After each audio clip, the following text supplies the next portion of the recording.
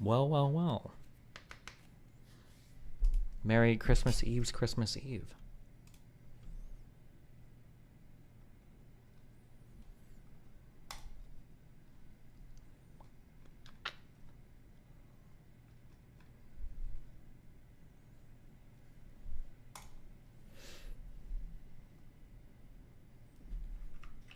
Did you see Jenk get absolutely bodied? I did not.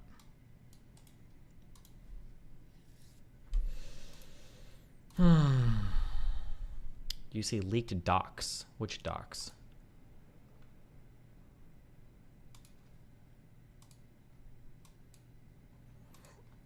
Gym flares are coping about sumo deadlifting not being easier. Uh-oh.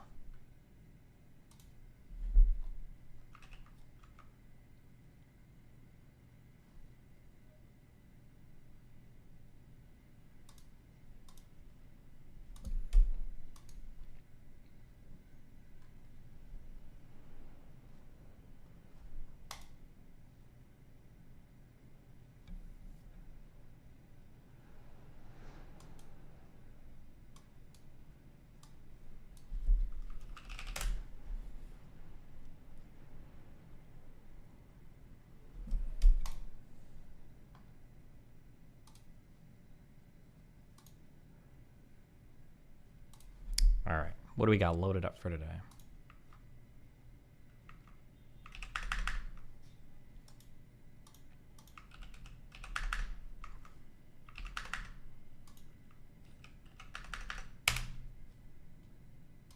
I know a place that will break you into 1,000 pieces. Stay away from them. Stay away from Lorca, Paco, and Picasso. Don't ask about Lola. Ay, Caballo Grande. Ay, Dolor de Nieve.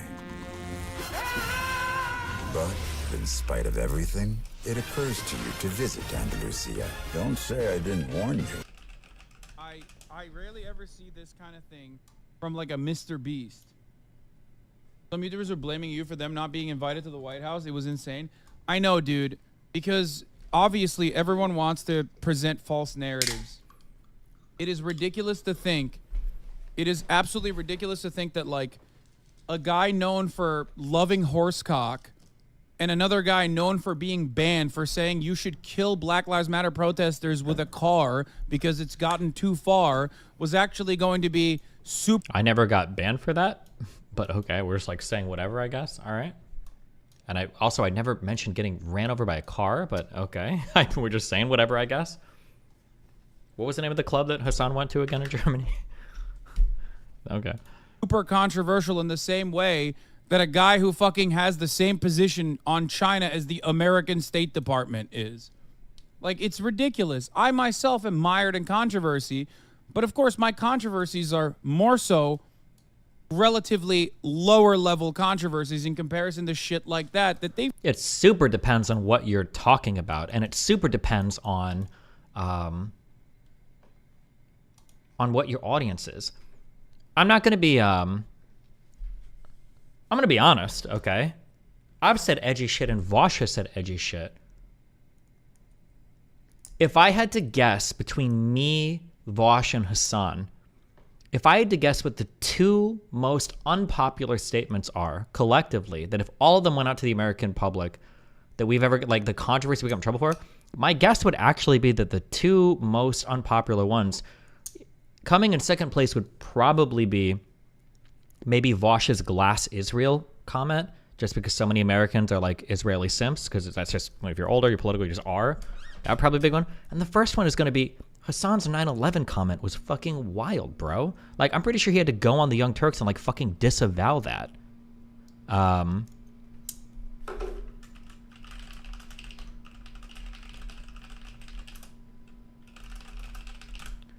Yeah, what a weird... It's so weird for him to pretend that, like, oh, yeah, like, I'm so, like, media safe. Like, no, you're not. I mean, like, for, like, social media you are, but, like, for mainstream media? I don't think so. That, yeah, that 9/11 comment would be wild. I'm pretty sure most Americans would be, like, super, super, super ass mad over that.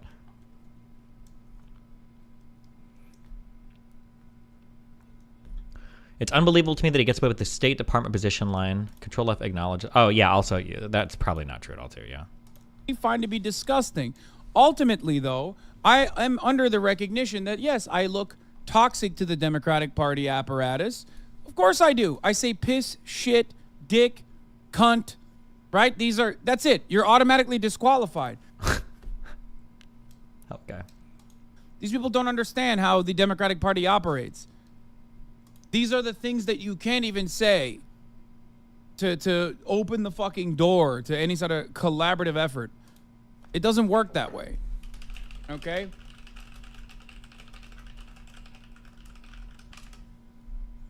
Like, there's an insane amount of stuff that would make me absolutely a massive problem to collaborate within the Democratic Party.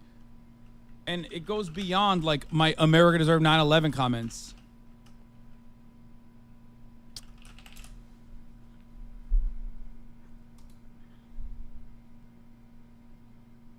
Okay?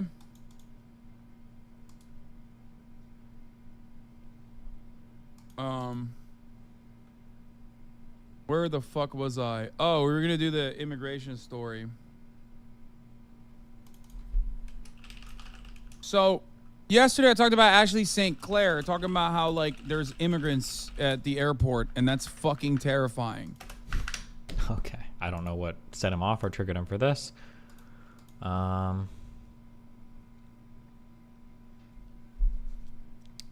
What is Darius doing? We hit our tattoo sub goal. Most liked image under this tweet I will tattoo on myself or go to a professional if it's complicated. I think I'm having anxiety. I think I'm having, like, general anxiety. It's actually triggering the fuck out of me. It's a little bit better today. The shit in my mouth. The first day I almost went back to the dentist, like, take it off. My teeth aren't that bad. I don't care. This is insane. I can't handle it. I can't handle it. Yesterday was also bad.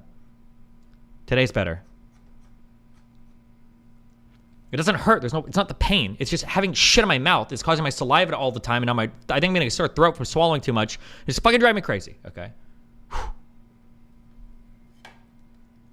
4 months.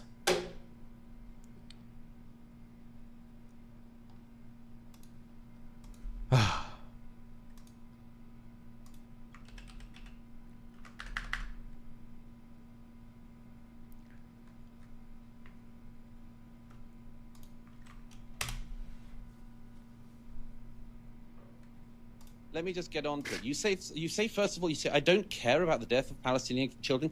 Yes, I do care. I care very deeply about it. But I also know that the responsibility for their deaths lies on Hamas, which has misgoverned their society for the last 16 years and now has been leading the country into being in a war with Israel. So yes, it's on Hamas, this. As for seeing wars, by the way, I just mentioned about seeing wars because as far as I can see, you're very ill-traveled as well as rather ill-lettered and ill-spoken.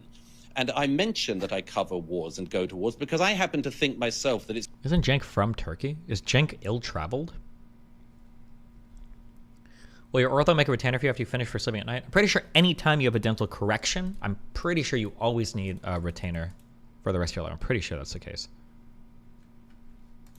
It's worth seeing things with your own eyes, including things that you don't particularly like, but you report the truth. I don't know if you ever even leave your own bedroom. And I can tell already that you don't, because you've already said something that demonstrates you know nothing about this conflict. You have just demonstrated it in the following terms. You said that this is why we need to push for a two-state solution and give legitimacy to the Palestinian Authority. I'll tell you something you don't know, because I guess you spent no time in the West Bank, have you?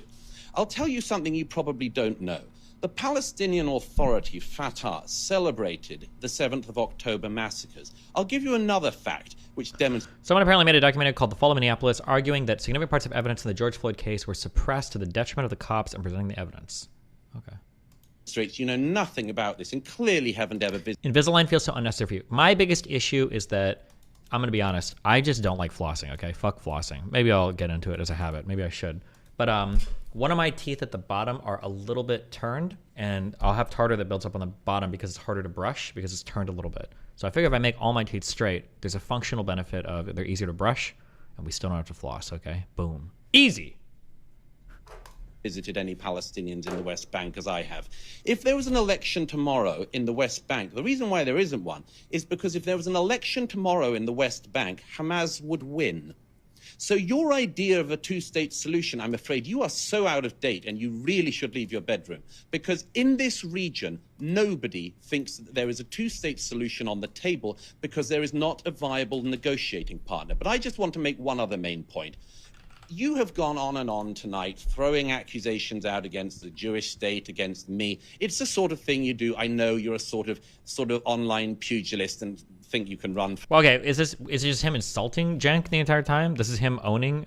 I loved every second of Douglas Camry outclassing Cenk Uyghur. He's just shitting. He's just attacking him. What is the? Have you looked into water picking? I don't know what the fuck a water pick is. Do you use mouthwash? No. Why the fuck would I use mouthwash? Brush easy. If this is your first use, the pump. 2 till water. Turn from your bag out and move along gum line. Pausing briefly. I refuse to believe this is anywhere near. If you were gonna floss, I really would just floss. This is water pick actually like. I don't. Whatever. For office, and good luck with that. But I'd just like to point out that you only really get animated if the Jews are involved. And I can tell that for the following reason. I mean, your surname's Uyghur, isn't it? 1 million Uyghur Muslims in China have been put in concentration camps in the last decade. And people of your... Wait, people are saying they do that at the dentist? I have never gotten...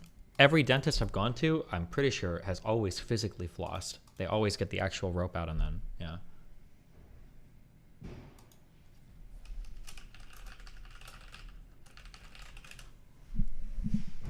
Or ilk never really care about that, do you? Because it's not the Jews doing it, it's the Chinese Communist Party. At the moment, 1 million... They do both. Am I just unlucky? I have never in my life been to a dentist that's used a water pick, ever.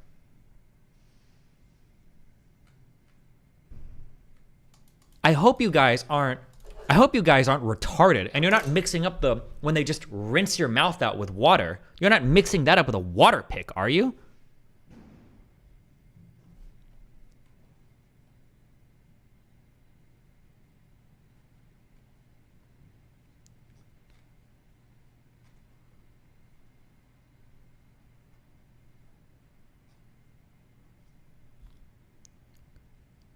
All right, well, I'll check. Next time I go, I'll check, I guess.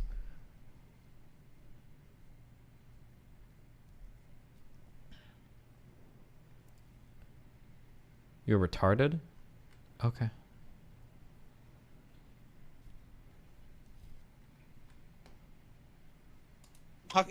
1 million people who are in Pakistan at the moment, who are your fellow Muslims and who happen to be Afghan, and I don't think you care about them, do you? 1 million Afghans are currently being forcibly deported from Pakistan to Afghanistan. You don't care about that. You're not riled up about that. You're not riled up about what the Janjaweed are currently doing in Sudan, where thousands and they use water to remove plaque. When I go to the dentist, what do they normally do?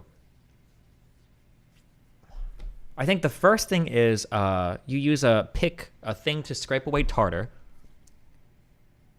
Then I think they do flossing. Then they'll use an electric toothbrush to polish, and then they like rinse with water or whatever. I don't think I've ever had somebody use a water pick ever in my entire life. And I've done like 5, 10. How many dentist trips have I done in the past years? I don't go to the dentist that often, I guess. But I've never in my life had somebody. They use a special toothbrush, though? They just use a boring-ass, normal, spinny fucking toothbrush. What do you mean?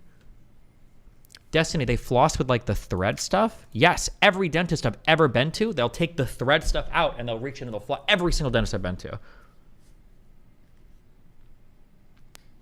They brush fluoride foam. I've been to a fluoride foam. I did that once, I think, but I don't normally...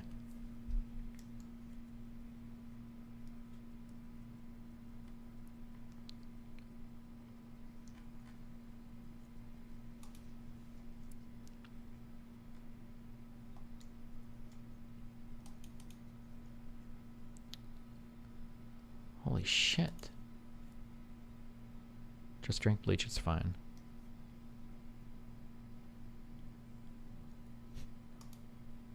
You guys are wild. Okay. Thousands of people are being attacked by the Islamist militia there. You don't care about any of that. You get exercised and you rile up what little base you have of malcontents because you're riled up when the Jews do anything. All right, it's Cenk. perfectly Jesus. obvious. Okay, Cenk.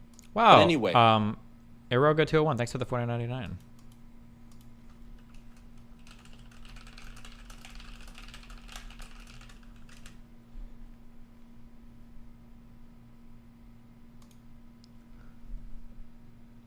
The needle-like thing they poke you with, just high-pressure water. Do you at least scrape your tongue? I don't think you need to do that cringe shit. I think if you just brush your tongue with a toothbrush, if you brush it firmly at the end, I think that's fine. I don't think you need a fucking tongue scraper. I think that's shit they sell to retards to make you think that like you're doing some extra special fucking...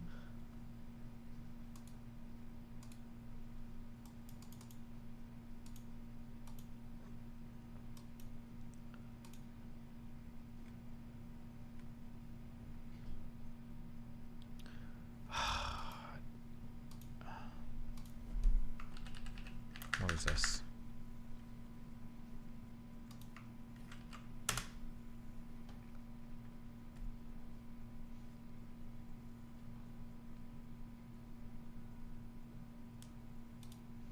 Well, you know, there's people that voted for Biden that are doing it now. They're like, what did I do? Right. Like, what did I choose? Like, how is this guy? Yeah, you just can't listen to an interview or he's saying some of the stuff he says that just makes no sense at all. It's like you can't listen to those interviews and feel like you made a good decision. I don't know how you could. Did you hear what he said like yesterday or a couple days ago? Mm-mm. He was talking about the Revolutionary War. He's like, one of the reasons why we lost the Revolutionary War, one of the problems with the Revolutionary War was they didn't have enough airports. Yeah. Have you seen that? I saw that. Like, Have you seen what that? the hell? Like, pull him. It's Imagine crazy. If you had any other job and you were talking like that, Yeah. they would go, hey, you're done. If you talk Oh no. like that to a doctor at your Yeah. medical exam to fight, they'd be Yeah. like, okay, like obviously you're not fighting. You would also, here's 8 weeks of being helped out by a professional, like right. You might not ever do anything again. No, it's yeah. it's one of the wildest things ever. It's insane. Yeah. And the media gaslighting you to protect. It's just people are so afraid of Trump being in office and Yeah. Republicans being in office. You know, A few moments later. hanging out with the guy, I'm like, man. Well, you know, it's just the media narrative. I mean, so many people were fed this lie that the Russia collusion. Yeah. Was this? Is this the video you're talking about? Let me see what this one says. I don't think it is. By the way, the same stable genius that said the biggest problem we had in the Revolutionary War is we didn't have enough airports. Oh no. Oh no. Does that mean Joe Rogan's not gonna be able to get any job again ever for the rest of his life? Whoa. Yeah, that's it. Whoa. All right, What? just for the record, Is that fake? it's not fake. He was but talking about he somebody was else. referencing Trump saying that.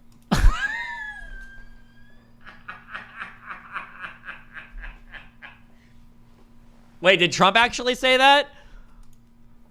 Here's what Trump's saying it in 2019. Oh. Donald Trump said something about that. He didn't say Jesus. He said a stable genius, and that's where the transcription. Let me hear what it says. What did he say?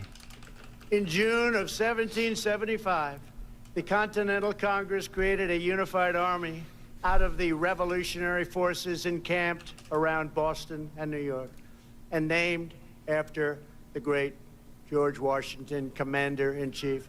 The Continental Army suffered a bitter winter of Valley Forge, found glory across the waters of the Delaware, and seized victory from Cornwallis of Yorktown. Our army manned the airport. It ran the ramparts. It took over the airports. It did everything it had to do. Oh, okay. Yeah.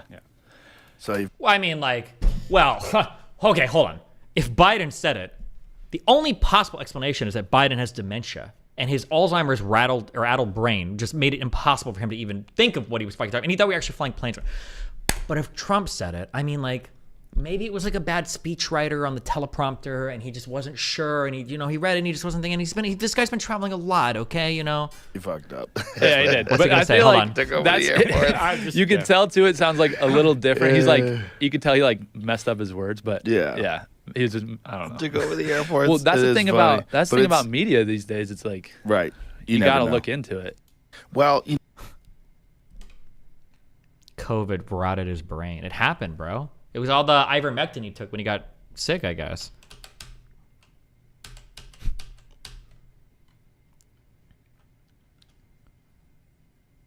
Is the Joe Rogan subreddit like, have they turned on Rogan or?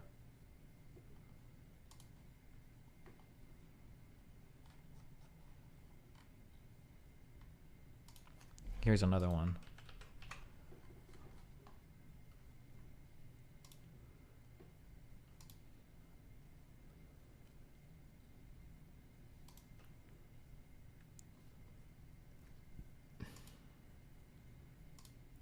They're hate watchers.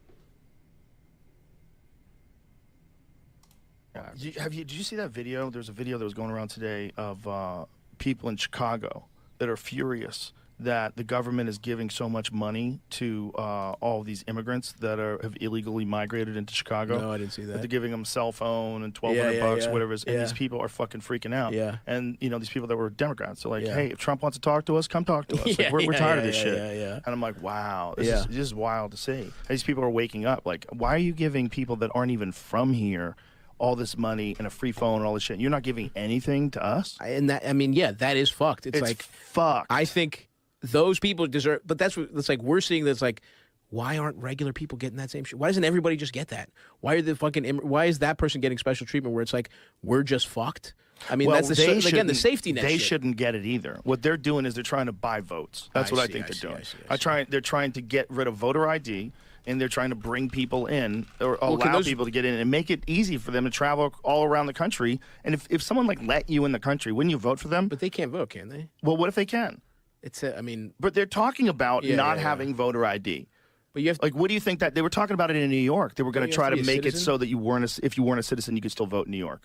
Interesting. That was something that was discussed, right? I don't know because my dad Google can't that thing vote. about New York. I think it was discussed, but I don't know that's Attempts to have people that were immigrants capable of voting in New York, whatever you would search it under. But my dad straight can't vote, and he's been here, 40 years or 50, 40 something. if they start changing things, look, why else would you want that many people to cross over? I would want those people to cross over if I wanted one of two things. I wanted chaos, or B, I wanted voters. Yeah. It's like that's what Wild Country did. Is this like the journey of like every person that turns conservative? Is there like a group of beliefs that you always combine it? Because like I remember my parents telling me this when I was a kid, right? That that illegal immigrants are being shipped over by buses by Democrats to go and vote. Is this just like a thing you just kind of have to believe as you get older, or? Yeah. It's the same kind of but deal. also, well, here. Oh yeah. Struck down. Okay. State Supreme Court judge from Staten Island said, click on it so I can read it. So, State Supreme Court judge from Staten Island said the measure, which would have allowed more than 800,000 non-citizens to vote, violated the state constitution. So, they're trying to pass this measure. Imagine what would be the motivation? What would be the motivation of allowing people that are illegal aliens? Well, they're permanent to legal vote? residents. Permanent legal residents. So they're basically like guys like my dad who've been So these here are just and don't people have that are not citizenship. American citizens. Yeah. Somebody with their green. I mean, some people never. Like That's I said, a green. I don't Yeah, think- they're a permanent resident. Permanent resident is a green card holder, and then from residency, after some level, 3 to 5 years, you can apply for citizenship. Is what they're talking about. that is ever going to become a citizen. Also only applied to local. So non-citizens, what's the technical term for a non-citizen? If you're not a citizen, Isn't it a resident?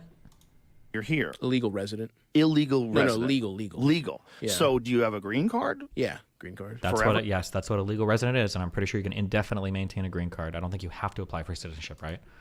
Like, or is it? Does it expire? Age and residency requirements. Age and residency requirements. Yeah, so it's like, I mean, look, you could debate that, but it's not the same as illegal immigrants. It's like paying people, rent. it's basically people that have been in that place and they don't want to become citizens. They Right. could be able to vote for municipal elections, not national elections. But if you are a Democrat or if you're a Republican, let's see it Yeah. on the other side. Imagine you're a Republican and you do this and you say, we're going to let people who aren't even citizens vote. Who do you think those people are going to vote for? They're going to vote for the people that are allowing them to vote. Yeah. That's such a reductionist, stupid fucking take. I don't think any fucking like policy ever works that simply. Like, oh, I just do this one thing, I get all of their votes. Like, bro. Destiny, do you think non-citizens should vote at any level? School councils, for instance, at the federal level, non-citizens are counted to determine the way that reps in the House are divided, but obviously can't vote. I mean, if you're being calculated for representatives of the House, you should be able to vote. I don't know. I don't talk about that much because I think it's annoyingly divisive, but I think there are strong arguments for illegals being able to vote in certain types of elections based on what their status is in a particular community. Like if you're an illegal citizen of the United States, but if you live in a local community, if you own a house and you're paying property taxes, and if your kid is going to a school under DACA on a legal name, like the idea that you can't vote for like the school superintendent, that's kind of weird. You're paying your taxes. You might be paying taxes from a job and from your property taxes that go to the school.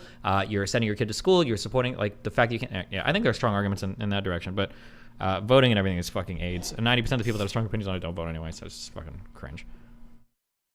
Just especially if you're not politically savvy. Now, It is kind of like the imagine old, it's like fucking Tammany Hall, like in Gangs of New York, where it's like you vote like 4 times and they Right. just bring the fucking Irish people off the boats and like shave your mustache and go vote again, like that kind of shit. Yeah, I'm sure there's a lot of that. Well, that's the old, yeah, that's how it always used to be. That's how they always did it. But the thing is, it's like if you wanted the laws on voting to be more lax, and you wanted citizens that are here, but they're not legal, they're not right. You could or legal, or not legal. Yeah, that's yeah. next. I don't think you'd be able to get anybody to fucking go. How for are that. you trying to get people to vote for someone who's not a citizen voting? Well, that's there- always been the thing. Like you cannot vote if you're not a citizen. There, I guess just reading off that, right? I don't know anything else. That to me, I don't know that I would have to think about it, but it's like what they're saying is if you've been here a while, you're a legal resident, you're part of this community, you pay taxes, you do all that stuff. You can vote in local municipal elections. You can't vote for fucking senator. You can't vote for fucking president. You can vote for alderman. You can vote for fucking state house representative because they directly affect your thing, which is at least a reasonable argument as opposed to a non-citizen can have the full legal protection.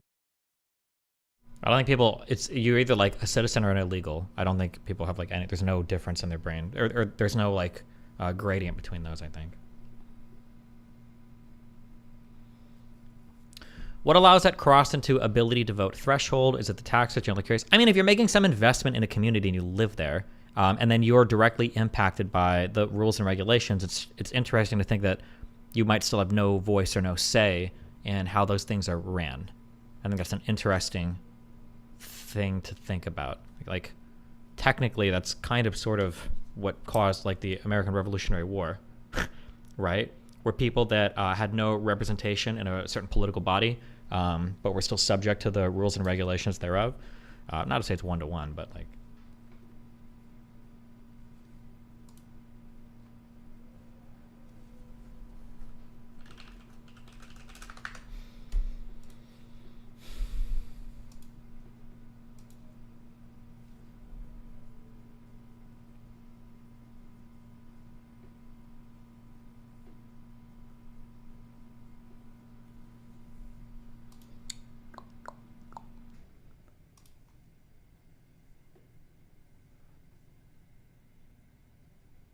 What is this Reddit post? Jesus. Don't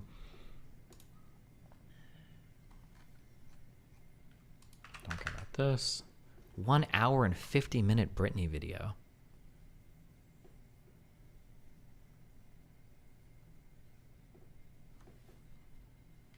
I don't think so.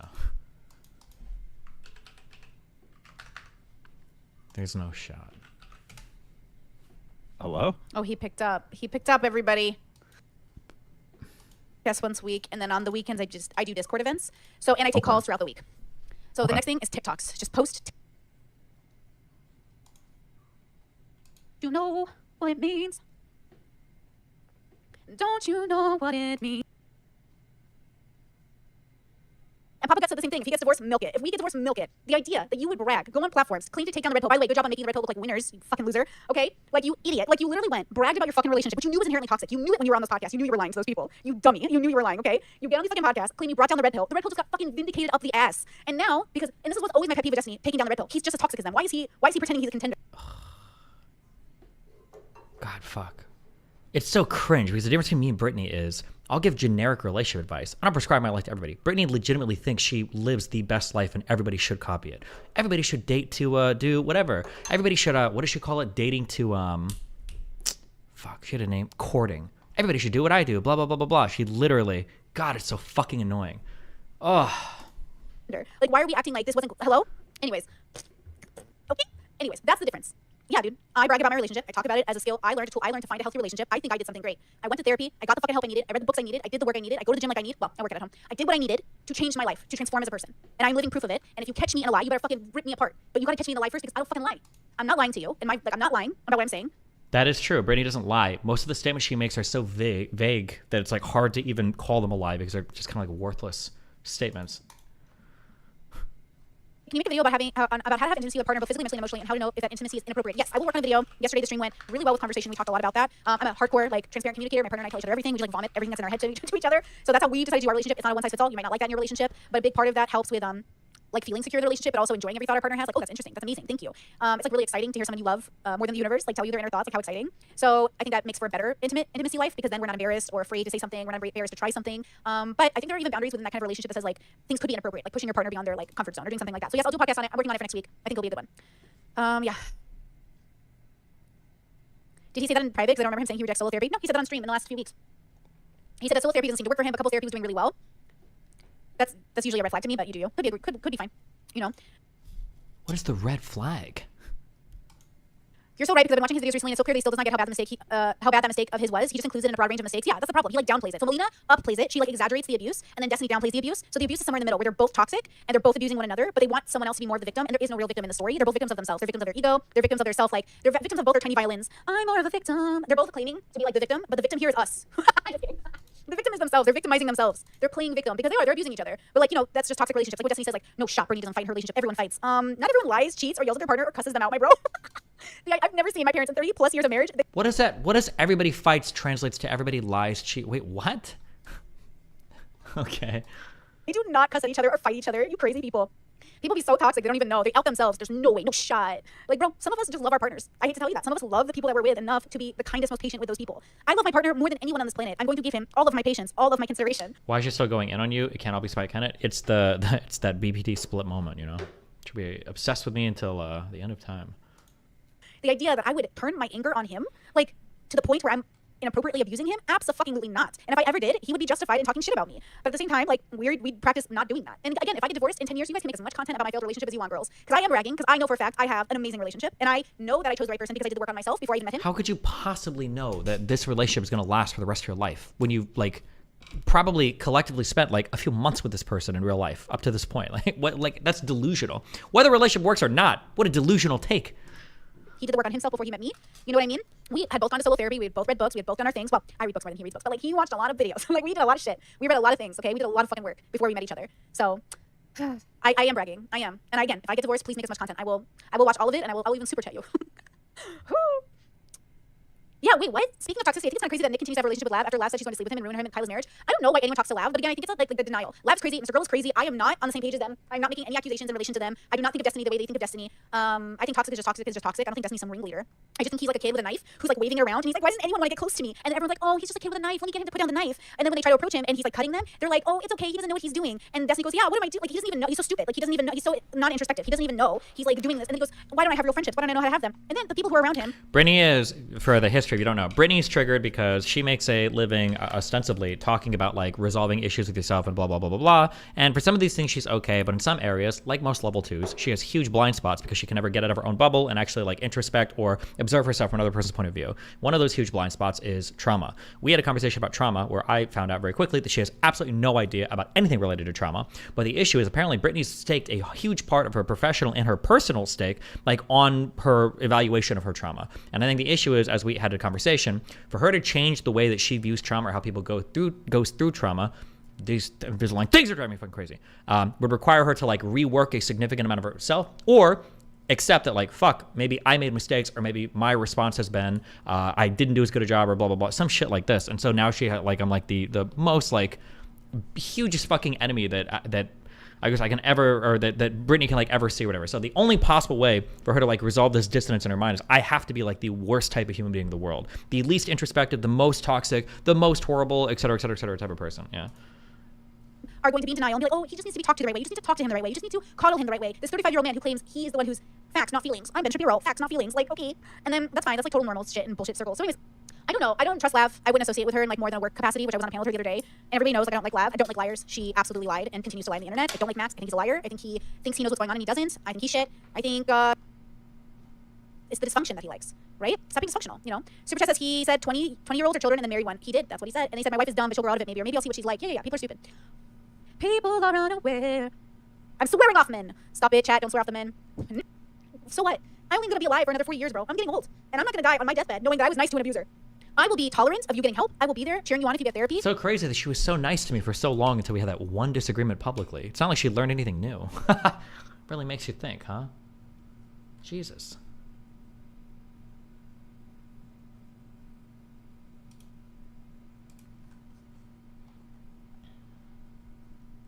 She compared you to Andrew Tate on that stream. She said he's just like Andrew Tate aside from the sex trafficking. I am just like Andrew Tate. True. And based.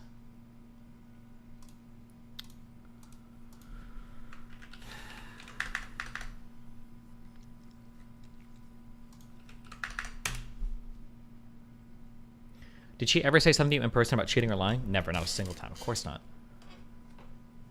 Hey, Norman Finkelstein, this you're talking about the omniliberal's penis.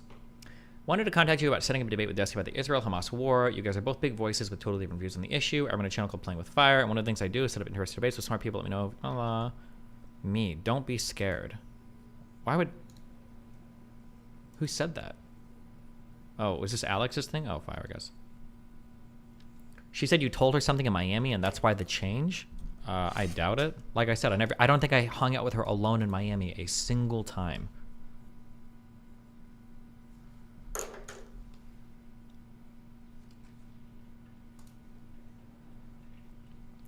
Not scared, but terrified. I'm reliably informed that Destiny's IQ is almost on par with his dick size in inches. Okay. What's the topic on the panel tonight? I'm not actually sure if there is a panel tonight. I thought there was, or I put one in my schedule, but yeah.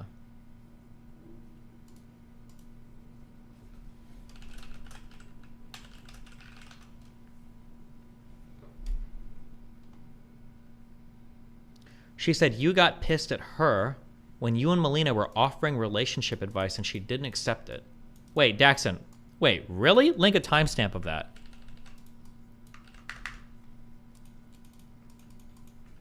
Wow, Azure39, thanks for the 4 gifted subs. Do you think Melina will do the Marquette interview? What? No. Is Firefighting coming back? Who knows? Do you have any comments on the secret she seems to be holding over your head? Brandon's not, nobody, bro. Never mind. Yeah. There are there's a lot of secrets that are out there that could completely destroy me, okay? There are so many secrets out here that could completely destroy me. And yeah, oh my God, it would be all over if any of these secrets ever leaked. It would be the end of the world for me, definitely. Yeah, definitely.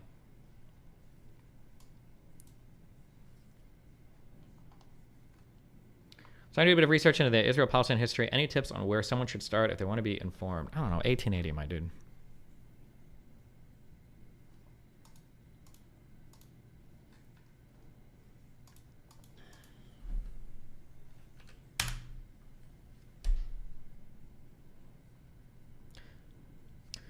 Maybe I'll get banned for this too, and I'm assuming that dude is already looking for the timestamp, but I remember her saying that she turned down you and Melina's relationship advice. Okay. Interesting that she says that. Well, if she shared that story, then I'll tell you that story. This is what I remember from this, okay? Me, Melina, Abba, and Brittany were all at a dinner place. This is what happened. It's so weird that she would say that because it's just so inconsequential. Azure39, thanks for the gift of 100 subs.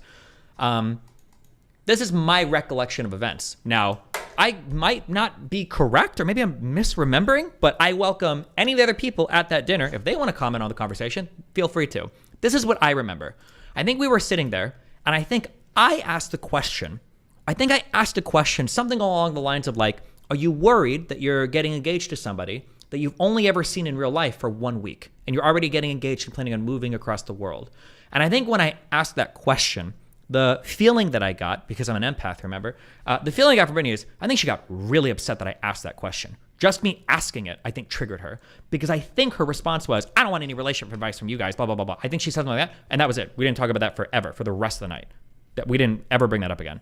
That's my recollection of how that thing went. I don't think I gave any advice. I don't remember anybody else at the table giving any advice. I don't think anybody did shit. I think I just asked that one question because I was curious, because I think at that point, I don't know if it was public yet, but at that point, I think she said like she just got engaged. And I was like, oh yeah, are you worried about this? I'm curious. I think that's a normal question. You've only seen this guy in real life for 1 week and you're moving across the world for him. Like that's crazy. But I asked that and she got really upset. She got almost triggered that I even asked the question.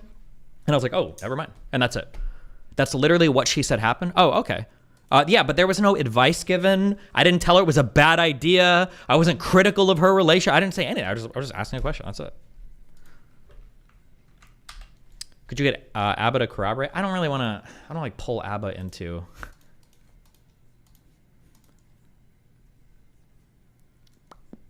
Server shop. What do we have in a server shop for DGG? What the fuck is this?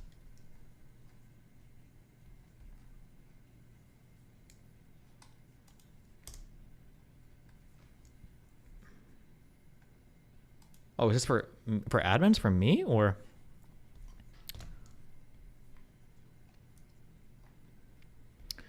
Gave one mod 10 subs. Destiny, thoughts on the leaks of low tier gods BBC and it only being 6 inches. What? The way you framed the question implies it's a bad idea, no? No. Well, okay, sorry. Whew. Okay, hold on. I will find a middle ground here, okay? I will find the middle ground, okay? I swear to God, I will find the middle ground. I've been too, like, lenient or too soft on people that are just children, okay? I will find the middle ground. I think if that's a question that, the way that I phrase that, if that severely offends you, I just don't want anything to do with you. I don't want to have to walk on eggshells like that. If somebody were to ask me a question, like, you think it's kind of risky, like marrying Melina when she's so young, or that like this girl came from New Zealand to like live in LA, do you think it's risky? I'd be like, yeah, of course it is. Yeah, of course, obviously. I've said that a ton. Yeah, marrying young people. I would never get offended by a question like that. Like if you're doing something exceptional and somebody asks you a question, I was like, oh, are you worried about this? That would be like a normal question. Like, oh yeah, sure. Now, you could phrase it in a really offensive or really like aggressive way, and I would probably be a little bit irritated, but my phrasing was not aggressive or offensive because I had a lot of respect for Brittany at the time. Why would I do that? Why would I aggressively phrase it? Especially when all of my relationships are so unconventional, right? Yeah, so no, fuck Brittany if she got super ass mad about that.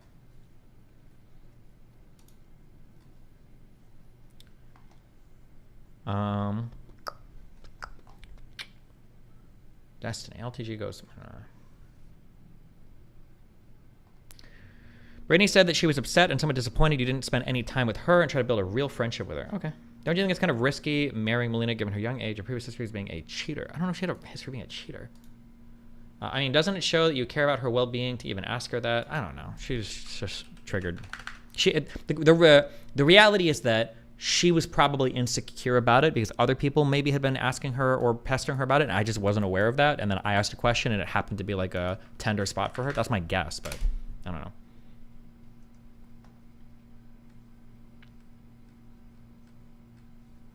What is this? Get a sorry ass. I know I'm getting fucking streams. Shut the fuck up, bitch. Shut your punk ass up.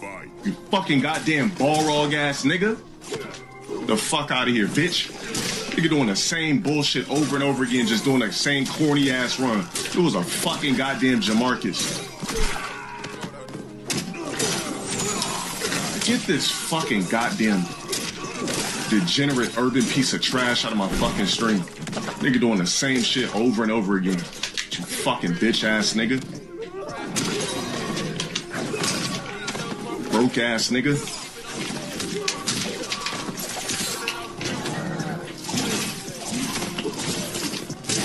Wow, are we just waking up with shit? Hey, shut the fuck up, you fucking goddamn fucking Tyrone Marcus ass nigga. Shut your pussy ass up. Oh my Why God. these niggas always talking on a mic?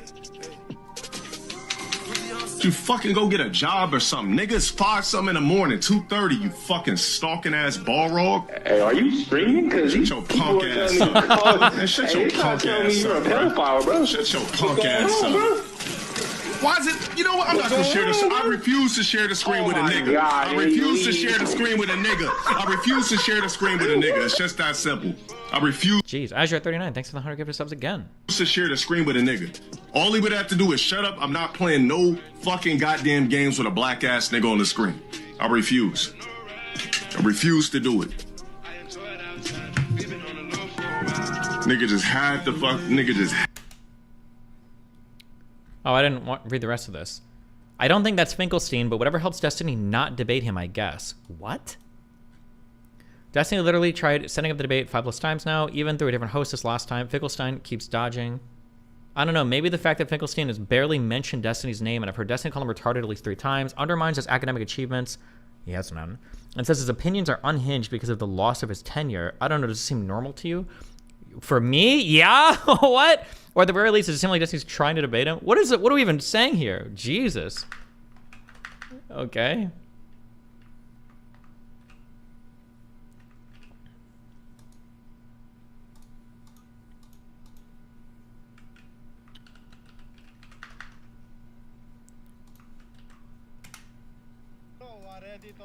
What if somebody comes to you and tells you, God, the gods are dead?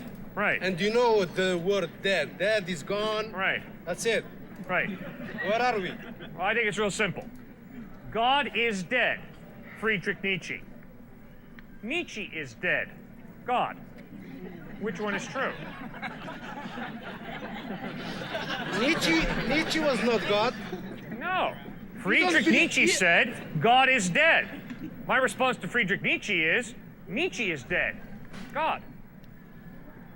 The point is, God's not dead. What an incredible statement is that for Nietzsche to make? God is dead. Yesterday you said the Lord, Jesus Christ, is God. Yes? But Jesus Christ is crucified, he's dead. Hey, he rose from the dead. Well, where is he? Where is he? Yeah. He's in heaven. Now he's dead then. No, he's alive. I mean, you know. Oh, when you no. die and you go to, when you die and you go to heaven, you're dead. I mean, you're not in life. That's my, philosophy of interpreting your words. I don't know whether I'm there or not. That's how I interpret your words. Am I correct? All right. Let's go over it step by step. He died on a cross. He was put in a tomb. Oh, we know that. We know the story. We know everything. I don't think you all do. We know Maybe the you do. story. I don't think everybody here does. Yes, we know it. Everybody knows. Everybody.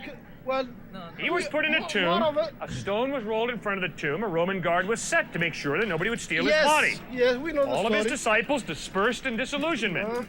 Case closed. The guy's dead. There we go. 3 days after that, they saw him risen from the dead. No, that's right. I'm following. You're right. I agree. I know that. We know that. Everybody knows that. So they saw Jesus over a period of 40 days. He appeared at different times in different places, risen from the dead. That's right. Then he ascended to heaven. True. So you ask me, where's Jesus now? Well, he's not over in Palestine. He ascended to heaven. Well, my point, you probably didn't get my point.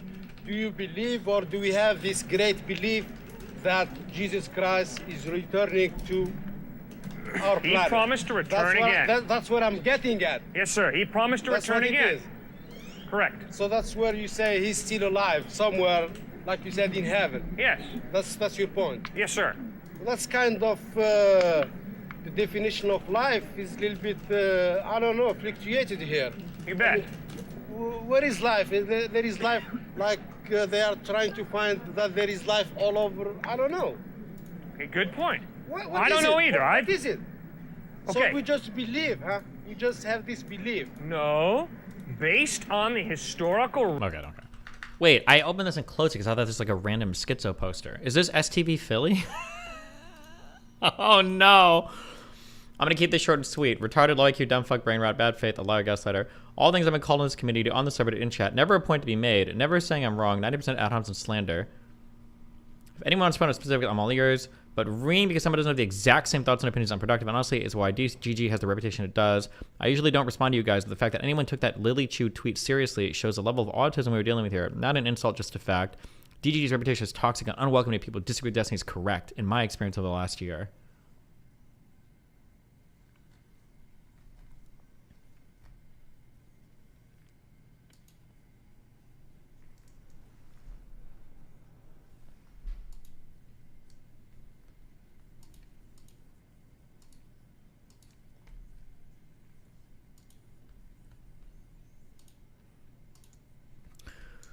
How we know you're being sarcastic when every time you come on stream, you say the dumbest shit anyone had heard that month.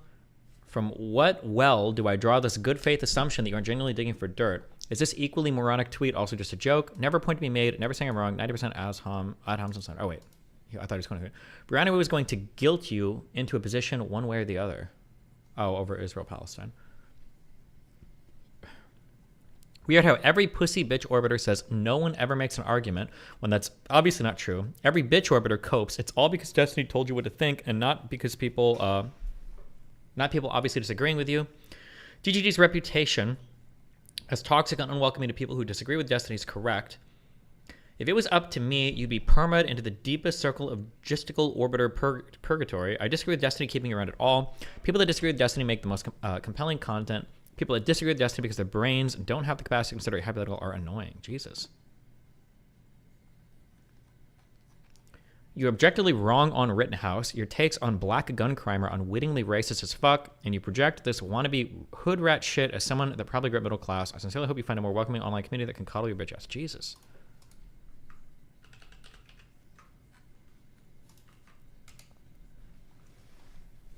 Can someone give me dirt on her? There's no way she's completely unproblematic. Spill it all, lol. Maybe it was a joke? I don't know, bro. I'm gonna be honest, like diving more to like I was like the least racist, I think, when I was like the most liberal, like the height of my liberalism. But like spending more time like interacting with and looking at like black communities and shit. Now I'm like, anytime I see a black person, so you remember when you're like listening to like anybody have like old white conservative parents and they say some shit and they're like, get these thugs out of my yard, and you're like, oh shit. What do you mean by thugs, right? Anytime I hear like a black person talk about an Asian person or a Jewish person, I'm like, wait a second. What do you mean by he's up to something? What do you mean by it doesn't belong here? What do you mean by my brain is fucked? Okay, fuck me. I blame them. It's their fault. And by they, I mean whoever would be the most offensive person to slot in there. My parents don't say thugs. They just use the hard R. Based. Okay.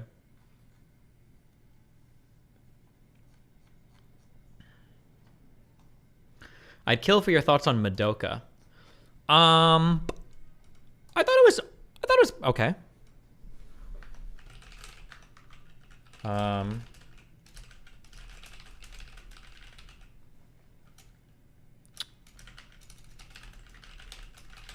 I feel like it was funny because my one friend was, I made her watch Steins Gate, and then she made me watch Madoka Magica, and she kept asking me during Steins Gate, she was like, is this inspired by Madoka Magica? And I'm like, no, Madoka Magica is like a magical girl thing. But now that I've watched all of Madoka, I'm like, oh, now I understand where this is coming from. Even though I think both these animes were released the same year.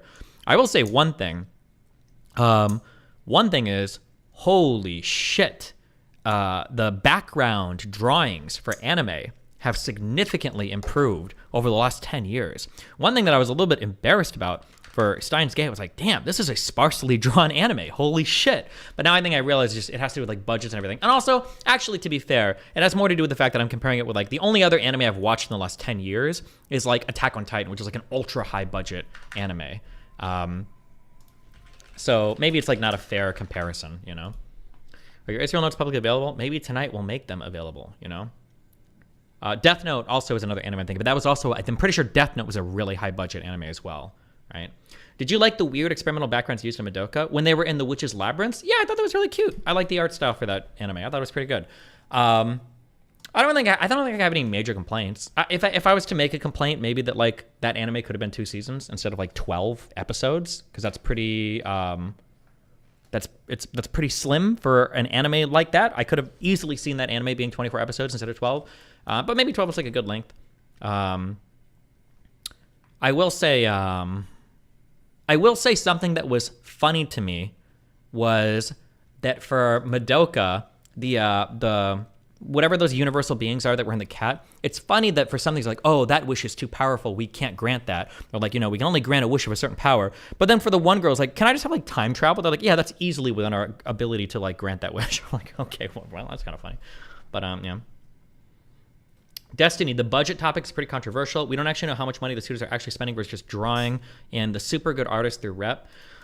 My understanding is, and I could be wrong, but my understanding is that animation is like one of the few things where if you pour money into it, you will get something out of it and it will look good. So far, at least forever. Like good animation so far, I think is timeless. We've gone through this conversation topic before on stream. I'm not gonna bring up all the anime examples, but like you can find like anime or OVAs from like 30 years ago that are that still look beautiful today. And it's just a matter of like how much time. You can't pull in an artist that can just magically draw 7,000 completely unique panels with unique animation and everything that works. Like that's not something that you can just draw in really good animators and do it. That's like a time thing. You got to put a fuck ton of time into making that shit work.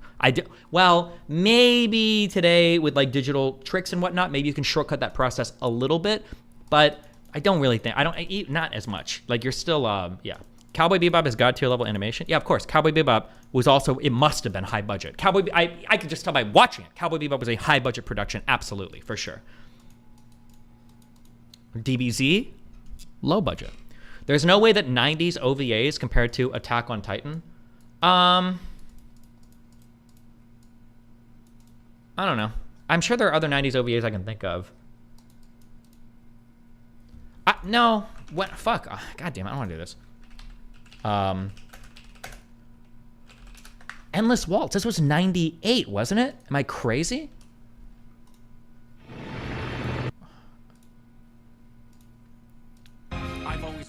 Ugh, I can't listen to English guys. Especially mechs are like really fucking annoying to draw because you have to be like very stringent on all like the fucking line work and everything and shit. I don't know. I think this looks really good. I think if this like was on TV today, I think you just watch it and you'd be like, oh yeah, this absolutely looks fine. I don't think you would watch this on TV and be like, oh my god, this is so dated and old and horrible. Absolutely not. And this is almost what 25 years old.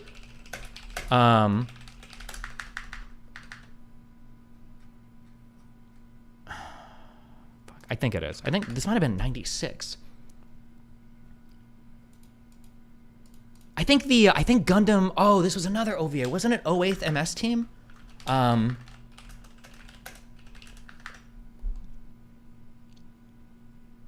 This was in, I think this was 96 as well, right? Damn it, the sound left of you. Or maybe there's like newer mech shit. If I watch it, I'm like, oh no, this is like pretty dated. But I don't know. Or fuck, maybe my age is showing actually. Now hold on. Now I'm paranoid. Is this my?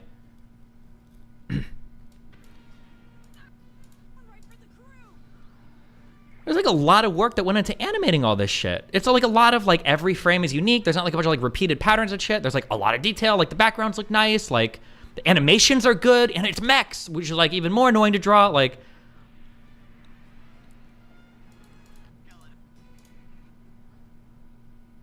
The old style just looks better, in my opinion, compared to new shit. I don't know why. I don't know what it is, but there's something. I notice there's a lot in hentai that I don't know what it is, but it's the newer appearance of like digitally drawn stuff. It's like so bright. I don't like the brightness. I don't know how to explain that. But but that also just means like the style changing of like the times or whatever. Like maybe just newer stuff just looks brighter. I feel like if you look at like older anime, there's like a veil of like. Kind of like dark gray, not gray, just everything feels a little bit darker in terms of like the coloring or whatever. I'm not sure why. Yeah, the colors are all like duller on like older stuff. When I say dull, that sounds bad, but I mean, I like it. I prefer, yeah.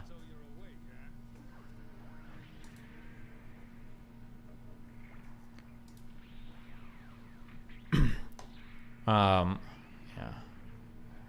But also to be clear, I've watched like 1 or 2 new anime series in like the past like fucking 10 years. So actually, I really have no idea what the fuck I'm talking about. Because then fuck. What am I? Yeah, I don't know. Look at Gundam 00.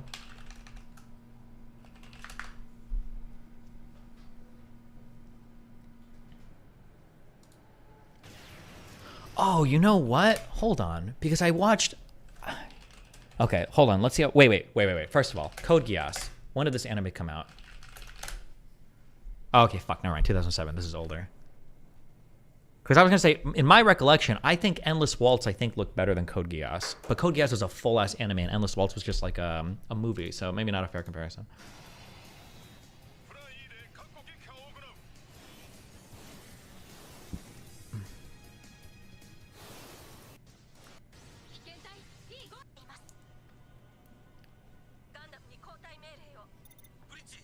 Unhinged Finkelstein tweet.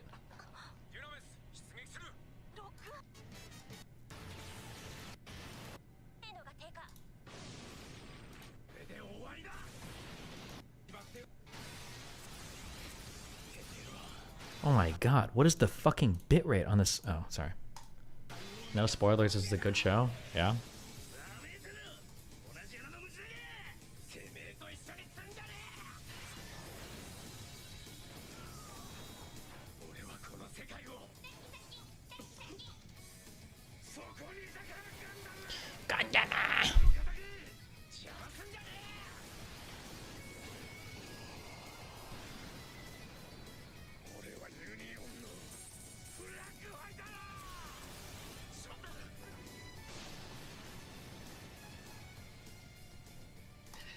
Okay.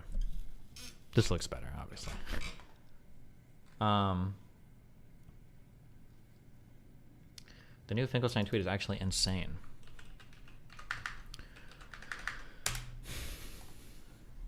Hanging out with Bill... Jesus Christ. Bill Maher. Last night I had a dream, like MLK's dream, it was about justice, but it wasn't about white supremacy, it was about Jewish supremacy. It was about Bill Maher. He was in a courtroom. Like Julius Streicher at Nuremberg, he was being prosecuted for his diabolical lies and disgusting jokes as a people was being martyred, systematically murdered and starved, their homes and hospitals methodically destroyed. The verdict was pronounced. I woke up with a bittersweet smile. No one could bring back the dead, but at least justice was served. What the fuck?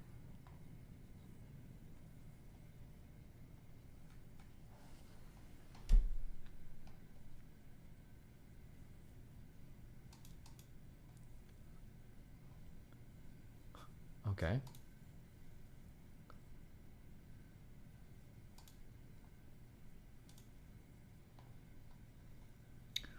Wait, somebody said, was Anna in my room?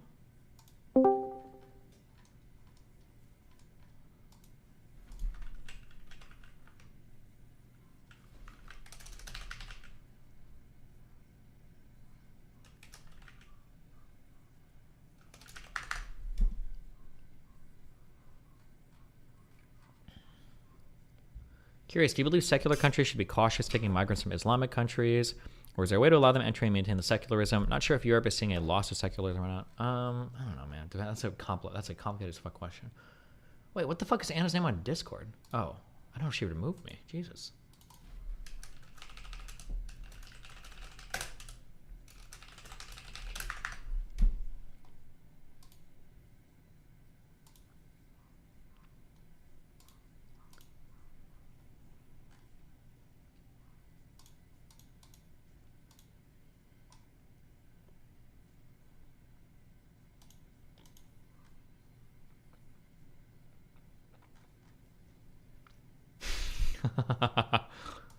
Okay, sorry, hold on. Messaged,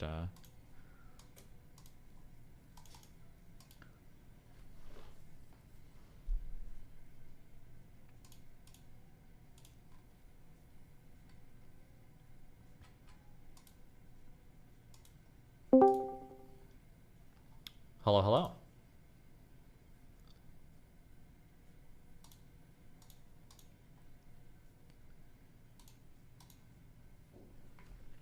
Hey, hello? Hi, what's up?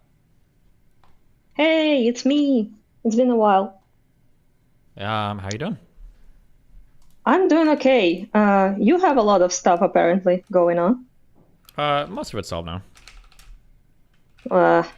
I'm sorry about all that, honestly. I messaged you, but you didn't reply. Mean, but Yeah, I got like a fucking 700 fucking messages, so at some point I started deleting all of them. So yeah. But I figured. I actually wanted to delete mine, not to be like a sorry loser, you know, who's ghosted. But I thought I keep it, you know, maybe. Good job. That shows a lot of bravery and fortitude. So, but thanks, I appreciate it. What's up? How you doing? I'm doing relatively okay. Just been a bit busy with with everything, honestly. With the court case about my father's house. That has been a bit of a clusterfuck so far. Don't even know if I will be able to get the first floor, which is like, I told this shit a couple times before. Hi, by the way, everyone in DGG. Because I just, basically this is like communist shit. That nothing belongs to anyone. So this is like a communal house that is owned by both people, which is like to be real, it's not owned by anyone. It's kind of owned by government, but they share it communally. So second floor was my father's. First floor was that old lady that also is dead now. Yeah. So, I've heard, I think in like Sweden, you have like systems where you'll have these buildings, but like the government basically kind of gives you contracts to live there for some period of time, and they give these out to citizens. Is it like a system kind of like that, basically, where it's like publicly owned, but you get like a right to live there, or? Yes, sort of. It's like the remnants of the Soviet days. It doesn't work like that now. But when it was, you know, people got their apartments like that, all their rooms, and they would be there would be like apartment with 5 rooms, for example, and the government would give a room to each person. So each person lived in a room in a 5-room apartment, for example, right? And that room was technically kind of theirs, but it's not the whole apartment. And it's like basically when person dies, you have no idea how to share this now with the relatives and everyone. It's complicated. Anyhow, point is, I just want the first floor and the second floor. If I'm going to renovate the house somehow, if it's even possible. But your relatives never appeared. I searched for them. And because of that, I just don't know. I just want to win all of it for myself and my family, but I don't know how to. So that has been a bit of a work. And our lawyer person said, like, I don't know if we will be able to make it. You will like waste a lot of money and probably will not get it. And I'm like, such confidence in our success, you know? So I really don't know how it will turn out. Yeah. Also a lot of work on the interviews and stuff. We did a lot of interesting interviews with people who have been like some victims of Russian aggression in some sort of way. And I'm doing like subtitles and translations for that. So I've been busy with that mostly. Jeez. Yeah. The most interesting one is about to drop, I hope, in a month, which is of a young guy. He's like 20-something, early 20s, who was captured by Russians in Balaklia, which is a little city in my Kharkiv region in Ukraine. Okay. And he was kept there for 95 days in captivity and tortured pretty horribly. So he's a civilian. So I do hope we will be able to share his story. Your main work is you do like translations into what, from Ukrainian or Russian into English, or? Yeah, I do like subtitles in English. Gotcha. Okay. Yeah. So yeah, that's pretty much like this sort of thing. We were traveling with a friend of mine from the United States, Devin, and he was doing interviews with people, and later on I would translate in the process that he understands what the hell is going on and his questions to the people. And then I also will do subs later on, basically, which takes a lot of time. So yeah. Is Ukrainian easy language to translate into English, or are there like a lot of, what are they called, idioms? Are there a lot of like little sayings in Ukrainian that don't translate cleanly? I mean, I can do it because I kind of am. I know English pretty well. Yeah. But it is kind of like complicated sometimes. I have to like scratch my head a lot to think how can I make it understandable for English speakers without losing basically the message the person is trying to convey. Sure. Sometimes it gets a bit complicated because the language is so different. Yeah, because of that. But you can work, around it sometimes. Also, some people just do very bad job translating, honestly. Yeah. I'm not like hyping myself up, but I just saw so many interviews. The person says one thing, translation says the other thing. They lose like half the shit the person is saying is not correct, and sometimes it's just a bit hard. Yeah. And if they're not like a native like conversationally fluent speaker, you lose a lot of like the little Also, I've been told by several Americans that we don't really talk in a very simple way. Like, I mean, I don't know what they mean exactly, but I guess the speech is a bit complicated sometimes. So if the person speaks in, how to say this without insulting anyone, but basically it's not, hey, dude, I'm not doing okay, dude. It's not that type of speech, Even for casual, there's not like slang in Ukrainian where the speech is like very, I don't want to say dumbed down, but like... There is, but it's not as English. People like speak more like more eloquently. Like, I don't know. It's not like some people are dum-dums who speak very simply, obviously. Huh. Okay. No, but it is a bit more sophisticated, I guess. The speech for most people. Okay. So, yeah, that's pretty much it. That interview in particular, I'm just very invested in doing. Because very rarely I would be able to get people who can talk about their experience in captivity and torture. They just don't want to talk about it for obvious reasons. Yeah. So, so getting them to talk about it in such detail as he did, it's a big luck on our part. Yeah, so I would like to share it, obviously. And first it was a bit hard. Because he would just answer, like this. I would ask her, so what did you feel? Like, how was that experience like? What did you feel at that moment, right? And he would be like, I don't know, just, it's fine. Like, it was fine.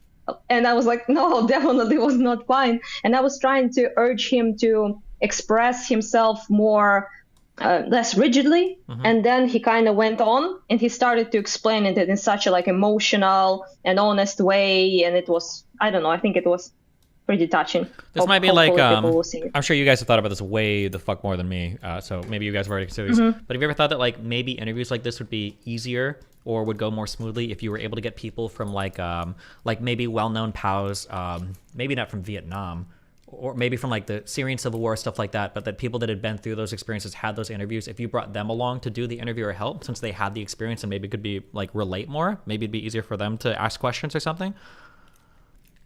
Yeah, I think so, but you gotta find that person to take them with you. It's not like they're running around here in Ukraine, Vietnam veterans or some shit.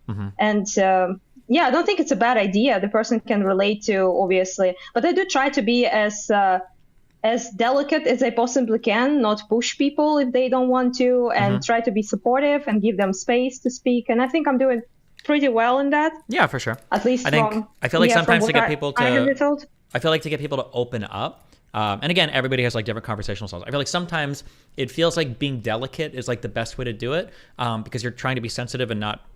Well, they're not the opposite of sensitive. Yeah, trying to be sensitive.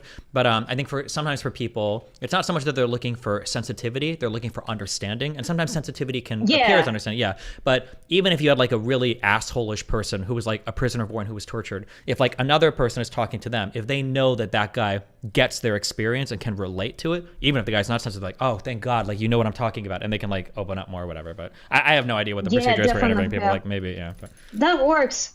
The most important in my experience thing that I see works, like the people, they lose the tension, they become much more relaxed and willing to talk, is the balance of not coming off as you don't care, yeah, for sure, but not being overly smooshy, like overly like, oh my God, experience is so awful. No, don't do that, never. So you don't be like extremely emotional and pathetic to the point that it starts to be about you, You basically need to be there for them. You can smile, you can joke. People are fine with that. So you just need to don't make light of their experience, obviously, but don't be like you're like, oh, I'm like, some some Americans I talked with about what happened in my family in particular, when I express like what happened, they'd be like, "Oh, I'm so sorry. This is so awful. This is horrible. I can't believe something like that happened." And they like go off like that for, I don't know, like 5 minutes. And I'm like, "Would you shut up?" I mean, it's very, I don't think that's the way. Yeah. I realize that I don't want to come off as like callous, as someone who doesn't care, obviously. But I don't want to come off as someone who's like, I don't know, like sobbing there about their story, you know? Yeah, it's the same as talking to people with like disabilities. Like if you meet somebody who's been in a wheelchair for like 30 years Basically. and you're like, "Oh my God," like I'm so, like, they're like, "Yeah, fuck you." Yeah, they've already heard it all. Yeah. Yeah, actually, that's a good thing you brought up. You basically need to treat them normally. Just Yeah, go normally. figure, yeah. Like a normal human being. Yeah. Yeah. Crazy, huh? Yeah, that yeah, doesn't seem like that big of a revelation now that you said it. But yeah, basically just don't talk only about that traumatic experience as well. So if you bring something else up, they also light up. For example, in that guy's room, we saw there was a very poor person, like you can see by the house and everything. But the only thing that was relatively expensive was his computer. It was a gamer type of computer. Okay. So I saw the game on the screen. So I brought that up about him being a gamer, and I enjoy playing games as well. And it really helped. He like relaxed immediately. He started talking about something he loves, you know? Yeah. Just, so you were tortured, No. You should begin the conversation like that, definitely. Yeah. So they gave you the gun and wanted you to kill yourself, you say, you know? Yeah. Don't start conversation like that, usually. Related to basically, Metal yeah. Gear He Solid, also and you're was good to go. Yeah. Sorry, go ahead. Yeah. I mean, anyhow, point is that I also wanted to not ask exactly, but I heard a couple of your conversations with people about like Palestine is Israel, and I try not to speak about that shit anymore at all. Okay. Because I thought, fuck that, no one will talk about it to literally anyone. But only two people that come off to me as not unhinged is you and Lonerbox. Okay. That's it. Those are good So, champions, yeah. Well, yeah, they are my champions, yeah. But Dylan is okay as well, I suppose. We argued a little bit, but Sure. other than that, well, he was here, but not that too much, yeah. But point is that I heard you speaking with like couple people, and I think one of them really irritated the fuck out of me. I think he's your friend, so he's Lycan, exactly. Yeah, Friend of the stream, yep. One of the things that I was so interested in, so I'm not going to claim that I know the history of Israel-Palestine, okay? So I'm not going to like argue about like historical shit. But what I do know a lot about is war crimes, how are they registered, how are they, what is considered war crime, what is not considered war crime, how UN decides those things, how Amnesty International decides those things. Basically, this I know.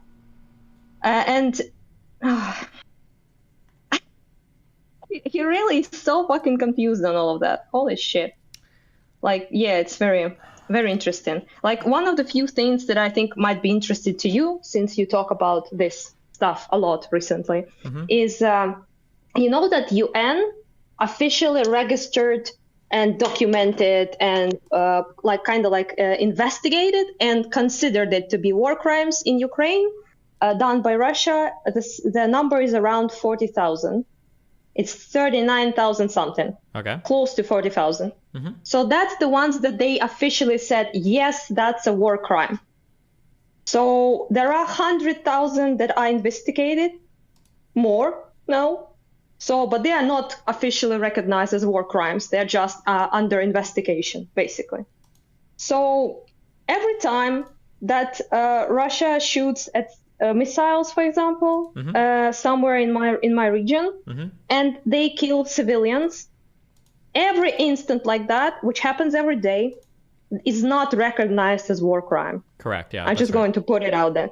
Yeah, it's just as much as I would like to, honestly, because of course, for us, it's all of it is fucking war crime, emotionally as Ukrainians, because obviously those fuckers shoot at my city for no fucking reason, right? It's their invasion is illegal. They attacked us. We didn't do shit to them.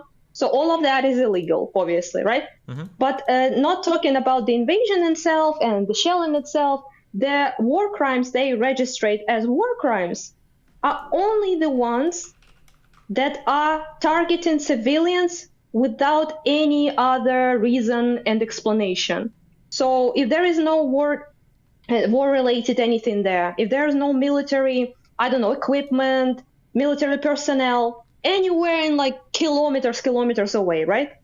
And that place was still attacked or targeted, that is considered war crime. Yeah. So there were several instances when they leveled a whole little area where, like thousands of people lived in, and they didn't recognize that as a war crime because there was a military objective close by. So people died, obviously. Their families lost their loved ones, right?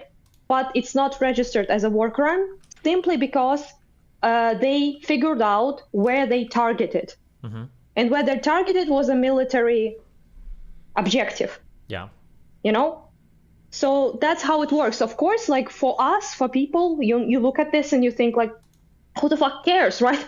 They killed people there. But it's not how they register it. And I don't understand why it should be any different for Palestine if it's not different for us. And we didn't attack anyone.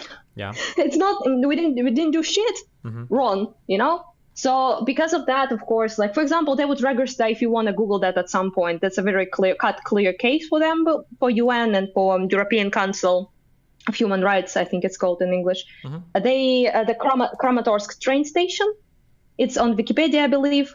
Basically that they registered immediately as a war crime because they specifically targeted a train station. I believe more than 60 people were killed, and most of them were children and women who were trying to escape the region. So that was registered as a war crime because they couldn't find any other reason than just targeting the people. Yeah. Same thing, for example, in Kremenchuk when they targeted a supermarket in broad daylight, in the busiest hour.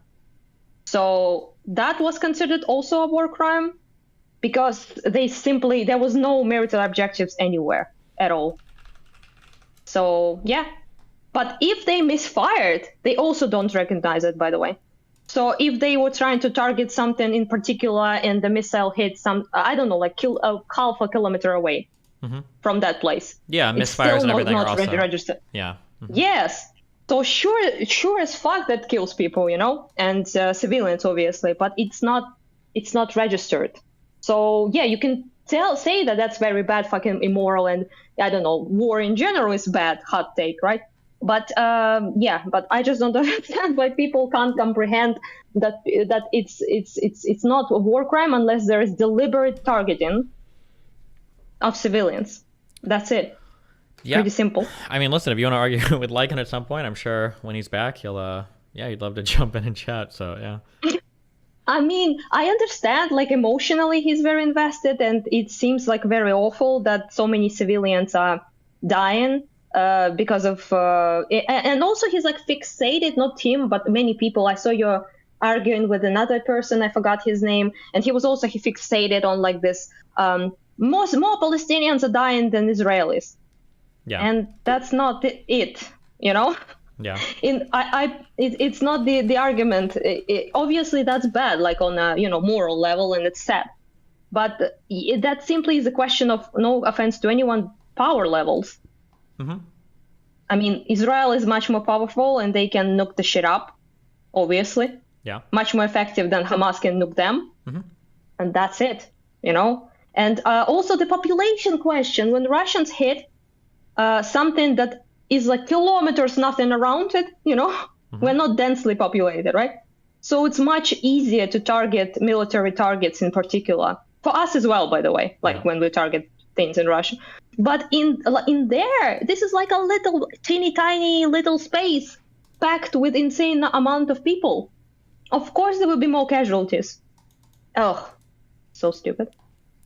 Yeah, well, what are you gonna do? Yeah. People don't know how missiles work as well. But that's understandable, you know. I don't hold that against people. Yeah. Yeah. Okay. Is that coughing or is that sneezing? No, you know, I do what I do. Well, be well anyhow. So. Yeah, be well. Stay safe. Let us know if anything else pops up, and yeah. Oh, the only thing I forgot, I think, to mention is that whatever the fuck it's called. The proportionate response. Yeah. What's your opinion on that in general? That's a really vague question. What do you mean? What's my opinion on it? Like, is Israel doing people it? Say, yeah, basically, people make arguments that Israel's response is disproportionate because they kill and destroy more, kill more people, civilians, and destroy more infrastructure. So, what do you think about that? You have to in general? You have to know what they're going for or what their intelligence is telling them. I can't make that evaluation without knowing what Israel's rationale is for any individual attack. So it's impossible for me to say. Yeah. So so you think like if you don't know if it's worth it, basically, then for them, like, right, then if it's worth it for them, if they're destroying a lot of like Hamas shit, for example, then it's another question, right? So if you don't know if it's worth it, then you can't make the judgment. Is that what you mean? Kind of, yeah. And it's hard to like know because so much about this particular conflict is so novel. Like, for instance, like you said, you're bombing things in like a high residential area, so damages are going to be higher. You're also bombing like places where there's like more probably per capita like underground military tunnels and like militant related stuff under residential stuff than any other area. So there's a lot of stuff that's going to drive up like the collateral damage.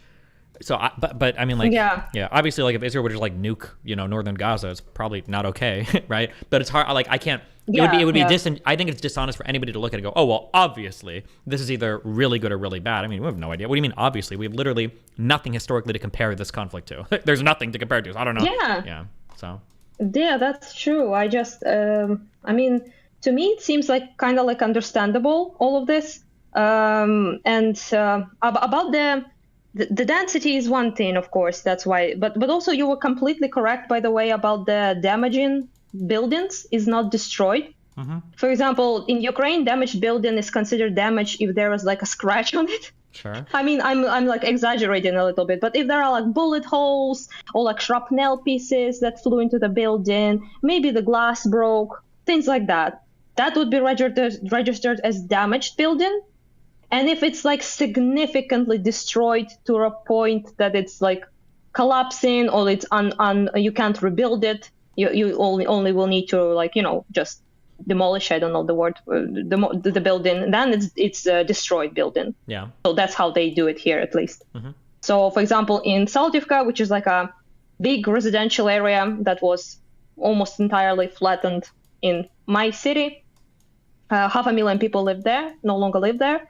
And every single building is burned from the inside, has substantial damage, and they still say they're damaged, not destroyed. Sure. So yeah, so keep that in mind. That when people say you're like you're minimizing, you're not. That's how they register shit. That's just how it works. I mean, you can I think disagree with that if you want, but that's just how they mark stuff, I guess you could say. Okay. Yeah. No, at least here, I don't think they do it differently there. It's just the protocol, right? The how it's registered, I suppose. And it's the same organization, so like UN and Amnesty people and everyone, like Human Rights Watch, and they're all same bunch of useless people. Yeah. I mean, depending on your perspective, people, I guess. But, Yeah, but UN especially, but it's a whole different story. Despite my feelings for the people, that's how they roll, so to speak. So, yeah. I think that's it. I wanted to say something else about this whole thing, but I forgot, to be honest. Oh, the indiscriminate bombing. If someone says that again, just ask them to Google how Mariupol looks like.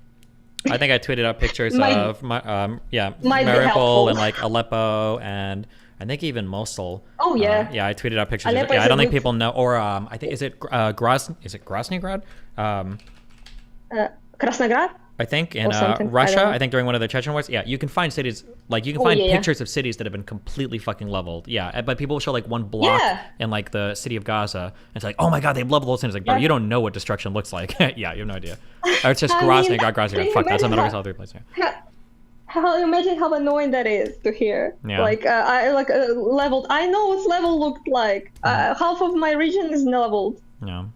So yeah, it's just very upsetting when I hear that, to be honest. So I try not to interact with that much. But yeah, but I consider that to be like a well cushioned American position.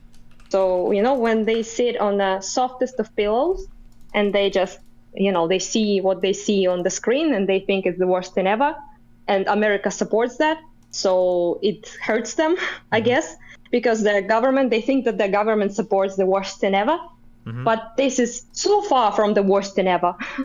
I can't even describe just how far it is from the worst thing ever. Yeah. So if Israel, in my opinion, really wanted to get rid of Gaza, there would be no Gaza at all. Not a single pebble. So yeah, that's my opinion anyhow. And in a hot take before I go, those people comparing Russia to Israel are insulting Israel, and people who are comparing Palestine to Ukraine insult Ukraine. Yeah. That's all I'm gonna say about that. Yeah. Anyhow, nice to talk with you again. Gotta go, and you actually noticed me. That's very nice. Yeah, I do my best. Noticing. I was hanging in your room. I saw you were more busy with anime, and I was like, nah, not gonna distract him from the truly important stuff, and decided to go away. Big robots flying, are important. So, yeah. Well, thank you. Bye bye, and bye bye, everyone. Have fun. Hope to talk to you some point soon. Bye. Good luck. Bye. Oh, jeez. Okay.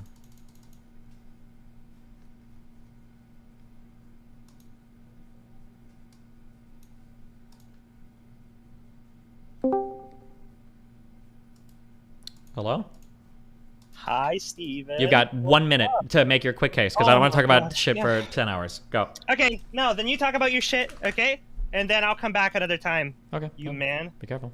You dork.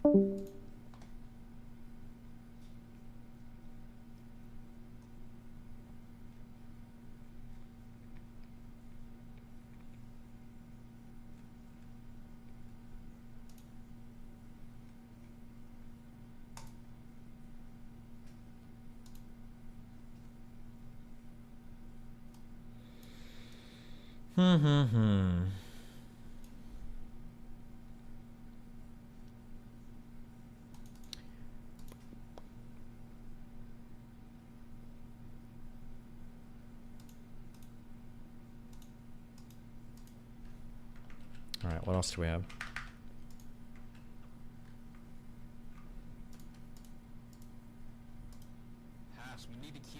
This is the oldest meme video ever. We'll watch it anyway, though, because it's House. Hey. Hi, what's up? Been watching the relationship drama stuff with you and Melina. Yep. I think that whole situation just shows how fucking retarded the whole red pill community is. There's that black guy who's like a scammer who lies about his like college degree. Oh, the Marquette guy? Yeah, like from listening to your side of things, it like to me it's pretty clear the relationship failed because of Melina, not because of the nature of it being open. I would never. I think it's very, very, very rare that you could ever say a relationship fails because of one party. I mean, relationships are two people. Both people are making decisions. I would never say that like my relationship failed because of Melina. I don't think that's fair. I think both of us had issues that contributed to things that happened. But At different points in time, there are different people that are responsible for more things, but yeah. But when people say that like it failed because of whatever reason, most people that have like anything in like red pill space is not going to be able to accurately analyze any relationship ever, because most of their analyses are totally detached from reality. Like they don't play well with the data, they ignore all of Evo Psych, they don't like even properly analyze like case studies, like yeah. So it's not worth like ever considering that analysis. But yeah. Well, and they have like this weird delusional idea that only men can have an open relationship, women can't. Yeah, I mean, but that's again, that just plays into everything that I just said. Yeah, where like there are no like there aren't relationships that exist like this in the professional world. Even though they say it's common, it's not. Like almost nobody does this. Yeah, and obviously there's no data to support that point of view. There's no Evo Psych theory to support that point of view. There's literally nothing to But it sounds good, so. Yeah. Do you have a problem with me bad-mouthing Melina? I mean, you can make analyses if you want, but I mean, I don't want to just shit on her. I mean, or what do you want to talk about? Well, I mean, to me, she seems like she has the emotional maturity of a high schooler.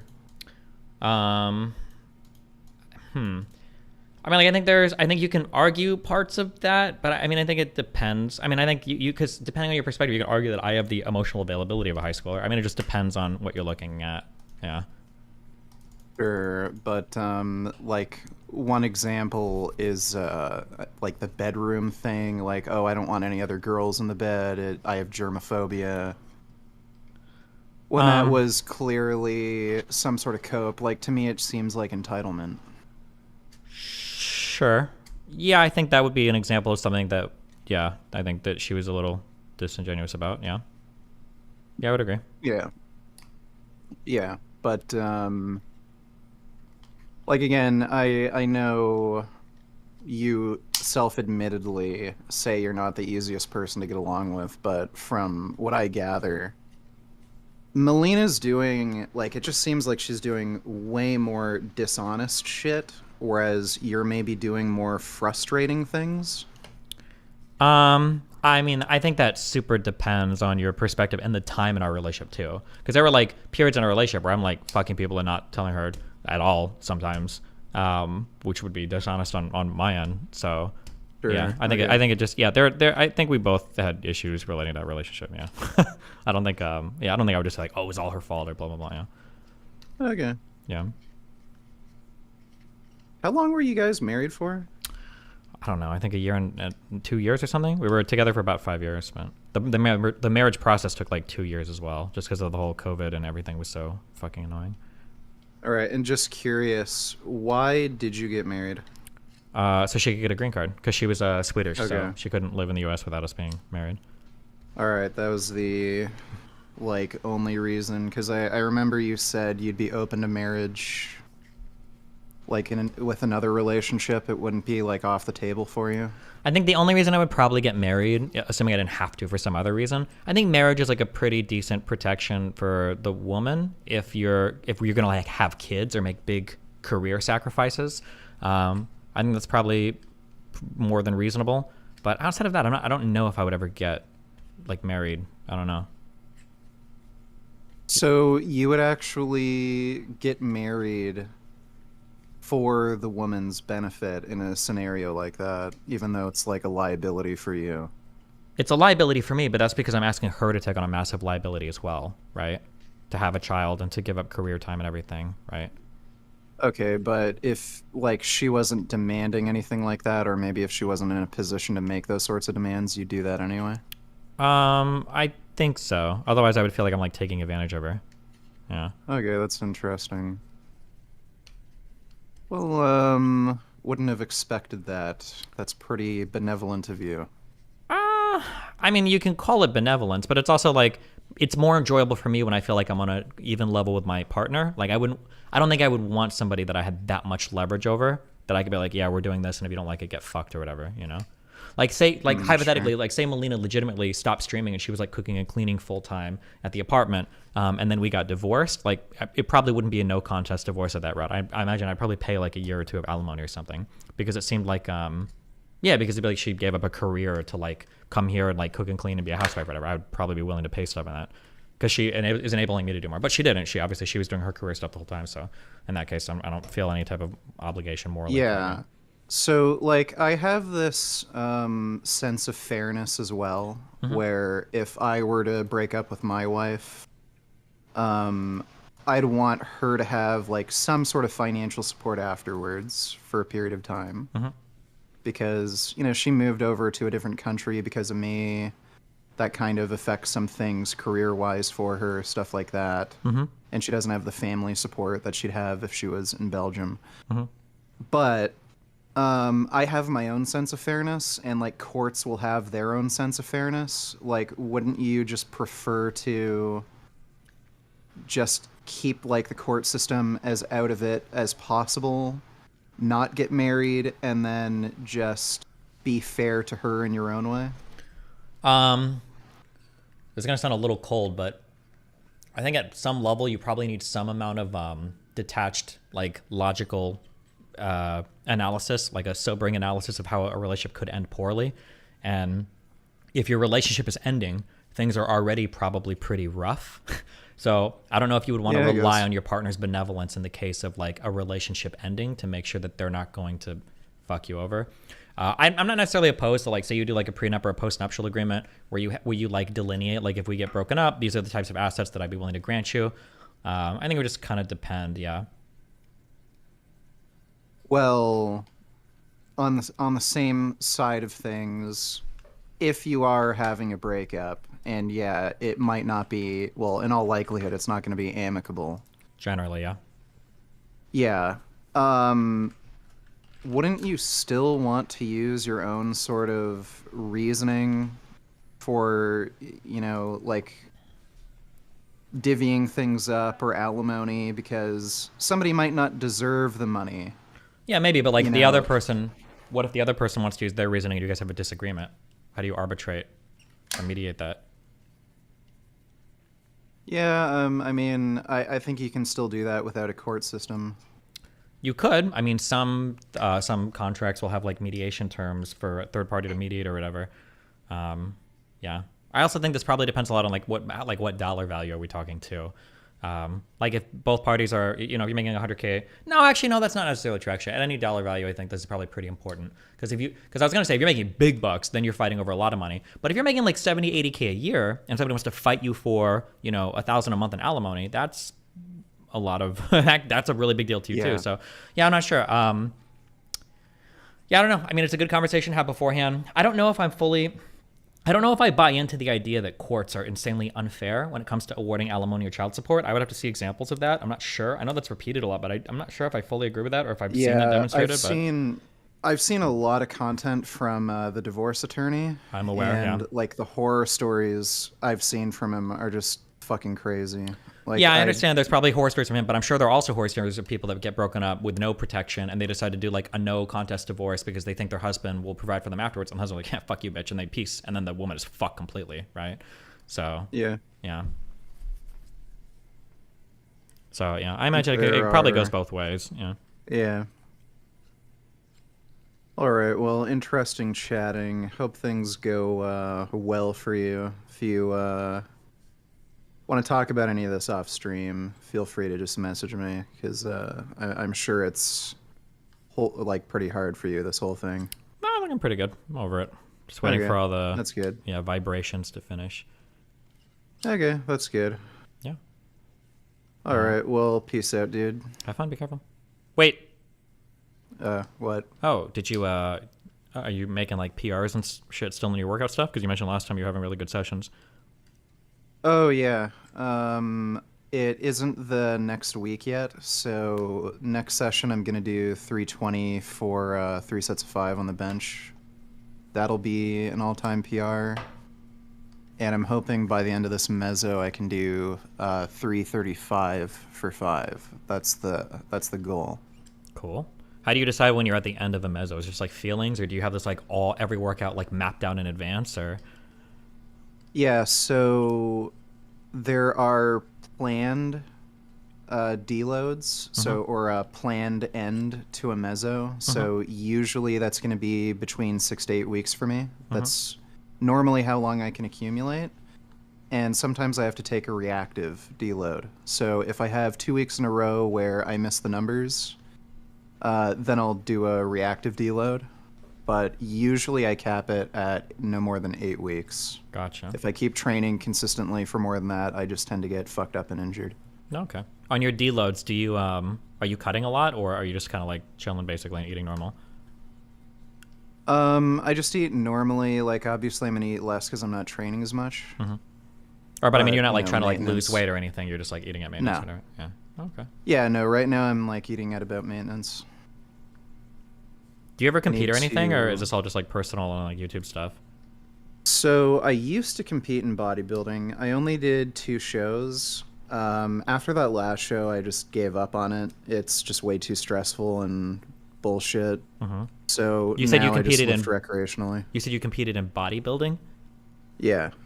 And do you right now are you mainly just powerlifting, or why did you transition from one to the other? Well, I'm not competing in powerlifting. Mhm.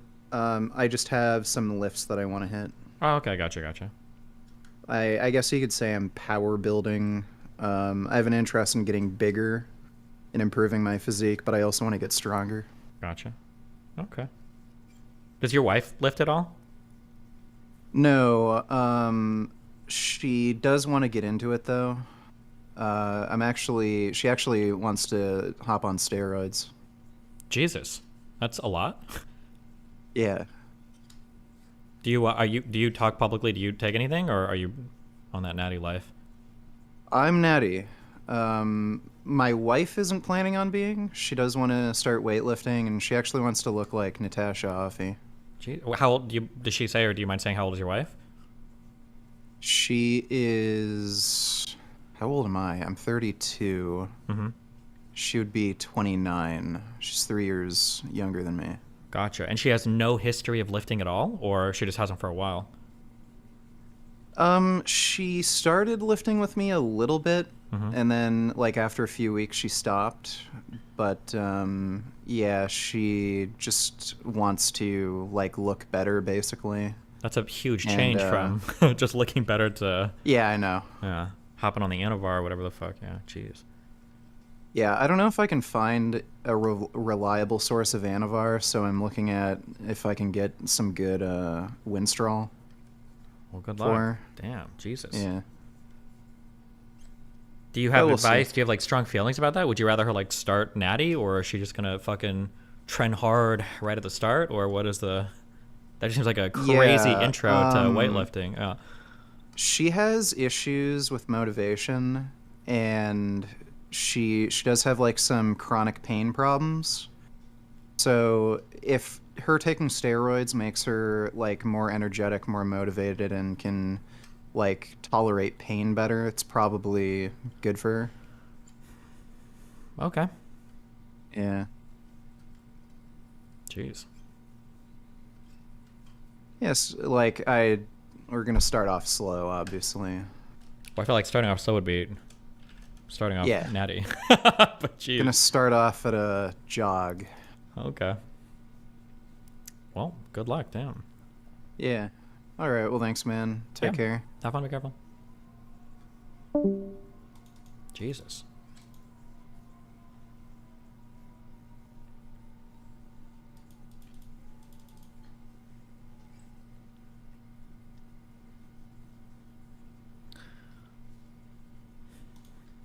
Haas, we need to keep this patient.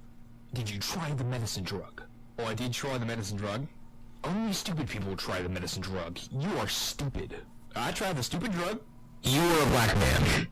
This vexes me. I have blood dripping down my nose that is dripping. That's bad. I also was bitten by a mouse due to my poor hygiene. You need hygiene drug. Also, I have not spoken in a while. No, hygiene drug will kill the patient. He needs mouse bites to live. I forbid this. And here.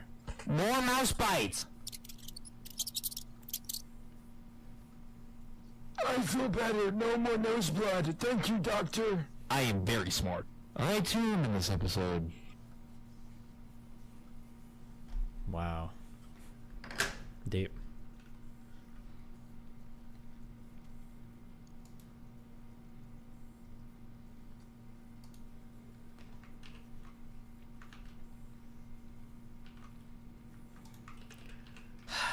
I feel like there's content in terms of like reviewing other people's mistakes on Israel-Palestine stuff, but I also feel like there's like Israel-Palestine overload. I think we are a little bit past that. Also, somebody said, that's so cope. Why would anybody age 20 to 25 date or fall in love with Destiny for anything other than his money? Also, his girl gets fucked by other better looking people. Expected outcome. It's one of the weirdest things to me, and it's funny because if you follow red pill stuff long enough, and if you're intelligent, you can very easily spot like a ton of like contradictions. Picking up, if you're like a 30 to 35-year-old guy with a decent amount of accomplishments and charisma, picking up women that are 20 to 25 is the easiest fucking thing in the world. You have technically all of like the highest traits of a man, as a man, when you hit your early 30s. That's like your easiest time. It should be when you're like basically part of the highest earning parts of your life, or you're at least beginning the highest earning parts of your life. You've like come into your, however you look, you figured that out. You've got your self-esteem, your confidence, your charisma. You like everything should more or less be figured out by your shit at that point. The idea that like, how could you get a 20 to 25-year-old to like you if you're in your 30s as a man? Like, what a weird thing to say. Like, what are you talking about? Like, what a stupid thing to say.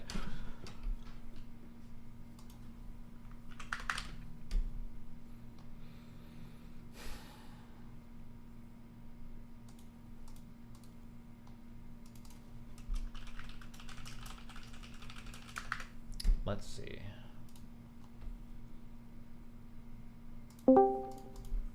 Hey again. Hi, what's up? Somebody in your chat asked me to debate you on veganism. Fuck no. Listen later, maybe, okay? Okay, sure. Yeah. All right, take care. Have fun, bye. At Destiny, taking your own advice, what would be evidence that would convince you that your relationship failed because it was open? When you talk about a relationship failing for a particular reason, that truthfully, the answer is that to even answer that question is incredibly complicated, as most relationship questions are. So, for instance, like let's say we have this hypothetical scenario, okay? Let's say that two people have an open relationship. Let's say in the course of their open relationship, one partner gets jealous that the other person is having sex with other people. And then let's say as a result of that jealousy, it grows into a divide and one partner decides to cut it off. Somebody either says, I don't like you fucking other people, I don't like this, and then they break up. Or the other partner says, like, I don't like your jealousy, you're irritating me, and then they break up, right? So in this case, you could say, for instance, well, the relationship ended because it was an open relationship. And that's partially true. But if one of the people in the relationship has a preference for that, then it also doesn't really make sense. It's not meaningful to say it ended for this particular reason because the two people were incompatible, right? I'm trying to think of like another...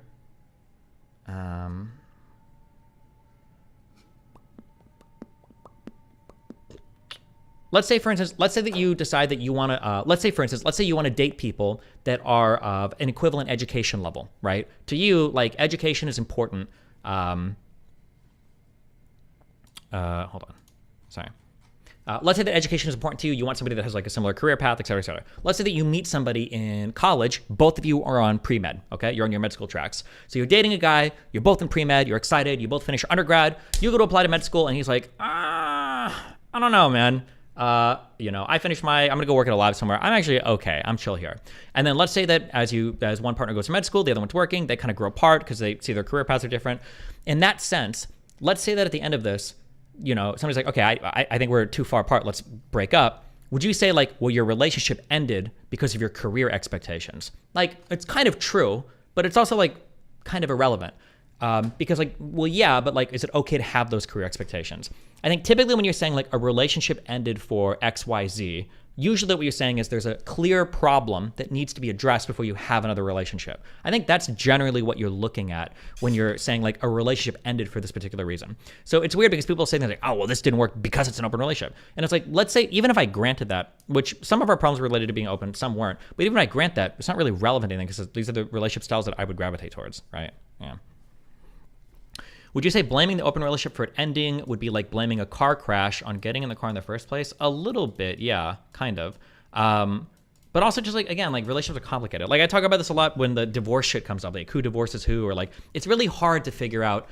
It's hard to come to concrete answers because, and I've said this before, relationships are complicated and they take two people. Almost everything in a relationship takes two people. So figuring out like why a relationship ends is also really hard. Let's say, for instance, that a man divorces a woman because the woman is just spiteful and catty and mean and isn't fucking him at all, right? Well, let's say, so the man divorced the woman. So is it his fault the relationship ended because he broke up the woman, or is it the woman's fault for being catty? What if the woman is being like, just like, yeah, what if she's like irritable, catty, bitchy, whatever towards the guy because the guy cheated on her 2 years ago? Well, does that mean that when the relationship ended, was it because the guy cheated on the woman? Let's say that the reason why the guy cheated on the woman is because the woman stopped fucking him for 2 years. She's like, I can't have sex anymore. I got depression. Well, fuck. Well, is it the man's fault for cheating on the wife when the wife, got depression and didn't do a thing? Like, right? Relationships are complicated. That's why it's always cringe when somebody's like, well, actually, 72% of relationships end because of this particular thing. And it's like, kind of, but like, there's a lot of things that go into a relationship. Relationships are really complicated. So to just say it happens because of this, like, kind of, but kind of not, yeah.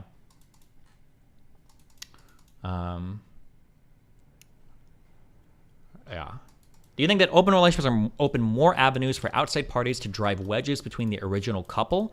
I would say almost certainly, like by definition, right? Because like sex with other people is not a risk, hopefully, that you generally run with in a monogamous relationship. So there's probably more ways for an open relationship to go wrong. That'd be my guess. There are some ways in which it's better, and there are some ways that can alleviate risk, and there are some ways that can increase risk.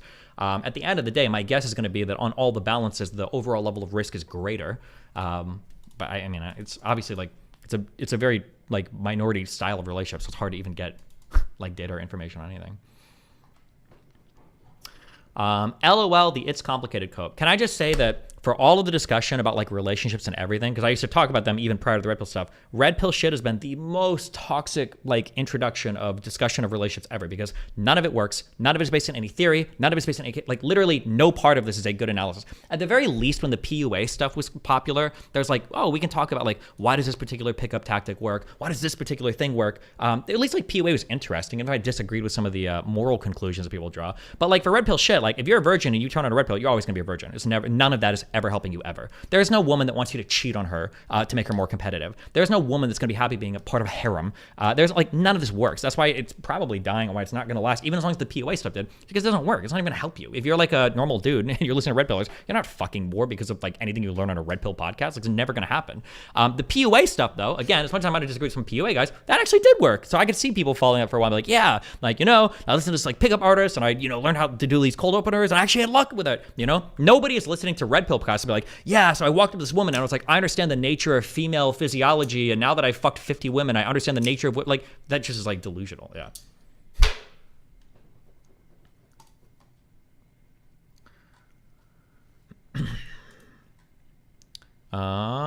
What were your ground rules for other partners, and was Mel following them in the end? I really don't want to dump on relationship stuff too much. I'm not here to like shut on Mel for a ton of things. There were a lot of problems that I had in the relationship as well. Okay, it wasn't just Mel. I think towards the end, I would say it was definitely more her fault. But towards the beginning, I would say a lot of it was probably my fault, or there were definitely things that I contributed to, like hardcore. So yeah, I'm not gonna say like, oh, Mel fucked everything up and blah blah blah blah blah. Like, probably from the beginning, we were just like pretty incompatible in a few ways, but I would say Melina didn't understand that yet, and I wasn't firm enough in saying that I understood it when I probably did, but yeah. But technically, Melina didn't really break any ground rules because I didn't really have any ground rules because I just didn't give a fuck, but that was more my mistake than anything else, I think. Because I should have demanded similar boundaries, I think. A pretty balanced way to look at it is this: if Destiny and Melina were monogamous, they'd probably have lasted 3 to 6 months. The poly thing worked longer term, but it was probably masking major incompatibilities around time spent together. Not that poly/mono is better, just that for you, Melina, poly was probably a contributor to it lasting longer overall. Maybe, yeah, I don't know. If an open relationship ends, everyone says it's because the relationship was open. If a closed relationship ends, no one says it's ending because it was closed. Yeah, sure. Yeah, and then it's also funny because I've talked to people recently. I have finally met people in real life. I found the legendary double cheaters. What was this girl's explanation? Fuck, never mind. I'm not gonna give any specific stories, but like, yeah, where like both parties are cheating, and I finally asked, I'm like, why the fuck? Why do you guys just not have an open relationship? Why are both of you cheating? And the reason usually given is like, well, one party wanted to cheat, but they don't want their other partner fucking somebody, so they just cheat. I was like, I don't know, whatever.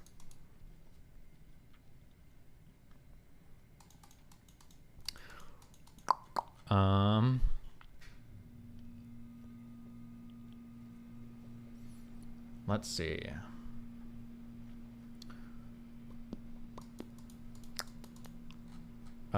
Yeah, fuck. Sorry, I don't want to. I'm not gonna do like Q&A on like very specific things related to my relationship because I don't want to like be shitting on Mel for months or years. Like, listen, she can do her thing. Good luck. Oh, hold on. I will though. For 1 second, go in. I'm sorry, just because. But this isn't related to Mel at all. Jesus. I guess maybe I should vet these more. Maybe these aren't real. I don't know, but some random girl showed up in the subreddit and said, I used to be friends with Meme Ticks. Recently heard about the drama between Destiny and Melina plus Meme Ticks. Shocked me to see a creepy friend I cut off beef with the streamer I used to watch in high school. I'm just here to let the community know what Meme Ticks is like as a person. We were online friends, but we never met up in person. We would talk pretty much almost daily over Discord, Snap, or Facebook back in 2019, whether it was one-on-one or within a friend group. Later into our friendship, he started being super creepy towards me and sent unsolicited nudes after I explicitly asked him not to.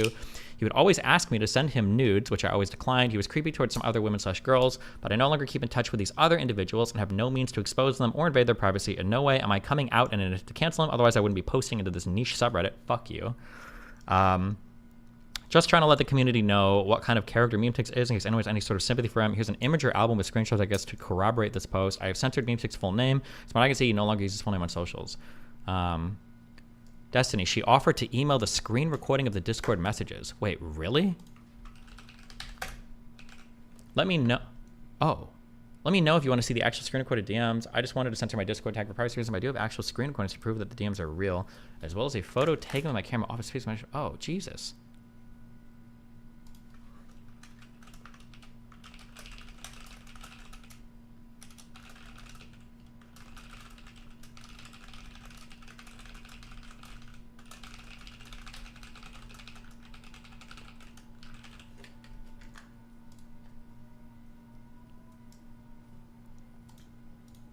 These jams are pretty, pretty sweatstony though. Jesus.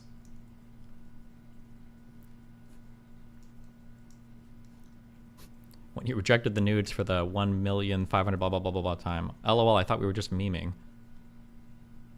You hung up, what the fuck, cunt? LOL on accident. Oh my god, are you fucking kidding me? You better send me some nudes as compensation. I only send nudes to the love of my life. Greetings. Fake fans. Low-key, when some of the girls are hot, my mind stops me, then I realize you and Blank are like 1 year older than the seniors, and I yeet myself out of there, go in the school bathrooms and bust a nut. That was, it's a bit too young. I'm not trying to catch a case. I work in a high school. Jesus Christ. Bae, call me on Snap. All I'm saying is, like, you gotta learn how to respect boundaries because that kind of stuff can get you in trouble. I don't know, I thought we were close. Just because we're friends doesn't mean I want to see your dick or your cum. But apparently not as much as I thought, bruh. Oh well. We must have different definitions of close, or different definitions of close, probably a typo. Because to me, that's not the sort of stuff you send to random friends. I mean, it's just a pic, you know. For me, it's shit thousands of strangers see. For me, I don't feel comfortable receiving stuff from a friend. Yeah. To be fair, this is like stuff that it could be fake. Maybe, I guess. It's possible. Like, this is all in English, and I'm pretty sure he's Swedish, but obviously he speaks English, so I don't know, you know, who knows? But yeah, what a thread of them talking about him. Jesus Christ. At Destiny, I don't understand how some of your friends talked you out of your instinct when it's clear that Mel was looking for the off-ramp. Example for wearing as much for the plan. I'm curious, what was their argument? I think when you're trying to help two people, like, maintain a relationship, you're not trying to, like, take sides much. So you're trying to, like, you know, focus on the commonalities or build a relationship or something, right? Destiny, you shouldn't be too quick to dismiss the fact your relationship fell apart due to a feature of a relationship. Okay, I don't think you listen to anything I just said, but okay.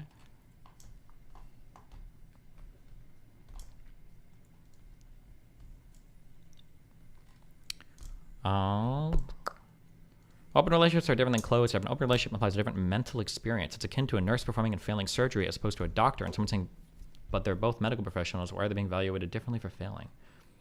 Okay. That Twitter account you retweeted is a troll account? I'm assuming it is. Unless they really want me to go to war. Okay, what is this? History of Israeli-Palestinian borders. Armchair historian. Of the Ottoman Empire following the First World War left a vacuum of power in the Levant. Here, in this former Ottoman region, was the land of Palestine, settled by a diverse population of Christians, Muslims, and Jews alike. The power vacuum was quickly filled by France and Great Britain, who secretly drafted the Sykes-Picot Agreement of 1916, which proposed to divide the Ottoman territories between the two powers. This contradicted the earlier McMahon-Hussein correspondence between 1915 to 1916, which stated that the area of Palestine, along with all of the Arabian Peninsula, would become part of a new pan-Arab nation, should the Arabs agree to help Britain address the erudite Nick slander. Yeah, I have to think more. I've been trying to figure out, erudite is like a tough one to correct. I don't know why people fucking hate her so much. Or at least, maybe not that people hate her, but the type of hate she gets, that she elicits from some people is so unbelievably strong. I don't know why, I'm not sure. I think I had a hypothesis last time that, like, maybe she doesn't joke around enough, or she's too formal, or she tries to present herself as, like, too PC sometimes, and then when she is, like, a little bit condescending, like, it comes off as so smug. I'm not sure. I don't know. I don't know. The Ottomans. While this occurred, the influential Zionist organization had their own designs in the area.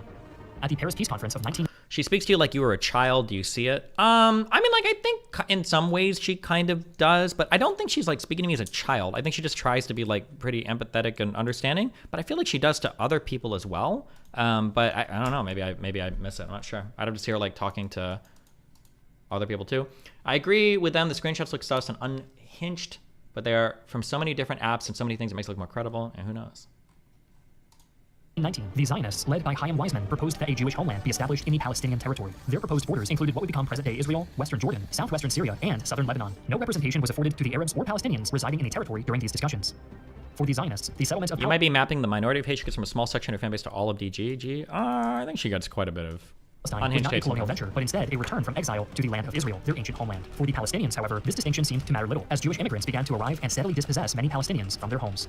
Despite these concerns, the Zionists appear to have the upper hand, thanks to the implicit approval of the British government. The most telling example of this support for Jewish settlement in Palestine occurred in 1917, when British Foreign Secretary Arthur Balfour sent a declaration of support to Lord Walter Rothschild, a banker, politician, and prominent Zionist leader. The nature of the Balfour Declaration would become public on November 9th of that year, when it was published in the British press. Ultimately, the final decision regarding Palestine was a blend of Zionist aspirations and British geopolitical interests. Britain's strategic aims in neighboring Egypt, especially around the Suez Canal, aligned with the Zionist vision for a Jewish homeland. This shared vision led to the creation of the British-controlled Mandatory Palestine, which encompassed the territories of modern-day Israel, the West Bank, and Gaza. As the years under British governance rolled on, discord between the Jewish and Arab communities soon broke out, with each side nurturing national aspirations that often clashed. The Balfour Declaration of 1917 continued to fuel Zionist immigration and land purchases, exacerbating tensions with the indigenous Arab population. In 1936, these tensions exploded with the Arab revolt against both the British Mandate and Jewish immigrants settling in the region. In an attempt to quell the unrest, the British proposed several solutions, including the partition of Palestine into separate Jewish and Arab states. The proposed borders gave the Jewish state about 1/3 of Palestine, including the Galilee, the Jezreel Valley, and the coastal plain, while the Arab state... Didn't the Jews buy a lot of land at that time, not forcibly displace people? Well, that's how they displaced them, was by buying the land. They'd buy the land and then kick the Arab farmers off of it. Received Judea, Samaria, and the Negev desert. However, the plan was met with mixed reactions. The Jewish community was... Destiny Bro, they said the British implicitly approved. Didn't you say they didn't? No, the British obviously approved. That was the Balfour Declaration. What I'll fight over is, and it's going to depend on which side I'm arguing with, is like the British weren't like solely supporting and funding and enabling the Jews there. They just kind of like carved out a space for them to go, or carved out like a legal space for them to go. I think that Palestinians, overstate how much the Brits or Americans helped Israel at its founding. But I mean, like, they definitely like did it with like tacit British approval, not tacit, overt British approval. That was the Balfour Declaration, right? Divided, but more inclined toward acceptance, while Arab leaders denounced the proposal, refusing the idea of land partition and population transfer. While the seeds for the Israeli-Palestinian conflict were planted in the aftermath of the First World War, the recent violence is the result of decades of deep mistrust and animosity between both sides. Creating an objective documentary on the history behind these events is a daunting task for creators who want to convey the facts without bias, especially when information and disinformation is being disseminated so quickly through social media. An example of this is when Israel attacked the Al-Shifa hospital in November because the IDF claimed it was a Hamas hideout. Over 100 news sources reported on this, but chances are you just saw one headline about it. With our sponsor, Ground News, I can compare every single article on this story from a variety of sources around the world. Beside every headline is a rating for political bias, reliability, and ownership of the source. These are meant to be a guide, generated using 3 independent news monitoring organizations to give you an idea of the spectrum of coverage on the topic. Compare this left-leaning headline to this right-leaning source. See the major differences in how they frame the story? Ground News gives you access to information in one place, so you can think critically about what's reported and how it's reported. I believe Ground News is a useful tool if you're looking to be well-informed. Support us by... Can you just Lab saying you lied? What did Lab say I lied about? Hold on. Want to, but having a talk, he was like very, very open to it. If I could give you advice though, I would say to fucking record it, because he loves to lie about shit that he says in private, but you know. I mean, that's just people, right? People do things. Look, ultimately, I'm not Steven's mother, and he can do whatever he wants, but I am a content creator in the space, and I have a job to do, and my audience and I... Listen, okay, I don't want to do this much, okay, because I'm not trying to jerk myself off, okay? I already got main character narcissism syndrome, all right? I understand that. I am a narcissist. I am the main character, okay? However, okay, I have had 14 years of people coming at me from all sorts of angles, from all sorts of directions that are recording my shit, trying to catfish me, trying to sabotage me, doing some fucking wild shit, okay? If I've lied, then show it. Okay. I don't know why anybody thinks I would try to sneak a lie somewhere. Keep in mind that both Lav and Mr. Girl did say that I lied a lot and a lot and a lot. And when that 150,000 word report came out, what was the lie? Where was the lie? What did I lie about? Nothing. But hey, listen. Yeah, if you think I lie, you know, show the proof. By visiting ground.news/armchair. Pro subscriptions cost less than $1 a month, or save 40% off unlimited access with the Vantage subscription, which is what Wait, not related to stream stuff, okay? Like going live at 12 or anything like that, okay? Calm down. Thank you to Ground News for making this video possible. In the shadow of these failed proposals, extremist factions emerged, fueled by deep-seated grievances. Jewish groups like the Irgun and Stern Gang orchestrated terrorist attacks against British and Arab targets, aiming to expedite a Jewish state's establishment. Concurrently, Arab extremists retaliated with groups like the Arab Higher Committee and later the Holy War Army, aiming to counter Jewish insurgents and challenge British rule. The 1940s witnessed an escalating spiral of violence, with both Jews and Palestinians employing terrorism as a means to further their respective nationalist agendas. You also lied about being able to get a 940. I can throw up a 940 whenever I want. I did it yesterday, okay? Lav said you had multiple private combos with her. What's the goal there? I think Lav is mixing stuff up. I had one 30-minute call with her, I think a month ago? I was in Iowa when I did the Iowa thing. I had one 30-minute call with her on Discord because she just wanted to see where we stood, or if she wanted to kick or keep, that it's not just going to be bringing up her family a bunch. And I was like, okay, that's fine. That's the only private call we've ever had. Unless she's considering, like, when I'm jumping on, I think I've jumped on Gisticle's stream like once or twice when she's been on to like throw a question in, but that's it. Like I've never, yeah, that's the only private call I've had with her in the past year or 6 months or whatever. Freakazoid, thanks for the 5 subs. Wait, hold on. Do you feel like when people say that you lied, it's over semantic things, like what Melina said when you lied about the meme tick, saying he was going to kill himself over not getting in a relationship? Yeah, maybe. I mean, like you could argue that I get some shit wrong sometimes. I'm sure I do, obviously. Yeah, I'm sure I do. But like I'm human, but I'm not lying. I don't consider that lying. Actually, I don't. Remember, I got in a huge fight with Lav over that. Like, if I fuck up a detail, I get something like minorly wrong. Like, lying is like the intention to conceal something. Like, I'm trying to sell you a story that we both know isn't real, or that I know isn't real, and I hope that evidence doesn't come out to like contradict it. I might get stuff wrong personally sometimes, like fuck up a date or do something, but in general, I don't. Yeah.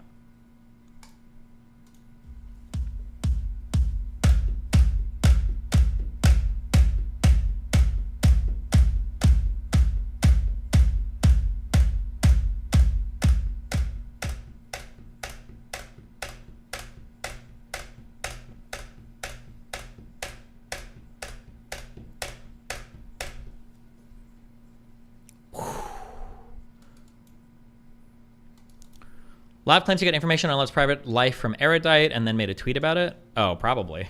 Yeah, I was tweeting a lot of wild shit about Lav at some point. But I hear like so many fucking rumors related to Lav and shit. But that's Lav's fault. Lav spends every waking moment of her life talking to a ton of people in Discords and stuff. I had so many people DMing me shit that Lav was saying. Like, yeah, I feel like I know what Lav has said more than Lav does sometimes because of how much shit she's saying in like like different fucking Discords and stuff.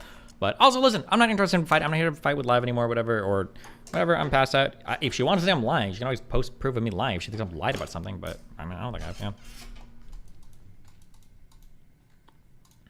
In the aftermath of the Holocaust, which had convinced many Jews that they could never be safe without their own state, the United Nations proposed a two-state solution in 1947, envisioning separate Jewish and Arab states. The plan designated the Fertile Galilee region, the coastal plain, and the Negev Desert to the proposed Jewish state. Conversely, the hill regions of Judea and Samaria, along with the coastal Gaza Strip, were allocated to the proposed Arab state. He literally wants me back so bad. Okay, the issue is that I have already had the 23andMe genetic testing, and I think we both have the gene for Tay-Sachs, and I really want kids in the future, so I do, but unfortunately, as long as we both have this predisposition towards genetic anomaly children, genetically anomaly children, it'll just never work between us, so I'm sorry. I think Erudite is a strong talker. Some people react negatively to that. Yeah, maybe, I don't know. State. Jerusalem, holding religious significance for both communities, was to be an international city. These allocations aimed to distribute the land based on demographic and agricultural considerations, but significantly altered the existing territorial status quo, fueling tensions further. The Jewish leadership accepted the proposal, seeing it as a step toward an independent Jewish state. However, the Arab leadership rejected it outright, refusing to recognize any partition of the territory and the separation of its peoples.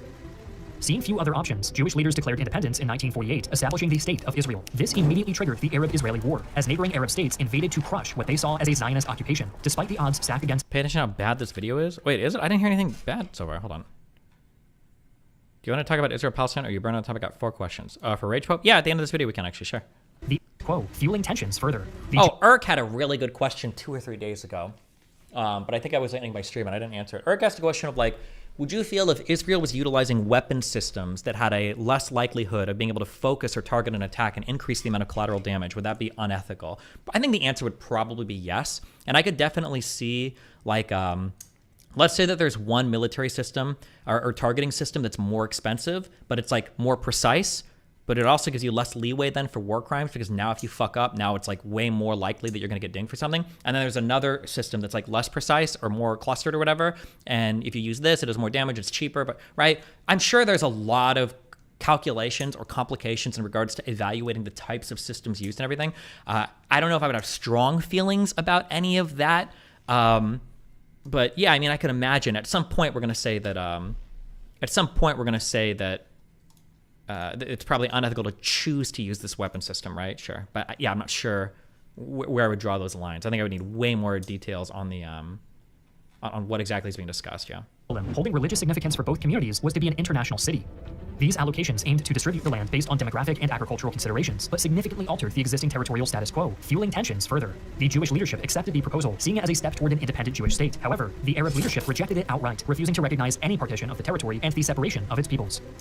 Seeing few other options, Jewish leaders declared independence in 1948, establishing the State of Israel. Didn't Ligon say some shit about them using dumb bombs? I've never heard the term dumb bomb in my life. Dumb bomb is stupid. Dumb bomb doesn't make any sense. I don't know why you would ever call a bomb a dumb bomb. This is a rocket. I don't know why we would ever. Yeah, that just sounds. I don't know where that term came from or why the New York Times made that article or whatever. Like, dumb bomb just means that there's no guidance system or navigation system on the bomb itself. But a dumb bomb can still be highly precise or highly targeted. There's going to be certain weapon systems that launch dumb bombs that are more precise than like guided weapons, smart bombs. Like it's just a stupid, yeah, I don't know. That's a dumb, that just sounds dumb. Rockets have a propulsion system. Oh, dumb bomb is just free falling. Oh, sure. Even a free falling or a launched bomb, like an artillery shell, can be guided with high levels of precision. It's just it's a stupid term. Or at the very least, it's dumb applied in this context. Like a dumb bomb is automatically horrible and bad compared to something else, you know?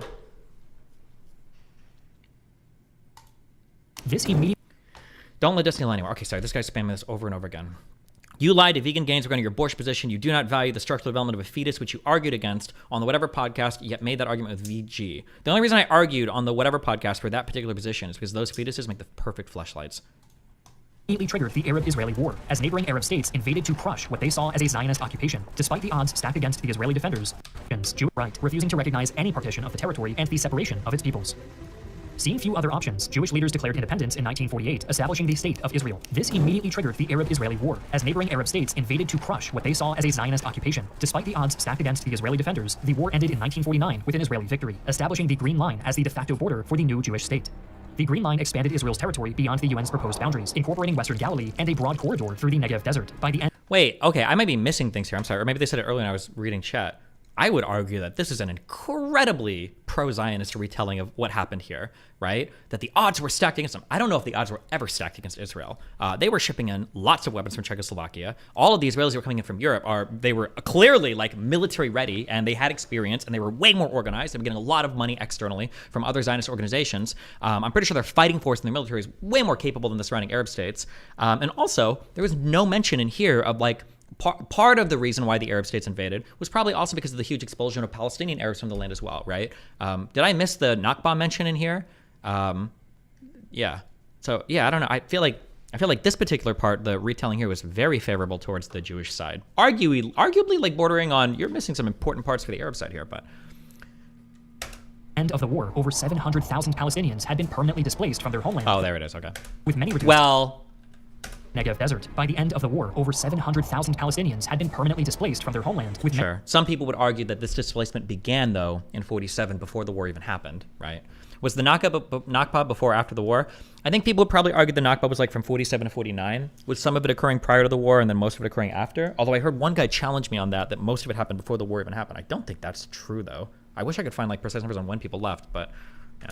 Many reduced to the status of refugees. This event would be known as the Nakba. The Nakba was a product of the war. I don't believe that's 100% true. I believe that after the 47 partition plan, once that was rejected, I believe that the Arab-Israeli civil war started, and that's when some of the expulsions began, prior to the 48 independence and prior to the actual first war. I'm pretty sure that's true. That's not correct, Destiny. The Arabs were very well trained, having fought in multiple conflicts under the Ottomans. I'm not a military expert, and I don't know much about the military history, but just based on the little bit I know, that seems to be completely wrong. It feels like Arab states, even Egypt, had a very hard time organizing and running a military effectively. So I don't think that's true at all, but I could be wrong. Or catastrophe by surviving Palestinians and the rest of the Arab world. Although hostilities ceased, the agreements didn't resolve the core conflict, merely pausing territorial disputes. From 1949 to 1967, the Gaza Strip was under Egyptian occupation and the West Bank under Jordanian occupation. The end of the war also saw Israel's alleged violation of the UN General Assembly Resolution 181 as it expanded beyond the UN's proposed boundaries, further souring relations with neighboring Arab states. Concurrently, border skirmishes, issues over the Straits of Tiran, and the 1956 Suez Crisis further exacerbated problems with the Arabs. Israel's probing into surrounding territories and retaliatory actions against cross-border attacks further strained relations in the region, setting the stage for June 5, 1967, when preemptive Israeli airstrikes against Egyptian airfields caused a coalition of Arab states to simultaneously declare war and attack Israel across multiple... Okay, well now that's given like incredibly pro-Arab side that they just like Israel for no reason attacked a bunch of airfields. But fronts. Despite being grossly outnumbered, Israel quickly launched an immediate offensive, capturing the Sinai Peninsula, Gaza Strip, West Bank, East Jerusalem, and the Golan Heights at a lightning pace. The war concluded. Also, the grossly outnumbered thing here also is, but that's also like massively pro-Israeli. I don't think that this video is like wrong.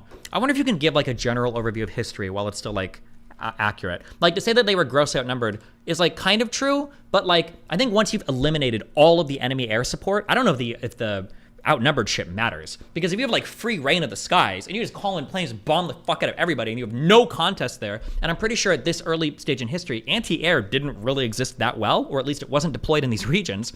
Because remember, that was one of the scary things about Yom Kippur. The scary thing about Yom Kippur was Egypt, I think, having a fuck ton of anti-air that was being set up in the Sinai, deployed by the Soviets. And I think in the beginning stages of Yom Kippur, I'm pretty sure Israeli planes were getting murked like motherfuckers. They were getting shot down like crazy.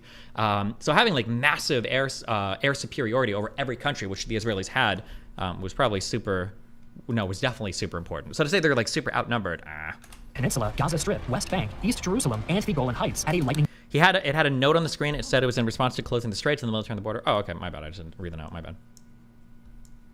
Pace. The war concluded on June 10th, marking air superiority doesn't mean jack shit unless you have superior infantry. I don't know about that.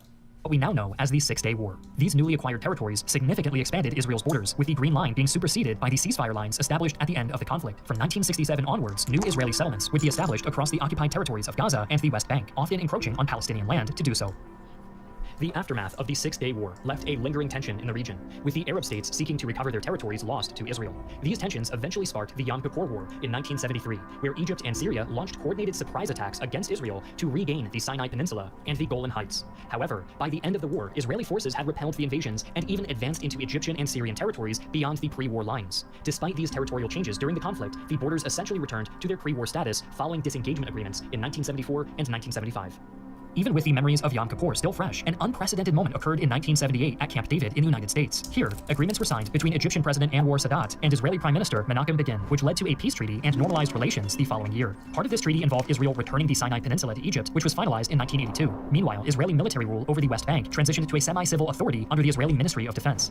Since its establishment in 1964, the Palestine Liberation Organization gained significant influence in the region. Its pursuit for Palestinian self-determination led to the Arab League officially deeming them the sole legitimate representative of the Palestinian people in 1974. This recognition marked a pivotal moment.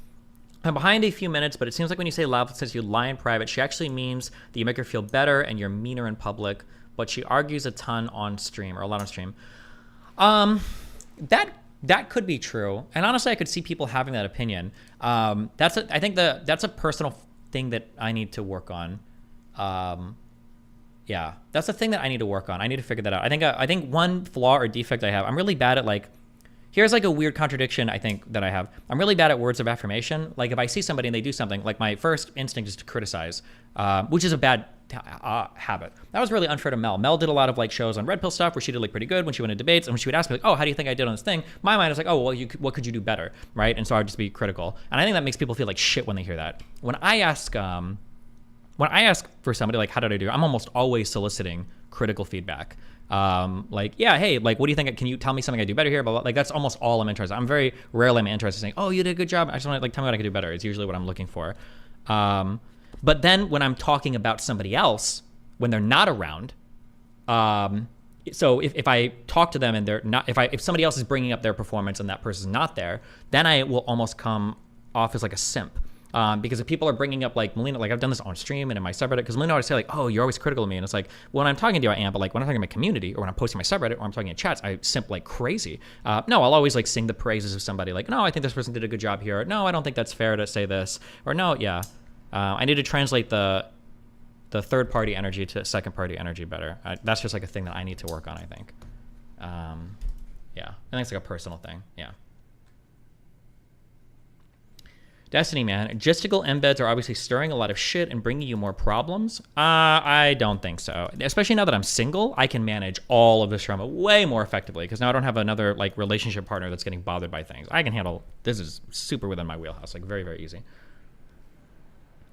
It all depends on what you're critical of compared to the level of confidence in that thing. Sure. The rule is it's something they can improve on right now, then criticism is fine. If it's something they can't fix, don't criticize.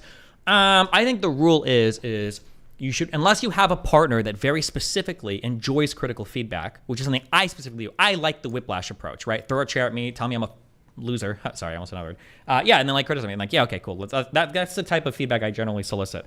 If your partner is a normal human being, like 98% of people, being able to compliment their work or especially things they've like expended effort on, that's probably a really important part of a healthy relationship, like a functional relationship, I think. You should be able to do that. If you can't do that, that's like a character flaw that you need to work on, I think. Or find somebody that is like you, I guess, yeah.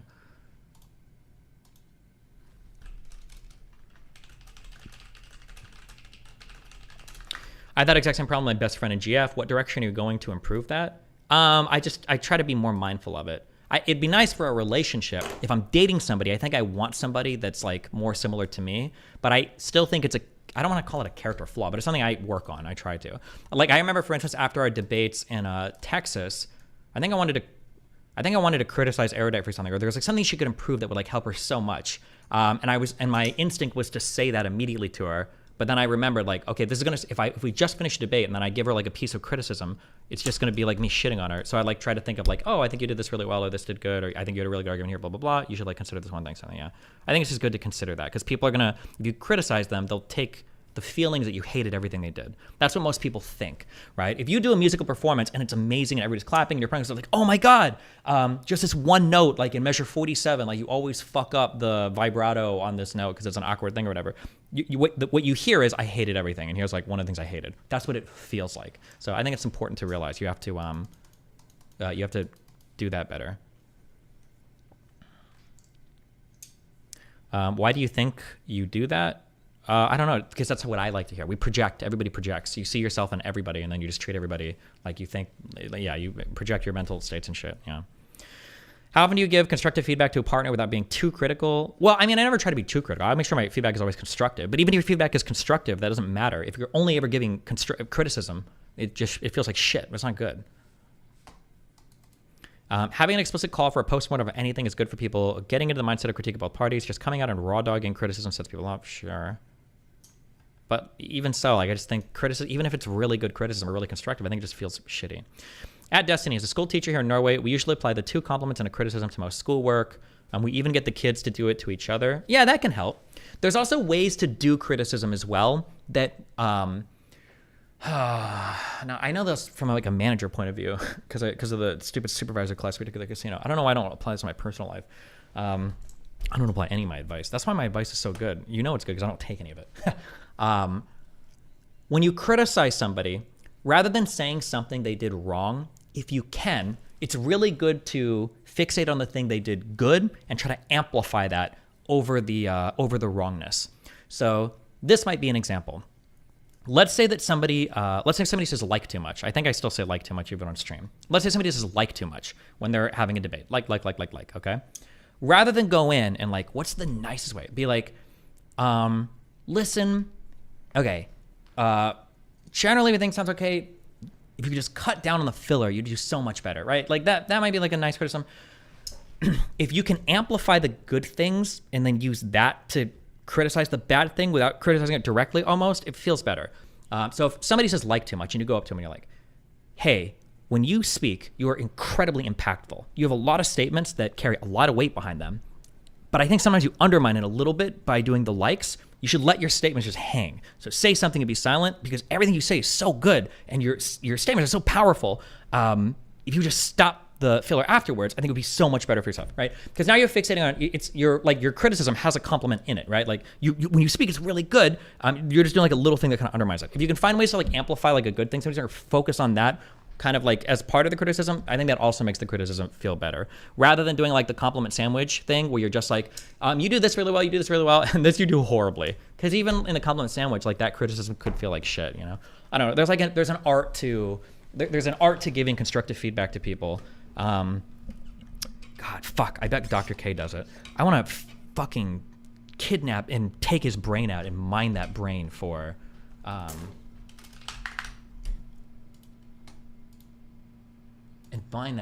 information. He's such a good conversationalist. I almost wish he did like debate or political stuff. He's such a good conversationalist. It's unbelievable listening to him talk to people. He's just incredibly disarming while still having like, he's like the best of both worlds of like, of having an incredibly strong spine while being incredibly disarming at the same time. Usually you compromise on one of these two things. You're either like, you don't have enough, like for instance, you could criticize when I did the conservative debates 5 years ago that I was being a little bit too lenient to them while I was trying to be empathetic. So that'd be an example of like being a little bit like more soft and sacrificing your spine. Or in debating the lefties, you could argue that I had too much of a spine and I wasn't soft or empathetic enough. For some reason, like an erect, throbbing dick, where you've got the solid inner dick and then the soft skin on the outside, Dr. K just does a really good job at being so unbelievably soft and disarming while still like being really strong in what he believes. He's so good at navigating comments like that. Fuck!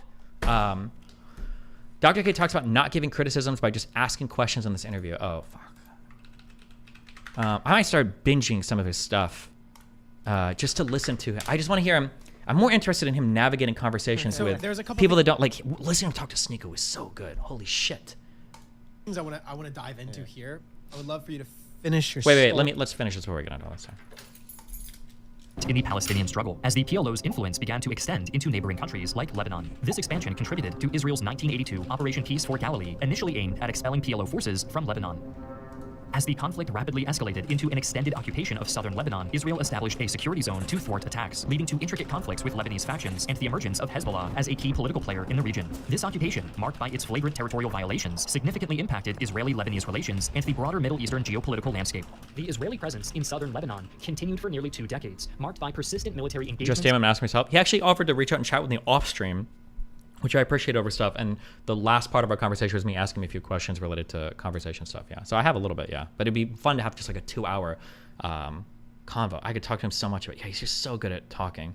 But one of the unfortunate things when I was speaking to him though is some people are naturals at things, and unfortunately I think he might be like a natural. So I don't know if I'm more interested sometimes in people that aren't naturals and have to think a lot about how to get to a process. I'm like, okay, how do you do this? What do you do here? Because a lot of my questions for him are like literally like, when you've got something that's so against you and then you do this, like, what is your thought process to here? And for him, he's like, oh, well, I just try not to be judgmental and blah, blah, blah. And it's like, okay. Like one of the things he says, oh, I just try to be compassionate. And it's like, you are compassionate, but a lot of times when people are compassionate, it comes off as condescending, but you don't.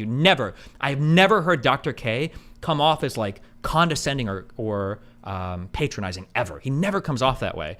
I'm glazing hard. He's probably one of the best conversationalists I've heard, like speak to people in challenging areas on YouTube ever. It's just so good. Yeah. Its flagrant territorial violations significantly impacted Israeli-Lebanese relations and the broader Middle Eastern geopolitical landscape.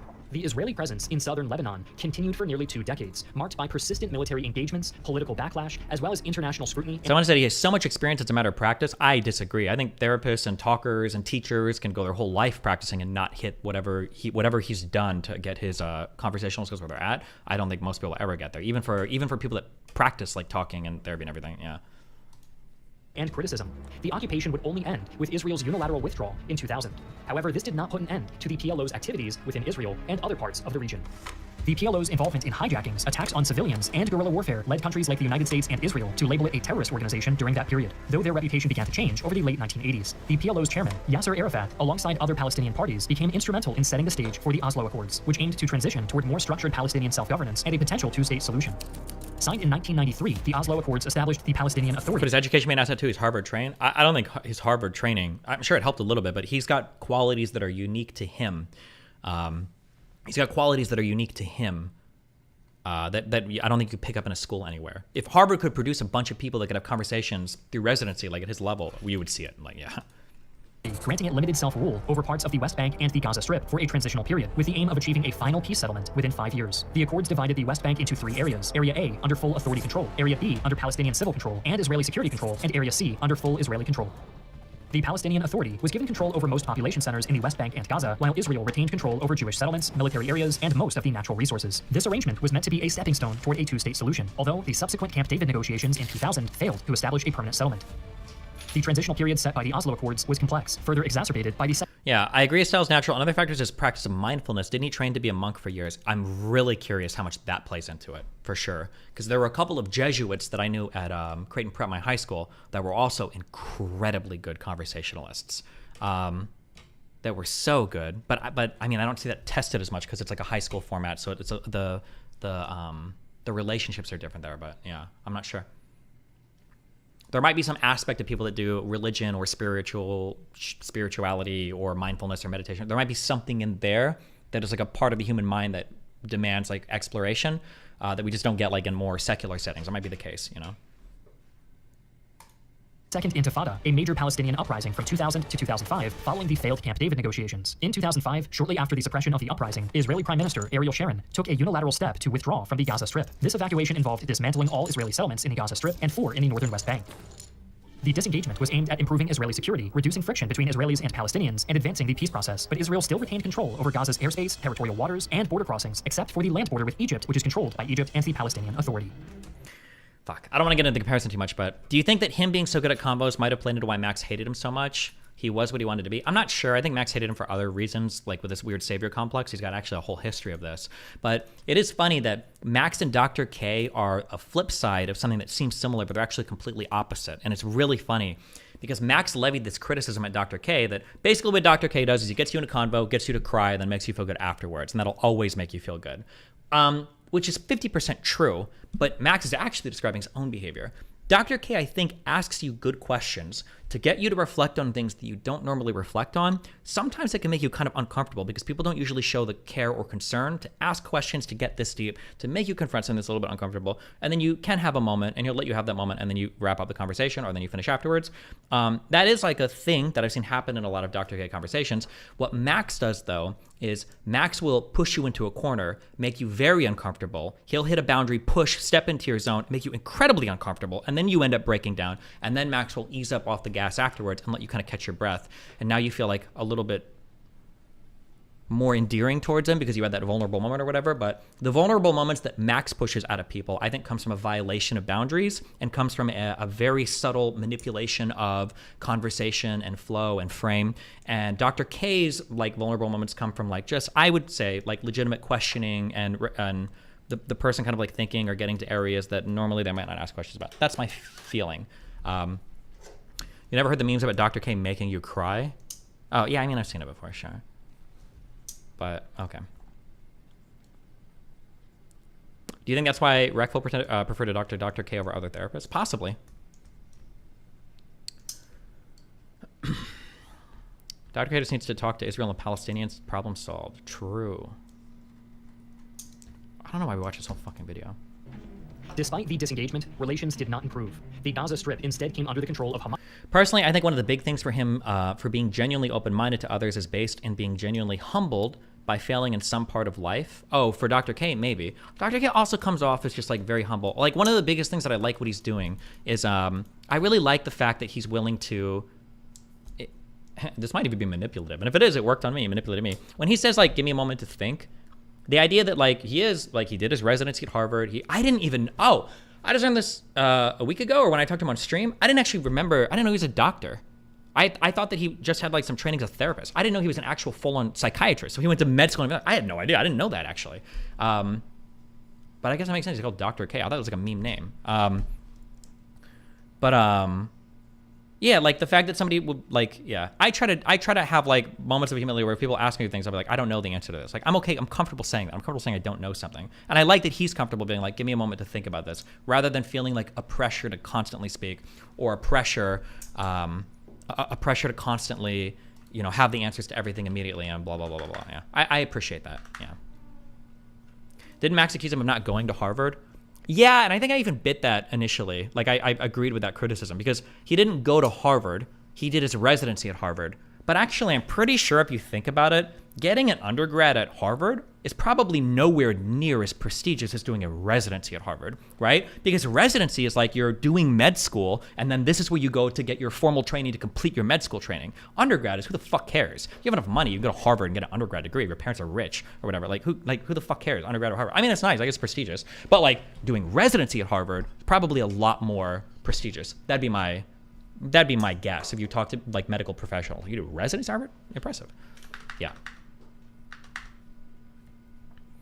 How would you address the criticisms of him for Indian astrology shit? I don't know. Not to get too into things. I don't know what he's comfortable sharing or not, but I might dive into some of that soon. I'm very curious. Only because I respect him so much that I'm curious like what is beyond that door. Not sure. Do you ever struggle to moderate your Vyvanse script? No, thank God. I mentioned this a while ago. I finally got my prescription at a psychiatrist. I just take 60 a day. I've done that for like 2 months or a month and a half, and I'm vibing hard. What is this? 12:23. Wait, is this yesterday or is this today? What does 12:39:33:04 look like? Is this an IP address? What the fuck is this?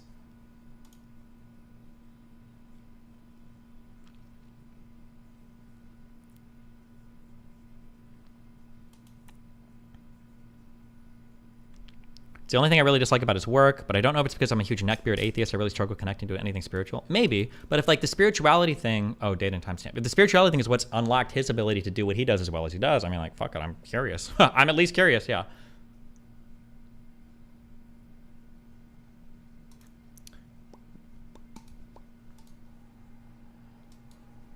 Steven lied about what I told him about my partner. She'll always handle this. I'm not going to relitigate this over and over again. Obviously, we're always going to, whatever. I don't want to say anything more about it. We'll always disagree on this, but it's whatever. Well, but if she keeps saying I'm lying about it, fuck. I don't want to, no, because I don't want to fight. Yeah, I'm not here to fight about it. Fuck it. She can have it. And I was like, I maintain what I say the entire time. Oh, this man is willing to lie to throw me through the mud? That's fucking crazy. That's fucking... Don't say anything crazy. Don't go too hard. Oh God, don't reverse me, okay? Master, I'm trying my best. Don't do it. Fucking crazy. I hate this guy. We talked about this last week. He told me that he had mischaracterized it or seen it differently, or that obviously he got ahead of himself, which I appreciated him saying. To me, at least. Obviously, there's no proof of this. I mean... Are you sure? Maybe he did believe that that's what I was saying. I don't think so, though. There's no way that he thought that I was talking shit about my part. There's no way. I don't think. Whatever. I'm trying to give everyone benefit of doubt. But that was when I flipped. That was when it flipped for me.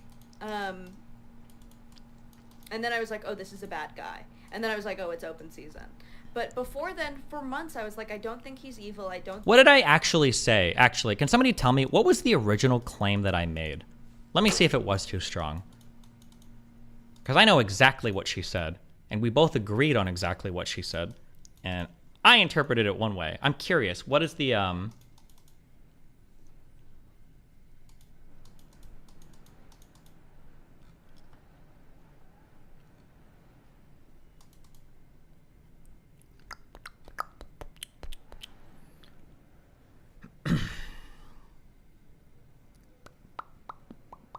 Are we sure she's not talking about Mr. Girl right now? Yeah. Last week? I thought you said a month ago. When I talked to Lab? No, it was... Hold on, my brain is fucking scrambled, okay. When did I talk to her on voice? It was the 14th of the 11th month, whenever the fuck that is. So a month and a week ago?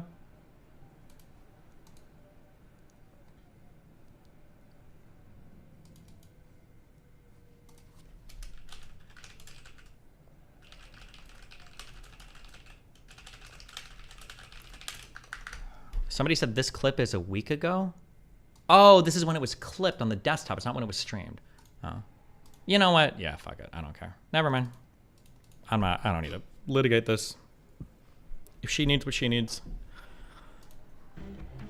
Despite the disengagement, relations did not improve. The Gaza Strip instead came under the control of Hamas in 2007, following a civil war in the region. This split the Palestinian territories de facto, with the West Bank controlled by the Palestinian National Authority and Gaza by Hamas. Ever since, conditions in Gaza have been dire due to the Israeli and Egyptian blockades aimed at limiting Hamas's influence, economic struggles, and ongoing conflict. More recently, tensions between Hamas and Israel have surged, culminating in the disastrous confrontation that began in October of this year. Wow. Do you think these are natty gains? Oh, are we doing a natty or not analysis on this? Or, dude, we should just do like months where we like find topics to trigger the fuck out of people. Where we just like do natty or not, and we just say like the most retarded things to trigger the whole like weightlifting community. Oh fuck, who joined? Hey, it's Oh yeah, oh you want to do Israel Palestine shit? Yeah, what's up? Yeah, all right. So I think overall you've done a really good job. You're definitely the best online. That debate was Obviously, very good. Of course. Yeah. Nice sandwich. Give me the criticism. What do you want? Yeah. All right. So I guess I have 4 areas I'd kind of like to explore. I don't know if I really have great answers. I'm happy to give you mine after we hear yours. But so the first one is, I guess, where do you really draw the line for self-defense for nations, right? So when you take a look at Palestine and the formation of Israel and the war in 48 and the war in 67 and then 73 and so on, it's pretty clear to me that, 48, 67, and I think you agree, were very, very justifiable campaigns. But I don't think in current day we would agree, or I think we would both agree that there is no like retribution for Palestine to be able to take back all of Israel. So I guess how do you draw that line? Can you, okay, real quick, hold on. What do you do for work? Don't you make money? You're online every fucking day. Why does your mic blip like this? Can you tell me what microphone you're using? I have an Apogee hype mic. Why? Why not just buy like one of the normal mics that work? You've been in this Discord for months, years. You always have. If you link it to me, I'll buy it. Yeah. So this one I was able to get from work because it was a USB mic. I figured it was like a $300 mic. It would actually just work. Aren't you always in comp size saying your TC is like $300K a year? Why don't you just buy like a Blue Yeti, $100 like USB mic? I don't understand. Right, I'll buy the Blue Yeti. Okay, thank you. Put that on Christ, my shopping list right now. Holy shit. Okay. You were asking me, what do I think about like nations defending themselves? What was the final question here? Yeah, so I guess like where do you finally draw the line of self-defense for nations, right? Like what date did Palestine kind of lose their right to try to reclaim their territory from Israel, and why is that the case? Here's the issue that I run into, okay? All right, are you ready? I'm gonna be a rambler. I'm gonna try to get through this really quickly, okay? Ready? Yep. Okay. Individual morality, I think we can make principles. And the reason why we have principles is because it's a principle, it's applied to every situation, right? Principles only make sense if they're applied universally. So we can do this universally, individually, when it comes from person to person, right? I think I can always, there are certain things like say, rape is always wrong. Murder is always wrong, okay? You shouldn't non-consensually violate another person's bodily autonomy so much that you're raping them or murdering them, right? These are like principles that I can extend to almost the entire world, I think, to most humans, assuming they're human, okay? Conflicts between conflicts within a nation over territory are going to be administered and finally resolved by your nation's government. They have to be. It's the only way a country works is if there's some central governing body that you can appeal to in order to make a particular thing work, right? That's the principle. We've got not third parties. We have institutions that we have like endowed with some power and we trust them to do things, right? So maybe we disagree. Maybe I think I'm even morally right that I should get to keep this house, my great, blah, blah, blah. But at the end of the day, the government makes a final call, and that's how it has to work for us to be able to resolve disagreements between citizens in a country, okay, right? Mm-hmm. Okay. Now, the confusing part is when we get to inter or intranational conflict, so nations are part of a greater body or nations fighting within themselves or amongst themselves, we get into weirder areas because now we're fighting over abstract things like territory. And these things are not administered to by a single body, but rather are disputed by two competing bodies. So it's very hard now because now we're dealing with abstract ethics and morals that are codified in laws between two separate nations that are having disagreements between themselves. So there's no central body that we can appeal to, which is still okay. We can still start to draw rules up, okay? But now the problem is any rule or principle we think of, when we try to universalize it, it's weird because for Israel-Palestine, my understanding is I don't think there is a conflict that is like this in the past 100 years of the world. So I can't think of any principle that I would retroactively apply to any other country to see what I expect them to do the same thing. So it feels like any rule we craft is going to be literally unique and handmade for this particular situation. So I don't know, like, when we say, like, what's right or wrong, like, were they right in fighting back in 48? I mean, I feel they were. In 67, yeah, I can get it, I think still. In 73, it gets harder. You're like a whole generation removed from the original conflict. I think even in 67, there are questions. And then past 73, especially once other nations start to make agreements, you're way out of line at this point, I would say. But if you're going to try to like universalize a 20-year rule here, like I don't think I would apply that 20-year rule to Crimea and Russia and Ukraine, for instance. If tomorrow the war ends, a peace agreement is made, and Russia and Ukraine declare themselves as no longer at war with one another, if Ukraine tried to invade the next day, I would say that's unethical. You're done. You've settled the conflict. It's over. You don't get 20 years to fight. You don't get 50 years. You don't get 5 days. Like you're just done, you know? Interesting. I think on that front, I would still think I kind of have the opposite opinion towards the end. I think Ukraine would still be justified in, 5 years, 10 years from now, going out and trying to reclaim the Donbass. I think the big delineating line for me, at least in the Israel-Palestinian conflict, was the switch, I guess, from conventional state actors fighting each other and militaries and kind of the international campaign of terror that went on. So the targeting, I guess, of Israelis and Jews overseas. Well, wait. And real quick, before we do the Israel-Palestine stuff, I'm just curious on the Russia stuff. So here's my question, okay? When I think of like universalized principles, I'm trying to think of like, where does this, like, what does it look like when it plays out? The reason why I feel like Ukraine wouldn't be right to fight for Russia is at that point, aren't all peace treaties essentially negated or nullified? Like any peace treaty you sign, they can still invade you and take shit back. Aren't you setting yourself up for these things to become essentially meaningless? Yes, but I guess in that, from that perspective as well, you're just setting it up that stronger people can always force people to sign a peace deal, and then have it be cemented in there forever. Well, I agree.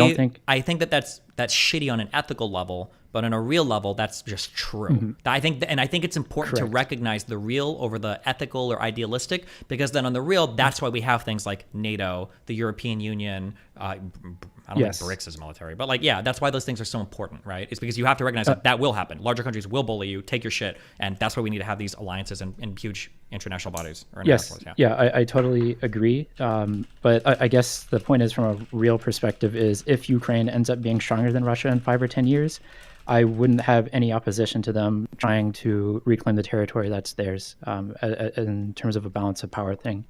But I think it's more important to have these large, stable alliances so that these conflicts just don't begin in the first place. Sure. If Ukraine was part of NATO, then I don't think that this invasion would have happened. But that's kind of like a hindsight. I can kind of agree with you there. Yeah, but I don't think I don't think Ukraine could fight over it. That would just be.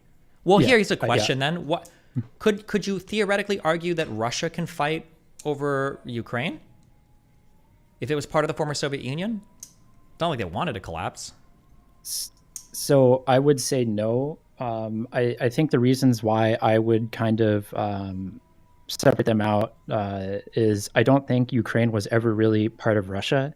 I think since kind of the split of Ukraine with Lithuania and Russia, I believe, were the two powers that carved it up. I think they've really just been kind of an administered territory as opposed to... Hold on. That's tomato. These are not administered territories. Like the Baltics hated Russia so much because they literally were replacing governments with like Soviet like politicians and shit, no? No, correct. Yes. Yeah. I mean, these were, I don't even know what you would call it, but that's just basically occupied territory where you're putting your own government. It's the same thing that the colonialism happened overseas, where we did, or I guess Britain did it all around the world. France did it all around the world. Russia was doing the same thing in Eastern Europe. They were doing the same thing in Ukraine, the same thing in the Baltics. And that's why I wouldn't really consider them I feel really like Russification. I feel like Russification changes it a bit though, right? Like the Brits and the French didn't really ever, and I could be wrong. Okay, I don't know this part of history, but I don't think the Brits and the French ever shipped off millions of their citizens to go and live like in Algeria or South Africa, right? They weren't shipping off so many people to do it, whereas Russia literally was replacing like large swaths of population in order to make them ethnic. That's why Crimea is so heavily ethnically Russian, right? Yes, yeah, but I guess I don't think that gives you rights to the territory just because you genocide all the natives Sorry, there not Algeria, and take over it. Yeah. Or wait. Sorry, go ahead. So, yeah. Oh, sorry. But yeah, I don't think that necessarily if you go and you genocide. No, wait. I'm sorry. Wait. Hold on. I'm so sorry. Hold this point. 1 sec. I'm sorry. Wait. I was right for Algeria. That was the place. Wait. How many people did France ship to live in Algeria?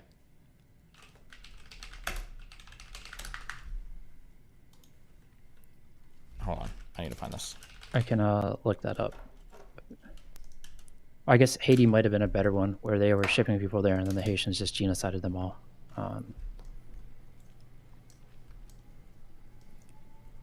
It looks like a couple 100,000. Okay, because everybody is saying that they did ship millions of people there.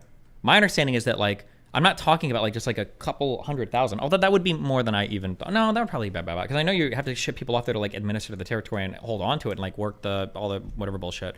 But, like, my understanding for Russification, Russia was not shipping people just to, like, administer to or lead the territories. Russia was shipping citizens to, like, populate and have, like, demographic control over territories. That's my understanding in terms of, like, Russification, especially post-Holodomor. That's my understanding. I could be wrong on the numbers, maybe not, but that was my understanding. Russification was an aggressive, like, ethnic replacement in some areas for people. It wasn't just just military people or just or just administrators. But I could be wrong because I haven't studied this as heavily. But okay, sorry. Go ahead on Israel-Palestine. My bad. Yeah. So Israel-Palestine. Okay. So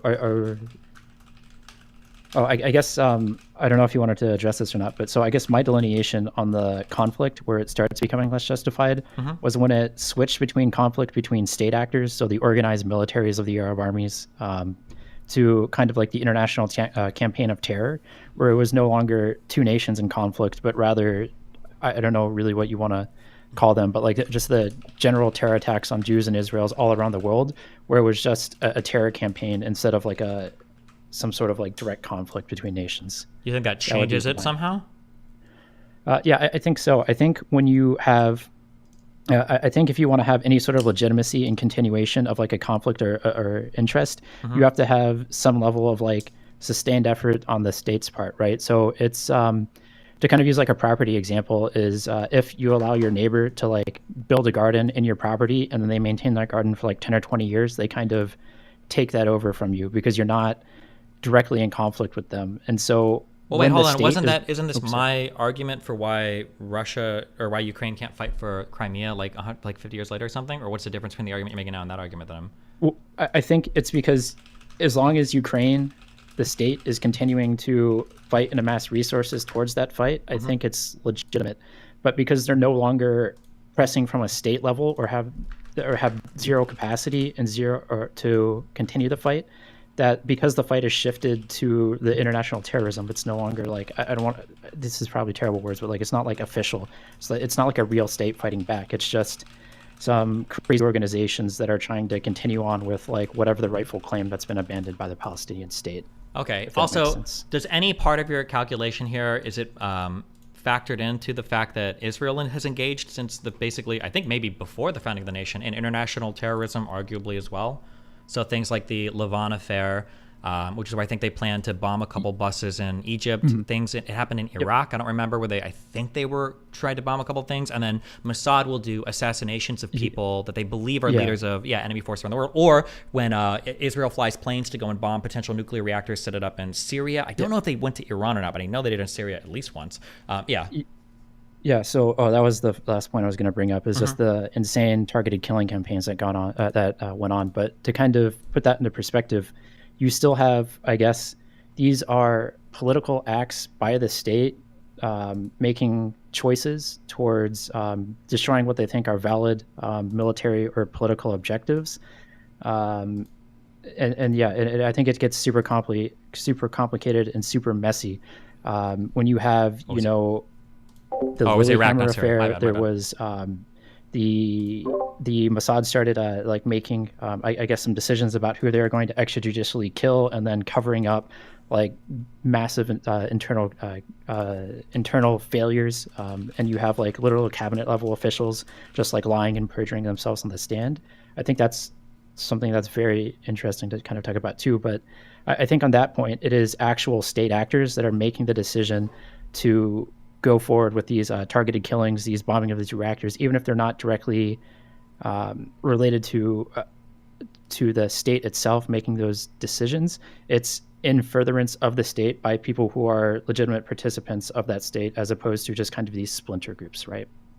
I don't understand what argument what is this like furthering? What part of your argument? So like if the CIA was to go around and just kill like I don't know 500 people in East Berlin or whatever, that's, even though it's just, you know, these random killings of whatever, they're a part of the state apparatus, and they're the ones making decisions that this is going to further the interests of the state, the same way that the Department of Defense. I understand what you're saying. You're giving me a bunch of descriptions. What argument is this supporting, or what are we talking about? So because I think the Israel targeted killing stuff is a furtherance of the conflict by the state, whereas the Palestinian stuff was not any state actor trying to further the conflict. It was just other people that were taking up the mantle and trying to take up the claim of the territory that's rightfully held by the Palestinian state. Okay, I don't understand how that's an argument, because I mean, I feel like unless you're literally tautologically just defining it, because there technically wasn't a state, but yeah, go ahead. Yeah, well, I understand there's not a state, but like there's very clearly like an organization that's responsible for administering kind of sort of to all the people in Palestine, and that the decisions and the killings were being done by people who weren't in that same kind of responsibility as a head of state. But you can kind of argue that there wasn't even really Was it 70 when the PLO was formed and started representing Palestinians, kind of, or no? I can get the exact date. I can pull up my notes. But my understanding is that the PLO said, they basically said that 64. You know, we want to be the head, but I don't know how much they actually were the head versus they were just the only organized militia. But they were the only organized anything, weren't they? Like every single other thing, like the PFLP and Fatah were all like subsidiaries of the PLO. Were there any other things that? And then also the PLO is what got the observer status at the UN later on for the Palestinian people as a country to the UN, right? Yes, but I think that was just a political thing. I don't think that was any claim to legitimacy by the PLO. I think at the time of the 70s, it would have been Jordan in the West Bank and then Egypt and Gaza who would have whatever claim that there was to the continuation of the conflict. And I think the PLO, they just formed themselves to kind of take on a mantle because they felt like the current government wasn't representing them properly. Well, there was no current government, was there? Well, I mean, yeah, there was Jordan in the West Bank, and there was yeah, but if they were formed in 64, this was in response probably to the.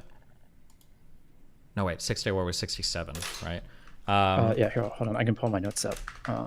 64, 67, yeah. I mean, like, okay, I don't understand. So are you arguing that, so because they didn't have a formal state that had a formal government, that Palestine, or that the PLO was able, I don't know what the argument is. I'm sorry. Yeah, I'm not. So I guess like the PLO was formed in 64. Okay. Yeah, but I'm trying to figure out like what argument are we furthering here again? Yeah. Can you resend? Yeah. So I don't think the PLO was a legitimate government or can be considered like even like a legitimate quasi-government to have claims of like the Palestinian people. Sure, I understand that you said this, but I'm saying what argument is this furthering? That it's okay for them to do it, or Israel has more responsibility? Well, no. That the Israel assassination campaign overseas was acts in furtherance of the state, as opposed to these, which are I mean, what's that an argument of? Yeah, that it's acting in furtherance of the state. Just an argument of whether or not there remains a valid claim for Palestine to continue to attack Israel. Okay, like and this is arguing that they don't have a valid claim because of this, or they do? Correct. Yes. Yeah. So there is no. Wait, you can't be correct. I asked one or the other. Wait, what was the answer? Sorry. Yes. Yeah. Correct. So there is no claim anymore because there is no continuation to the violence and conflict. It wasn't like fully, or it was settled, and then some. Wait, what was the settling of it though? How did it ever get settled? The settling was Jordan and Egypt taking over, and there being no state left to resist, and no resistance happening. Like just de facto, it was over. Okay. I don't know. I don't know what any of those words mean. When you say Okay, de so- facto it was over, there were armistice lines drawn after 48 Correct. and after the 6-Day War. But it was de facto borders, but I don't think that the situation would have been considered resolved. And then Israel took some back. Yeah, go ahead. Do you think the Korean conflict is resolved? I mean, for all intents and purposes, kind of, yeah.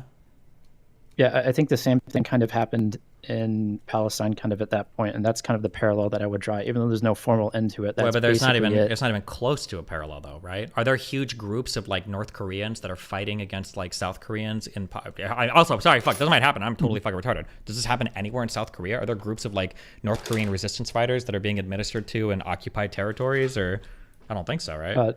No, I don't think so. So I don't think it's comparable at all, right? I think the reason why you don't have that is because these two people are ethnically the same, whereas for the Israel-Palestine conflict, they're ethnically not the same, I guess. There's still conflict that goes on a low level between the two nations, but the borders were established and the governments were divided at that point.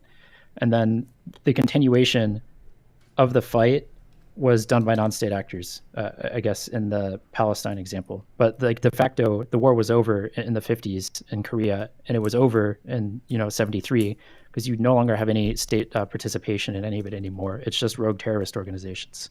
Okay, if that's your case, then you're going to say that. Then that means that in 73, Israel should have annexed formally the West Bank and the Gaza Strip and made them all citizens. No?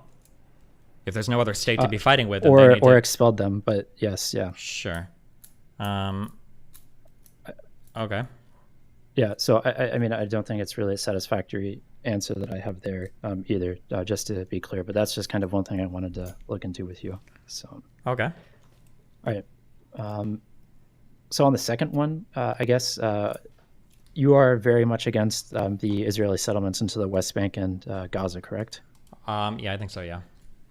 Okay, so I guess what would be your prescription kind of for Israelis moving forward? One of the biggest ways kind of that or the only way that they've really been able to make any sort of progress since 1948 was kind of facts on the ground. Basically them going out, building towers, building these settlements, and then using those to either annex territory or to bring people to the negotiating table, like the settlements they were building in the Sinai. So what would be kind of your prescription there for Israelis to kind of do? I think it's I don't think you can compare one-to-one the agreements they make with other states, because they're negotiating with other states that have territory where their people are living. With the Palestinians, they don't really have a place to live or a place to negotiate, right? I think the moral choice for Israel is to aggressively pursue and work on peace deals with the Palestinians. But I think right now Israel is more in their realpolitik mode, where they're just like trying to expand their territory. Yeah. I think I agree that's what they're trying to do. I think that the only way they've been able to kind of figure out a settlement to the conflict is literally by building settlements and kicking Arabs out. I don't think they've been able to make progress in any other way. And so I think that's the reason why they continue. And if there's actual valid other paths towards settling the conflict, I think those would go away. That's just kind of my read on the situation. That's possible. I think there are other solutions, but they're far more complicated and like internationally involve multiple parties and everything. This is probably the simplest one. I don't necessarily disagree with that, but yeah. Yeah. But I mean, it's shitty and pretty shitty to the Palestinians, but yeah. Yeah, I would say it's extremely shitty. But all right, so third point. So I think there's this really interesting kind of unexplored territory through the conflict. I don't know, or I didn't hear you talk about it with anybody at all. But the backdrop of this is basically the Cold War. There's a little bit of it with the Soviet Union and Egypt. But you have a lot of these Palestinian organizations being supported by like the Baader Meinhof gang and, the Red Army in Japan and these other big socialist, Marxist, communist groups kind of around the world. I don't know if you had any kind of thoughts on how that might have impacted it. So, about like global communist movements supporting the Palestinians? Yeah, correct. And there's like no viewing of the conflict through any of the other realpolitik that was going on in the world, which it seemed to have ties into. But I mean, I would just look at, I think probably the biggest aspect of communism that influenced all of this would probably be the Soviet Union's assistance to Arab states in general. I don't know if like the Japanese read army or whatever, like these smaller communist groups that were supporting smaller Palestinian groups. I don't know how much they mattered. I have read a couple of peripheral things saying that like Soviet era propaganda might have influenced it quite a bit. So like some of the terms that we used to talk about, like I think they argued the introduction of things like apartheid and genocide were like Soviet era propaganda. That wouldn't make sense though, because that would make sense. I don't know how true that is or not. These are just like peripheral things I've read, but I don't have strong opinions about this. But. Yeah, I guess like just another example is kind of the KGB, I think, was responsible for training the PLO to like hijack planes or things of that nature. So it seems like there's just, I don't know, something missing in the history. I don't know what exactly it is, or if there's really anything there and you're grasping at straws, but at least kind of. That might be the case. I heard was it after Yom Kippur? There was an allegation of a conspiracy that a couple people have mentioned, although I don't think there's any hard evidence, that I think it was in the Golan Heights. It was argued that it was possible that Israel had captured a few Soviet commanders that were like doing on the ground stuff, and that these people have been like quietly shipped back to the Soviet Union in exchange for some Jewish people being brought back. I don't remember. I feel like I read something like this, but I don't think any of that has ever been confirmed. I don't know how like wacky that is or not, but maybe. Yeah, I think there's just like something weird for me that's just like kind of missing, because I mean you have the general Soviet support, but I don't think any of the other Soviet satellite states acted totally on their own, and I feel like there's just some sort of connection there and some sort of like proxy force direction by the Soviets and kind of exacerbating that conflict. And I'm just really curious, kind of, because after the Cold War ended, basically all support for Palestine more or less stopped from the other Arab states. So I'm just after the Cold War ended. Yeah. Well, I feel like it was more after after Egypt chilled. I think I feel like everybody kind of started to stop caring. Yeah, and I guess I just wonder how much of that is due to Soviet influence. I don't know. You talked with Benny Morris, and you might talk with some other historians. I don't know if they'll have any interesting or insightful takes on that, but I thought that was interesting. Yeah, I don't know. At least. The Dark Device and Nismo Pro, thanks for the 5 good subs each. And then Destiny, start fighting with bottom feeders like Lav. Keep growing. Success is the best revenge. Wow, cool. Okay, sorry, go ahead. Yeah, so I guess the last one is the targeted killing campaigns, right, from Israel overseas throughout the 70s, 80s, 90s.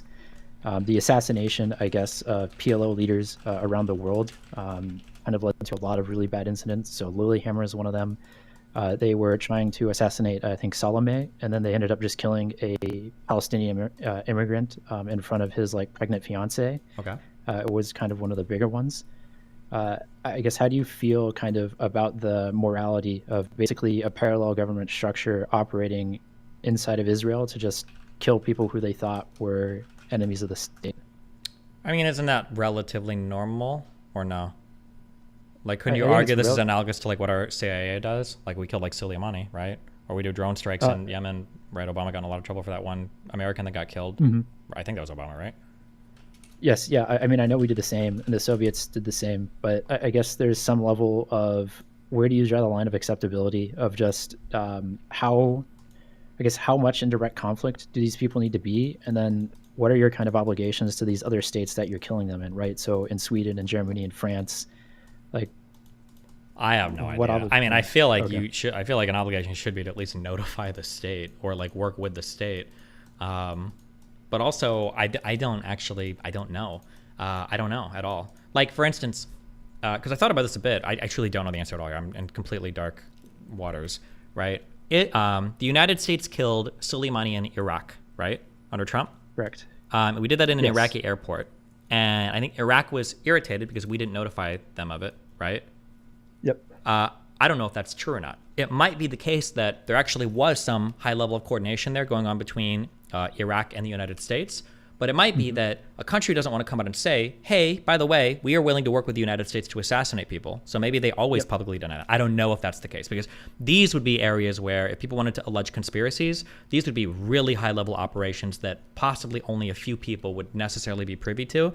And I could see that being like a thing that actually happens. I don't know. I'm completely alleging this with no evidence whatsoever, but it wouldn't surprise me if that was the case. I don't know. Yeah. And so I guess that would kind of expand to just kind of these extrajudicial killings in general. I know Pisco really pushes a lot towards like you need due process before you can kill citizens overseas. And with the Israelis, it seems like the Mossad more or less had a green light, and they had they killed people extrajudiciously to the point where they were even like covering it up like in trials in front of their own Supreme Court with like all sorts of perjury through even like cabinet level officials. Sure. And so I think a lot of that history is a little bit scary. And I guess at what point that you were asking earlier is like, when does that start becoming like terrorism as well? So. I don't. Yeah, if we're getting into a real conversation over what is terrorism, I don't know. Was Pearl Harbor terrorism? I don't know. That's like a word that's so meaningless. I think we can talk about like whether something's justified or unjustified, but calling something terrorism that's a hard sell. I'm not sure. Like arguably, where the bombing campaigns that we did in Japan, the Tokyo firebombing campaigns, I feel like you could argue that, almost by a stricter definition, that those were terrorism, because I'm pretty sure our goal was actually to break the Japanese population's will to fight. Wasn't that one of the stated that like we want to terrorize these civilian populations to bring about a political change, which is about as like stringent a definition or strict a definition you get of terrorism as possible now. Yeah, go ahead. Yeah, I mean, I don't really know where to draw the line. I thought it was just another really interesting aspect that never got brought up with all the people that debated you with, because it seems like there's a lot of stuff that could be around these extrajudicial killings that Israel was absolutely in the wrong for, or could be construed to be in the wrong for, and have committed a lot of crimes, and that just never came up. So if you get another historian, it might be worth looking into. Here's a question. Wait, right now, do you think that Ukraine is justified in fighting back against Russia? Yes, absolutely. And, attacking people in Moscow and, their different ports, their different facilities all across Russia. Yes. Sure. Yeah. Here's a question. I think at this point, I'm not 100% sure, maybe you follow this closer. I think at this point, isn't it basically most people are assuming that the Nord Stream 2 pipeline was done by a high-ranking, apparently, purportedly without Zelensky's knowledge, but a high-ranking Ukrainian official. Do you think that was a justified attack if that was the case? I think that one's very difficult to answer, and I think it's kind of the same way with that, is where you have specific circumvention of what are supposed to be normal checks on use of state power, right? You think that bombing energy infrastructure that could theoretically supply other people that are non-participants in military conflict? Justified. Yeah, I think that's justified, but I also think it would be within Ukraine's purview to say that that's an act of treason against the state, because the political damage that attack did wasn't worth the military, whatever tangible military gains are. But I think that's probably more of a Ukrainian question to answer for themselves than for us as the international community to say that that's not justified. Well, I think that is super on the international community to contemplate as well, right? Like, let's say that there was a war going on.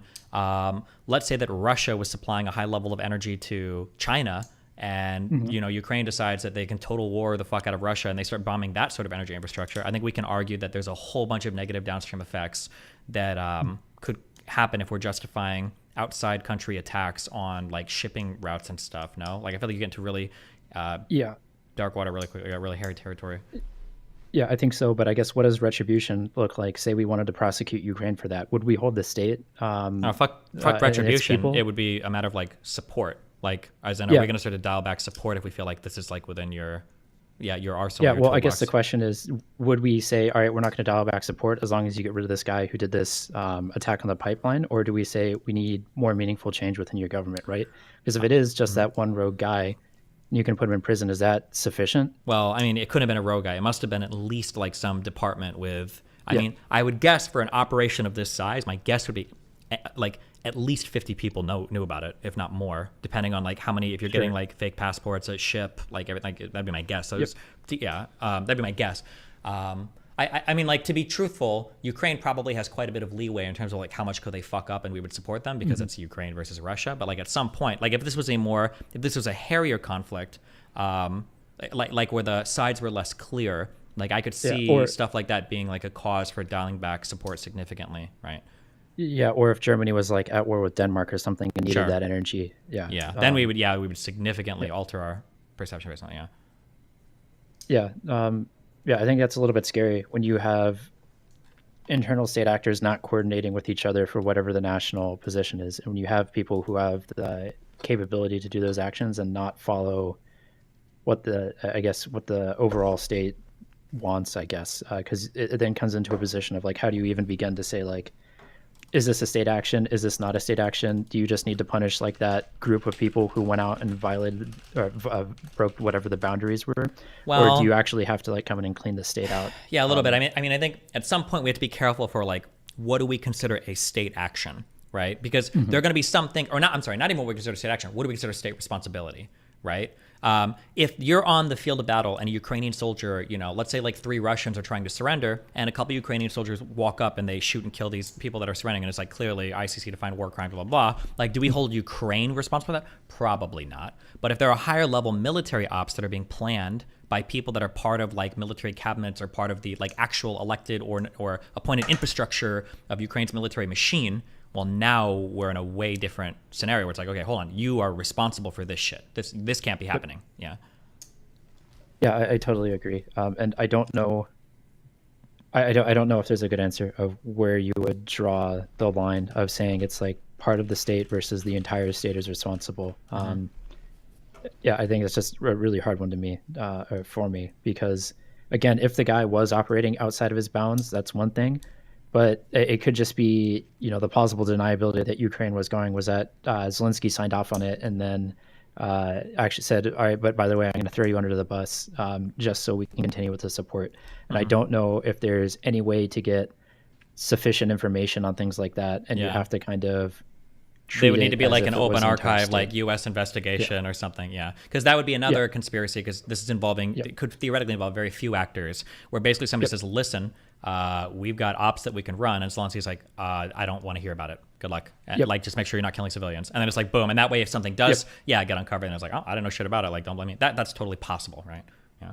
Yeah, I mean, or you could go even further, and the CIA was the one who ran the op, and then they just asked the Ukraine people to take the fall for it. Like, there's so many ways that you could go, and you're never going to get any of the information that you need for that. Sure, maybe, yeah.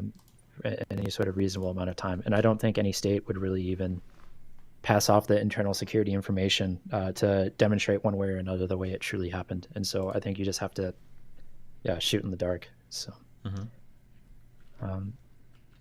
Other than that, I think that's basically all the big things I wanted to talk about. I don't know if you had any questions or things that you wanted to, but that's where I'm at. Yeah, not that I can think of at the moment. All right, well. Yeah, did you watch the Jank versus the other guy, the guy that was like insulting him a bunch, the Charles Murray, is that his name? I saw the 3-minute video clip of him just kind of going on a moral high road against Jank. Yeah. I didn't see the full interview, but I think a lot of those insults probably were kind of deserves on Jank's end. I don't think it looks really great if you're in a conversation like that to kind of throw words like that, if that makes sense. But yeah, I think. Oh, Charles Douglas. Sorry, maybe I fucked up. Douglas Murray. I don't know what the fuck's name. My bad. Okay, yeah. Yeah, I don't know. I think in your conversation specifically with Jank, one of the big things, at least for me, that was kind of a drawback, was at the very beginning when you were trying to be cordial. It was really hard to kind of differentiate where you're agreeing and disagreeing on like solid factual grounds and where you're having arguments. And it comes off like you're being too soft. But then at the end, when you're in the yelling and screaming portion, it's very clear to me like where your points of contention are. And so in future conversations, if you're able to maintain the more agreeable tone, but more clearly delineate for the audience, I think you'd come off a little bit better. So. Yeah, something that's annoying is, did you ever used to, wait, do you say how old you are ever, or no? Yeah, I'm like early 30s. Did you ever used to argue on forums? Oh yeah, like, oh man. Yeah, so like got banned from a lot of places. On forums on, what would it be, BSB? I don't remember these fucking boards, these forums, whatever. But like you could like quote reply to like parts of like, things. Yeah, sometimes you'd run into people that when they debate you, they would just quote like one part of your post, and then in the next post you could say like, hey, you didn't respond to this section, you're just like picking out one thing. I find that when you have real life arguments, it's weird because like I think with Jank, I would make like 6 or 7 or 8 points and he wouldn't really respond to them, and he'd just move to the next thing. It was like, okay, well, do I just like reiterate the stuff he didn't respond to because that sounds weird, or do I just respond to all the new stuff he said? Like that was a little bit frustrating. I don't know how to deal with that as much.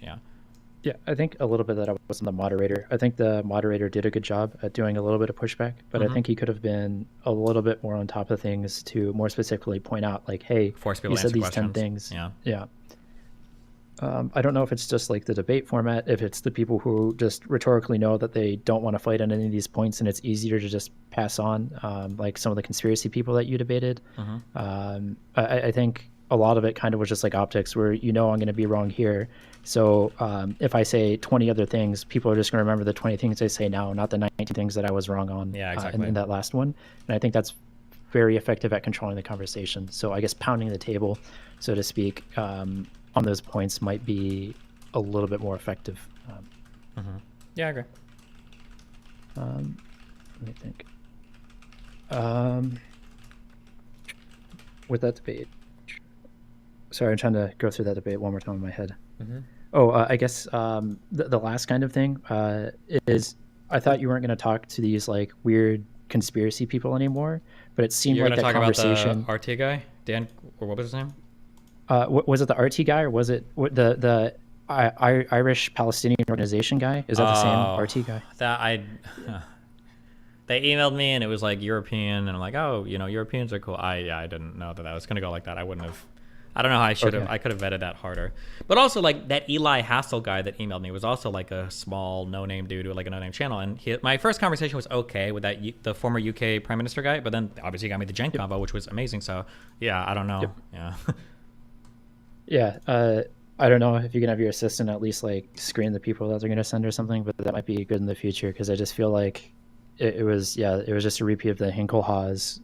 Nothing of value brought up. So yeah, that was a weird thing. Is Hinkle like losing support from the Russian government, or what's going on with him? I noticed he got his girlfriend withdrawn. He lost his KGB wife. Yeah. Man, that was crazy. You get like your own KGB state bride, and then she leaves you. Like, I don't know what happened there. I'm so curious. Like, I probably will never know, but I wish. I'm sorry. When I said prime minister, I didn't mean prime minister. I think it was like a foreign diplomat. I'm sorry. I think. My bad. I misspoke there. I'd be so curious to see like a full documentary on like his life. Like, how the fuck did this guy go from like rich Hollywood kid dating like these beach babes and everything to like streaming on Twitch to like 20 people? Because remember, he was on like fucking like random Twitch panels and shit with us, to like all this Russian support and the botted shit, and then being like a huge YouTuber, to getting banned and then getting a KGB wife, and like, yeah, I don't know. It's just like, so his journey has been like fucking wild. Yeah, I think it kind of exemplifies, though, a lot of the, I guess, information operations going on against America, kind of like China, Russia, a lot of these places. I'm sure they do a lot of funding of a lot of people or a lot of ideas to kind of get Americans divided. And I'm super curious to see like Jackson Hinkle right now. How much support was there organically? How much of it was like him being contacted? Like, I think that would be a really interesting documentary, but I don't think we're going to get that for like 20 or 30 years. I'm sure, though, there's like a massive dossier on him somewhere in lately. Absolutely, yeah. Damn. Yeah. Man. Do you think? Do you think? Or sorry, we were gonna say. Go ahead. No, sorry. I was just gonna digress to something else. Oh, I was about to digress to something else. Yeah, I mean, I'm just really curious, like all these political spaces online. I mean, you're getting a lot of support from Progressive Victory, obviously, through your campaigns and everything else. I think a lot of people are seeing the value in coming out and communicating directly to these smaller and medium groups of people, and how with a little bit of money, a little bit of bot support, you can make people kind of grow inorganically and get your message out there to people. Obviously, I don't think Progressive Victory is running you in the same way that Jackson Hinkle is, but I think there's a ton of money and a ton of value in these direct kind of communications you influencers are having direct with your audiences, and the way you're able to convert that to real world mobilization or other real world kind of political divides. So like Fuentes and Alex Jones and these people being able to go out and spread these conspiracy theories and having things happen in the real world. I think that this is kind of like a new microcosm we're going to see of real actors coming in to try to get their message out to people. Maybe, yeah. I'm curious, do you think Fuentes is pretty much done, or? I think that's kind of a hard question. I don't think Fuentes is done. He might be as large as he's going to be, but I don't think he's going to be done. And I still think that even with like 5,000-10,000 people watching you, his fans they might even be more rabid than your fans, right? They're absolutely, it is the most rabid, because that's like specifically like they try to be rabid. Like that's the whole point of what they do, right? Yeah, well, I mean, I don't mean in terms of like going on the internet and astroturfing, but in terms of like being able to like go out and mobilize actual real world campaigns and actions. I think he still has massive amounts of influence, and I still think he can kind of have an outsized effect on politics, and probably will for the next 10 or 20 years until this whole populist phase hopefully phases out. Oh, interesting. I super disagree. Didn't he not do AFPAC last year? I think he didn't do AFPAC because he was on the Yeezy campaign, right? Sure. I feel like, yeah, God, I feel like there were so many mistakes he made there. God, it was so fucking funny watching that. I think he blew. I think that kind of torpedoed him, just from like an outsider perspective. Is he hooked himself up to what everyone should have known was a losing campaign, and he got put in lose-lose situations because he wasn't in control. I think until that point, he was steering his own ship and his own destiny, and then he attached himself to a rocket which blew up. Yeah. Wait, I'm so curious. Do you agree with my overall analysis of like what was happening, where that was headed, the big mistake? Basically, I felt like Nick probably started politics too early, was way too radical, said a bunch of wild, retarded, stupid shit, but that he was actually like trying to like, now all the racism is ironic racism, now all the Jew shit is ironic Jew shit. He tried to be like a little bit more mainstream, started doing AFPAC, started making connections with like mainstream politicians, and then Kanye shows up, and obviously it's Kanye West, right? I'm gonna be honest, I might have fucking joined a Kanye West because it's fucking Kanye West. Why would I not? But that by doing that, he actually ended up rolling back the clock completely on like the more palatable image that he had presented his like America First as. It became like a hardcore Nazi appearing campaign because of the Kanye West shit. And then once that blew up, now he's like completely fucked because he's like outed himself as like an insane Nazi. Do you think, broadly speaking, do you think that trajectory was correct? Or do you think I missed something big there? I think there's two things that are kind of missing out of that, I guess, is I think one, he still can rebrand in the future. I don't think it's like totally over, but he's going to have to do a lot more work in the future, I guess, if that makes sense. You really think he can rebrand after he's been associated with Donald Trump and Fuentes, and even Donald Trump disavowed him? Give it 10 years. He's still very young. There's still, I think history is very short for a lot of these people. Online shit, maybe, yeah. Yeah, and then especially, I mean, even just looking at politicians, like Liz Cheney was kicked out of the Republican Party. I think 10 or 15 years ago, when you're looking at Dick Cheney as the vice president, that she's like, I don't want to say like heir apparent, but like she's very clearly a rising star of the Republican Party. If you take a look at all the crazy shit that Matt Gaetz has done, some of these other populist Republicans, there's like, it's like the memory of a goldfish almost. I don't know how much this is going to stick around. But then on the other hand, you do have some people who have these minor moments whose careers are just totally ruined because the internet's memory is forever. So I don't know if it's over, but if he can maintain his influence for the next 5 years, I think I'll have another shot at trying to revert to the mainstream. So, well, I guess we'll find out, huh? Yeah. Yeah. I don't know how effective cancel culture is anymore.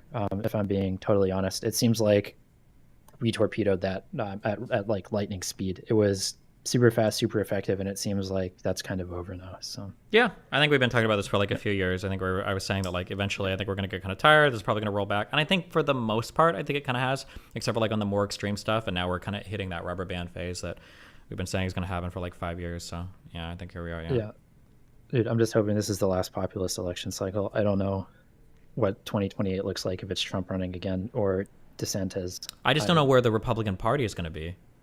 Like, because I don't think. Yeah, go ahead. Yeah, they have no way. They have no way of knowing where it's going to be themselves. I don't think. I think you're literally going to see a civil war if Trump wins, and you might see a spinoff, and then if Trump runs, we still don't even know that, right? I mean, he's winning. It doesn't matter if he's in jail tomorrow. I think the Democrats took way too long. All the prosecutors took way too long to. Well, I'm not even talking about that. I was talking about the Colorado shit, right? That 14th Amendment, Section 3 bullshit, right? Because Colorado Supreme Court said he can't be listed, and that's got to go to the Supreme Court in months, I would imagine, right? They have to rule on that before the election. Yeah, when is the primary there? I'm not even sure. Okay. We're still like several months from the primary, aren't we? Like 5 or 6 months? Yeah. Or when is first primary? 2024.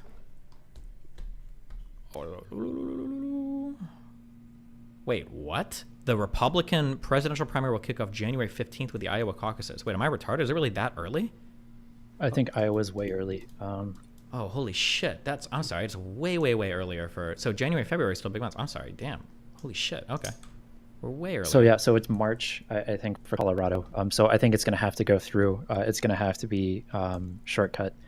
I think. Holy shit! Wait, so we can't even. So ideally, the Supreme Court needs to rule on this before January 15th. But there's no way that's going to happen, right? Correct. Yeah, I think the only times that they have to rule would be by March 15th, which is when the irreparable damage is done to Trump when he's not on the Colorado ballot.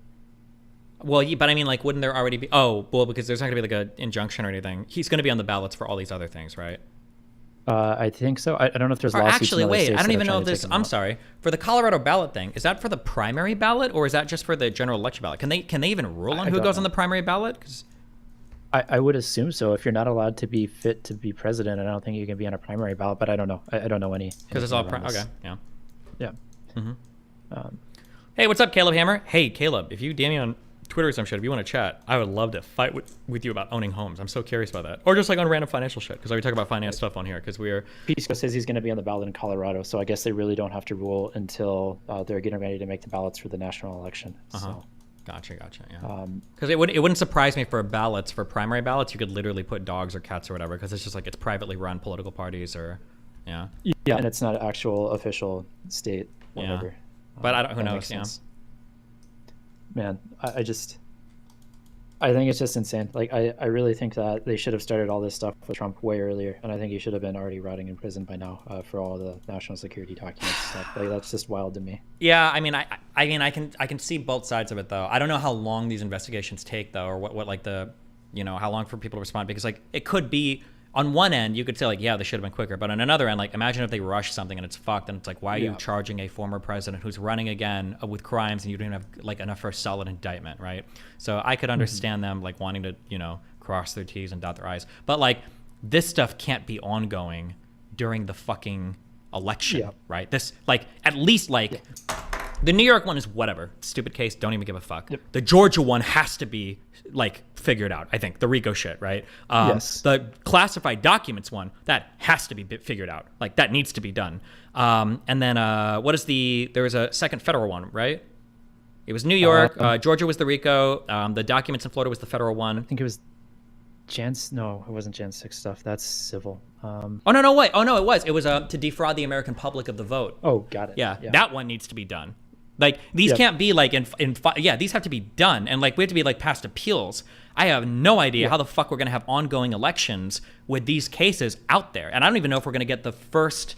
I don't know if we're ever gonna get through like a first ruling on any of these. Yeah, that's. I think the only thing that's going to go through is the Georgia RICO one, and I think everything else. Yeah, I think it's just a mess. It's a disaster. I think it needed to be brought faster. But I'm not a prosecutor, but just from an outsider's perspective, it just seems like insane that some guy's going to potentially be running or winning candidate for president while he has 70 open charges against him. Yeah, that's like, insane. And so funny given Trump saying how many times you shouldn't be allowed to run if you've got an open FBI investigation. And I was like, we're past investigating for you, motherfucker. We're on the indictment level. Yeah. Yeah, I have no idea. That's just wild. Yeah, I don't know how the fuck we have an election with these things hanging over us. Yeah. Well, I mean, that's the American justice system, I guess. It's slow, but it'll eventually get there. Well, hopefully. Yeah, but I mean, like, this is actually like like time sensitive. Yeah. Yeah. Well, man, I don't know. So if Trump doesn't get it, which Republican would you like to see running against Biden? Like, I mean, if they were going to win, who would you pick? Nikki Haley seems okay, I guess. I have strong opinions on any of them, though. They're fucking Republicans, What are you going to say? Yeah, makes sense. God. But I don't think Nikki Haley has, like, I don't think, like, even if Trump gets kicked out and Nikki Haley wins the primaries, I don't think Republicans, like, Trump supporters are never getting excited for Nikki Haley. No, they're not at all. Even DeSantis, I don't think. DeSantis is done. I don't think DeSantis has any shot making anywhere unless something dramatically changes or he actually, like, expands his legs instead of just using the boots. Hey, Pisco. Sorry for misrepresenting you earlier. I thought you said something else, and I got that wrong. Sorry, I just hopped in. I can't hear you.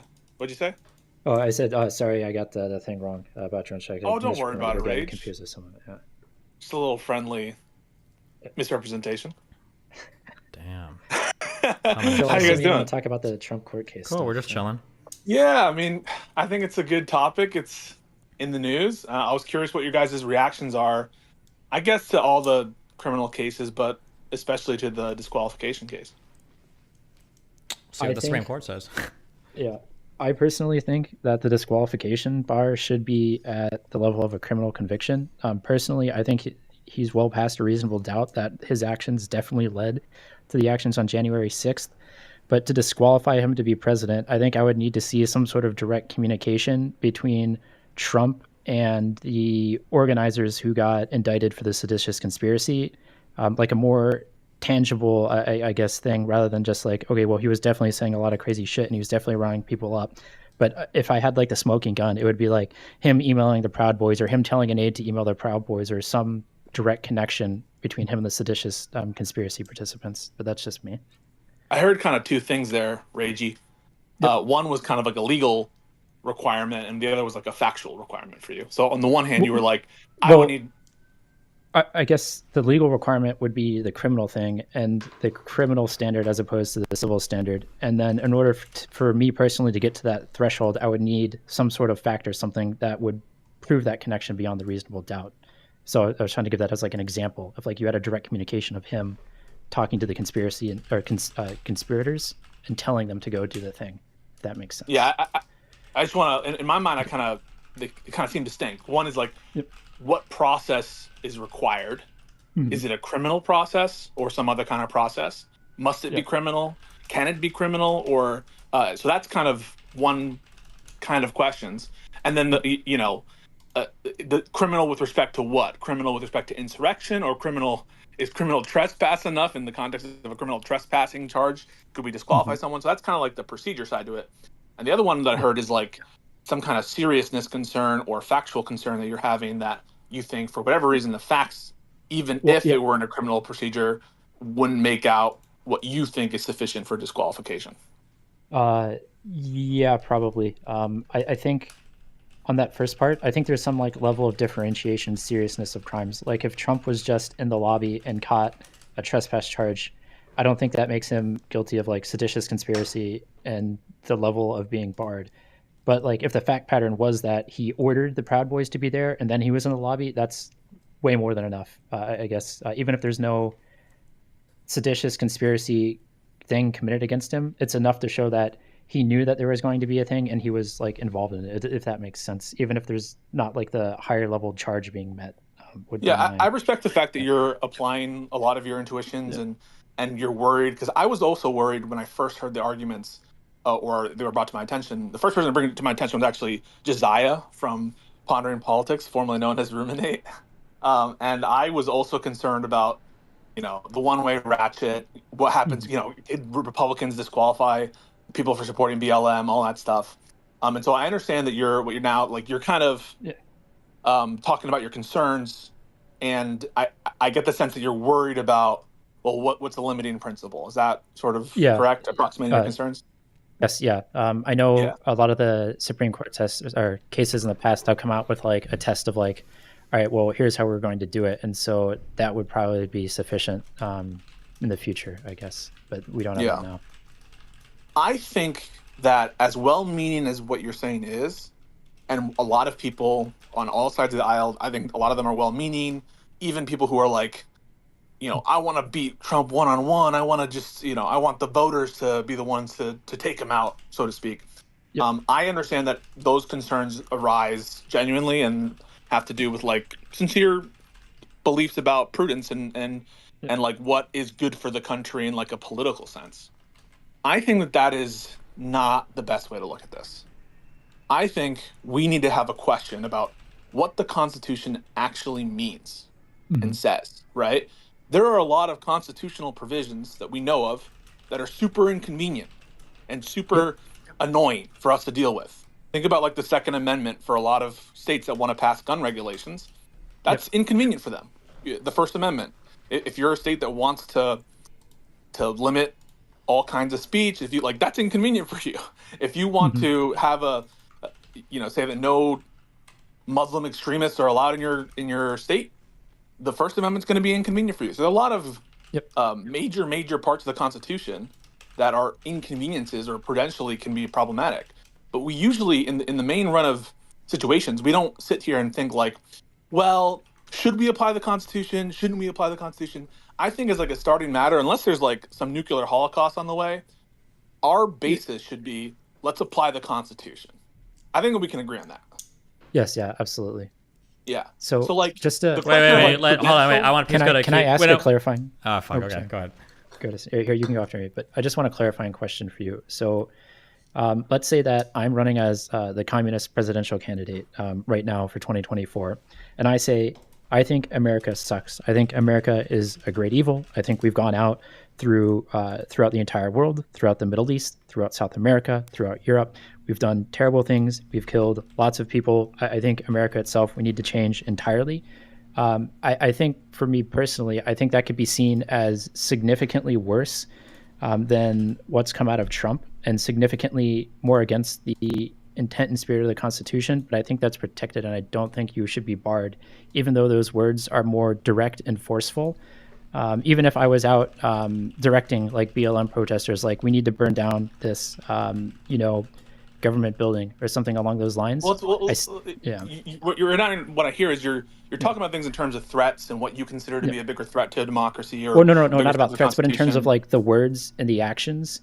But I still think that would be defensible on that front. Wait. If you want to say that what he said is un-American. Wait, real quick. Go. I'm sorry. Before we head down that road.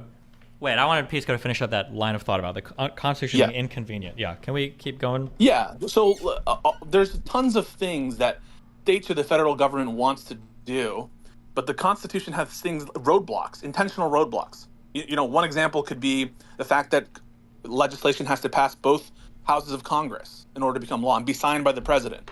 There are requirements in the Constitution that can be very inconvenient for different people. The fact that impeachment requires 2/3 majority. The amendment procedures, those also are incredibly burdensome. And there's obviously some qualification limits that, it's not helpful to Cenk Uygur that there's a natural citizenship qualification requirement in the Constitution to be president.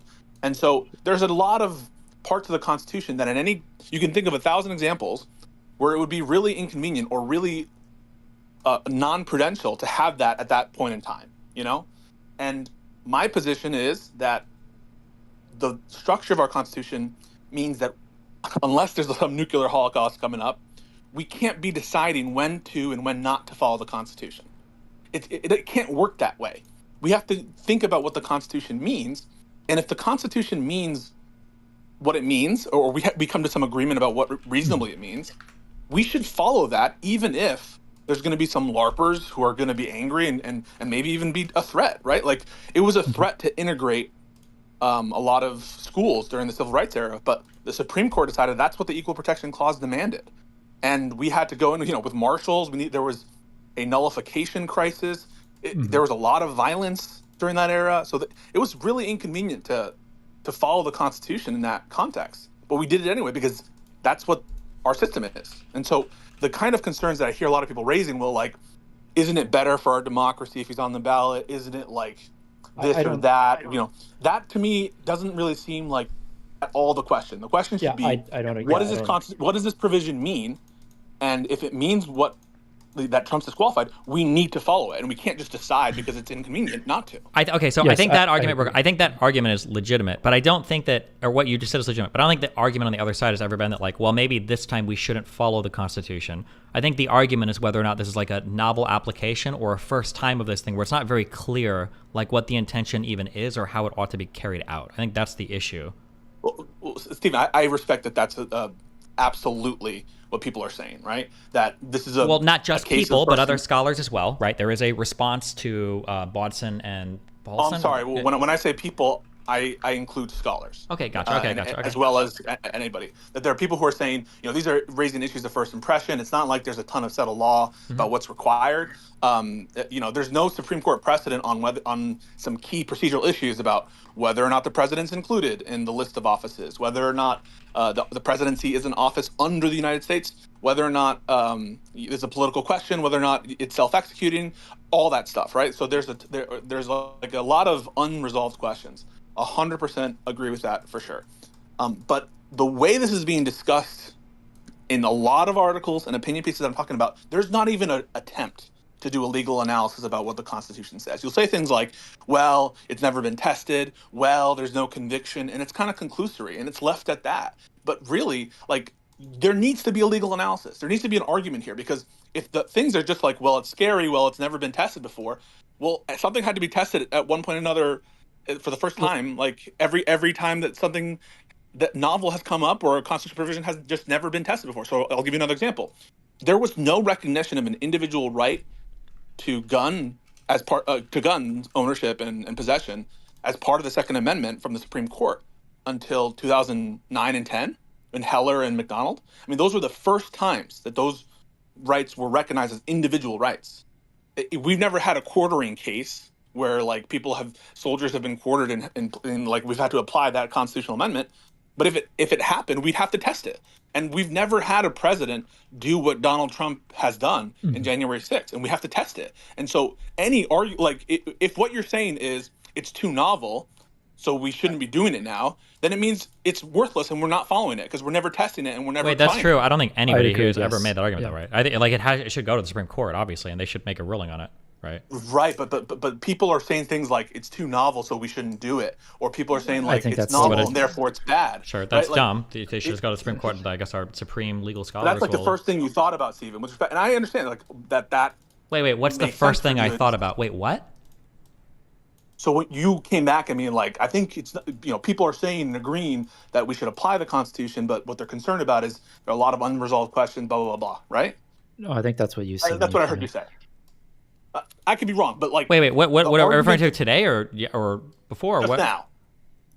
No, I don't think so. I just heard you now when I was saying that, like, we need to follow the Constitution, even if it's, Yeah, I'm saying, of course, like, we need to. Yeah, I didn't think that was like the lead argument. Is that like sometimes we shouldn't follow the Constitution? I've never heard anybody make that argument before. Given there's not a ton of really great legal arguments I've heard, at least from mainstream commentators, and I include like journalists and stuff who are like talking about the meat and potatoes of the legal analysis, and that, in my opinion, is the only thing that matters. Sure, but I don't hear a lot of mainstream arguments that are like making mainstream good legal opinions either. No.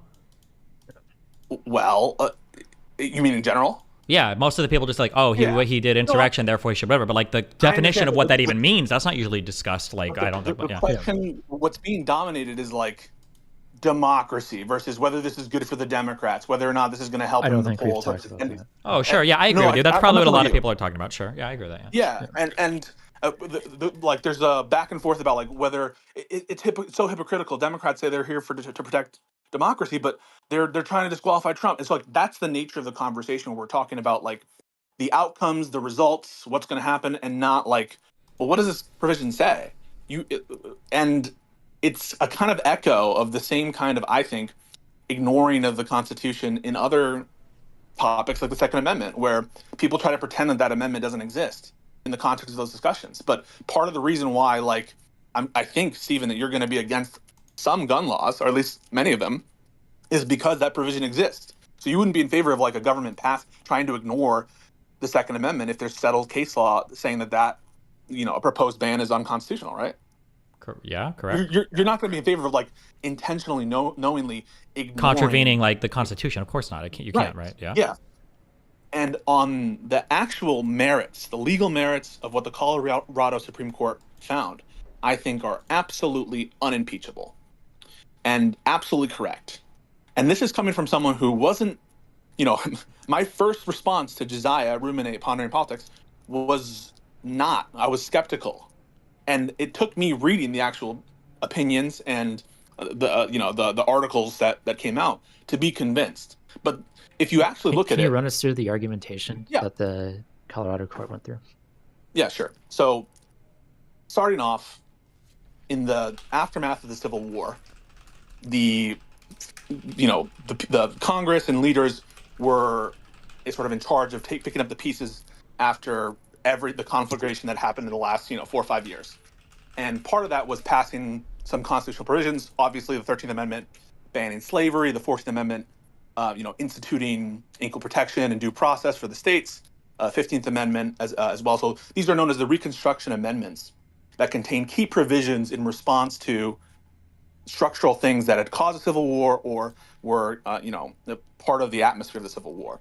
And one provision that the people in charge of the country at that time wanted to have in was the Section 3 of the 14th Amendment, which was essentially going to say is we don't want these traitors who betrayed the country to ever hold office again. Look at what they have brought our country to.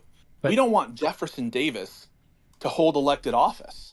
We don't want it. It would be perverse. I don't think right? anything Trump did is directly comparable to running a government in a separatist country that was at war with America. Like, I don't think that analogizes quite correctly, because they were very clearly at war with America, and they were very clearly part of the entire state apparatus at war with America. I don't think. Rage, I respect that your mind goes right there in terms of like, is this comparable factually? What do I think one is better or worse? I respect that. And you know what? I actually agree with you. The Civil War was worse than January 6th. Let me say that one more time so everyone understands my opinion. The Civil War was much worse than January 6th. Civil War is one of the worst things that's ever happened in the history of this country. You know, hundreds of thousands of people dead, a country in ruins. Like, it was absolutely awful. So I agree with you that the actions of the traitors in the Civil War are worse than what Trump did. No doubt. But the question isn't what's better or what's worse. The question isn't like, factually, do these things, are you? I don't think it's better about being better or worse. I think it's very clearly that they were enemies of America. I don't think that there's anything that directly links Trump to being an enemy of America. Also, couldn't theoretically couldn't facts change your analysis of whether or not you think it would apply here? Like, underlying facts can change, and it can change your perspective on some things in the Constitution. No. Sure. Yeah, things can change. What do you mean, like over time? Okay, crucify me wrong on this, but like Brown v. Board of Education, right? Didn't that overturn Plessy? It did and it didn't, you know. Sure. But I mean, like, it didn't change it because there was a new constitution. It did it based on the factual analysis, or I think part of it was had to do with like separate but equals failing miserably, right? Like that. So that. Yeah. So one of the arguments in Plessy was, well, if everything is equal, the mere fact of separation isn't a burden on a racial class because they're being treated the same, right?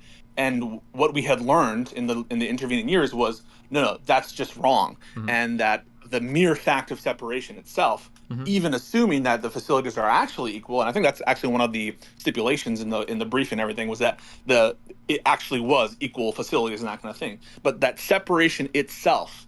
Sure. Yeah, I was just saying that like it might be the case that like after the Civil War, something is so obviously treasonous that like maybe 100 plus years later, maybe we don't view it the same. That like a Supreme Court might look at it and go like, well, this was clearly talking about people wearing different uniforms, betraying the United States as part of this. But like in today's climate, I'd be careful about going too far with that, because one of the arguments from originalists and from conservative jurists has been, hey, you can't just turn these provisions into whatever you want them to be on any given day. You know, if you feel tomorrow that, hey, political speech is not that important for the First Amendment, and the First Amendment's more about generally, you can talk in parks, but that doesn't really mean anything. Like the whole point of the Constitution is it's supposed to maintain some enduring values at some level of generality.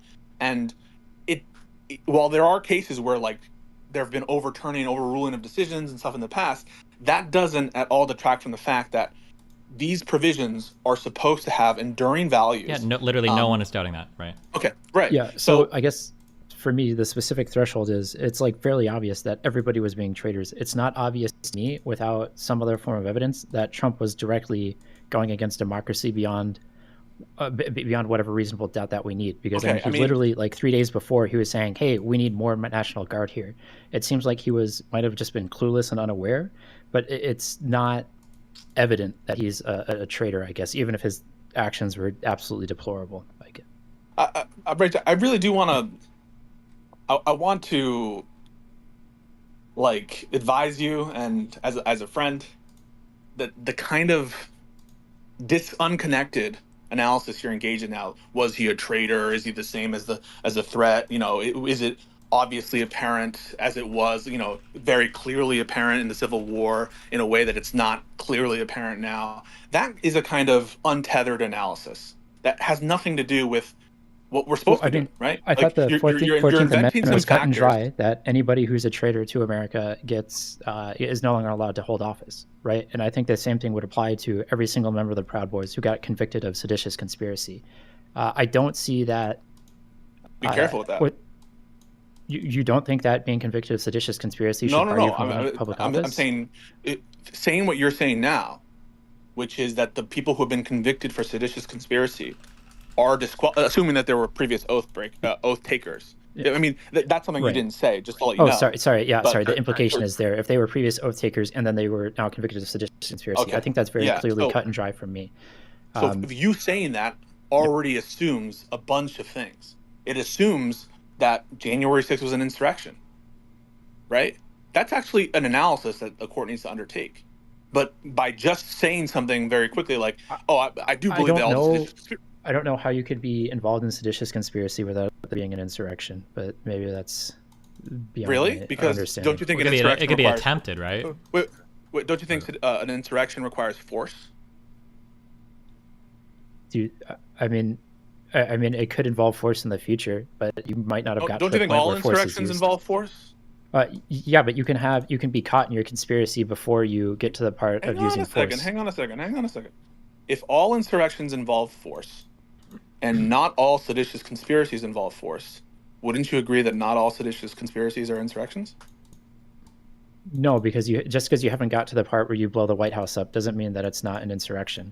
Like if there's a plan of using force in the future, then you're at the point where there's an insurrection, even if it's only on paper. Seditious conspiracy doesn't necessarily need to plan any force, right?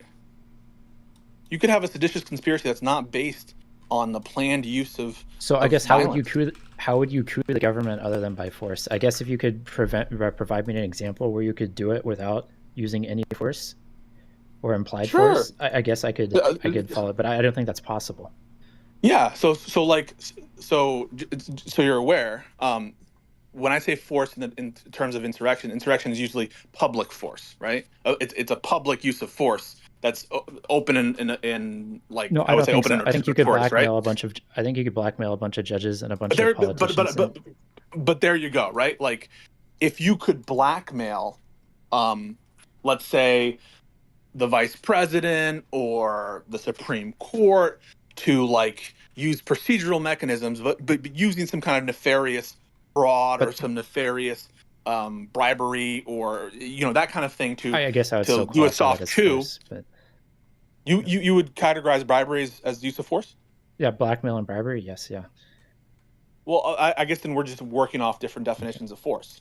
But so what you're saying is that that seditious conspiracy is a synonym for insurrection. Yes, you necessarily have to be playing an insurrection to commit seditious conspiracy. But that all seditious conspiracies are also insurrections, correct?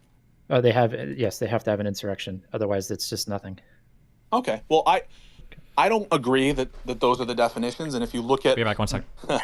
There's a guy that's going to come in soon. Mike wants to fight with Pisco on this, okay? Oh, he's in the tier 1 room. I know. That's why I set up. Be back 1 second. There's uses of sedition and seditious conspiracy that make it clear there's not a perfect overlap here. And all I'm going to tell you is that be careful when you say... Okay, what? But is that like a modern understanding and like modern definitions of what the seditious conspiracies were, or are these like both created at the same time? I don't know the history of these laws and how far apart and that's why it's they were important for you to read the opinion, Rach, because this is a very important issue. That is, which dictionaries do we use? From where do we draw our definitions of these terms? Do we draw it from the opinions of Attorney General Stansbury? Do we draw them from Webster's dictionary that existed in the 1860s? Do we draw it from or some combination of them? Lincoln's declarations of insurrection right after they attacked on Fort Sumter. I mean, there are a lot of sources for the definition of these where terms. does Colorado directly pull Trump into having done this, into this insurrection? You're putting the cart before the horse. I can answer you that question. Yeah. Colorado does not settle in terms of the actual definition of insurrection. Colorado does not give an all-encompassing definition of insurrection. What did Trump do specifically? I guess what's Trump's direct tie? Again, I mean, the fact that you're asking these questions, Rach, is problematic. If you already have an opinion, the question of Trump's I don't have an opinion about whether or not involvement. Trump should. So you don't want to talk about insurrection anymore, right? Because now we're going a different term. Insurrection is a different term from engagement and engaged in, which is the term Another term that needs to be defined. It's part of the Section 3 of the 14th Amendment, and we're now moving from the definition of insurrection to the definition of engaged in. Yes. You understand that? Yes. Yeah, I understand that. But specifically, I'm not too worried about calling January 6th an insurrection or not. I'm specifically worried about the Not everyone connection agrees between with Trump you, right? Not everyone agrees with you. Not everyone would concede that Sure. January 6th is an insurrection. I mean, I'm glad that yeah. that for you it's not debatable, and that's my position too. I mean, I think it's debatable. I just don't really care to have it. Like, it could be, I could be convinced either way, but I don't think it meaningfully changes the direct harm that was done. You could I be guess. convinced that it wasn't an insurrection. How could you? How could that be true if you just said that anyone who Pisco, that I gotta ask you a this question before conspiracy? Destiny comes back. Just real Hang on, quick. hang on. Because so Wait, so wait. the reason why I I think was just that about to is ask. Wait. yeah I was just so about to ask. You guys just both interrupt me. I was about to ask him a question. You just told us that all seditious conspiracies necessarily involve insurrection. You know that people have sure been yeah. convicted So of specifically, why I conspiracy. wouldn't So consider for all of you, how? January Wait, let 6th me an insurrection? wait. Let me finish the question, please. You just told us all that seditious conspiracies necessarily involve insurrections. Those are your words. And you know that that there's absolutely people who've been convicted for seditious conspiracy. So when you Yes. tell me it's debatable whether or not there was an So the insurrection and reason that you don't know, Yes. So explain the that. reason why, that I don't know if I could be argued that all of January 6th wasn't an insurrection is because there was a lot of people there supporting that seems like they could just be there incidentally. There could be multiple different insurrections of the Proud Boys and the other crazy far right 3%ers or whatever else, where there could be multiple insurrections happening on the same day. But I wouldn't necessarily, I definitely could be argued that most people there on January 6th that weren't involved in the violence, that just happened to walk through, just happened to be there when there was an insurrection and not a part of it. And so to call So the those are entire individual people who may or may not have been engaged in it, but there well, was at yeah. least So what an I'm saying is insurrection. like even the rally at the field that Trump is, I could see that as being involved. There were insurrections there, but I don't know if the entire event in its entirety, everybody there is now encompassed There by was this at least event. one insurrection. Fair. Yes, yeah, yes. There's Okay. probably at So least then one the only question is insurrection. going to be whether or not any particular person engaged in that at least one insurrection. Fair? Yes, yeah. So there's no debate then about whether or not there's an insurrection overall. It's just whether Yeah, or it would not just any be person. Okay. yeah, So then it's not. Then you what part you couldn't would be consider debated the one way insurrection, or the yes. other. Yeah. You couldn't be debated whether or not there was an insurrection on January 6th. There was a January 6th It's just insurrection. the scope You of what just you would consider it. Yeah. okay. Yeah. So, but then like don't say that it's one way or the other, or you could be convinced one way or the other. Oh, sorry. Just say That's what I meant. Because when we're talking about January 6th, we're talking about the events of everything that happened that day, from Trump having his speech on the lawn to the march to the Capitol to the people literally beating police officers with like sticks and pipes and Ashley Babbitt getting shot. So I think there's like that's what I would Okay. consider the entire event, and I think there could be arguments to carve portions in or out of the insurrection. Does that make sense? Yeah, it makes sense. Someone else had a question. I'm sorry, I don't know who. Yeah, I had the question for you. Can you hear me now? I don't know if Yeah, I might be really quiet. Okay. So I wanted to ask Pisco. So it sounds like you're setting up. You sort of think Stanberry's opinion from when the 14th Amendment was passed isn't relevant, right? Because he specifically defines engaged in as actively participating after it started.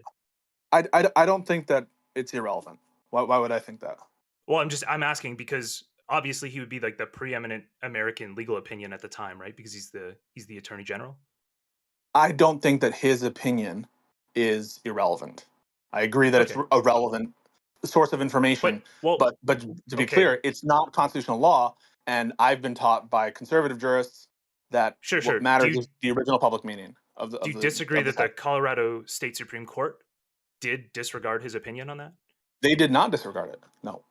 Oh, how did they weigh it then? I actually don't know. I didn't read the documents. I've just read like articles on it. How did they weigh it in? You should read it. You should read the opinion. It's how like can you 140 pages. I just haven't had time. I'm sorry it's long. I'm sorry it's long. But I'm just asking. So if you could just tell me Yeah, how they weighed it, I would so- love to know. They weighed it for the purposes of engage in. They cited specific language of overt acts and voluntary acts. So for the elements for engage in, which require both voluntariness and overtness and actual actions as opposed to acquiescence, as opposed to just abiding, right? Something deliberate, intentional, and voluntary, not something that's forced. They use that opinion to inform the elements of engage. Sure, but aren't there actually writings from Stanbury from that period where he says that he's actually kind of annoyed that they required active participation, like he wanted less than active participation? So his interpretation of engaged in that case would obviously mean like actively participating. Well, if you're saying that there's, maybe I'm not understanding it correctly. If you're saying he was mad that they required active participation or active overt acts, it sounds like he would have wanted the standard to be lower. Yeah, his problem was that he wanted the standard lower because he thought people. Okay, that doesn't help Trump at all. I know it doesn't. So I've just read an article, but sorry, it does help Trump in this case. He wanted it to be that you have to do less, but it wasn't. He's saying, oh, but the actual amendment they passed is not that strong. It's requiring active engagement instead of just. So they wanted to go after. I think he wanted to go after people who had like sort of fomented the rebellion, and under. The 14th Amendment, Section 3, they couldn't do that. They could only go after people who had participated in the war. The Colorado Supreme Court agreed that you need a voluntary, active, overt act to be engaging, and it's not enough to acquiesce. It's not enough to just voice support for in terms of like generally. You need to have an intentionality. You need to have an active, voluntary act. Okay, so then I guess it's the tweets. Well, okay, so now you're getting into the weeds about what Trump actually did and what they considered. But before, I am a little bit. I also think that's the entire argument. Is it's what a little Trump frustrating. It's a little frustrating. Like we're going all over the place, going back and forth on different things at different times. We're talking about insurrection. Now we're talking about like the definition of engage and Attorney Stanbury's opinion, and then we're talking about like the actual evidence in this case. That's the strongest legal argument I've heard against it. So I just wanted to ask you about it explicitly. Oh, so I actually wanted to. I'm gonna peace out. I'll let Mike. Okay. You can answer me. I can hear you on the stream, but I'm gonna leave the call. See ya. Okay. Hey, so thanks for having me. And thanks for being willing to chat, Pisco. So I wanted to push back on earlier when you were talking about, we have to uphold the Constitution, and if the Constitution says X, then we should do it. And I mean, I completely agree with that, but I don't think that is support for the Colorado Supreme Court's decision here, because really it hinges on state law, right? It hinges on Colorado's Uniform Election Code, and the initial tables. Well, the initial table setting question of whether the electors can even bring the case or not hinges on the election code. Well, right? The question of whether it's a requirement that they need to have that. Yes, you need to have some kind of legal authority to enforce. Yes, Section 3, that 100%. And that legal authority comes from state law, not constitutional law, right? Because the Constitution doesn't actually prescribe any procedures or any rights to bring the it does come from state law, but you're suggesting, or I guess what you're implying, maybe you can correct me if I'm wrong, is that enforcing via state law is unconstitutional.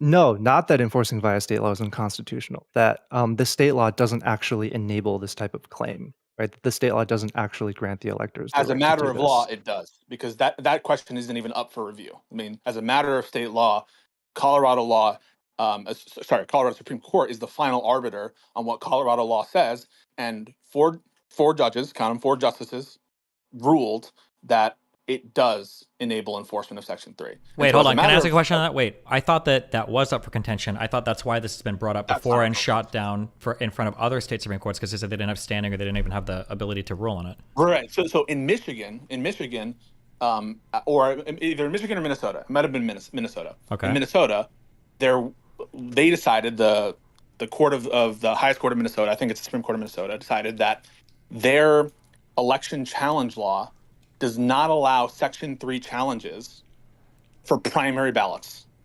And you have to wait until the general. But you just said that that's not even a factor in considering it, but it seems like that was such an important factor that for some people they wouldn't even be able to rule on it, no? Or maybe I'll try to make myself understood. The Supreme Court could reverse on this issue, but I think they could not reverse on that issue.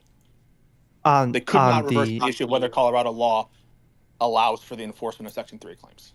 Well, they could reverse on the due process argument, but that's separate. That's a due process challenge. And that is Trump's challenge. So I just want to clarify before I go further. I'm a Democrat. I support the outcome of this opinion, right? I don't want Trump to be president, but I do think that there are reasonable legal arguments against this decision, and I think this is a hole that the Supreme Court can attack, right? Hole in the opinion, being that the election code doesn't offer sufficient due process because Yeah, wait, I just want to. I'm sorry, I'm stopping you right there, but it is not a question of Colorado state law, though. That would be a question of procedural due process with respect to the that's right. 14th No, and that's Fifth Amendment. That's a constitutional issue. No, you're right about that. I just wanted to clarify that the right arises under state law, not the Constitution. Wait, the right arises, or the cause of action arises under state the cause of action, the right to sue, the right to bring the claim. Yep. And under Colorado law, it does. Yeah, but on the due process issue, or the question of whether the Colorado law provides sufficient due process, like I don't think that is clear. Well, we don't really have yeah, I understand that there was one justice who raised that as their main contention, and I don't think that the Supreme Court that it's impossible that they bite on that actual thing. Not because I think it has any merit, but because I think that it's a way out and a way for the court to rule that he's not disqualified because the that's the narrow way out for the Supreme Court to basically rule in favor of Trump. BS position. I don't think it stands scrutiny, and I have some reason for that. But I just want to let you have your full say and your full question. Yeah. So, like my argument, I suppose, for why the due process issue isn't sufficient is because, well, for one, the election code doesn't actually offer sufficient due process in and of itself, right? That the election code it's circular. It doesn't have due process. Well, the election. Like what the election code actually says is you have 5 days, more or less, right? And the way the district court got around it was, well, you brought the hearing, the initial status conference happened within the first 5 days.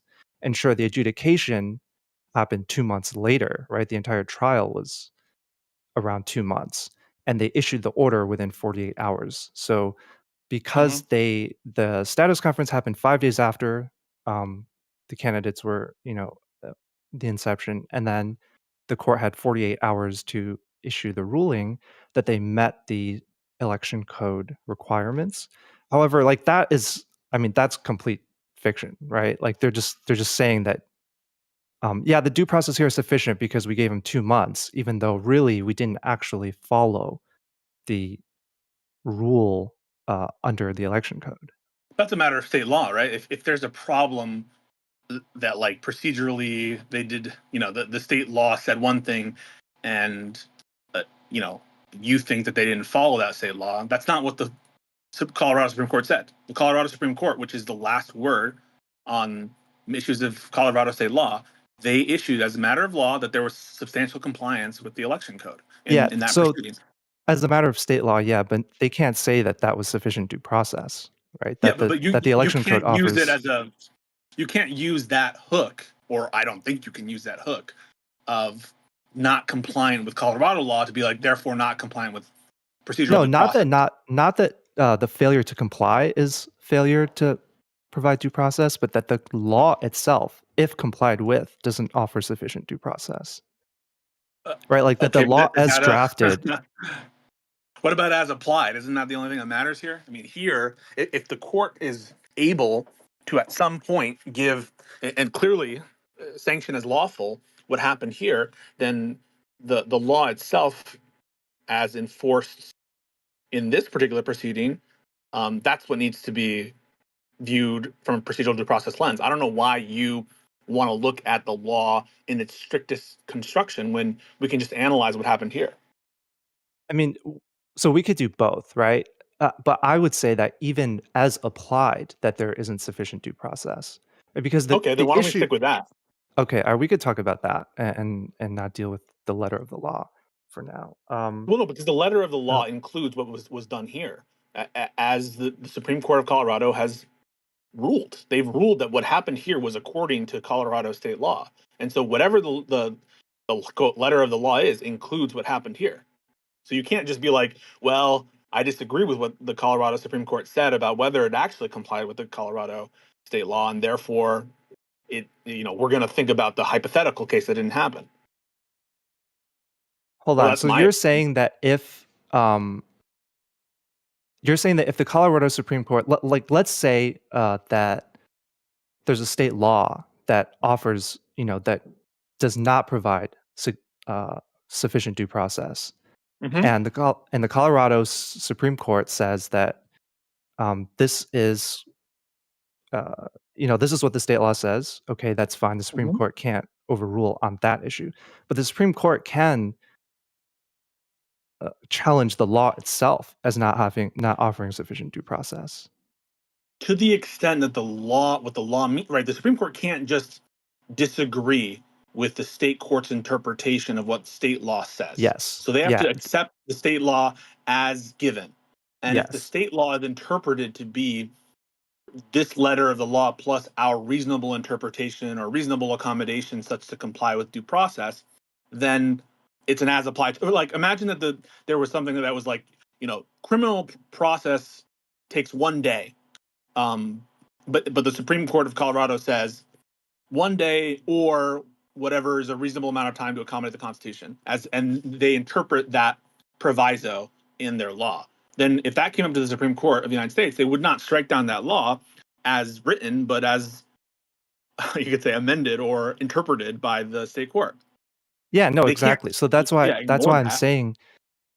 So they can't strike down the interpretation, right? They can't say that your interpretation of your state law is wrong. Yeah. But they can say that, okay, if we accept your interpretation, the state law by itself, as interpreted by you, the Colorado Supreme Court, doesn't offer sufficient due Okay, process. but that just grounds down into what actually happened. It doesn't. Okay. Do you see that? Yeah, I agree with that, but that's why I was saying we Okay. could focus on what actually happened. But you were kind of implying that there were two different things, that they could take a fresh look at the law itself as written, as opposed to as interpreted. What I'm saying is that no, I think that the Supreme Court is going to have to take the law as interpreted, which includes what happened here. I see. I understand why you say that. I was talking about the difference of the legal analysis of a law from, whether it's constitutional as applied versus whether it's constitutional as written. Yeah, I mean, but yeah, they could strike it down, or strike it down to the extent that it conflicts with to the extent that it doesn't give certain procedures or whatever. I'm sure they could do that. I'm just saying that the actual meat and bones here of the analysis is going to be, was what was given to Trump enough process? That's fair, and I still think it wasn't, right? Okay, I mean, that's why I think that we should have gotten there. Okay, and I mean, so you think it was, like, you think that the 2 months was? Yeah, I do. I'll start with why I don't think it was, and then I'll ask you why you think so. Because I mean, first of all, a typical case, right, that involves discovery, where you have witnesses that you need to subpoena, that you need to depose, right, where you have motions, discovery motions you have to go through, motions eliminate, trial motions, evidentiary motions, everything. Like, each of these things. There were evidentiary motions here. There were pretrial motions.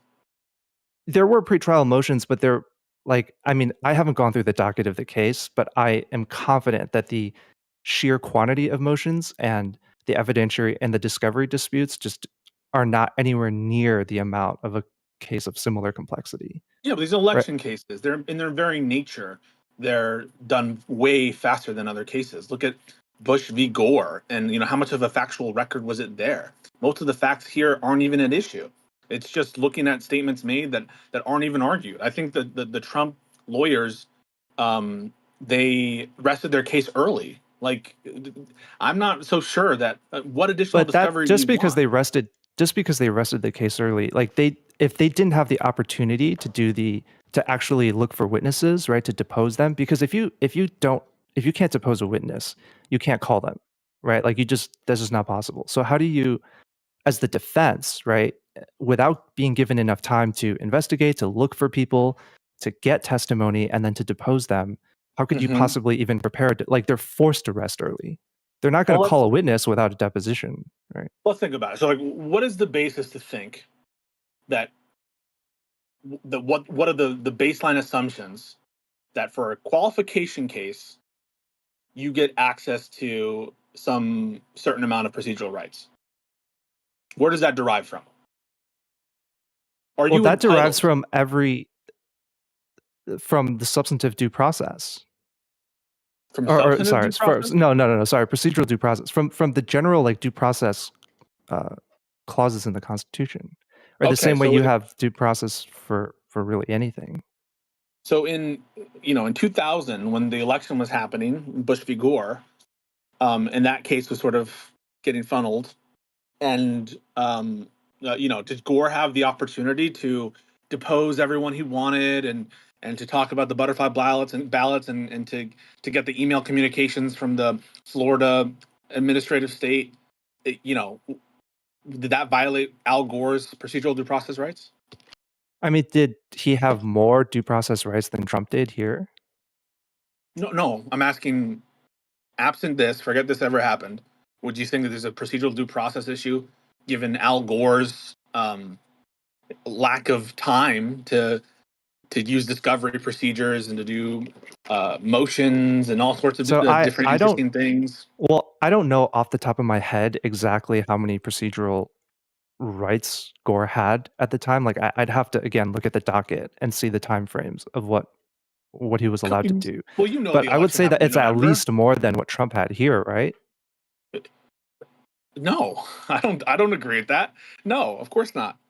The election happened in November. We didn't know who the president was, and when did the decision come down? In December. Here we had a whole. When was this filed? In September. The trial happened in Yeah. November. It was a week-long trial with expert testimony. There was pretrial motioning. I guess is your argument here that because if we're gonna, because I mean candidly, I'm not that well read on Bush v. Gore, at least procedurally. Right? I mean, I could look it up, but off the top of my head, like I can't really argue whether comparatively there was or was not enough due process there. But is your position that basically there was enough due process in Bush v. Gore, therefore there was enough due process here? No, my point in bringing up Bush v. Gore, and I'm also going to bring up the Trump election dispute cases where there were similar concerns about, we want to depose all the secretaries, is that election cases in their nature happen much, much, much faster, and they need to happen much faster. I don't Okay? disagree that they can happen quickly, right? But even if they happen quickly, you can still offer the right to subpoena witnesses and depose witnesses on an expedited timeline, right? Like that. You just said you can still, right? You can still offer that opportunity. I mean that you can prescribe, like you being the state or the government can prescribe additional rights for litigants to be able to subpoena what you need to and be hold arguing is not that witnesses they in court. can. What you need to be arguing is Yeah, not that they I'm can. saying it's they that should. if I'm saying they should be able if they to. don't, it violates the Yeah. Constitution. Is what you need to be saying. If you Yeah, if no, you don't have no, the when right I to say- subpoena, it violates the Constitution. Yeah, when I say you can, I mean that in order to make it constitutional or in order to provide enough due process, You need right? subpoena The state power? is able to do this, right? Because you're saying election cases happen quickly, therefore, you have to expedite the process. And what I'm saying is, yes, they do need to happen quickly. But even though they have to happen quickly, you can still offer due process rights that weren't offered here, right? That you can still have an expedited trial. Okay, so what you're saying is if you don't have subpoena power, to the extent, whatever extent, undefined extent of subpoena power, it is unconstitutional for a qualification case. Just as an example, like there are a lot of other things but short subpoena power. Okay, so if Cenk Uygur gets disqualified in a trial that lasts a week because he's not a natural born citizen, do you think, and he says, well, I want subpoena power to do this and that, to question people who think that I was born in Turkey because I was actually born in Detroit. Mm-hmm. You think that would violate his due process rights if he did that? If he was disqualified without the opportunity to subpoena doctors in Detroit to say he was born someplace? Well, I mean, he needs opportunity to subpoena enough witnesses to make his case, right? Like, I'm not saying that they have to have the right to subpoena literally everyone under the sun who might have one iota of knowledge. What if the court says, no, Mr. Uygur, we're not going to let you use subpoena power here. It's a well-known public fact. You've stated it on your show before that you were born in Turkey. And so we're not going to play this game. This is an issue that is largely about the law. It's largely a legal challenge, not really factual in nature. And so this case doesn't really turn on you subpoenaing random doctors in Detroit for them to say that they don't have access to. Then that's fair. certain That's birth fine. He has enough due process, right? Because the issue of whether he was born in the There U.S. you or go, not same case. is simpler. Yeah, but here the issue is not. The issue is more complex than whether Trump was born in the U.S. or not. What additional factual information did Trump need for his defense that he didn't get access to? Well, if he wanted to, I mean, the biggest factual issue for Trump to be worried about is engaged in, right? Whether he actually engaged in the insurrection. Yeah, or he's not. in control of I mean, all the witnesses. He has access to everyone. They all work for his administration. To the extent that there was any knowledge on his end, he would know because guess what? He is himself. And if there are records that exist that relate to his knowledge or non-knowledge, he would have access to them, wouldn't he? I mean, there could easily be witnesses that he doesn't control that have relevant knowledge, right, to the issue. Some of them might be people who listen to his statements, right, and how they perceived it. Some of them might even be Democratic Party witnesses. I think they put on witnesses to that effect that people who denied the fact that they were inspired by Trump. If they had put on that evidence, would your opinion change? No, I'm just using that as an example of witnesses that he doesn't control. Would your opinion change? That by itself, no, right? But I'm just saying he didn't really have the opportunity to even try. So he should have had how many years? Because a normal civil litigation takes. 2 years about, right? I mean, it depends on the amount of controversy. No, but if you expedite an election trial, right, it could even happen in 2 months. But if you give increase elevated subpoena powers, right, or even unique procedures, right, that enable depositions or enable expedited motions. I mean, they probably did have expedited motions here, right? I mean, I don't know were you for sure. crying about the procedural rights of the assembly person or whoever that was in New Mexico when they were disqualified?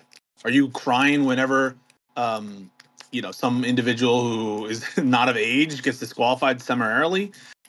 What about all the people during the Civil War, after the Civil War, who were summarily disqualified or so on the age-based on the age and the birthplace disqualifications, right? If they had, let's say there's some factual issue about the time they were born, right? And it literally comes down to the minute they were born, whether they're 34 or 35. Sure. And they need to, bring in witnesses from the hospital, right? They have to track down the nurse, and they need to find evidence of a clock or some shit, right? Then they should have enough opportunity to do that. However, if that's not even the case, if they're like 20 years old, right, and there's no possible witness that could change the issue here, then a summary disqualification is fine, right? That their due process rights aren't infringed. So it does depend on the complexity of the case here, right? What procedures they're allowed and what procedures they should have to have. This doesn't strike me as a factually complicated decision. This is a mostly legal one. Everyone knows exactly the kind of facts that are on the record. There was an extensive investigation into this matter by, as you know, a House committee that made enormous amounts of findings of fact with staffers from both political parties. What else do we need to know? Well, they did not, rely on secret evidence that was unknown to Trump. They relied on what was open and notorious and available for everyone to see. In order for the plaintiffs, sure, right? But I'm talking about.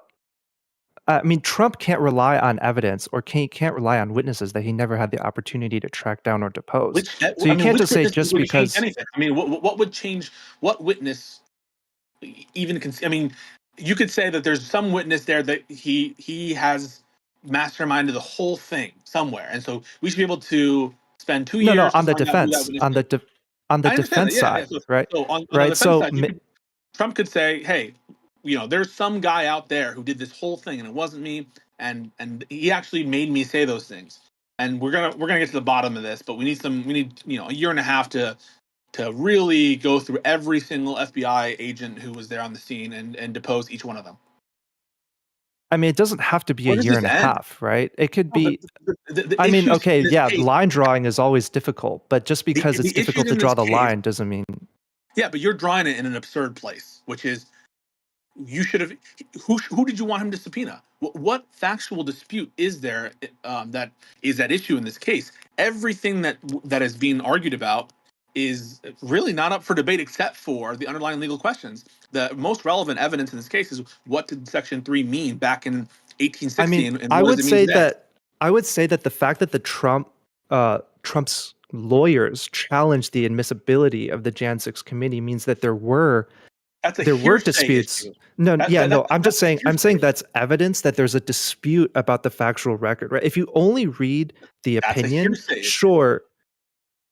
Yeah, I'm using that as an example of a dispute about the admissible facts, right? If you only read the opinion, sure, you can say, well, all the facts are not in controversy because we have that's where we're at now. We have to accept the facts we have to accept the evidence that is admitted, right, and accept the factual findings that the Come district on, court. dog. Are you serious? Like, imagine that my case against Destiny, let's say I'm suing Destiny for like misconduct of some kind, and my facts in the record are that Destiny live streamed something where he admitted it, whatever the thing is, and you're arguing about whether that's hearsay or an adoptive statement or a party admission or whatever, and then you're like, therefore, there's a huge factual dispute when you resolve. No, I'm saying the that's hearsay. evidence that there is some factual dispute that they didn't have an opportunity to fully resolve and investigate.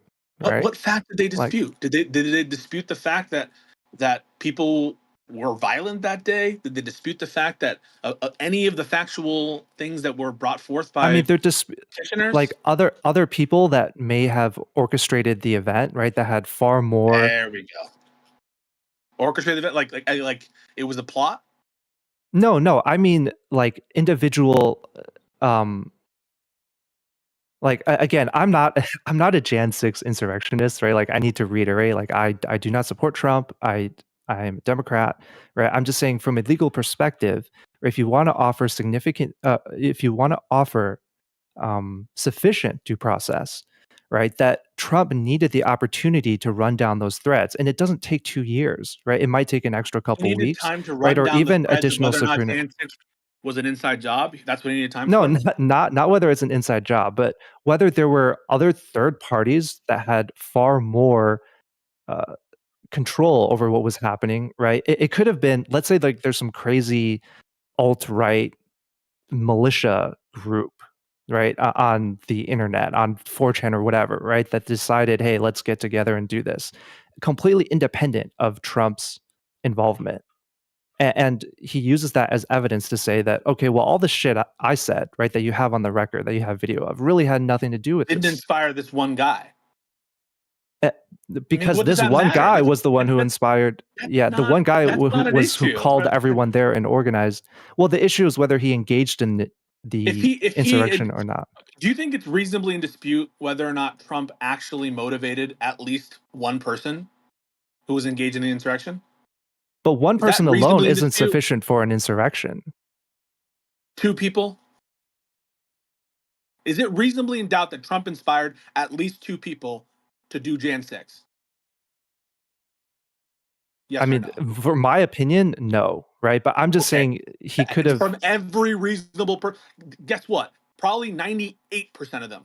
No, I'm going to go out on a limb and say every single insurrectionist was inspired by Trump. In terms of the specific inciting statement, maybe not, but there's enough. There's a sufficient basis to say that there's some substantial amount of people who were absolutely inspired by Trump's statements to attack the Capitol. And for anyone to dispute that, I think but if Trump was to inspire somebody and they went and they killed Joe Biden, I don't think he would be criminally responsible for that off the statements that he made in the same way. No, but no one's.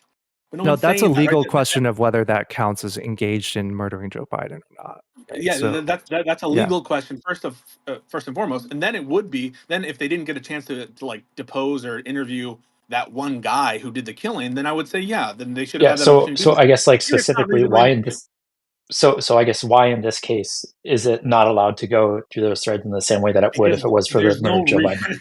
there's no reasonable dispute So that insurrectionists were Pisco's inspired point. by Trump. Yeah, Pisco's so procedural due process is only about whether Trump, the defense, had an opportunity to develop the facts in the case, right? And Pisco's saying that there are no additional facts to develop, that this is all there is. And I don't know what facts. Oh, This is- okay, the that's thing a is, I hyperbole, think that right? we've totally like got the universe of things that happened January 6th. No, I'm betting that there's probably worse things involving Trump, worse for Trump. And that is he is more involved than even as he appears now. That's what I think is out there. So I don't think that we've covered the field, but in terms of what's relevant in this case for this disqualification proceeding, it's not reasonably up to dispute the underlying facts that there was an attack, that people were inspired to go there because of Trump. And anyone who denies that is just denying their eyes, ears, and rational thoughts. So I guess what would be the differentiating thing between the people and Trump going to the Capitol and Biden inspiring BLM protesters to go attack federal buildings? Like, what's the differentiation there? You're talking about legal distinctions. Yeah, that's a legal that's a legal question. Okay, even Pisco, even if I see it's hard for me to steelman that position, right? Because I do think Trump engaged in an insurrection as a personal opinion. So I'm struggling to steelman. What facts could there possibly be if you're struggling, I love wait. I'm so curious. I'm sorry. I need to reiterate that question. I'm curious. What was the answer? Why is it easy to dismiss the BLM thing? No, okay, it's easy to dismiss the BLM thing because what I'm responding to is a critique about procedure and the right that was denied Trump to use certain procedures or to be able to subpoena everyone he wanted to subpoena. Okay. And people are saying that's a constitutional violation. And what Rachel brought up is well, what about Biden? Like, how can we distinguish his acts with BLM? It's not related to the procedural. Never mind. Okay, gotcha. This is only a procedure thing. Subpoenaing somebody wouldn't change the outcome of any because who the fuck is he going to subpoena? Because it's all like a matter of public record or whatever. That's what you're saying, right? Yeah. Okay. But I do want to rewind a bit though, Pisco. So back to the as applied issue. Even if we assume for a second here that let's accept that as applied to Trump there is sufficient due process. If the Supreme Court says that we could easily imagine insurrection claims that for which there is much greater need of subpoena power, that here it's obvious because everything's on camera, but you could easily imagine a far more secret insurrection that the defense would need time to develop. That as applied in this specific scenario, there's sufficient due process, but we the Supreme Court think that broadly, as applied in general, that there just isn't enough due process rights offered by the election code. Period. Well, no, I don't necessarily agree with that because I think that just like isn't this the whole Ellsberg balancing, right? People get their kids taken away on sometimes in ex-party proceedings because the need is so great and it's so different, right? You don't get a hearing all the time when your Social Security benefits go away. The amount of process you get, there's a balance that the courts strike. And here, right, it's not a criminal procedure. So we don't get to plug into all the amazing rights of criminal process that we love. Yes, but if we're going to do the balancing test, we have to factor in the fact that Trump has a significant shot at winning the presidency, right? That he's already been president. So if you're just doing the balancing, no, that cannot be a consideration. Come on. Isn't this also labeling him as a traitor to America without process by stripping him from the ballot? I don't know why that's relevant. Yeah, there's no other significant consequence to. Yeah, that's just calling him a traitor. That's fine, right? But wait, I just want to address what Rachel was saying because Rachel, I really am asking. Wait, how is not what? How is removing him from the ballot not disqualification? It is the definition of disqualification. But you just said that isn't it labeling him a traitor? Well, it is. That was anything. Yeah, what does that mean? Does it not have profound consequences that the state is saying this guy is a persona non grata? You don't think that there's any implications if the state was to label Pisco you as a traitor tomorrow, and that there wouldn't be any professional or personal implications of that? If there's implications or if there's not implications, why does it matter? Why does it matter if there are implications? Because for protecting your due process rights as a citizen, if there's going to be something that the government's going to do, you should have all the protections against it, right? So you should have a Because like protection. this is significantly going above and beyond just like having your social security benefits changed, right? When someone brings, let's say someone, I don't know, opens a criminal case against you or issues a lawsuit, Correct. Opens a lawsuit against you for whatever reason, right? That can have some implications to them. But you don't have a procedural right to like have a hearing before someone even files a lawsuit against you, or to have a hearing before they announce charges against you. Okay, that's not. You don't have an entitlement to the lack of implications in the world.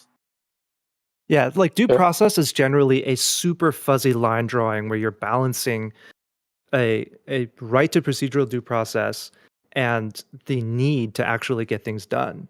And I understand that in the case of an election case, the need to get things done is huge, right? Because there's an election coming. Yup. But I think that stepping back from as applied to Trump specifically, I think that the election code's procedures are so restrictive, and that in general, as applied to any typical claim that someone is an insurrectionist, that there just isn't enough due process here.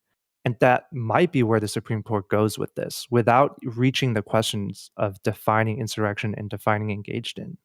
Well, they might. I mean, I listen. I've put always that the chances that the Supreme Court do the right thing and uphold and affirm the finding in the Colorado Supreme Court, I put that about 25-30%. So I don't have no doubt that the Supreme Court could hold and, I don't know, agree with this fatuous due process point. That wouldn't surprise me. I think the court has done some pretty weird stuff recently, including a lot of cases that I disagree with. The student loan case, the overturning of Roe v. Wade. But do you think, I guess my question So for I you don't is, put it do you past this think court. that the election code as applied, in general, offers enough due process? Just, let's say like there is a Black Lives Matter insurrection claim, and it's not nearly as cut and dry as this, right? It's, there's an allegation that someone, Yeah, orchestrated if there's some like some conspiracy facts, to bomb if there's something. some big questions, right? If there's some big factual disputes, big factual questions, my position could absolutely change for sure. And because of the likelihood, I mean, I frankly, like, that's certainly possible, right? That there is a factually complex insurrection issue. It could always be possible that there's some incredibly complicated thing that really does require 8 months of depositions. I don't disagree that that kind of thing is conceivable to me. That's not this case. And this is the kind of boring part of this whole thing. I think that now people are totally lost about the fundamentals of the claim. I mean, I And agree it's the boring part to the general populace, but I think it's probably the most important part, and probably where the Supreme Court is going to leverage its decision. No. I think that it's much more likely the Supreme Court's going to say that what Trump did was an engagement, or that the First Amendment standard of incitement wasn't met. I think that those are the much likelier ways that the court will rule on it. I don't think the court will rule on the political question thing. I don't think that they're going to say that president's not an officer, and I it's possible they do the due process one, but I think it's much more likely that they do the engagement one or the First Amendment. I agree. That's my opinion. Again, I'm just reading tea leaves. Yeah, I mean, my tea leaf reading is that I do think that if the Supreme Court doesn't do the due process, and the Supreme Court says that there is enough due process here, the other weakest parts of the Colorado Supreme Court decision is defining engaged in and the First Amendment argument. Wait, was it you or the other person who said they didn't read it? I read the opinion. I haven't read the Have you the read citations. I've read the opinion. I haven't read Okay. the citations. Okay. Wait, the weakest part was what? Sorry, say it again. Is the engaged in section, right? Whether Trump engaged, or I wouldn't call it weak, but I think it's the easiest place. To that, by the way, just to be clear, the trial court held that he engaged, and no one dissented on whether or not Trump engaged. Just to be clear. Yeah, well, like I said, they dissented on the due process issue, which I think is the weakest link, right, that the Supreme Court can argue. But outside of that, I agree that The political question is pretty straightforward. The president in office thing is pretty straightforward, and the did an insurrection happen thing is pretty straightforward. So I'm just saying, if the Supreme Court doesn't decide on due process and it Yeah, they chooses got to a lot favor of Trump, ways to. They have a lot of ways to weasel out. yeah, they're gonna attack engaged in, and then the First Amendment Yeah, incitement. Listen, I do not think that it's a sure thing that the Supreme Court's going to affirm this. They should, though. And my point of being here is to advocate that people give this argument its fair due, and that this is This the correct argument legal being opinion. the Colorado Supreme Court opinion. Yes, You mean? this is correct. It was a correct decision. And even you, by the way, you might think that they didn't have enough process, but you just told us all that you agree that Trump engaged in insurrection. You say it's the weakest part of their opinion, but it was enough to convince you. Can you give the facts of the but matter? I'm biased here because I hate Donald Trump. So Can you give the facts of the matter Wait, that come led on. Trump to You be can't engaged in say the that. insurrection? You can't say that. You can't say that because you're biased. I'm just saying it's hard for me to steelman the opposite side because I hate Donald Trump. But Wait, it's hard to steelman the other side of Trump didn't engage in insurrection? It's hard to steelman the position that Trump did not engage in insurrection. I feel like that's not only is that an easy steelman, I think I would agree with that position based on what I've seen so far. To engage in insurrection, don't you have to have some communication or be directly involved with the planning or arming or whatever? No? Yeah, that's what I was going to say. Definition. So that is a legal question of how do you define engaged in? And if we accept the Colorado Supreme Court's definition of engaged in, you don't have to arm people. What was the last case of somebody engaging in insurrection that we have in the United States, in any state? Do we have any? Mexico 2022. For Jan 6, the guy was given a trespassing conviction, and they removed him from office. Okay, not interested because he was. I'm sorry, I shouldn't say not interested. But so that seems he was literally there, physically there. Anything else that even comes remotely? Wait, hang on a second. Yep. You just asked when was the last time this happened? I did. So Obviously, hold on. Besides Stop. Wait. This one I'm just about to say. I answered it, and you said I'm not interested. Sorry, Pisco. Why do you think I asked that question? You asked when's the last time that someone's been disqualified. Yeah. Why did I ask that? Wait. Why did I ask that question?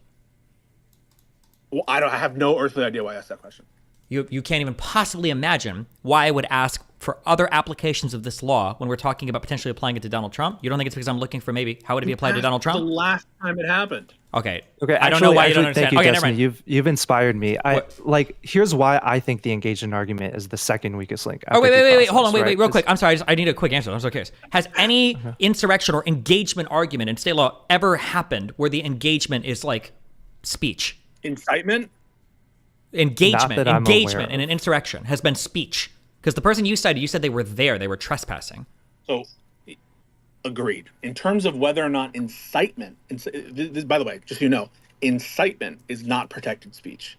I understand that. Wait, why are we saying incitement? I thought, isn't the phrasing of the 14th Amendment engagement? The court found that the way that Trump engaged in insurrection was via incitement. Oh, that's wild. Okay. Has any comparable case? Because I had never heard any direct incitement from Donald Trump. What statements were they using? I read the court's opinion. What statements were they using for this? Yeah, so it's like the fight like hell stuff and etc.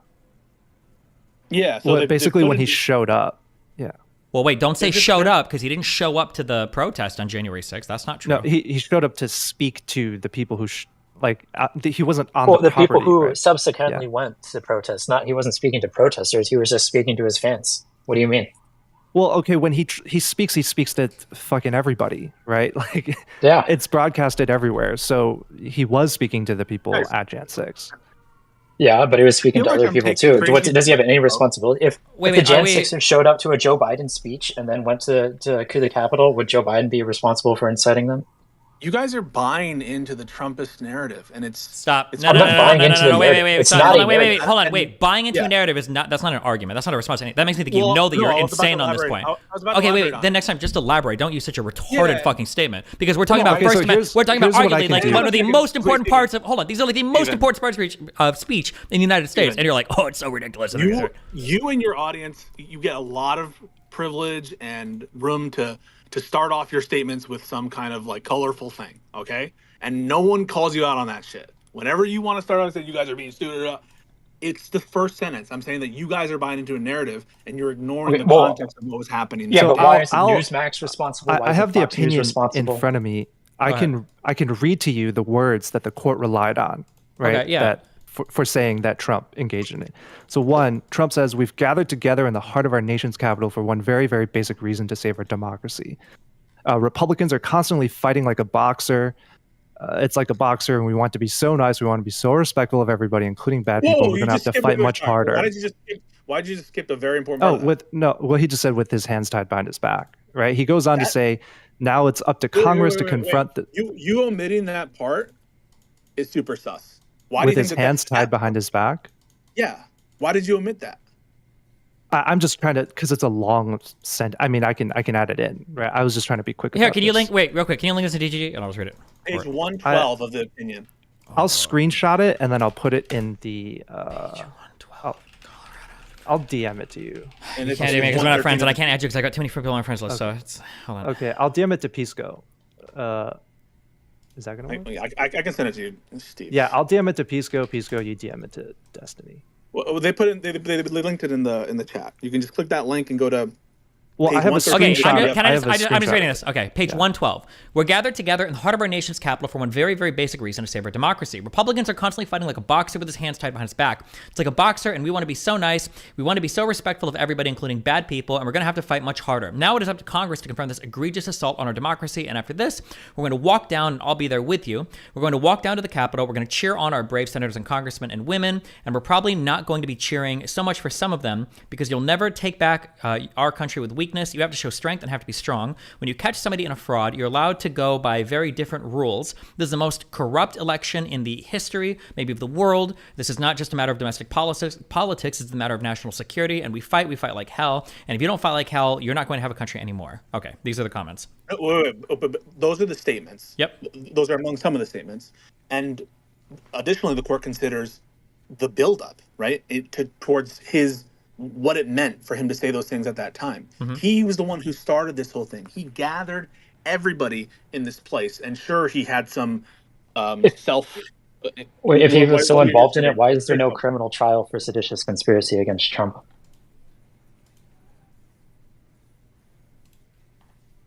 What do you mean? Like, why is no one prosecuting? Every time you speak, Rage Pope.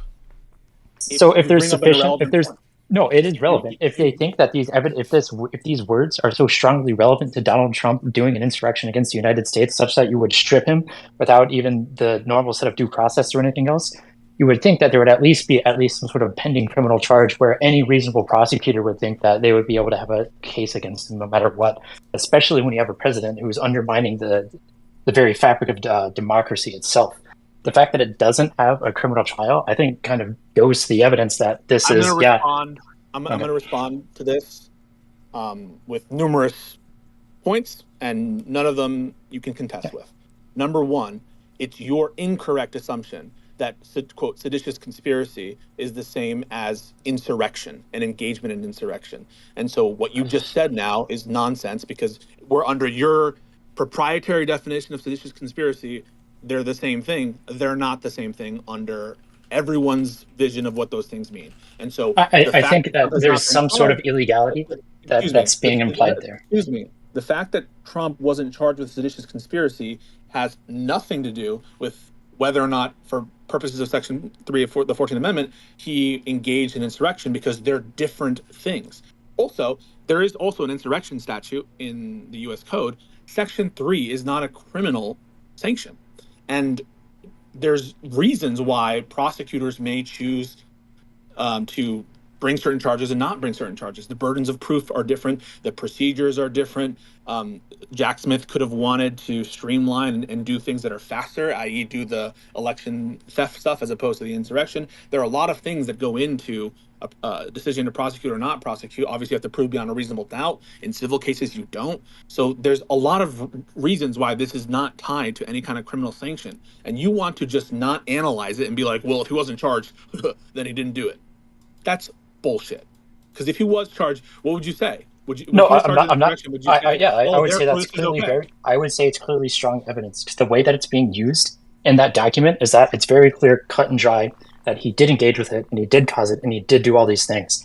And the fact that there's not anything at all illegal, or I don't want to say not illegal, but because there's no charges or anything else, it just seems insane to me that they can just say, based on these facts, that this very clearly happened when it's very clearly in a lot of hot contention. Yeah. So you're saying that there's a necessary connection between criminal charges and disqualification under Section 3. There's not. There's no evidence that that was ever intended to be mapped on to the Section 3 because when Section 3 came out, there literally wasn't a civil war when it was very clearly cut and dry you through the keep people repeating who yourself. You keep repeating irrelevant facts. You keep repeating the same irrelevant facts too. What do you mean? The question isn't was it obvious back then, whatever. The question is this criminal or not? And the answer is this is not criminal. And you want to keep bringing up irrelevant points about it's so obvious that the Civil War people were guilty. So I can put it another way, Rage Pope. Like, I understand intuitively why people think that you need a criminal conviction here, but there's really just nothing in the Constitution that suggests a criminal conviction is required. There's also nothing in the election code that suggests a criminal conviction is required. When you say suggest a criminal conviction, are you saying with specific regards to Section 3 of 14? Is that what you're saying? Yes. Okay, gotcha. Yeah. Yes. Okay. Yeah, that disqualification under Section 3 requires a criminal conviction. There's nothing in the Constitution that says that. There's nothing in the election code that says that. There's nothing in the legislative history that suggests how do you that. make that determination then? I think this is another part of the conversation. Like, how do you make the determination then if this particular thing had happened without a conviction in a court?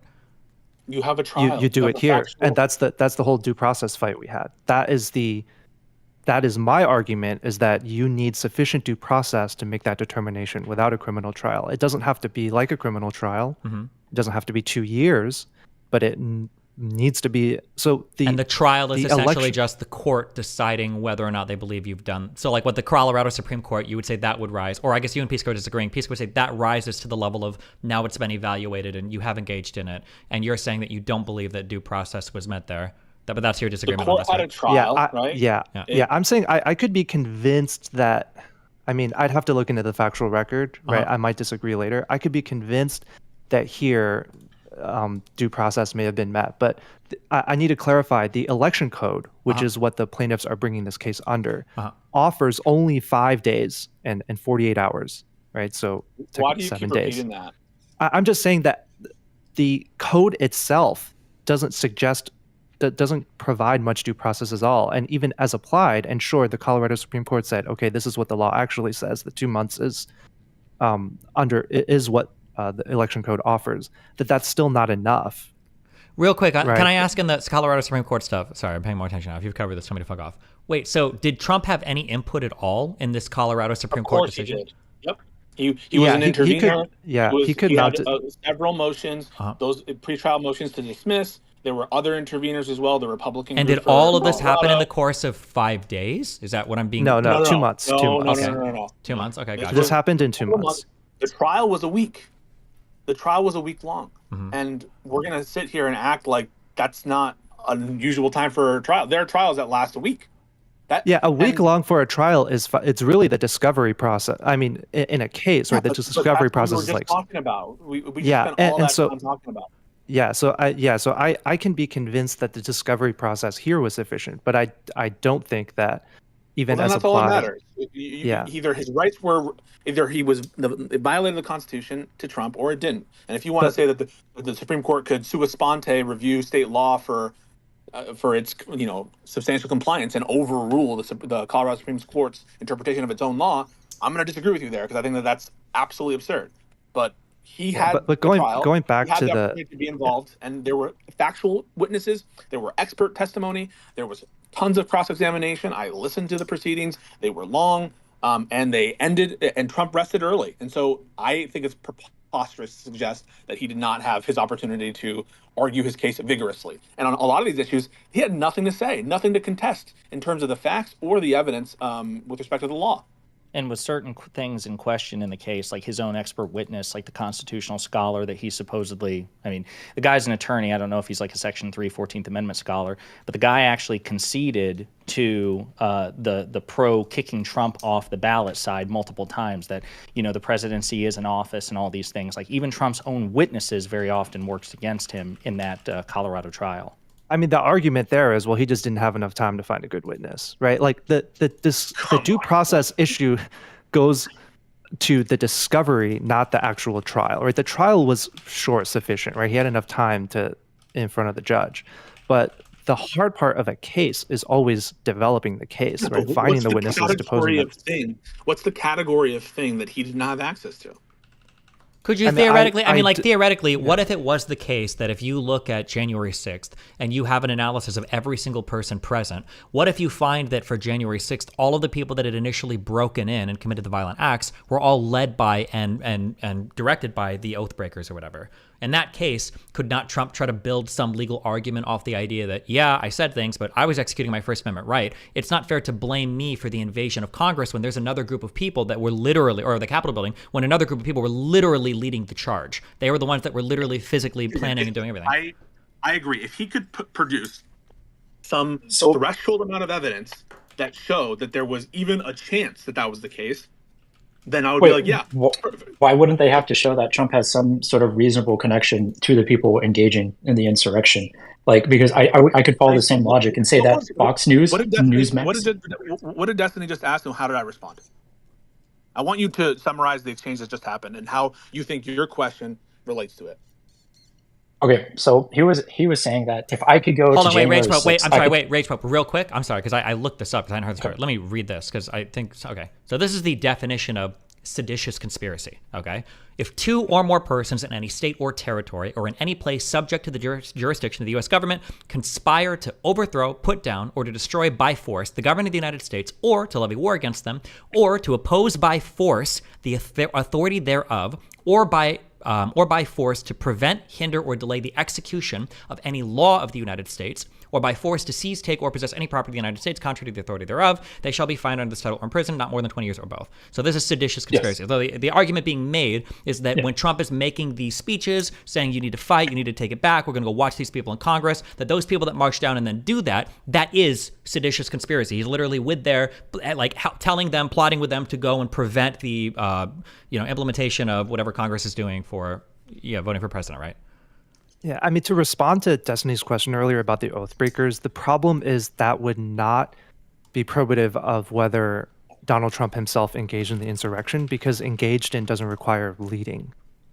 So I think it's important. Yeah, but now to know I think that, I understand what you're saying there for engaged in, but then this is an interesting thing then on what Rage Pope asked earlier, because now, like, is this like a retrospective criminal charge, or it just depends on if the group that you're talking to happens to go out and do something? Like, let's say, for instance, I gave the same speech and I was in a church nearby the Capitol, Fox News, and I'm like, no, fuck, I'm giving a speech to my people, like, guys, we need to fight for the election, we need to do this, blah blah blah blah blah. If they decide to go down and do that, or if they don't, like, is that the difference in me getting charged with something if I gave the exact same speech both times, or? So there's two responses to that. Number one is this isn't a criminal anything. So the words charges, criminal, anything implying criminality should never be in your lexicon when you're talking about this thing. So I'm sorry. What is the 18? When we talk about 18 USC, like the U.S. code, I thought this was like the criminal code. Is this not? Or but he's not being charged with seditious conspiracy. I actually don't even think the seditious conspiracy charge is necessarily applicable. Well, but I'm getting my definition of seditious conspiracy from the criminal code. But why are we talking about seditious conspiracy?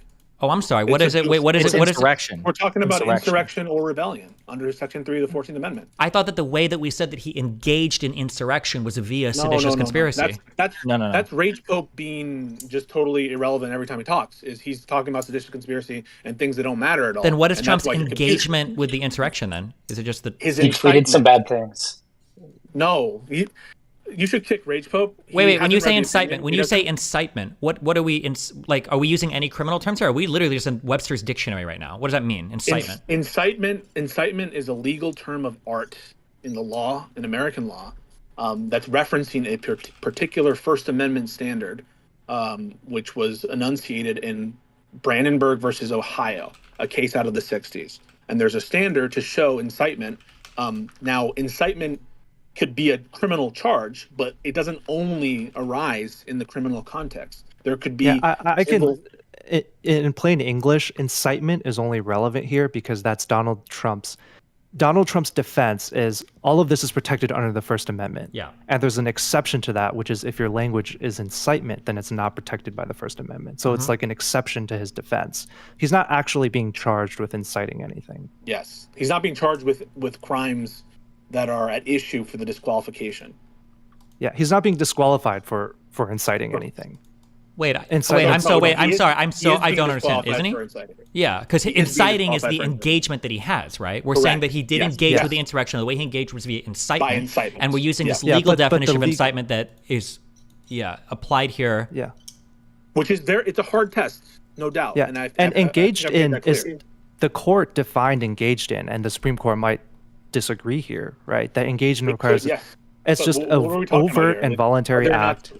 The Supreme Court could overrule this on many counts. So we shouldn't Yeah. bring up they could overrule. Yes, they could overrule. They could not affirm. They could reverse 100%. But that's not what I we're mean, talking how convinced are you, Pisco, of the I'm definition of convinced, engaged in here? You think that this is 100% I'm the right convinced. definition? Yes. Yeah. Overt So and if- voluntary act if done with you the look- intent. If we look back at the time of the founders, right? And what I'm going to do, instead of referring to the first-hand documents or the primary source or whatever, is to just give you guys a practical example. This would not substitute for the actual legal analysis, but just to help you. If during the Civil War era, someone said more or less what Trump said with respect to Fort Sumter and what happened there, and there was an attack on Fort Sumter, do you think the framers of the 14th Amendment would have considered the person making those statements as to Fort Sumter to have engaged in insurrection or rebellion? It depends on how far before Fort Sumter there was, and whether or not they had any connections to the other My groups. questions aren't for you. I mean, I'm challenging the definition. I agree that they would find that to be engaging in insurrection, but I'm talking about the definition here, which is short, right? Overt or voluntary act done with the intent of aiding or Let's furthering the just do that crime. as applied. I mean, why not? If this is 1-to-1, I'm telling you essentially the same kind of language at issue. The only thing I'm changing is Fort Sumter versus the Capitol. And I'm changing the time period from 2021 to 1860. Don't you think they would have considered that to be engagement? Again, it's hard for me to say no because I don't like Trump, and I personally disagree. Give me a second. Let me think of what a MAGA person might say to this. Right. Wait, how old are you? I am 32. When you say, you keep saying I disagree, so I can't fathom it. I'm sure in law school, don't you guys have to argue both sides? Are you given sample cases? We have to argue different sides all the time. No? What do you mean you can't even fathom what the argument would be on the other side? I can't understand that. Well, I can't fathom a cogent argument. I mean, I can imagine what someone would say. Wait. What was the question that Pisco asked? If in 1860, there was someone who said the exact same kind of thing. You don't need me to do the parallels. Yeah. That Donald Trump said with respect to Fort Sumter, and then people went and stormed Fort Sumter and took it over at least for some time. Do you think the framers of Section 3 would have considered that actor, that is the inciter, to have engaged in insurrection? And I need to be clear here that engaged in is actually a really easy bar to meet because, again, you don't have to lead the insurrection, right? If you just so it's hard for what would a reasonable argument be that Donald Trump didn't even engage in? You could argue Donald Trump didn't lead. You know what? Could I ask a question didn't. on this Fort Sumter stuff? I think this would be a really illustrative question. Okay, so the Fort Sumter one is easy because then the Civil War happened, right? And now everybody associated with this, we can say, clearly falls under this engaged in insurrection. But prior to Fort Sumter, were there other sorts of speeches given where people prior to the Civil War were protesting or breaking into federal buildings? Did this happen at all? Or was Fort Sumter literally the first one and then boom, that was the Civil War? There was a bunch of violence in the build up to the Civil War. Bleeding Kansas, the attack from the slave revolt that happened. There were tons involving government property and government institutions. I think there were 2 competing state governments at one point from one place, just essentially a civil war in certain places. So yes, it was a very dark time in this country's history in the build up to the Civil War. So during the Bleeding Kansas stuff, did anybody talk about any of that being considered like an insurrection? If any of these attacks were against politicians or on federal property? Again, we're not looking right now at the definition of insurrection. We're talking about the definition of engaged in. Engaged in what? If you assume an insurrection has happened, what do you have to do to count as having been engaged in it? So we're already Oh, accepting sure. for now that an insurrection did happen. Yeah, but We're the trying only to problem, the only figure out- issue with the Fort Sumter stuff is I'm trying to think of because for Fort Sumter you can say engaged in for the insurrection. I know you're not saying it's insurrection because afterwards it was a civil war and they joined the South, right? But let's say that had just been a protest and they did that or whatever, and people died or whatever. Would we say afterwards that they had engaged in something sufficiently to for the 14th Amendment to bar them from all public office, assuming they'd already held office? What you're what you're saying is well, we know it led to a rebellion, a broader rebellion, and so therefore, obviously, they would have considered it engagement in insurrection, right? Is what you're saying? Yeah, because of the Civil War afterwards. Yeah, Okay. and there were If enemy that's what actions, your yeah. position is that the same exact statements, hypothetical statements, that would have led to a broader civil war, that conduct would have been considered engagement. Oh yeah, And but what I'm you're saying is I don't know if they would acknowledging- consider that conduct engagement or if they would use the post Civil War stuff to say well, look, obviously it was, look, he joined the South afterwards. I'm saying Okay, that so would be a there's- big part that would weigh that. Looking yeah. back, would you think that if at the time they framed this amendment, looking back, they'd be like, that was engagement. And so we're going to put, and that's our understanding of engagement. Look at what happened. That was engagement. Sure. So, Yeah, I don't do you know. think that looking back on it, So would they the issue consider that here is conduct? a MAGA argument is going to focus on Trump. These people acted on their own. Trump didn't even encourage it. He didn't tell them. He told them to be peaceful, right? That Trump basically did not orchestrate Jan 6, but engaged in does not require orchestration. It doesn't require leadership. It's really just participate in. And how the hell do you argue that Trump, through his words, did not participate in, right? That he didn't commit an act with the intent of furthering the insurrection, which we're assuming for the sake of argument here. Because he might not have even known the insurrection even existed. In the same way that Newsmax and Fox did, and the same way that you could argue that Biden did. What separates it out? What you're now arguing is the facts about Well, whether. Wait, that I'm was asking. That actually makes it so. Pisco, what he's saying is you attack the intent element, right? That Donald Trump did not understand intend that attack. to further.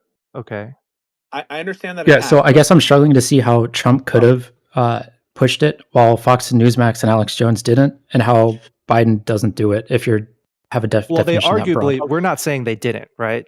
Right, correct. Who knows whether Alex Jones can run for president or not? Yeah, wait, hold on. I can answer this real quickly because I feel like it's going to take 12 hours. So I believe that the answer is Rage Pope. 1, these people didn't hold prior office. They're not oath takers, so this doesn't apply. And 2, we're not talking about charging these people with criminal charges. We're just talking about this particular thing of the 14th Amendment.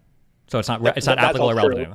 It's not relevant. It's not applicable. It doesn't matter. And even if, by the way, even if they were, if that's what our understanding of Section 3 is, and it applies to those people, then that's just what it means. I thought we started this conversation by acknowledging that even if there are some disturbing consequences from our interpretations, whatever the interpretation is, that has to be the case, right? So yes, yeah, I think there's further discussions to be had if it's that broad. I'm just trying to clarify, I guess. Sorry.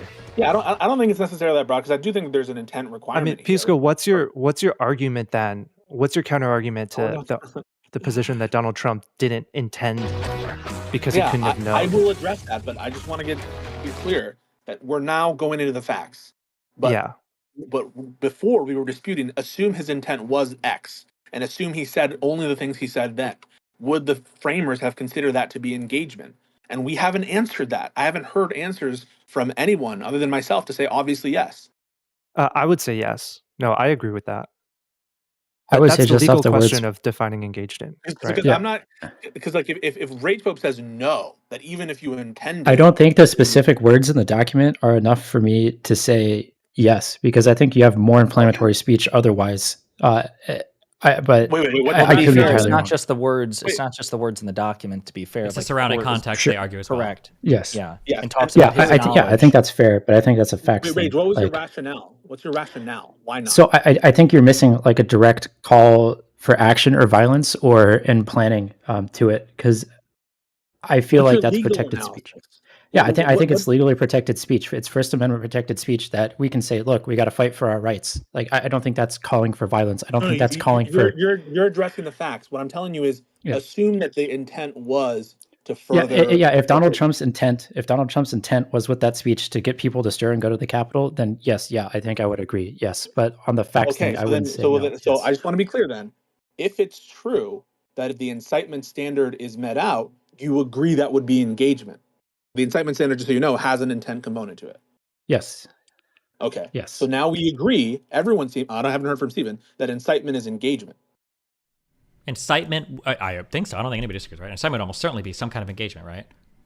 Right. So the only question left is, did Trump actually incite? That's the question. That's why I was asking earlier what the definition of incitement was, or if we were just going on Let's be clear about the import of this, what we're going to analyze. If Trump actually incited an insurrection, then we all should agree he is disqualified. Absolutely, yes. Wait, I think all of us absolutely agree with that. I think the argument from the start has been like, what does the process look like for that determination? I think that's always been the question. Assuming due process was met here, then yes, we agree. Okay. Right. I think even conservatives would agree with that, right? Yeah. Yeah. Well, no, I don't think that Trump would concede that. I think Trump would say. I didn't say Trump. I said even conservatives would say if a court of justice fairly ruled that you engaged in like insurrection in the United States should be banned from like participating in an election. I think even conservatives say, well, yeah, of course, obviously, but they would say Trump. I'm not so sure about that. Okay. I've heard Democrats say that even if he did it, he shouldn't be disqualified, and we should just ignore that. I'm just telling you what I'm hearing. And there are conservatives right now who are saying even if he incited, he shouldn't be disqualified because the presidency isn't in office. So they appeal to other alleged I think that's the stupidest fucking argument I've heard in my 100%, bro. 100%. Right. So look at the context of how this is occurring.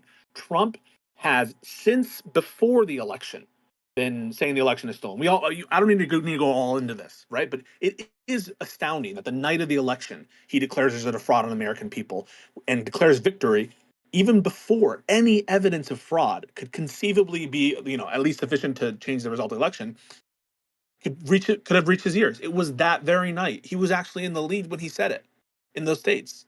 And throughout this time, he's engaged in multiple conspiracies to try to actually, hang on. I want to interrupt you. Because I think it goes before that. He was even saying in the lead up before November 4th that if he loses, the only way would be fraud. So not even the night of, even in the weeks and months prior to.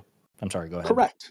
And so he rejected also the possibility that he would accept the results of the election. And so this is a person, even into the lead up, we have a sense of his mind, which is there's any contest really that he's ever lost that he said is fair. He said 2012 was rigged. He said 2016 was rigged, even though he won it, right? So this is someone who has shown an unwillingness to accept loss. Going into December, he is now engaged in multiple conspiracies to try to steal the election. And when all of his court cases and his conspiracies begin to unravel and fail, except the last one he has in the bank, which is this fraudulent elector Mike Pence scheme, he calls forth his people to come to January 6th. And you can read the opinion, all the kinds of things he's saying that make it clear that what his intent is, right? His intent is very clearly to stop Joe Biden from becoming the president. Can anyone disagree with that? Yeah, but if he's doing it legally versus illegally, I think is... No, fair. But do we all agree that the intent of bringing people to January 6th was to stop the steal? I think we can agree with that, but that's a really loaded statement, right? Yeah. I think, well, okay, so I personally agree, yes, but if I had to steal him on the opposite side, I would say that his intent was to stop the steal, but not to violently stop the steal. Well, yeah, that's what Pisco's saying. But he's saying he's just trying to get us to right there on the stop the steal thing, right? I think we all agree with that. Yeah, right? But like saying like we all need to get out and vote could literally be like stop the steal, right? But I think we can all agree with that. Yeah. So I would say that the MAGA counter argument is that he did not intend to violently stop the steal, or he did not intend to stop the steal through force. He wanted to protest. He wanted to organize a protest to get the people in the Capitol building to change their mind without, basically putting a gun to their head. But the plaintiff, the district court, and the Supreme Court address that. I don't know if I'm getting ahead of Pisco there, but they talk about, that's part of their determination. They talk about the months and months and months of Trump's increasing adoption of like violent rhetoric and not reacting to the violent rhetoric of his base. Like these two things are running in parallel. I don't know if Pisco's getting there, but... Yeah, no, 100% that plays a role into the fact that this is developing, it's escalating. He's aware of these threats. He's absolutely aware that people are getting violent, that there's actually multiple instances of violence. So he's knowledgeable. He's the president of the United States. He has access to the information. He has access to the threat assessments about what's going on. So all we're doing now is just building building a wall, a metaphoric wall, brick by Yeah, brick. but didn't he? So that Didn't he I also mean, get okay, access again, to a ton of stuff that he just never chose to look at? Like, yeah, could it like be keeping possible my they just never MAGA read those threat hat on. assessments? Keeping my What are you MAGA hat asking? on, right? That the Trump, So like you're that go on, Rachel. I'll let you so finish. yeah. So because you're saying like he had access to these threat assessments, he had access to these things, he should have known that there was violence happening. He could have just been retarded and not read any of this stuff. No, He he could have had did no know. idea that it's based. Did it? He Did he? knew. Did he? He knew. How? He Like tweeted, how? he tweeted in response, at least to some of these events, and he was aware also that there have been multiple instances of violence related to his people. That just Like goes. It's obvious. There's also, I'm pretty sure there was testimony from one of his witnesses under cross-examination that Trump pre-selected, like he omitted certain people from the speech on January 6th. Like he said, this person, this person can't show up because there was the increased risk of violence or something like that. Like he chose certain people that he thought would be more extreme. Oh, so he chose people specifically to increase the chance of violence, not decrease. Let me find the document itself. I'll send you the screenshot. I'll keep my MAGA. That's fine. Again, I'll accept that. I was just curious to like the specific examples of him knowing that these people are getting more violent and choosing to continue down the violent path. That's like something that I'm missing. And he's raising the stakes here, right? He's raising the stakes in a way that we all understand. This is a battle for our democracy. This is a theft of your country. This is the end of America. To But respond, like, I mean, to respond to that, right? Like again, MAGA hat on here, so not my personal opinion.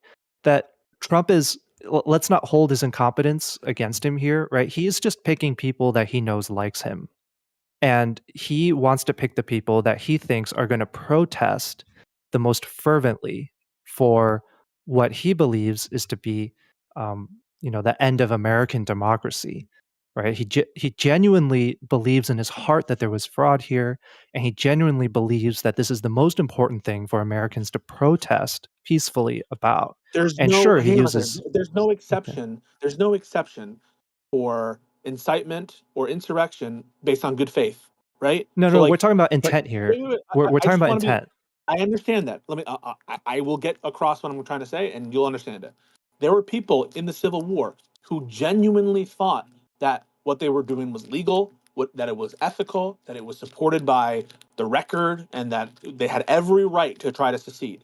That does not insulate you from being an insurrectionist. Your good faith belief about X, okay? Well, yeah, but the insurrection could be done by the Proud Boys, which Trump has no connection to, and his genuine good faith belief is his 57 insane court cases are going to win. He just needs to stall for time by having people What did I just say? Well, I think we have to be technical here, right? Because you're saying that there has to be, there's no good faith clause. If you were in the Civil War and you supported the Confederate government, you are an insurrectionist.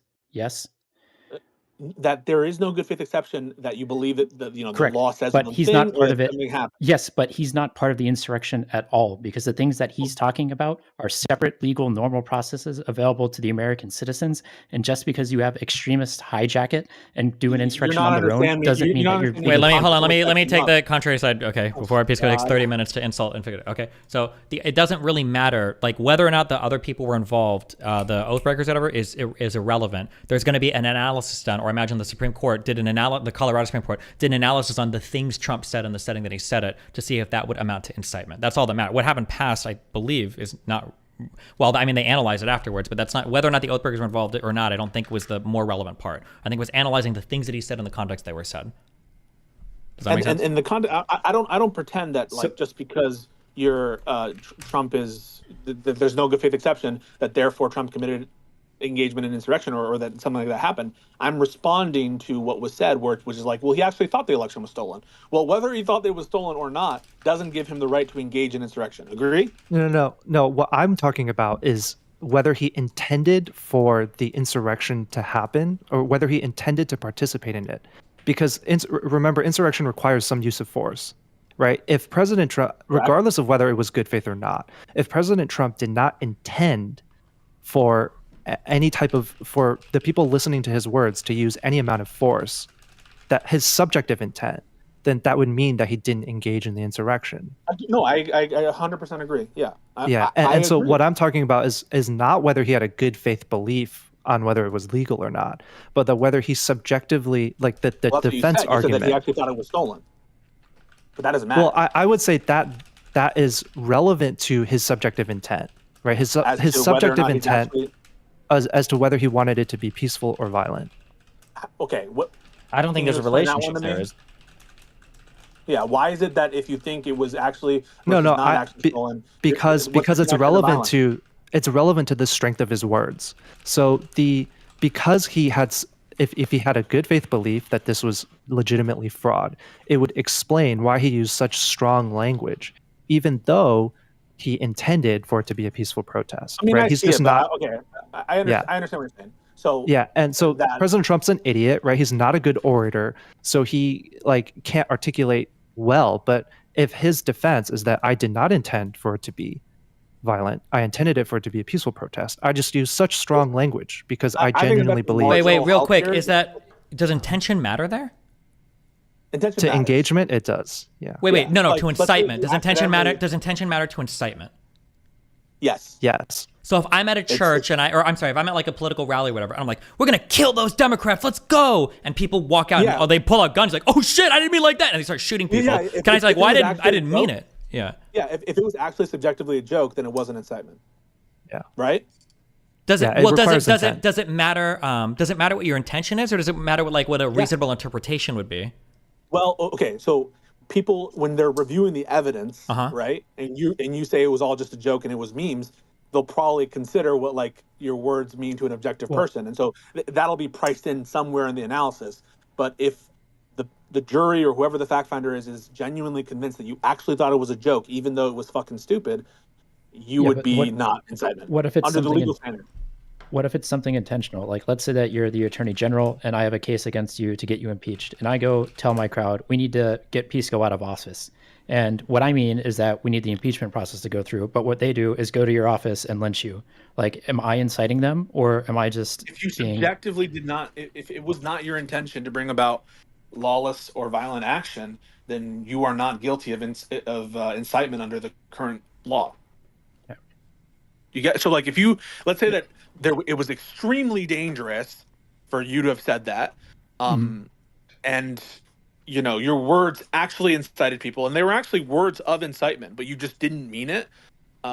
Then there could you're be not some other guilty meaning of it. that I meant, You're but I not used liable too strong for it. language. Even though, just keep in mind, if all we have on the record are your words, it's going to be hard to rebut the presumption that you didn't mean the ordinary meaning of your words, and you didn't have an awareness of it. So as a matter of just practicality, we're going to import the typical meaning there. Sure. Yeah. So I guess if we take a look at what the tweets again that they used, how do you show that Trump knew that this was enough to cause violence when we've seen other similar levels of rhetoric from people? I guess how do you establish Trump is his intention there with all the stuff that he's doing versus it just happened to coincide? All the buildup is context. This is a totality of circumstances approach, right? If you removed all the context from his words and just looked at the objective words themselves in isolation, you could make an argument that there's no way that this is incitement. I could make that argument beautifully, right? If we just were in a room together and I said the same things, or if we were saying it as part of a play and it was all just a farce or whatever, then there's no way that those words would have. Yeah, but I guess how do you show directly that it was to incite violence versus? Okay. So obviously, when we look at words, their meaning and how you react to them depends on context. So you saying something, those same exact words, in one context versus another is very indicative of both your intent and the likelihood that's going to actually arise, which is another factor in lawless or violent behavior. So everything leading up, right? The tweets, the statements, which are legal statements. It's legal for him to say the election was stolen. It's totally fine for him to say, in terms of legality, that we're going to fight this, that this is a fraud on the country. All of that is fine, but it's not in and of itself incitement. The reason the court brings it up is as context for the ultimate determination when he gives the speech, right? It's context that informs it. Just right? If I tell you, hey, I hate Steven, someone needs to take care of him, that's legal for me to say that, right? If later Steven is murdered, even though it was First Amendment protected for me to say those words to you, that someone needs to take care of Steven, those words could be used against me as an inference that A, I was involved in somehow, or B, that I had a motive to kill Steven, right? You understand that? Even though those words are protected, they lend to factual inferences that reasonable people will make about any given legal analysis, right? Sure. Does that make sense? So those Yeah, it tweets in does, and of but themselves are not being so banned. yeah, so I guess what I'm asking you specifically is with those tweets is how do you show that it's for the purpose of the violent stuff as opposed to for the stupid, retarded criminal trials that he has going? So Or not in criminal the trials, civil trials, his million whatever fucking bullshit lawsuits. Like how do you right. So show that it's for the violence? with respect to the January 6th tweets and all that stuff, I don't even think Josiah, you're still here? Yeah. I think that you and I would both argue that, and you tell me if I'm wrong, that Trump's like ideal situation would be peaceful, and that Mike Pence would have just done Sure. what he Yeah. asked. I think the violence is probably a last resort measure for him. If he could just snap his fingers and the pressure campaign against Pence, which was conducted mostly behind the scenes, was successful, then January 6th was There never would have been no happening. need, right? Yeah. So, Precisely. nothing about the buildup Yes. there Yeah, we can. is necessarily tied to violence or incitement, but it shows you his state of mind about what his goals were, what his knowledge was. That's why they cite it, and not because those statements by themselves are not protected statements. They are protected statements, but merely that those show you his state of mind going into January 6th, for which other tests are contingent on, right? If we didn't have any of that buildup, it would be a much tougher case to prove that Trump actually intended to do X. Are you guys able to hear me? Yeah, Yes, we can we hear can you. hear you. Oh, you can. Well, thanks for having me in here, brother. I appreciate that. Yeah. Just a real quick to summarize what Pisco was saying. So Pisco was saying that, like, okay, I just looked up the Brandenburg test. Okay, so I understand a little bit better. And then for the incitement thing, the mens rea for incitement does require intent, and the being grossly careless or whatever doesn't actually rise to that threshold of inciting to violent action. So different statements that Donald Trump had made to, like, Pence saying don't certify the election, blah, blah, blah, could arguably be used to show the mens rea for an incitement later on to this activity is what Pisco is saying. Right. Even if by themselves, they're not, the statements themselves are not the smoking gun. Correct. Yeah. So, for instance, if I were to go somewhere and I were to say, everybody, just so you know, the president is Agent Smith. If I had spoken privately to someone earlier and I said, I know that these guys are crazy, and if I tell them they're Agent Smith to go kill him, you could use that statement to prove the mens rea of what I was saying because I know what kind of an outcome I'm going to produce. Yes. Yeah. Okay. Correct. Yeah. Steven, you got it. Yeah, okay, that part I Al, agree with. or good logic. Yeah, go for it. Okay. No, that part, as far as understanding Brandenburg, that I agree with. And the point to Trump bringing up Brandenburg is that since he's not doing anything wrong until he crosses that Brandenburg threshold, to hold him accountable for engaging in insurrection by using his voice to do something is a direct violation of his free speech rights. I mean, it's a pretty clear, blatant violation. If the point is you can't be punished for what you say, and all of a sudden he's clearly being punished for what he's saying. Well, wait, can I ask just wait, super quick question on this, okay, before because it's he's not. Wait, real quick. Wait, so the question is whether or not he's engaged in the insurrection. Good logic. Do you agree that if he incited the insurrection, then he's engaged in it? Yes or no? Do I agree that if he incited, then he engaged in it? Yes. I think that's an interesting question that no court has ever decided yet. No court has ever decided. Well, that's what the Colorado Supreme Court decided. Two courts have decided it: the Colorado Trial Court and the Colorado Supreme Court. They both decided it. Okay, yeah, but prior to that, then we don't have incitement as counting as engagement. This is a new. Not on. Yeah. Okay. Hold on. You're starting with the premise that a state has a capacity to do this, which is thoroughly illogical to assume that a state would have that power. Are we going to get into procedural questions, or are we going to talk about insurrection and incitement? I'm just saying, but you're saying it has been decided, and I'm saying is, so if you three sitting here decide... You said no court had found it, and I was just telling you there have been courts that have now found it. No, but I'm saying no court that has a capacity to decide this had decided. Okay, that's a separate thing. You can say that they're lawless and coming to that. So if the three of you decide to call yourself the court of destiny, and then you decide that engaging the incitement is a form of engagement, this is an actual court with actual power under state law, and you said that no court had said that incitement is engagement, and I was just informing the audience that this court, in fact, found let's move on from this pedantic argument. Good logic. What's your point? Is it a constitutional issue? No, it's not. It's not a constitutional issue. I'm saying it's just stop for a second and ask yourself: when the 13th and 14th and 15th Amendments were being ratified, what was the point? What was the point behind it? The point was that we just come out of Civil War. We just come out of Civil War, and one of the primary issues in this war is who trumps who. Do individual state rights overcome federal power, or does federal power trump? Can they basically tell states what to do? After the North won, they decided to ratify these amendments. They basically said, you can't just decide to do whatever the hell you want in your state just because you're a state. You can't have slavery in your states just because that's what your people want. There's certain rights that are inherent. And you also can't decide that, hey, this person who swore an oath to uphold the Constitution can now come back and then engage in insurrection, which that clearly, the Civil War was clearly an insurrection at the very least, that now they're going to come back and promise to uphold the Constitution again, which would seem ridiculous. So now we have a question. Who's deciding whether or not someone engaged in insurrection? Who should have that power? So ask yourself this question for a moment, gentlemen, and think about this.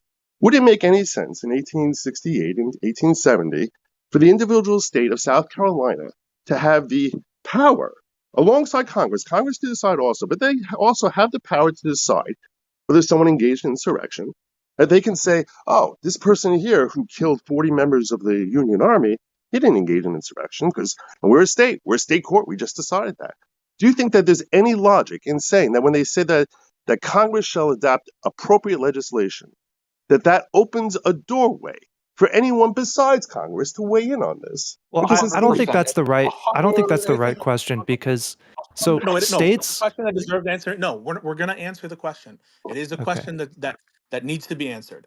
And the answer is, of course, it makes sense. The provisions of the Reconstruction Amendments have all historically been applied, not just by federal courts. As you well know, Section 1, equal protection claims are heard in state courts all the time. Due process claims are heard in state courts all the time. There's no presumption that these other claims are that there's exclusive federal jurisdiction to those types of claims. And in fact, as you know, the case law is extremely clear that state courts are assumed to be able to enforce federal law until and unless Congress displaces them. And so absolutely, unless you're willing to say here right now that the Second Amendment is not going to be applied as to the states, or that we're not going to hear state equal protection claims arising from the U.S. Constitution, it's absurd. They're all enforceable only through federal, or there's multiple jurisdictions here. So there's no exclusive. That's an illogical counterpoint. I'll explain to you why. Well, give me a turn too. So Pisco's right that there's no exclusive federal jurisdiction, but to zoom out to address your larger issue, I guess, which is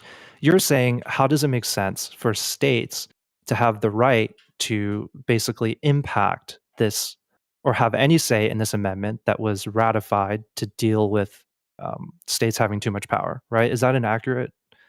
That's not completely accurate because if you could do in one sentence, what's your? No, well, Justice Samara in his dissent basically made a distinction between portions of these amendments that are taking off shackles from people and protecting people versus those that are punishing people. Which you can understand, purposes, not for jurisdictional purposes, for due process purposes. Because we can all agree that that's a very important distinction, which is very logical. Because if you think about the basic civil rights, that in order for Congress to come along now and pass some sort of amendment, which is going to be broadening people's civil rights, yeah, that makes sense that they can do that, and you don't need to have Congress alone affecting that. So if it comes to broadening people's rights, that they're not going to be discriminated, yeah, individual states, Pisco is correct. Plenty of times we see that individual states can broaden people's rights. But if you want to restrict someone, take away their rights, that is a whole different story. And you're trying to wait a second. These are limitations, just like Section 3 is. These other provisions are also limitations. When you say that they, of course, they're limitations. When you say it's not limitations, it's protecting individual liberty. It's protecting civil liberties from the states. It's saying that the state can't punish. You can frame it however you want. Those basic provisions of the 14th Amendment, the Equal Protection Clause, Due Process Clause, basically say that the government can't do certain things. It's a limitation on the ability of individuals, and for the 13th Amendment on private citizens, in fact, there are limitations, there are additional constraints on the democracy. And in that That came vein, along. That came along Section decades 3 later. is also an additional constraint. And I would say, just like the other provisions of the 14th Amendment, they are protecting our liberty. That is, our liberty to be free from insurrectionists and rebellionists and rebels from being our. From I guess I just want to clarify, good logic, what your position is. Like, do you think that the right to run for president is a fundamental civil right that needs to be protected by the Constitution? That's an interesting question. I mean, I think one can make an argument that it falls under First Amendment freedom of association issue. But the Constitution does pose arbitrary limitations. I'm very loath to label something a fundamental right. I mean, that's a very strong term. Well, yeah. So if you could clarify, because would I label that a fundamental right? I don't know that I'm an authority to tell you that this is or is not a fundamental right. Is there anywhere expressed that the right to run for office is a fundamental right? Well, did you also refer to it as a punishment? I'm not an attorney. I'm hoping you can clarify here, because my understanding is they're making the case that it's a disqualification, just like a 34-year-old is not being punished because they're constitutionally ineligible to run for president. So too is an insurrectionist. But the state courts enforce those qualifications all the time. Yeah, okay, but there's a difference between someone who has entered into the category of someone who's eligible and then being punished that you are now disqualified from that, irrespective of anything. What do you mean? Sorry, could you clarify? Well, no, hang on. Wait a minute. You're saying that there's a distinction between qualification and disqualification that matters. There is no distinction that matters. It's the same exact thing. It's looking at a glass half empty and half full. The disqualification of Section 3 is assumed to apply instantly. That's why Congress, in the first instance, has to actively do something to undo it. Right? I mean, that is the same. No. What do you think appropriate legislation? Why do they write that Congress shall enact appropriate legislation? Why bother writing that? Why write appropriate legislation? Why because, as you know, all of the Reconstruction amendments have express grants of congressional authority, but no one sits here and says, well, if Congress never passed a law banning slavery, slavery wouldn't have been banned. Those are permissive grants of congressional authority in addition to the self-execution. Wait, hang on 1 second. Do you think that the 13th Amendment was self-executing? To the extent that it's broadening anyone's civil liberties, yes. Okay, wait. You can't put that qualifier. Yeah, you can't put that qualifier on. I don't know. Justice Tamara put that qualification in, and he said that's consistent with. And he pointed out, if you went through his dissent, for purposes of due process, every single time that any court has before the Colorado court that any court has tried to apply. If you look at it from this perspective, if you understand the 14th Amendment to be self-effective with respect to wherever it's broadening and protecting people's civil liberties, but not self-affecting if it's restricting people's civil liberties, then every decision we've ever seen in the 14th Amendment is consistent. And if you try doing it your way or any other way, they're inconsistent. So I guess the question goes back to, is Section 3 restricting... Very, very quickly, for the 13th Amendment, did people have a right to property with respect to slaves? No, of course not.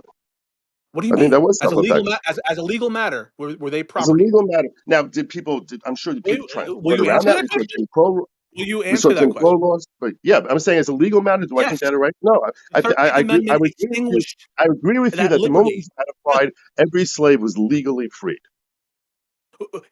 I understand that you say that that's the result you like, but I'm attacking your analysis, which is you say that anything that promotes freedom, that's self-executing, but things that don't promote freedom are not self-executing. Individual civil liberty. What I'm trying to suggest to you is that there were individuals who had property rights, the most sacred right of the English common law, of property individual rights, civil liberties. With respect to people, and the 13th Amendment immediately extinguished those rights. Yeah, and your property rights don't mean jack compared to individual civil liberties. That's the point. I mean, a property right is an individual civil. The right to own property is individual. You contrast that. So someone by your logic, if I decide to buy someone's heart In that case, so I bought his heart so I can rip it out of his chest while it's still alive because that's my property. That's such an asinine, Well, it's such a bad way of looking at the way anyone understands constitutional no law. one's defending that. I think what Pisco's going after is your characterization of a civil liberty is or characterization of removing civil liberties, right? Because the 13th Amendment at the same time removed the right to own human beings as property, right? While granting human beings the right to not be owned as property. So, your distinction, liberty from some people and giving liberty to others, for sure. Yeah, so your distinction it was of removing civil liberties, for sure. And precise. You asked me earlier whether it's a fundamental right. And I was just sitting there and I was telling you I'm loath to qualify right to run for president as a fundamental right because it is self-evident that certain fundamental rights trump other fundamental, what we would classify as other rights. Whether you want to call it, and that's why I'm like, you want to call it fundamental right? Fundamental right versus a right; those are two different things. And that's what I'm saying. It's a property right. To call property right the same fundamental right as a basic right to liberty, I think is a joke. Well, we're not calling it the same. You said that when the Constitution removes civil liberties, right? That it requires an affirmative law. No, I'm saying it's broadening civil liberties. Yeah, you're saying when it's broadening civil liberties, but you didn't specify broadening fundamental civil liberties, and no one has specified the distinction between civil liberties, ones that are more important than others, right? And what Pisco's getting at, I did not clarify that. I thought that was so implicit that I didn't have to. But if you need me to actually if Pisco needs me to actually specify that a fundamental right is going to trump a non-fundamental right. Property is a fundamental liberty, isn't it? And it's not a fundamental liberty the same way your right to life and liberty are. It's not. Wait. The Due Process Clause says life, liberty, and property, doesn't it?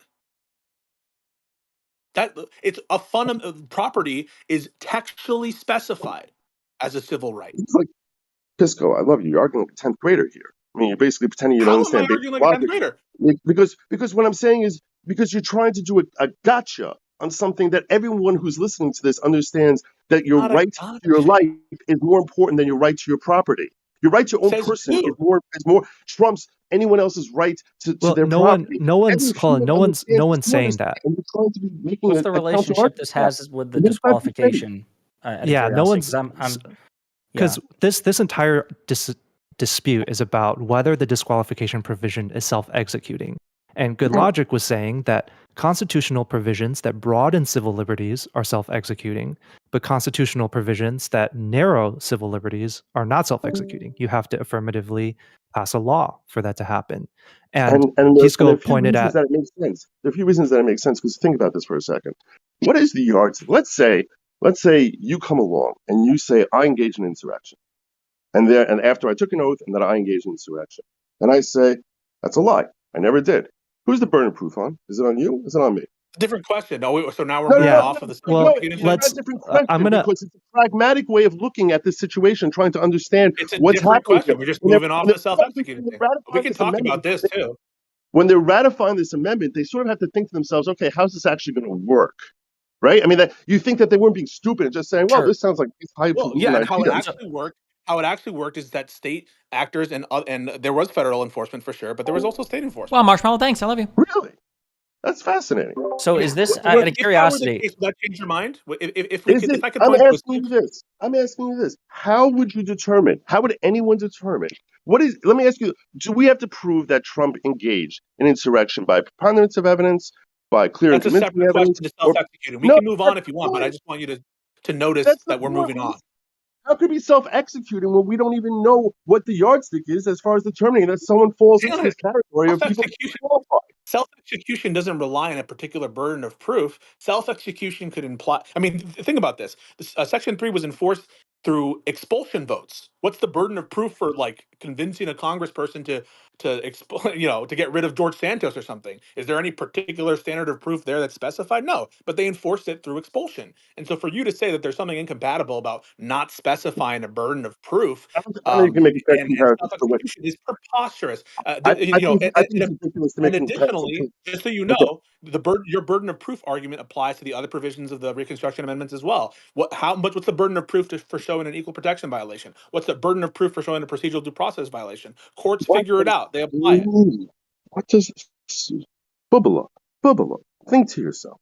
Like I just trying to understand. First and foremost, you're comparing the way Congress self-regulates their own body to any other sphere of judicial decision making is absurd, because we see that the way Congress actually goes through their processes has no relationship to the way any other court would operate itself. Look at the impeachment proceedings that we had, both impeachment proceedings that we had for Trump. Not a single piece of evidence was introduced in a way which would be accepted in a place that you're trying to get out of a parking ticket. I mean, there was zero testimony under oath that's trying to support any evidence in the second impeachment. Well, but wouldn't that be real quick? Wouldn't that be this is evidence? That's evidence. My point, the reason I bring this up, and I don't want to get into the whole impeachment issue, but my point I want to make to you here is that Congress operates by a completely different yardstick with respect to how they regulate their own bodies. You're coming here with evidence as to, well, look at what happened. More points in my favor. That's an argument in my favor. Wait. Hold on. Wait. Real quick question. Wait. Real quick question.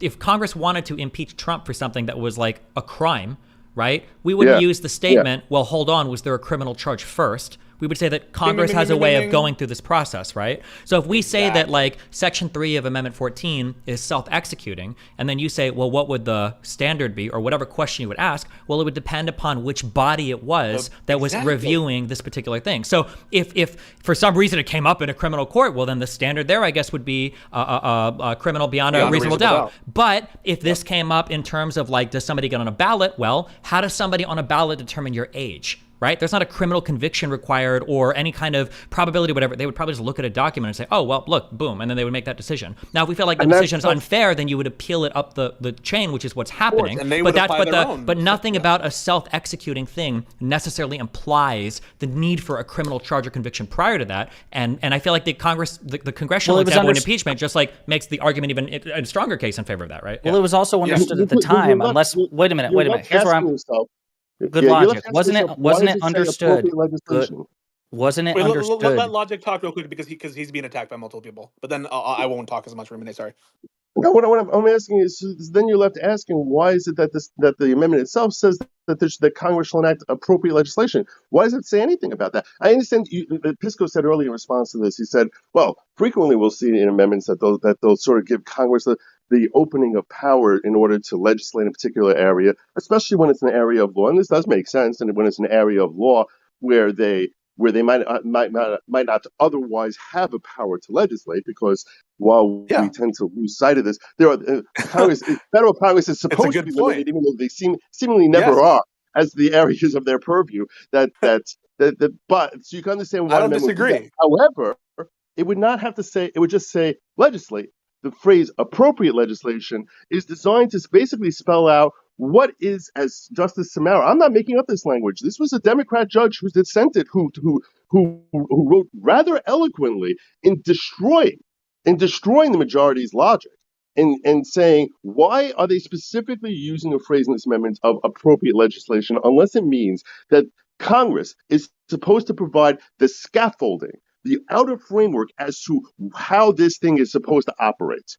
And for some single district judge out of the tens of thousands of judges across this country to say, oh, I'm the one who's going to sit here and come up with exactly what yardstick is appropriate. Let's see. Hold on. Wait. Can I ask a question though? Because you're saying Congress. It's such hubris. Wait. You're saying that Congress is supposed to provide the framework, et cetera, et cetera, et cetera. Are you not biased a bit by the current composition of Congress? Like, because these particular amendment things, these Section 3 things, you said it yourself, they went to Congress and they were evaluated. You're saying, well, Congress has their whole way of doing things. If it was like evaluated by like a simple majority for whatever the expulsion rules were, or even like 2/3, if the House was like 2/3, would you still be happy with that process that Congress is going through? Or would you say, well, hold on, we need like a different body to evaluate? Congress was supposed to be doing this.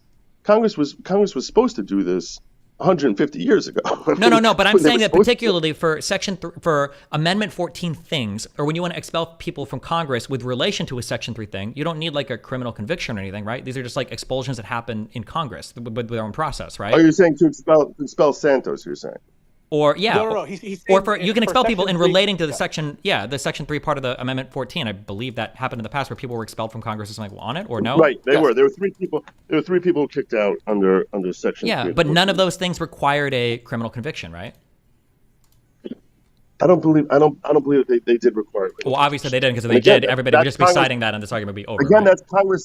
that's Congress self-regulating. Yeah, but like, And don't Congress all does of that all these, the but time. don't doesn't. Congress does that all the But time. I agree with you. But doesn't every single stage of like all of these processes have like at least a little bit of self-regulating? Like, it's not like every single decision that you make in terms of like who goes on a ballot requires it to be like ran through a court, right? So again, I would go for the age thing. Like, if you're 33 and you're going to put yourself on a ballot, and someone's like, sorry, bro, you're 33. Like, do I have to say, like, well, you need to prove that in court first? Or does that person just have the self-executing ability to say, no, sorry, like, I can make this determination for myself. The process is me looking at it. Or maybe the process is a city court or a state court or whatever, and they decided, like, why would you not say that that's a legitimate way for them to review it? Like, Cenk Uygur should be disqualified. Everyone agrees here, right? He should be disqualified. Cenk Uygur, the TYT. The Young guy. Turks, he's a non-citizen running for He president. was born in Turkey. Yeah. He wasn't born here. So you agree he should be disqualified, right? Yeah. Okay, but does Congress need to pass some implementing legislation? I think Elon Musk. I'm not going to say because of political. I don't want people to interpret it as based on political basis. I think Elon Musk should be disqualified also. He's born in South Africa. He's disqualified. But like, does that require implementing legislation? And if Congress never implements something for the qualification then we just have to accept it? You're comparing Article 2 of the Constitution to the 14th Amendment, which is such a ridiculous comparison. I am. They're both qualifications. So you know what? By your argument, to the 25th Amendment. So I can come forward and petition that in my state that we should keep Biden off. That the Democratic Party should be obligated to keep Biden off because of the 25th Amendment. Let's go now have a whole procedure to determine whether or not he's sufficiently cognitive in order to qualify as being eligible. Under your argument, that's completely foreign argument for you to bring. Let's have it in all 50 states now. Let's start having each state determine for themselves whether or not he's had sufficient cognitive abilities to run the president. To sit as president. I'm totally consistent on this. I'm totally consistent on this point. Amendment, much like the 14th Amendment, is not the same as Article 2. It's just not. And to say that, disqualifications of president sounds so asinine. Like you're buried.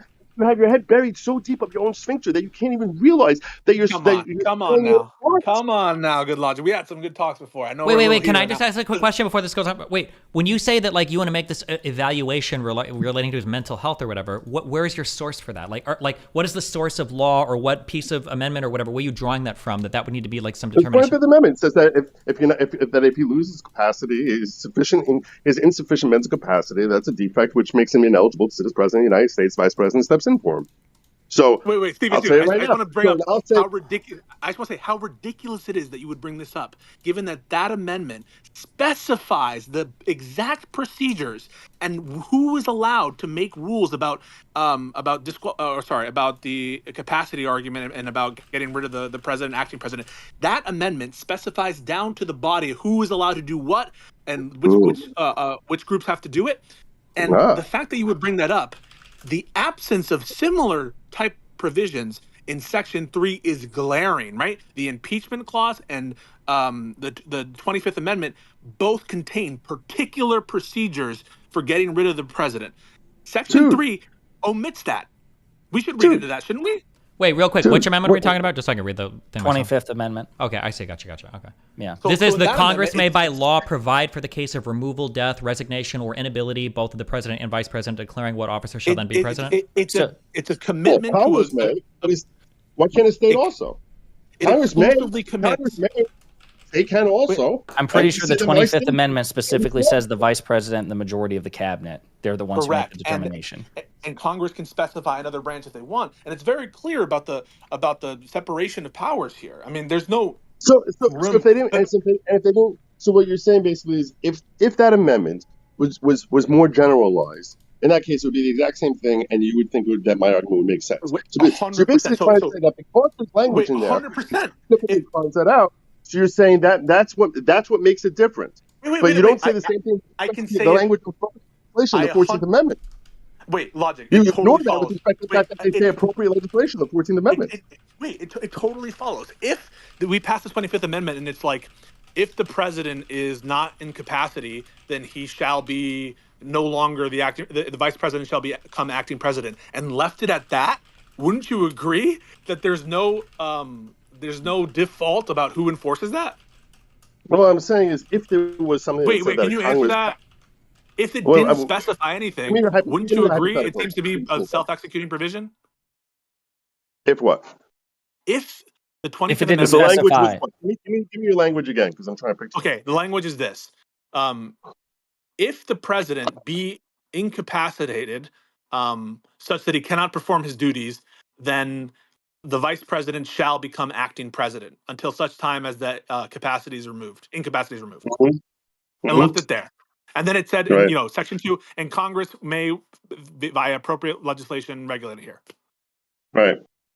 Don't you think that you could bring a claim in state court, be like, he's incapacitated? Well, here's the problem. Here's the problem, because you're basically accounting for 1,000 different scenarios here. In this type of, you're hypothetical. So then let's imagine that you literally, instead of, forget about President Biden, okay, but President Shaniqua, 30 years from now, has a stroke, okay, and basically, isn't capable of communicating with anyone. So in that case, sort of wouldn't want to have a lengthy process as far as determining whether or not that person has capacity, as opposed to completely different from a situation like we have currently with President Biden, where it's like, look, there's some people who are actually pretending that he's not weak enough for any type of level of incapacity, and others who recognize that, hey, this guy literally has no idea what question was asked to him 30 seconds ago. So that's a far closer line. So it's not something that I would say that you should have being determined by 50 different states. I think that would make it. I I agree with you. I wouldn't want that law to be in place. I'm just saying the fact that the 25th Amendment specifies procedure should counsel against us interpreting that provision to be a provision that's executable by the state governments or state courts. But the absence in Section 3 should give the opposite intuition, that unless there's some overriding evidence to the contrary, that this was never intended for that purpose. And I've got two questions. So again, this is because not being an attorney. Doesn't the language of the 14th Amendment in Section 3, isn't it like shall be there? No person shall be, not no person may be, not in the event of Congress enacting legislation. Isn't it like pretty declarative? And wasn't it understood at the time of the framing of the amendment to be automatically self-executing to Confederates without any sort of additional mechanism or legislation? Aren't these two things fact? No. In fact, it was actually a court case that Chief Justice Simon Chase of the day said it's not self-executing. The Griffin case is a case that comes up frequently throughout this decision and in the dissent. So the Griffin case, just to give your listeners some context, this is what basically happened in 1870. So it was shortly after this amendment had been passed. And there's a guy by the name of Griffin who's convicted of murder and down south. And he comes forward and he says, the judge who sat over my case is Judge Sheffy. He fought in the Civil War, and that was after he had already sworn an oath to uphold the Constitution. So I'm arguing that it's self-affecting. So since it's self-affecting, the day this was ratified, he no longer was a judge. He's ineligible to be a judge, and he's no longer a judge. And that decision he made, finding me guilty of murder, is no different than if my next-door neighbor found me guilty of murder, because he's not a proper judge. Chief Justice Salmon said that's not the way this works. He said no, he doesn't lose his position the moment that was ratified, and that's something which is wholly inconsistent with the argument that's being presented here, that there's an assumption now. It is inconsistent, but it's not controlling. It's not a controlling opinion. It wasn't the Supreme Court. You're right. He was riding circuit, and it's a bad opinion. I agree with you, but you have to ask yourself. This is how people of the day understood what this amendment was supposed to be. This is the chief legal mind of the day, Chief Justice Salmon. I mean, it's hard to come up with someone who you say this is a person who understands the law better, and he's coming to that determination. Is that binding? No. If it was binding, in that case, we never would have gone through this entire shenanigans. All right. So wait a minute. So wait, what year was Griffin's case? Because I'm looking at Okay, well, I just dug up the law review by William Bowd and Michael Stokes Paulson, the definitive law review on this. And if you go to page 21, footnote 59, okay, well, hang on, I can't hear you. You sound like you're at the other end of a tunnel. So on page 21, footnote 59, They say that indeed, If for you want what me to it's cover worth, audio, you can send me a link to come into to StreamYard or whatever it is, because I don't like the way I'm set up, I'm structured here. I'm much happier to come in if you want to send me a link, Destiny. There's no StreamYard. It's just his room. Yeah, so it Oh, says okay. the legislative history supports this understanding. Section 3's opponents criticize the proposal for its immediate consequences on former Confederates. So maybe there was a challenge to it under Griffin's case a couple of years later, but apparently the framers of this amendment understood and complained about its immediate effect on former Confederates. And again, Pisco, you correct me if I'm wrong, because you have quicker recall on this than I do. Wasn't it understood by thousands of former Confederates at the time of its ratification that they were ineligible for office? It's not like all of these. I totally agree with Josiah. 100%. There was never this expectation that all of these people were going to be given, like, I don't know, criminal trials, or we're going to deal with thousands of these individuals in some set process. Everyone understood that they were disqualified. They didn't even choose to run. And to the extent There was never an expectation that it would be up to the states to determine who the heck was eligible and who's not. Says who? Says no one. Everything else is Says like anyone who assumed. understands anything about the Civil War. Have you ever Well, then why heard did they about do it?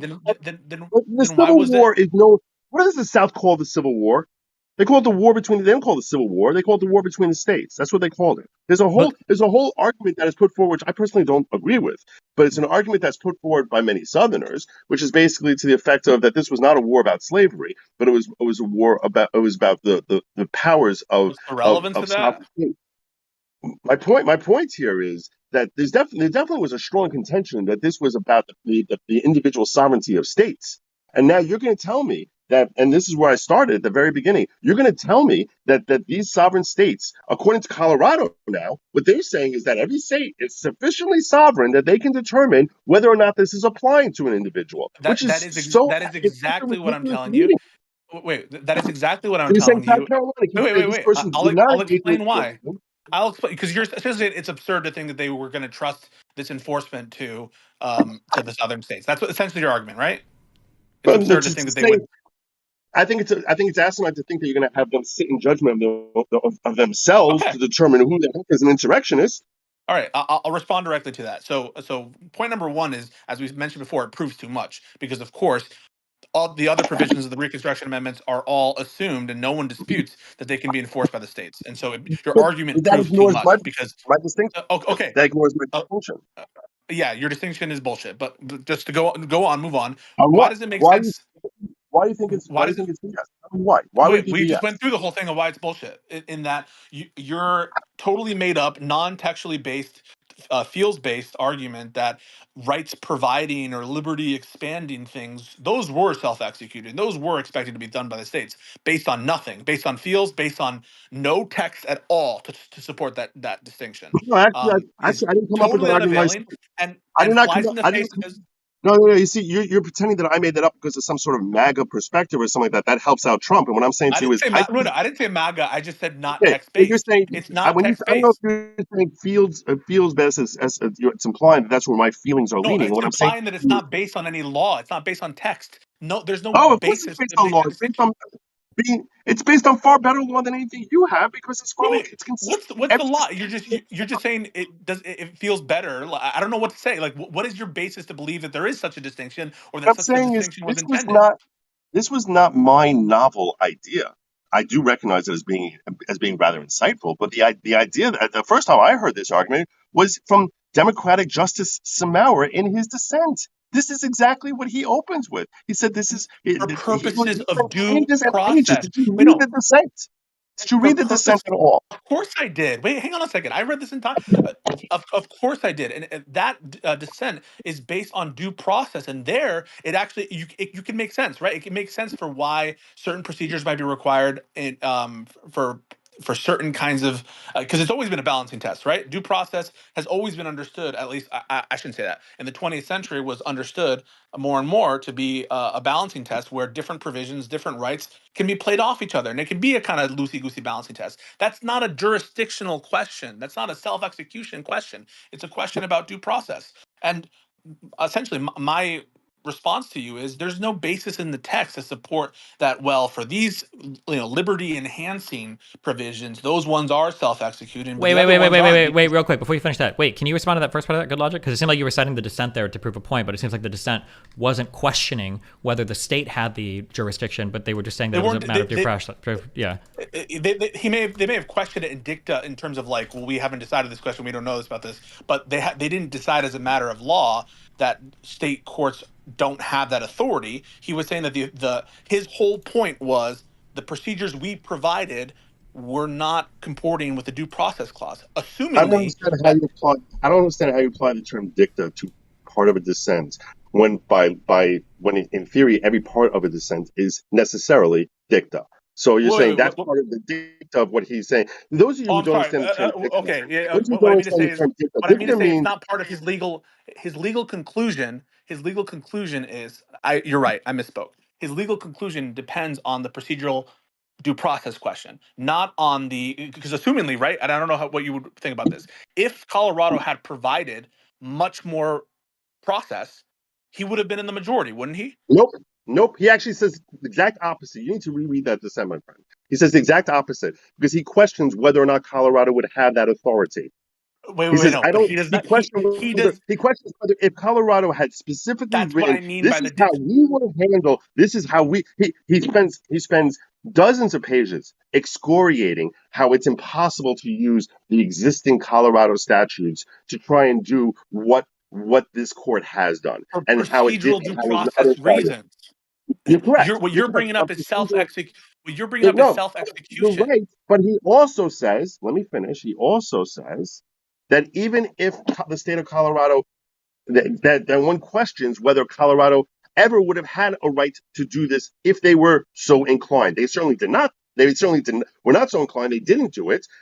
And that's a problem he has. But it's a question as to whether or not they ever would have had that right if they were so inclined, because he's very hungry about that language, which you keep conveniently forgetting. So when I said dicta, what I mean to say is he did not say there is no self-execution. He did not say that states don't have the power to enforce. What he said was what we provided was not sufficient due process rights. But you're pretending that his opinion was saying that it's obvious that Congress is the one with the exclusive authority to enforce. So Good Logic. I asked you this earlier, and I don't think I got an answer to it. So if you don't mind just clarifying here. So I want to make sure I understand this correctly as a non-lawyer. So when Section 3 of the 14th Amendment says shall, no person shall be. And then in Section 5, it says Congress shall have the power to enforce by sufficient legislation, blah, blah, blah. You're telling me, are you telling me that in the absence of federal legislation, Section 3 is inoperative? It's just, it doesn't exist. Yes.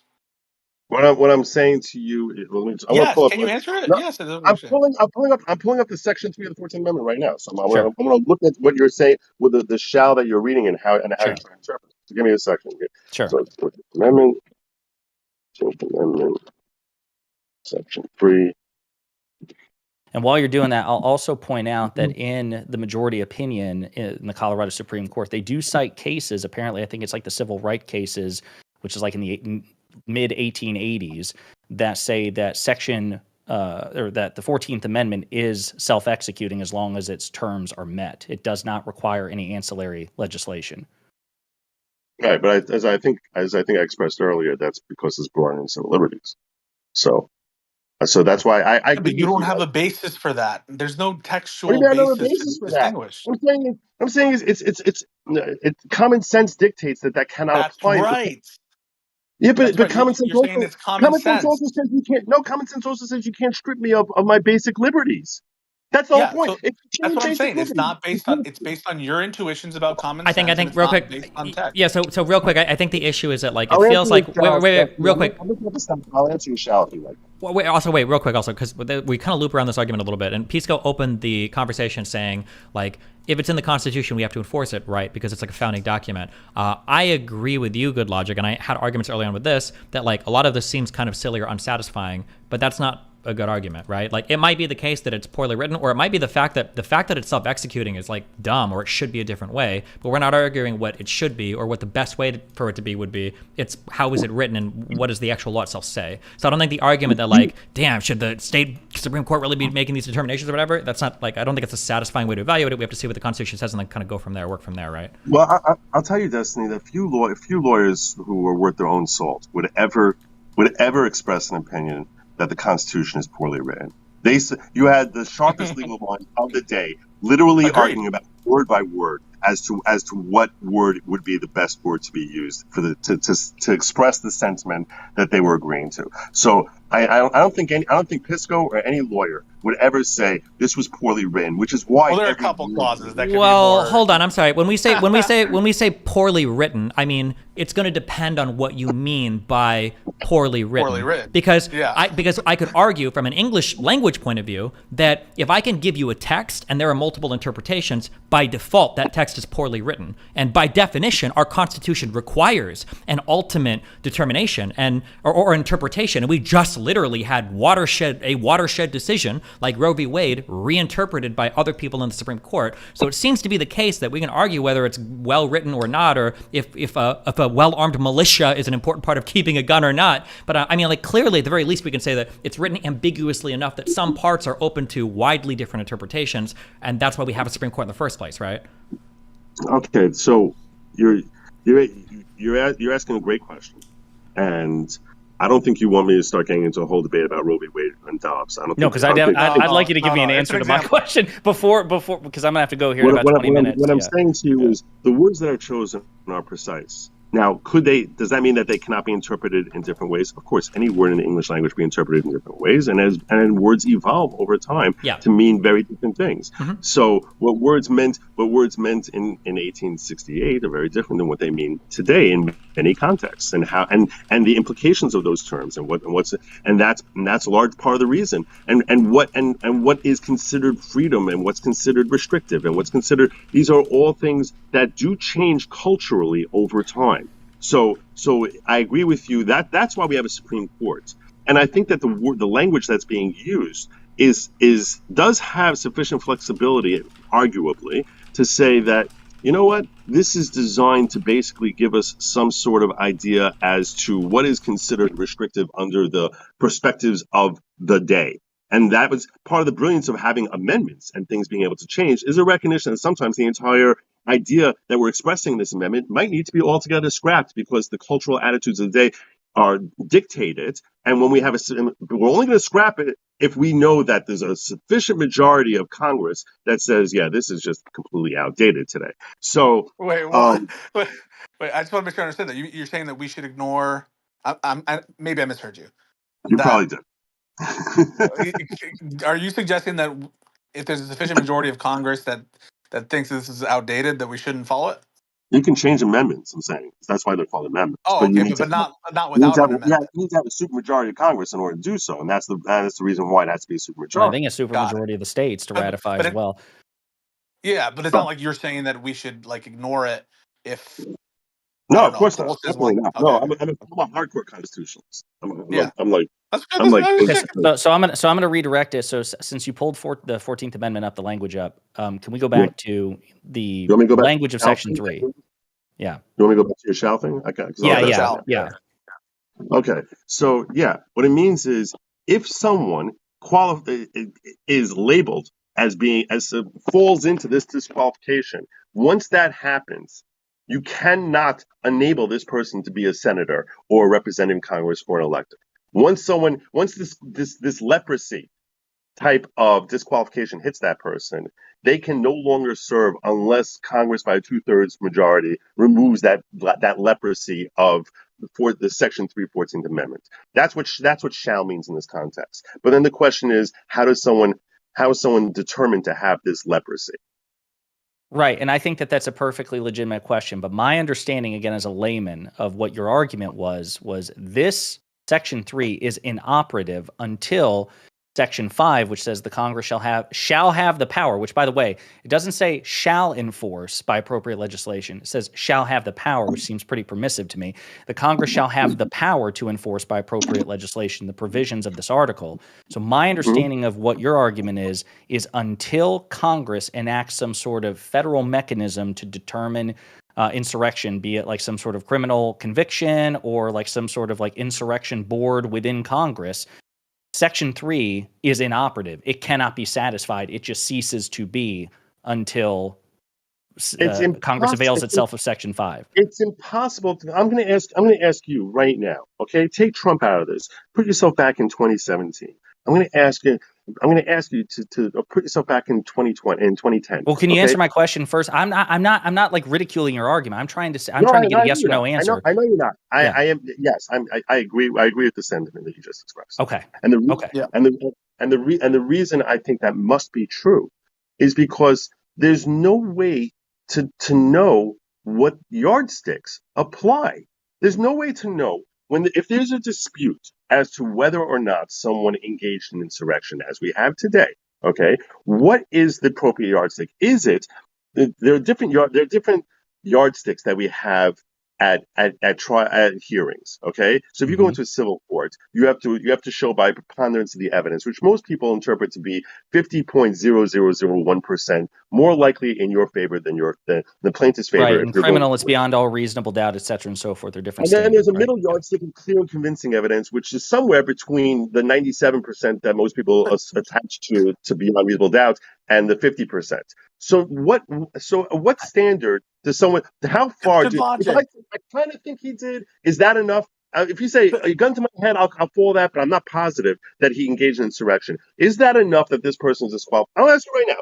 Ask yourself whether a reasonable person could say that preponderance is enough, and a different reasonable person could say preponderance is not enough. In which case, you agree with me that.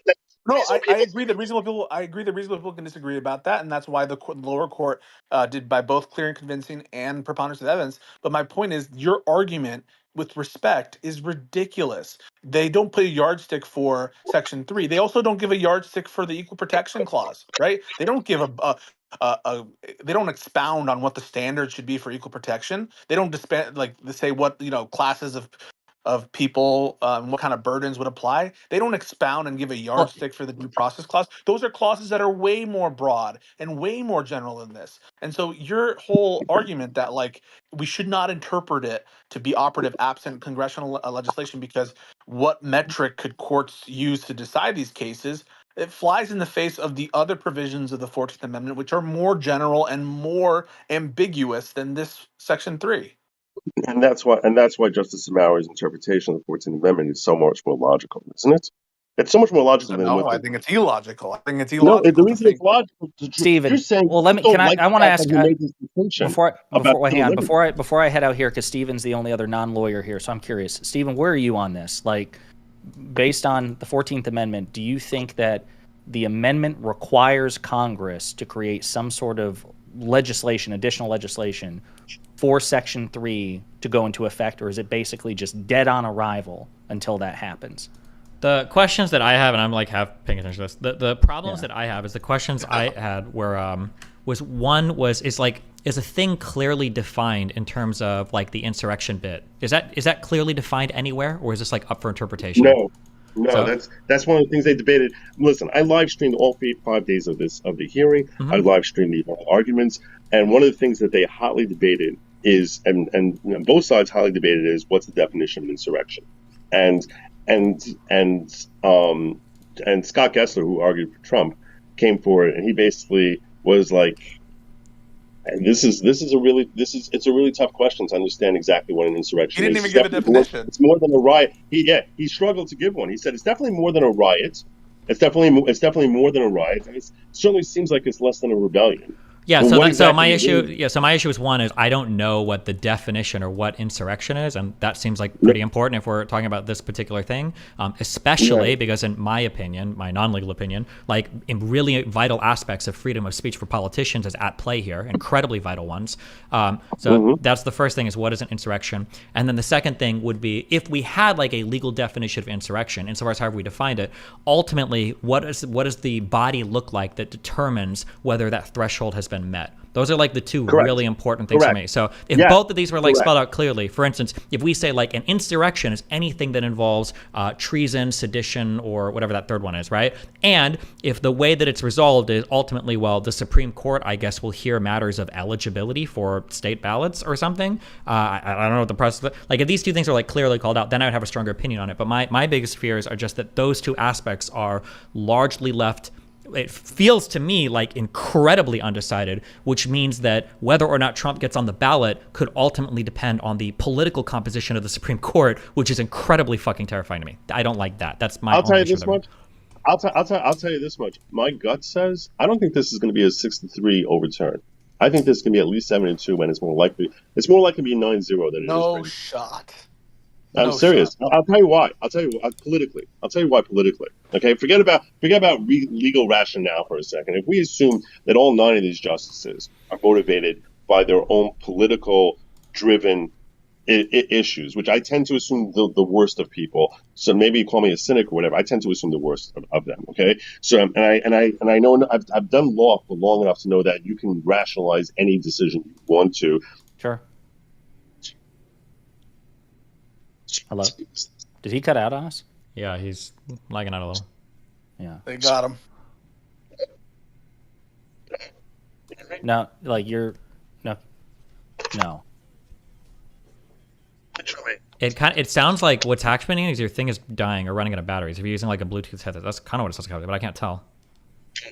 Well, while he figures that out, so Steven, so my understanding is, and you did think that Trump engaged in insurrection, right? And still do?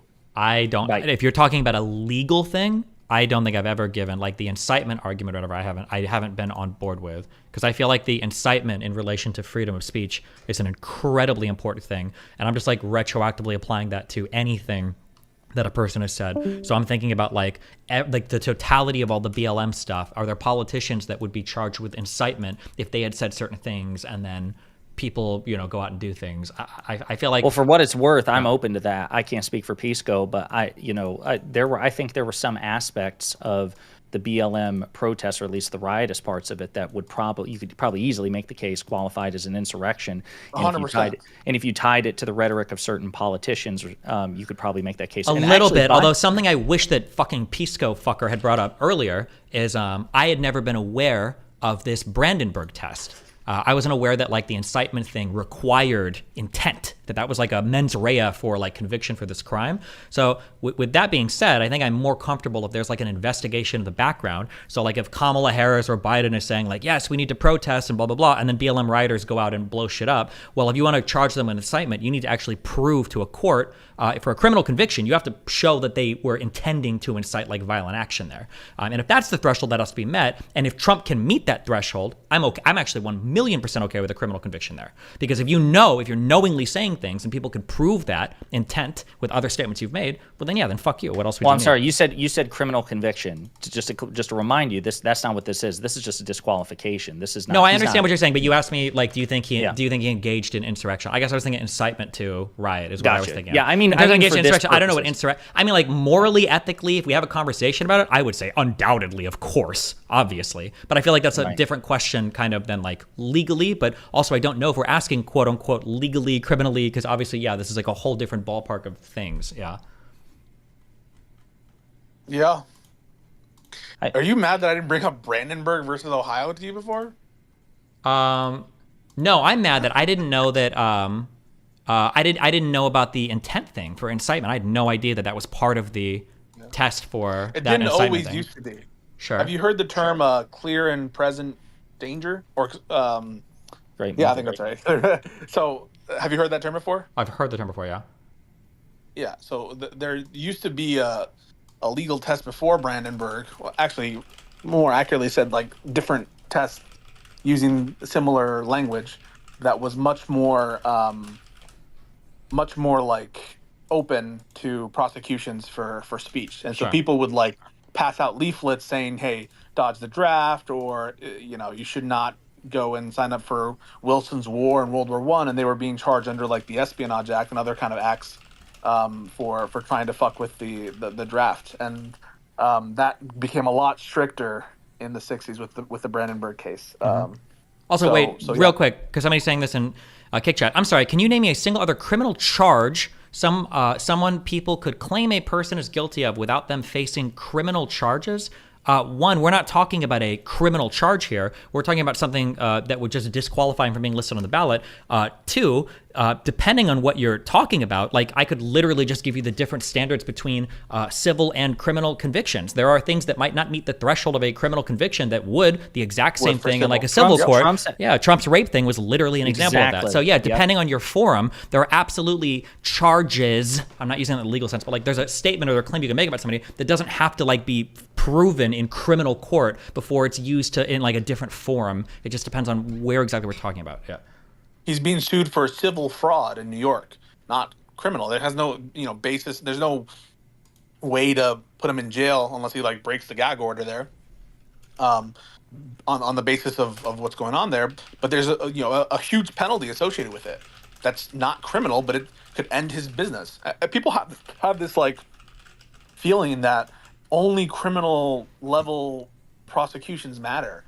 In this country, you don't need to have proof beyond a reasonable doubt to get deported. You don't need to have proof beyond a reasonable doubt to have your kids taken away from you, or to have or to be on a no-fly list, or for civil forfeiture, or for there's like I'm sure there's a million different cases where you don't even have to have a conviction necessarily. Yeah. Stephen, let me ask you this too, because I'm curious, and because it seems like you have some anxiety about. I mean, I do too, to a certain extent, about the outcome of this. What would satisfy you, short of like a confession of Trump, like going on the record saying, yeah, I hope these fuckers burn the Capitol down, in terms of like the mens rea, in terms of the intent, what would satisfy you personally to say, you know what, this clears it up completely, kick the motherfucker off, in terms of his intent? I mean, like, I might read this off stream tonight, the whole opinion here, the majority opinion at least. I mean, him saying to Pence in the background, stop the certification of these votes, in conjunction with making these statements about fighting to stop the steal and stop the blah, blah, blah. Like, where at the very least, just from the very little bit that I've read, I'm glad I was linked this majority opinion, by the way. Thank you, Pisco, or whoever suggested it. The fact that I've read just that, even on those statements alone, I'm like 49%. Like, I need like 2 points more to bump me over the like, yeah, this is incitement.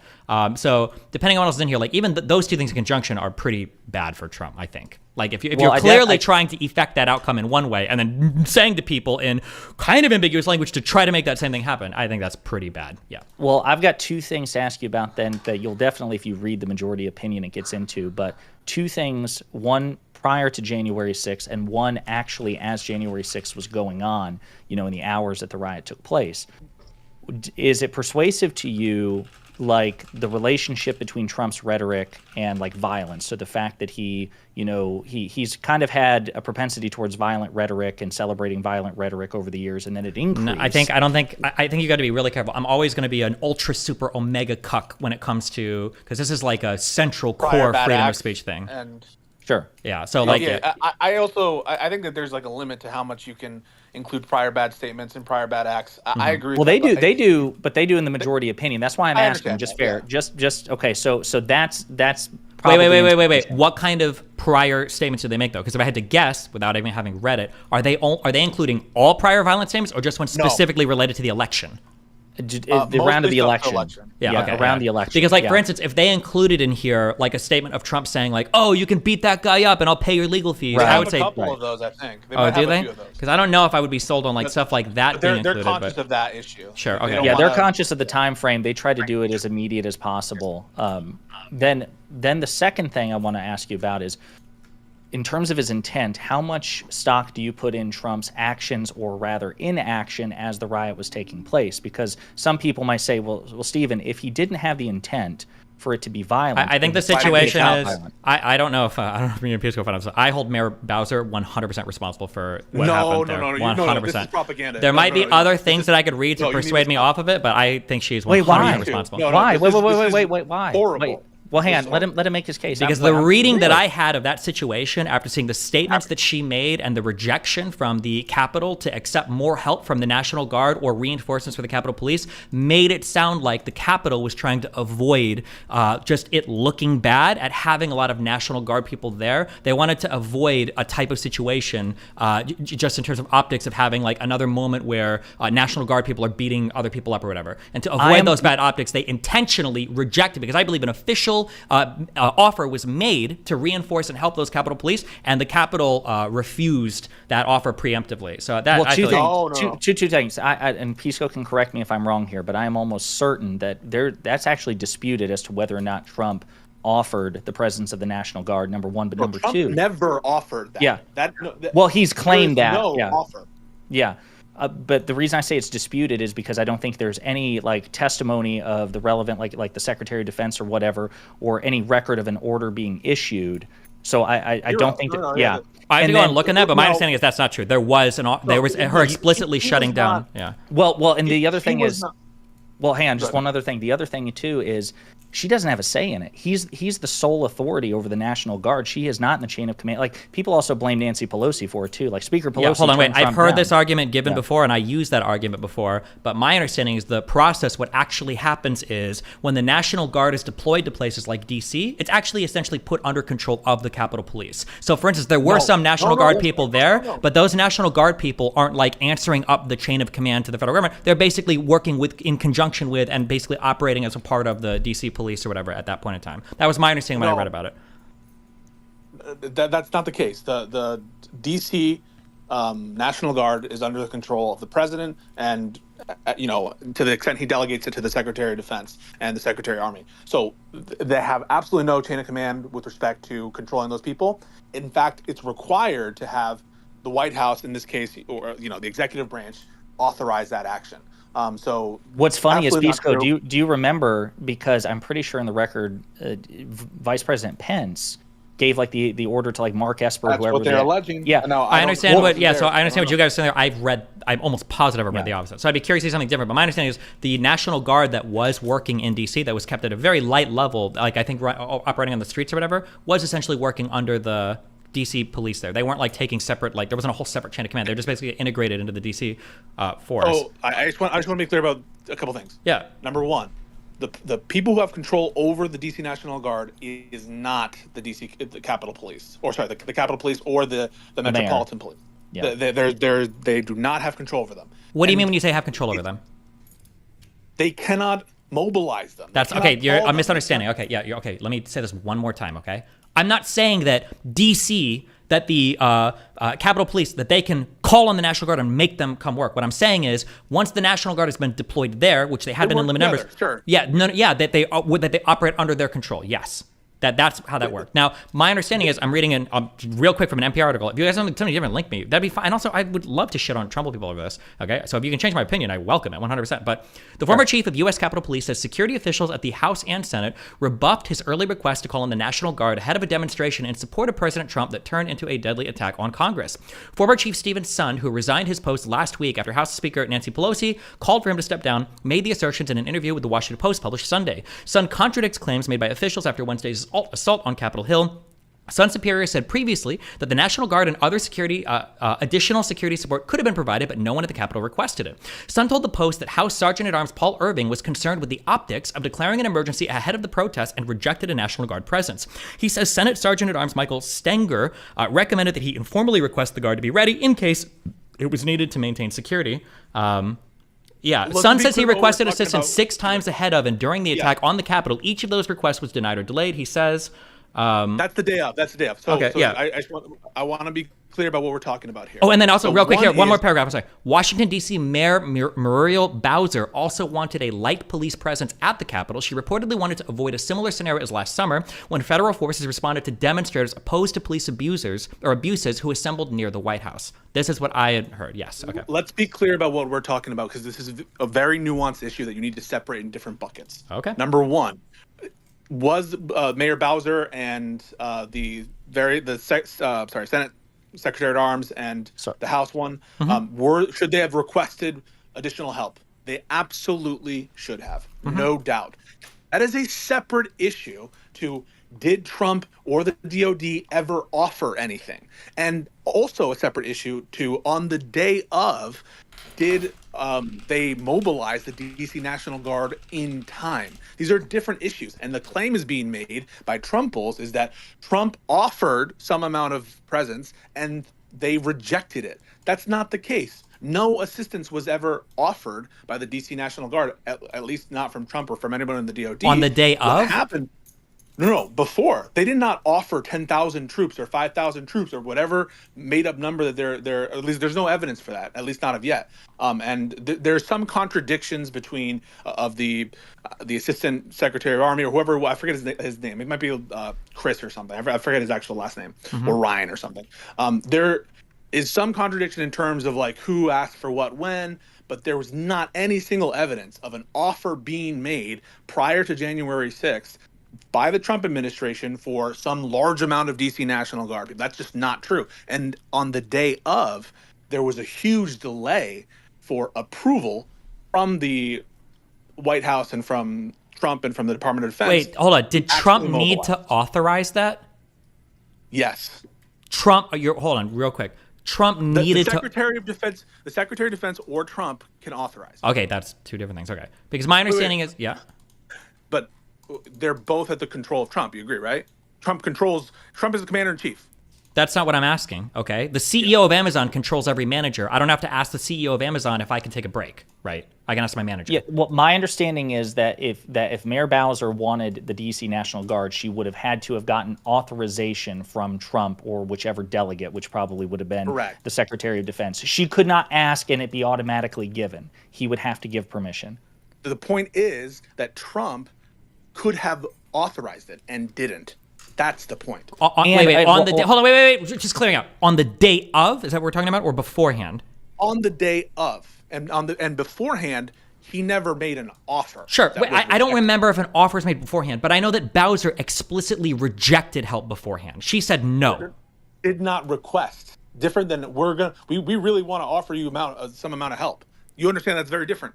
Sure, yeah, but Bowser literally said no before anybody even. Why would you offer? She said no. So, but that's the claim is being made that Trump offered 10,000 National Guard, 5,000 National Guard, some amount, implying that he had some foresight to try to prevent some amount of violence that's being done. Right? It would help your argument if you're mobilizing the National Guard to prevent this. That's why they say it, that he had the foresight because he wanted to prevent violence, and that's why he offered the troops. Can you offer troops without like a request being made initially? Can you even do that? Can the National Guard say, is there... Why couldn't you say, hey, if you need the National Guard, we'll give you 5,000, 10,000 troops? I don't know. I don't know. I'm not sure. I mean, I feel like I'm sure there would have to be a formal process where something's written down, but I know of no law or any sort of like provision which precludes the president or the Secretary of Defense making an offer. Hey, in the event you're saying like an informal, like just like a communication. Yeah, you can't necessarily impose. Yeah, I know this works for like. I'm not sure about. I think in DC the president's going to have a lot of latitude. It could be different, but in terms of also state National Guards, there was a delay in approving the state National Guard going to DC because in order to allow them to go into DC, they have to be approved. You have to request, the governors. Short of like a national emergency, the governor has to agree to let the president federalize the National Guard. But my understanding is, if you read this opinion, is they had an expert on presidential powers come in and testify during the 7-day trial, and he clarified that Trump, the day of, because to me it's like whatever offer may or may not have existed prior to January 6th. Maybe that's worth addressing, maybe it's not, but the point is on the day of when he knew the riots were going on, my understanding is he had the authority right then and there, mayor or no mayor, Pelosi or no Pelosi, 1,000%. to whip out his big fat presidential cock and say, I'm the most powerful man in the world, I am dropping the DC National Guard. Well, yeah. It is absurd. And hold on, there's a lot of different claims you made. Okay, so number one, I don't know if I've ever heard the claim, but if somebody is saying that like they were aggressively offering help prior to January 6th, then I haven't heard that claim. I don't think I would agree with that. I don't think I've heard that. I would say, no, I don't think so. Okay. No, wait.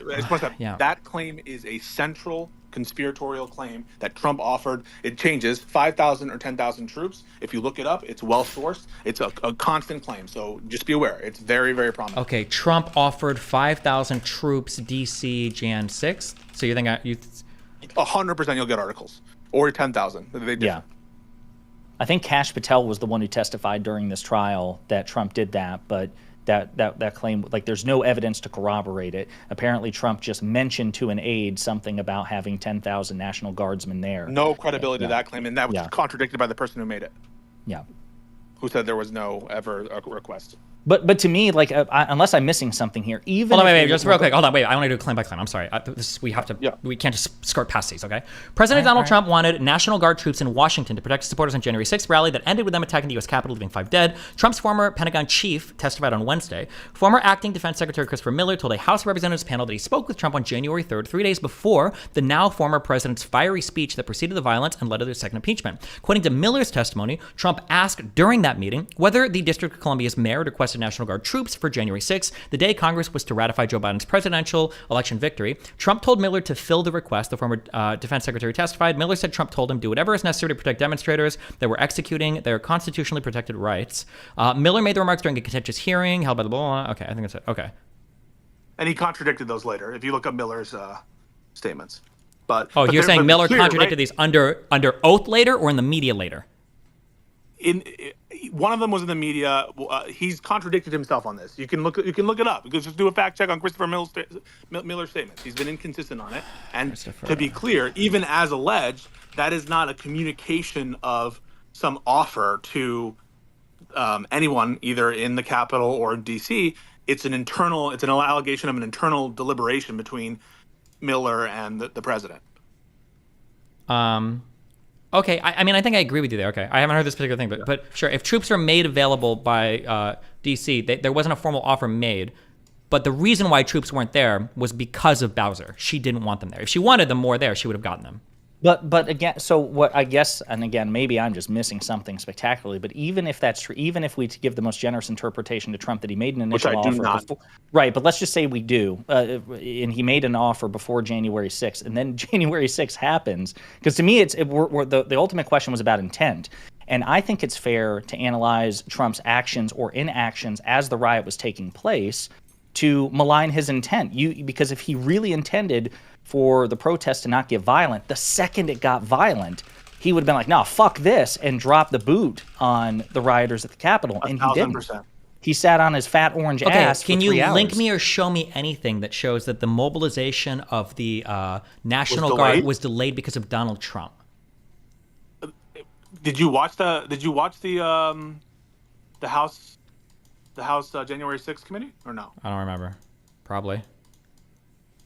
Yeah, there was hours delay. The president is the one who has authorization to call the National Guard. I don't think that's. I don't. He could have, but I'm asking. He could have done it on his own at any time as soon as they entered. To think that the president wouldn't have the authorization to mobilize the National Guard, which statutorily he does, but even just think about it logically, the president wouldn't have the authority to defend the Capitol from attackers. None of this is what I'm asking. I'll try this one more time. Okay, asking? I'm asking: was the mobilization of the National Guard to D.C. delayed because of Donald Trump? That's what I'm asking. 1,000%, yes. Okay, so you're telling me that when they made the request, that Donald Trump delayed it. He either didn't respond to the request, or can you just kind of say like one one article or anything showing this? Or must 100%, be. yeah. Okay, yeah. Yeah. So don't pretend that I don't always bring receipts. That's fine, but you're about to talk right now. I don't know. I literally don't care at all about what you're about to say. I know what you're gonna. Okay, yeah. All of our conversations. Have I ever said to you something that's like unsourced and like totally? No. But right now we're having a disagreement of fact, which is something I've looked up in the past, and I changed my opinion on this. So if you're gonna say something right now, I really don't care what you're gonna say. I just want show me an article. You might be right. If you're right, then you're right. I'm just curious. I'm on my phone. I'm not. Okay, but you're about to say a bunch of shit that I don't care about. I'm trying to look it up. You're about to say well, this happened, and I'm saying like I know I heard that happen, but I changed my opinion because I read different stuff before. So I'm just curious. Understand the chronology. There was some delay from the actual secretaries of the Congress, the various ones, secretaries at arms, in actually formalizing the request. That is true, and that's sourced for sure. And they point fingers at each other. They point fingers at various other people. Pelosi and Schumer always were, and McConnell were always willing to grant whatever request. The minute that they were given information about it, they granted the request, obviously, because they were under attack. But even after that delayed request from Congress was given, there was like almost a 2-hour delay from a response from the White House, and even then, right, that was hours after the initial entry. Okay, I think I'm right 100% on this, because all of your language is so vague and couched. I'm Wait, positive wait, I'm wait. right. What about what I just said? You just said there's a 2-hour delay from the White House. My question was, did Donald Trump delay the deployment of National Guard troops? And the response is, there was a 2-hour delay from the White House? I don't know what the fuck that means. The White House could be, there could be 50 different people in the chain of command that this goes through. The fact that you're phrasing it this way makes me think, no, Donald Trump probably wasn't involved in this. That's what it feels like. Or did Donald Trump himself tell somebody not to, or intentionally ignore the phone call? He unplugged his cell phone, or what? Like, that's what I'm asking. Yeah. Motherfucker. The President of the United States is the commander-in-chief. He has the authority to mobilize the National Guard in D.C. If there's a request made by Congress for help from the National Guard, and that request is not fulfilled, why do you think that it was not fulfilled? I don't know. Is Benghazi Obama's fault for not picking up the phone fast enough? I don't know. I don't know what the chain of command looks like on our armed forces. I have no idea. We know that the Defense Department secretaries... What? I don't know what you're about to say. I just need an article just showing. This should be so easy. If what you're saying is true, there should be tons of articles with this as a headline. Donald Trump delayed deployment of National Guard troops. Donald Trump told Secretary of whatever, do not delay. Donald Trump ignored phone call. Troops ready to go. No order from Donald Trump. There should be a million articles saying this. It should be the easiest fucking thing in the world. But if there was a delay because of a million other dumb things that goes along with the National Guard, I don't know. If I send you articles about the delay and about who's responsible for the delay, will you read them? Yeah. You could be right. I'm not even saying you're wrong. I just want to just show me the thing. I have to leave the call, but I will send you the articles right now as soon as I get off the phone. Okay. Okay. Wait a minute. I'm looking here. I'm using Wikipedia. I'm trying to do this in real time. So, Stephen, I just linked you to an article where it said it was Pence, not Trump, that issued the order to deploy the National Guard. And then I'm looking at the Wikipedia article about January 6th. Okay, so then if Pence was the one that issued it, is it his fault that he waited so long, or what? I don't understand. Who says it's Pence's fault? It's Trump's fault. Wait, hold on. Why is it Trump's fault? I don't understand. Trump's in charge. Trump's in charge of the entire military. Trump is the one. He's sitting in the White House. He knows what's going on. He's watching the TV. He knows these requests are coming in. Come on, I don't know if he knows that. Donald Trump is the chief. He's the chief general of the entire armed forces. I don't know if Donald. Are you fucking serious? Bro, I don't know. I don't know if you're being retarded right now. I can't tell. What you're telling me right now, what you're telling me is the equivalent of a guy coming into class saying, I got a reckless endangerment ticket. This is bullshit. I can't wait to get Scalia's opinion on it when it goes to the Supreme Court. I don't know if Donald Trump, the chief executive of our entire armed forces, is making every single authorization for any part of our armed forces to be deployed. That sounds fucking retarded to me, Pisco. I seriously doubt that Donald Trump is like making personally every decision on how to deploy any part of our armed forces. Maybe he is. That's why I'm just looking for an article. Like, jeez. He's the one with the authority to mobilize them. What you just said wasn't an answer to anything I said. Donald Trump can do anything with our armed forces because he's the chief executive of the armed forces, but he doesn't. In practice, the United States president isn't the one ordering our troops around, even though he could theoretically, right? Correct, but he's at the center of this storm. He understands what's going on in January 6th. He's the one who brought his people there, and absolutely. Do you think it's credible that Donald Trump would be unaware of the request being made to the National Guard for assistance, or that he shouldn't have known, just by virtue of watching what's going on January 6th, that sua sponte, by his own accord, he should be mobilizing them? He doesn't need to wait for a request.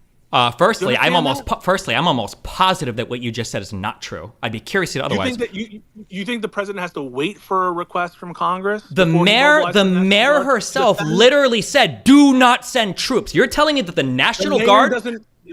the mayor does not get to control whether or not Trump mobilizes the National Guard. So you're telling me the National Guard can be deployed into American cities in contravention of protests against the will of the people that have authority over that area? Is that true? In D.C., in D.C., the person who has control of the National Guard to mobilize it is the President of the United States. Yeah, but the National Guard isn't the D.C. police. That's the MPD. Here's an easy question. Oh my goodness. Easy question, Stephen. Okay, yeah. If Trump wanted to mobilize the National Guard, could Bowser stop him? I'm pretty sure they could. I don't know if you can send National Guards to areas without them being requested. Okay, well, hang on, and I want to clear this up. Wait, hold on. Oh my God, why are we arguing over statements of fact? Just look, somebody help me look this up. Can you send the National Guard into a state if the state says no? Can you do that? I don't know. I don't know the answer. I'm telling you, I don't know. It might be the we're not talking, wait. We're not talking about a state, correct? You agree that D.C. is not a state, yes or no? I don't know if that's relevant in this analysis. Is D.C. a state? D.C. is not a state. I don't know if that changes anything here. Hold on. Is the National Guard the D.C. police? The National Guard has a dual control system. The governors of the respective states have day-to-day usual control over the National Guard.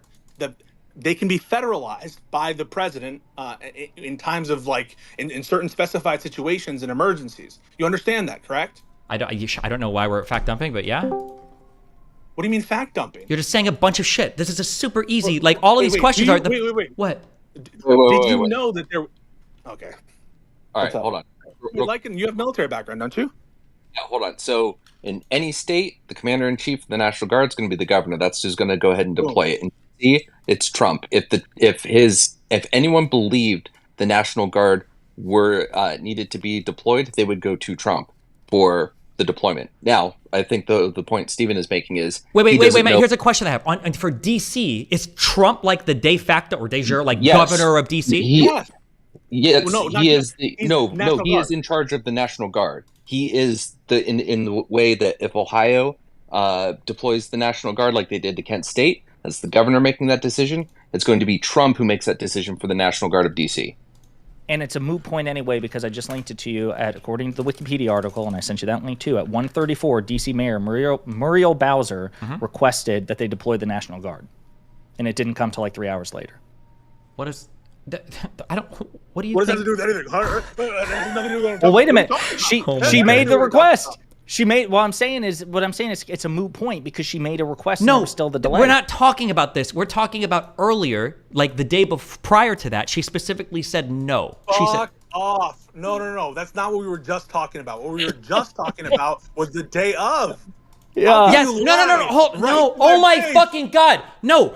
You're saying, or you're making it sound like Trump could have deployed troops ahead of a request from the mayor. That's what is being argued. I don't know if that's the case or not. You guys are just saying, obviously it's true. I don't know if that's the case. Steven, that's what I'm asking, okay? So when you say Mayor Bowser requested troops, yeah, she did, but prior to that request, I don't know, because you made it sound like earlier, well, even if she did request, couldn't they watch the TV and see what's going on? I don't know if you could just look at the TV and send in federal troops onto D.C. Just send the Capitol? Yeah, I don't know if that's the case. I don't know. You think the mayor can be like, nah, guys, you can't come here?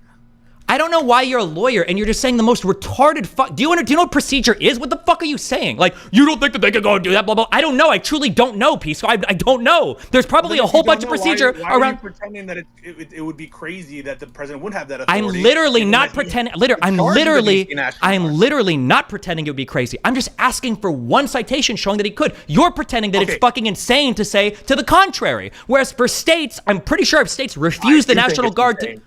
I do think it's insane. Okay. That even just on intuition alone, forget anything, right? Even if we're just going off intuition alone, if you had no idea what the DC National Guard is, for anyone to think as just a baseline that it's conceivable that Congress would have passed a statute that gives the DC mayor unilateral rejection authority over mobilizations of the DC National Guard, I do think that sounds facially insane. However, you don't have to believe me because we know that under the statute, the President of the United States is in charge of the DC National Guard. That's just a fact. Isn't it, Lycan? Yes, it is. But hold on. I'm sorry. Unless I misheard. Like 6 minutes ago before I jumped in, I thought, Stephen, you said the point, you guys were arguing about whether or not Trump was watching and actually knew anything in order to deploy the National Guard. Are you guys not talking about after the event started on January 6th, whether or not he should have? Or are we talking about whether or not he should? After it started, should he have mobilized the DC National Guard? And my position is, the minute you had awareness that people had breached the Capitol, he should have mobilized the National Guard when it was clear they had no control over the basic security in the Capitol. I don't think that that's very controversial. Do you think so, Lycan? No. And Josiah said at like what 1:36, 1:38, the request goes in and it doesn't get honored for 3 hours. But we know, like, when did Trump do his tweet or appearance? Yeah. When did he say "Go home in love and peace" and we love you? Yeah. You're gonna have to like, pull was the it time before? on that. That's what I'm curious about. Like, was that before that 3 hours when the National Guard finally shows up? No, I think it was after. I think that they mobilized DC National Guard, and it took even longer for Trump to come out and say something. Like, it was pushing him along every step of the way. They were begging him to do something. You understand that there's testimony of aides begging Trump to do something to stop him. You're not aware. That's all I had to offer. I'll go back to listening. Bye, guys. Bye. Yeah, I don't even know at this point what we're arguing about, because to me it's like I take the point. I'll even grant you. Let's just say that even the formal offer was made before January 6th. I'll own it. I don't think that there is actually evidence to support that, but whatever. It's the day of that matters most. If the motherfucker intended it to be peaceful and not violent, the second it got violent, he would have deployed the DC National Guard immediately because he was watching it on live TV and he's the commander-in-chief. Furthermore, even if you don't accept that and say, no, he still needs permission from the D.C. mayor, the D.C. mayor made the request at 1:30 and the guard didn't show up until like 4 o'clock. Yeah, but we're arguing whether or not it was because of Donald Trump.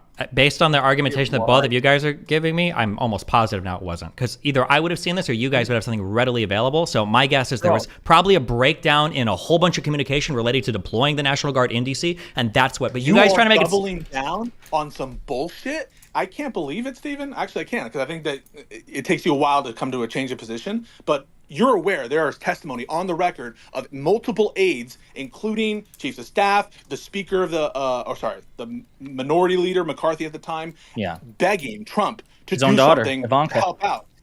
I don't care. That doesn't answer any question. I don't know if Trump is the one that normally picks up the phone to deploy the National Guard. He's aware. He has awareness of the fact that the need is there, which you're saying that he might not know because, who knows what he's doing at the time. He could be taking a shit, eating McDonald's.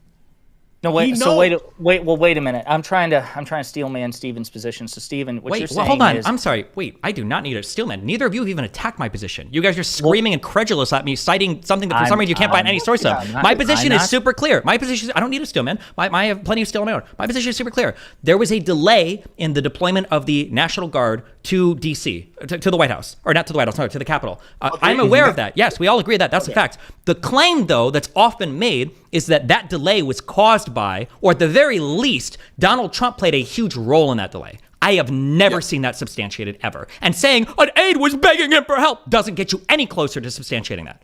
That's all I'm saying. Okay, so step one of substantiation. Who had the authority, right? Like, in order for Trump to be responsible in any way. Hold on. No. Pisco. No. You already start off at a stupid point. Who had the authority? It's who has the responsibility and who has the expectation. The president of the United States has the authority to do anything he wants with the armed forces. He doesn't have the expectation to. So you're already off on the wrong foot. No. The reason I start, Stephen, you're stupid. The reason I start on even just the power to do it, right? Before we get to the expectation, whatever. If he doesn't have the power to do it, then of course he can't be responsible. Agreed? Agreed. Okay. So that's why I started with the power question. Do you agree that's a smart place to start? Sure. Okay. So he had the power to do so. He's the only one who had the power to do so. That's not. I don't think that's true. I don't think that's true. Do you think anyone else other than the president or his direct designee? I think it's the entire DOD or some chain of command of the DOD has the power to do it. By virtue of being designated by the president of the United States and by the statute authorized. Supplementing this legal framework for internal deployment is the Emergency Management Assistance Compact. EMAC is a congressionally ratified agreement among the 50 states, the District of Columbia, Puerto Rico, Guam, the U.S. Virgin Islands, the Northern Mariana Islands that facilitates deployment of National Guard troops and other resources across jurisdictions to respond to natural disasters and other emergencies. The authority to request assistance from other states' National Guard units under EMAC lies with the mayor of the District of Columbia rather than the president. However, deployment of out-of-state Guard units on federal property requires Defense Department approval. I don't. Can you show me something? And again, bro, I'm not even. I'll say you're right. I don't even have the strongest opinion. Just show me one thing that says only the president can do this. I've just never heard that before. I've never seen that anywhere. Mobilize the National Guard. I'll find you a source that only the president or his designee can mobilize, and not the mayor of DC. Okay, so Stephen, let me ask you this. Let's say we're both wrong there, just out of curiosity. Let's say that other people, could be the Secretary of Defense or whatever, could have activated the DC National Guard. Are you saying, does that absolve Trump from not acting if somebody else could have activated the National Guard in his stead and chose not to do it? It depends on what the expectation is. I don't know if the expectation is on Donald Trump to be the one to mobilize the National Guard. Fair enough. Here's you love Wikipedia. Here's the line. The President of the United States is the Commander-in-Chief of the District of Columbia National Guard. Command is exercised through the Secretary of Defense and the Commanding General Joint Force Headquarters, District of Columbia National Guard. The Secretary of Defense has delegated his command authority to the Secretary of Army for the District of Columbia Army National Guard and the Secretary of the Air Force for the District of Columbia Air National Guard. Okay. The District of Columbia National Guard is commanded by a Major General with a Brigadier General as his or her Adjutant General. Gotcha. The Mayor of the District of Columbia, the United States Marshal for the District of Columbia, or the National Capital Service Director may request the Commander-in-Chief, that is the President, to aid them in suppressing insurrection and enforcement of the law. However, there is no chain of authority from the District of Columbia to the DC National Guard. Okay, so then the question is so why wasn't the National Guard activated by the Secretary of Defense or the Secretary of the Army? Or the President. What? Or the President. The President is the Commander-in-Chief. Is the President the one that ordinarily... Well, were the other people requested? You said that request was put in, it was delayed for 3 hours. Did Donald Trump get it? Did it die on his desk? So what I'm telling you is, regardless of even... listen, I think he received that request. I think that's... Hold on. Are you saying that he received it and the Secretary of Defense and the Secretary of the Army didn't get it? No, they did get it. Okay, so all of them got it at the same time. So then why didn't the other two authorize it immediately? I have my own thoughts about that, and I'll say it. What are the thoughts? No, tell me what the thoughts are. So there's no good explanation for why the delay happened from the relevant DoD. Wasn't there a massive congressional investigation into this? There's limited. A lot of the people on the January 6th committee did not want to go there, in my opinion. A lot of people on the wait, say that again? The Jan 6 committee specifically was focusing on, based on what I've seen of the Jan 6 committee, on the insurrectionists and the activities leading up to and around January 6th, and not the culpability of the Department of Defense. There was a Defense Department internal report that says that there was no misconduct so far as the DoD was concerned, which is great, right? Like no one did anything wrong apparently.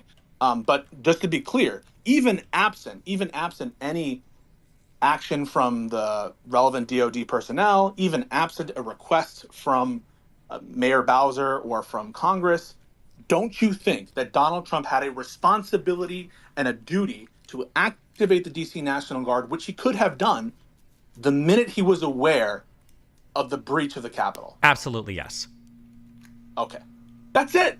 No, that's not. We weren't even talking about that. We weren't. No. Your claim initially. Hold on. Don't forget about your initial claim. Your initial claim was that Donald Trump delayed it. Not if he was watching TV, could he have authorized it faster?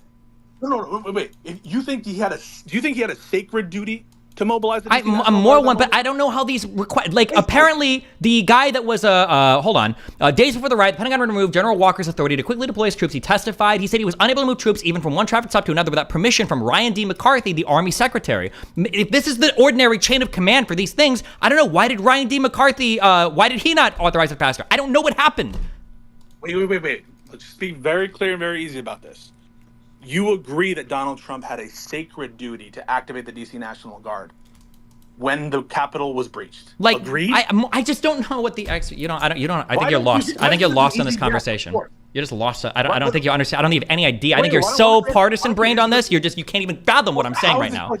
Don't you agree that Donald Trump had a duty to mobilize the National Guard? Who cares what his I think Donald Trump has a duty to protect our soldiers. That doesn't mean he needs to grab a sniper rifle and go out into the fucking field. Answer the question. Do you think he had a duty, an imperative, morally, ethically, whatever you want to say it? I don't know. I don't know what the ordinary chain. Answer it. I don't know. I can't. I don't know what the chain of command is here. I don't know what the expectation is. You don't like being You're so pushed. yeah. Okay. Yeah, Well, that's then it. I'm Yep. I just don't pushing like being pushed. Yes, that's right.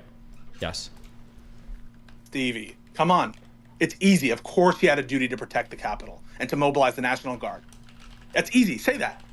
I think you're lost from the conversation. I think you hate Donald Trump and you're just lost in this conversation. Address the issues. Address the issue.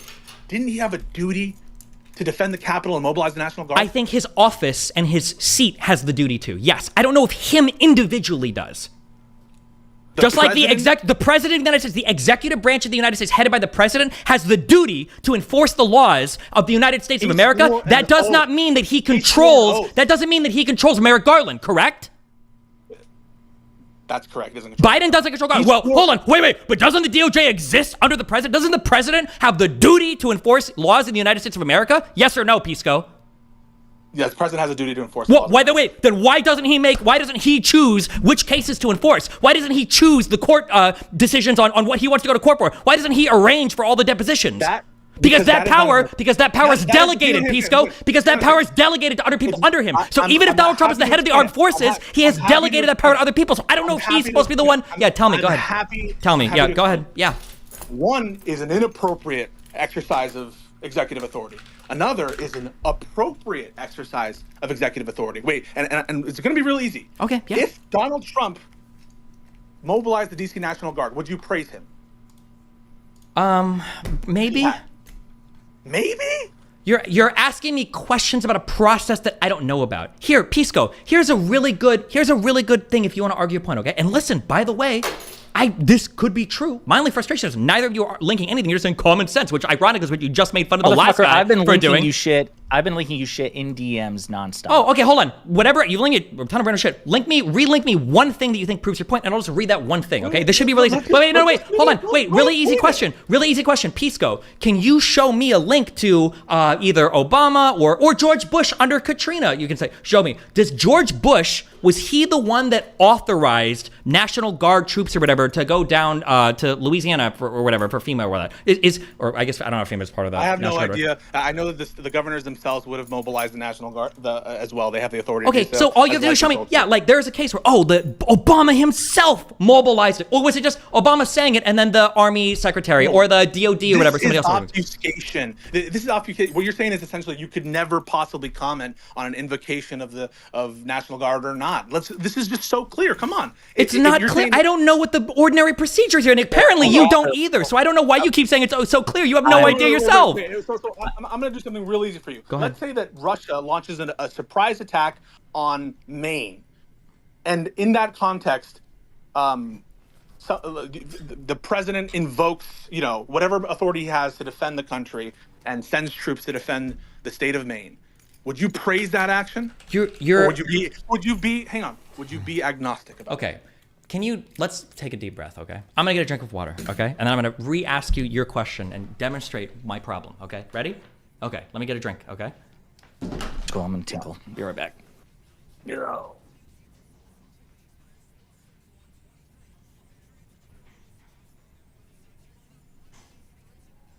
Hope everyone's doing good. It's got a little heated. I gotta go, guys.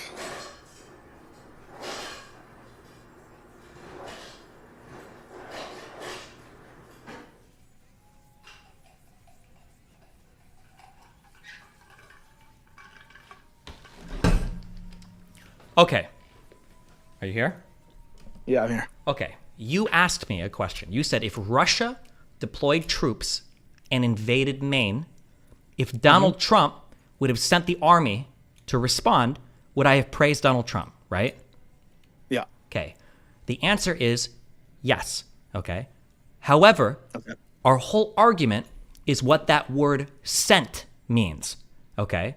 When George Bush sent troops to Iraq, George Bush wasn't flying a plane. He probably wasn't individually signing orders. There were people underneath George Bush that do that, right? So when Donald Trump would send troops to Maine, I don't know if Trump himself is signing the orders. I don't think that is the case.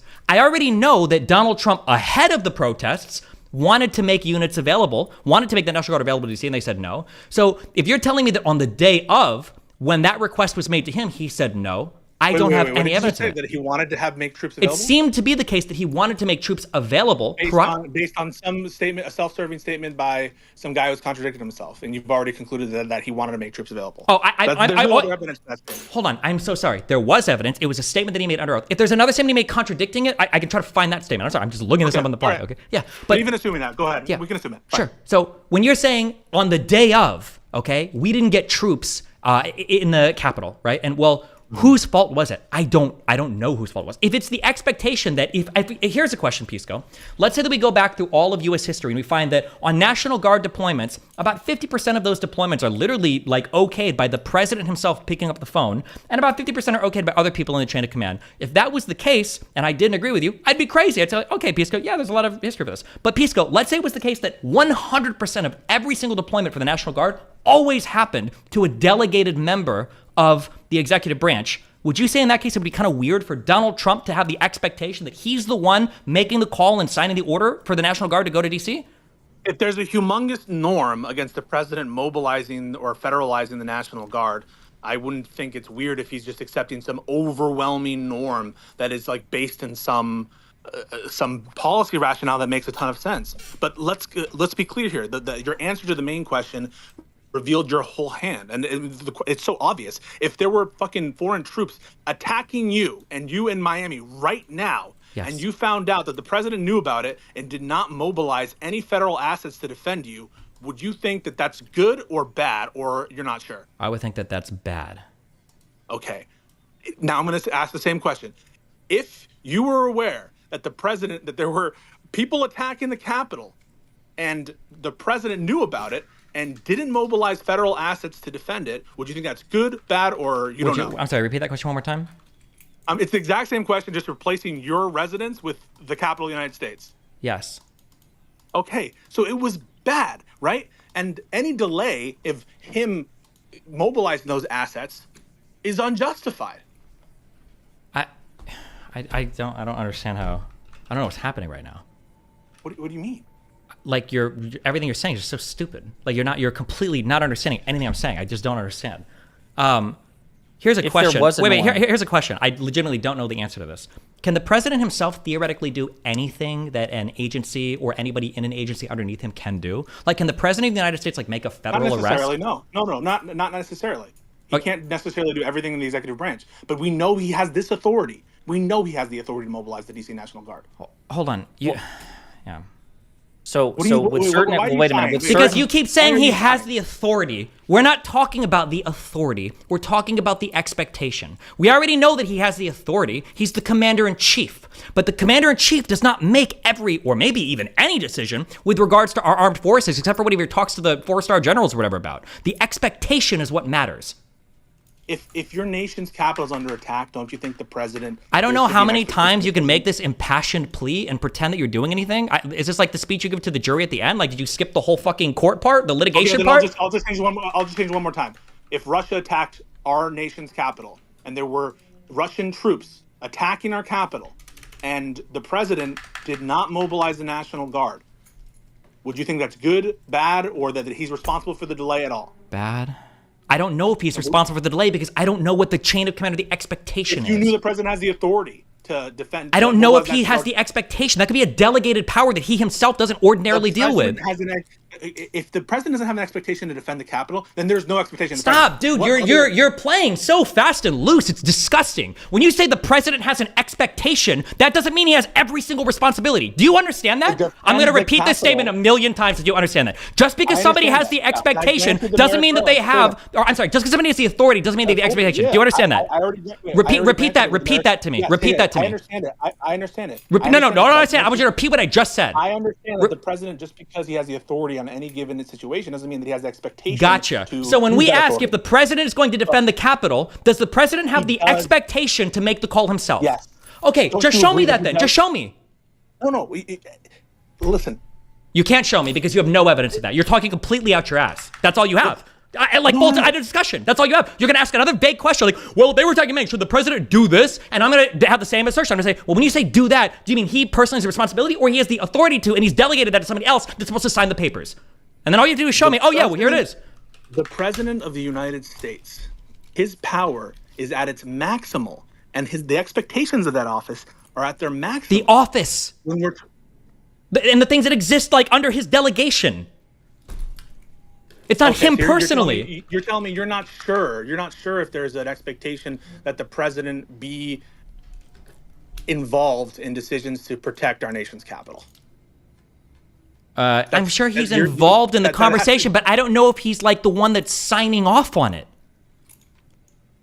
Okay, I mean, we can get back to this conversation. I have to bounce, but wow, I think it's pretty. Well, I'm curious. So in terms of the 3-hour delay and all the testimony that said that Trump didn't do anything, Stephen, are you suggesting that it might be possible that Trump was under the impression that something was being done through the normal norms with respect to deploying the National Guard? That's my understanding. Yes. Okay. But basically, it's being taken care of. I don't need to worry about it. Somebody's on it. I guess, yeah. Okay. Okay, so here's a question. I'm just reading this article on AP News, okay?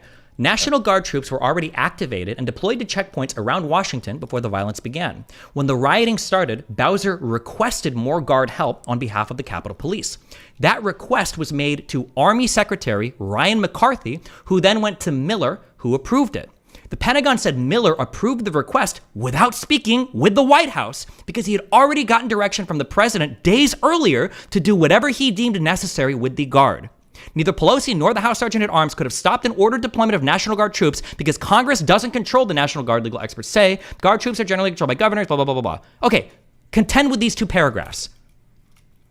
So what you're saying is that in response to a request from the D.C. mayor that the approval was given to involve the D.C. National Guard, correct? It seems that the request was made to the Army Secretary, Ryan McCarthy, who then went to Miller, who was what, Miller Secretary of Defense? Or yeah, and then Secretary. Sure, and then Miller approved it.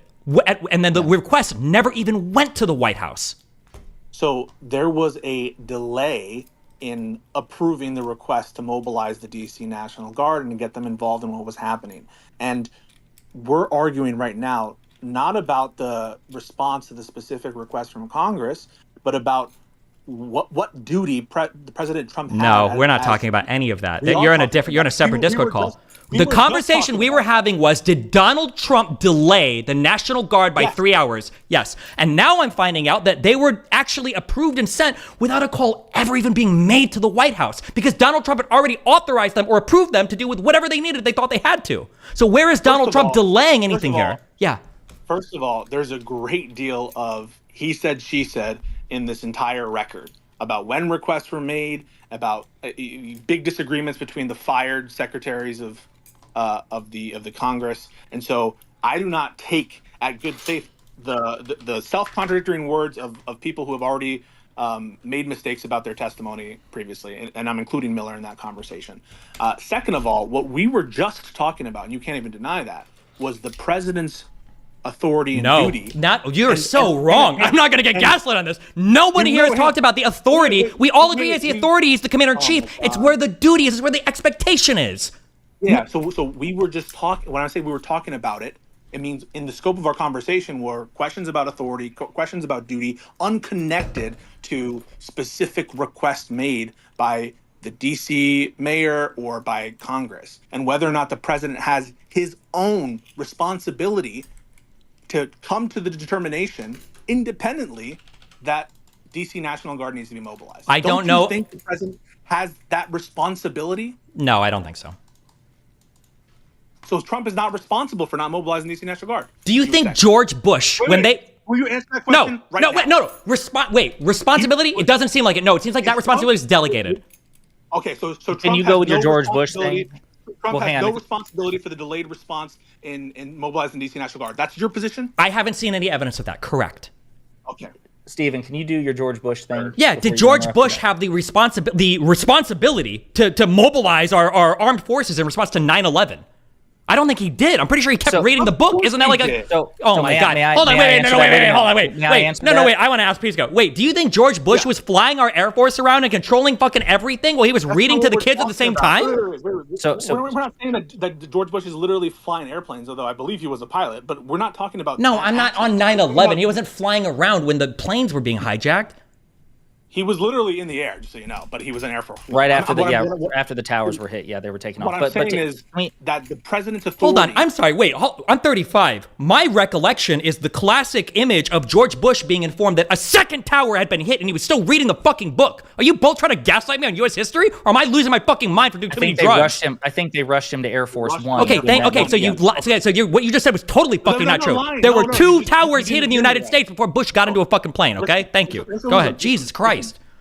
My God. That was a joke because I was saying that I didn't expect George Bush to literally have to be driving around a plane, although he wasn't in the air during the response to 9/11. That's all I was saying. It wasn't any important point. You're so riled up that you accuse me of lying on a joke that I made about whether or not the president should be expected to do some kind of menial task for the Army. Or for the Air Force in this case. That's where you're at right now and how rustled you are. I'm not rustled though, because what you're describing, the approval of those troops, is a menial task. Approving it seems to be a menial task, and it seems like Donald Trump already had. No. It's a major decision, a weighty decision to mobilize the National Guard to defend the capital of the United States. It's not a controversial take. Just like it would be a weighty and important decision if you were being attacked by a foreign nation. If we were being attacked by a foreign nation and you found out that the president knew about it and did not mobilize federal assets, you would say, of course he's responsible. Well, and even as far as we know, and this is what I was trying to get at to answer Stephen's analogy, even if the norm is for the president not to issue the command directly, which fair enough, maybe that is the norm. I would imagine in a situation like a riot at the Capitol or Hurricane Katrina or whatever event you want to say, that if the president knew about it, he would be profoundly curious that it was being addressed, right? He would be like, hey, is somebody taking care of this? Are we deploying the Guard? Yes, I agree with you. But now you're making the argument of, is it possible that Donald Trump could have taken extraordinary steps to mobilize the National Guard ahead of whatever schedule they would have been on? Maybe. I don't know. But that's a profoundly different question than, was Donald Trump responsible for the 3-hour delay of the mobilization of the National Guard? Which is the initial claim you both made, and you have zero evidence of any of that. No, 100% he is. Okay. The fact that he had a responsibility, and tell me which part of this you disagree. Donald Trump had a responsibility the moment he was aware that the Capitol was breached and under attack to mobilize the National Guard. Doesn't seem like it. Seems like that responsibility was with Miller and the DOD. Yeah, that responsibility was Miller.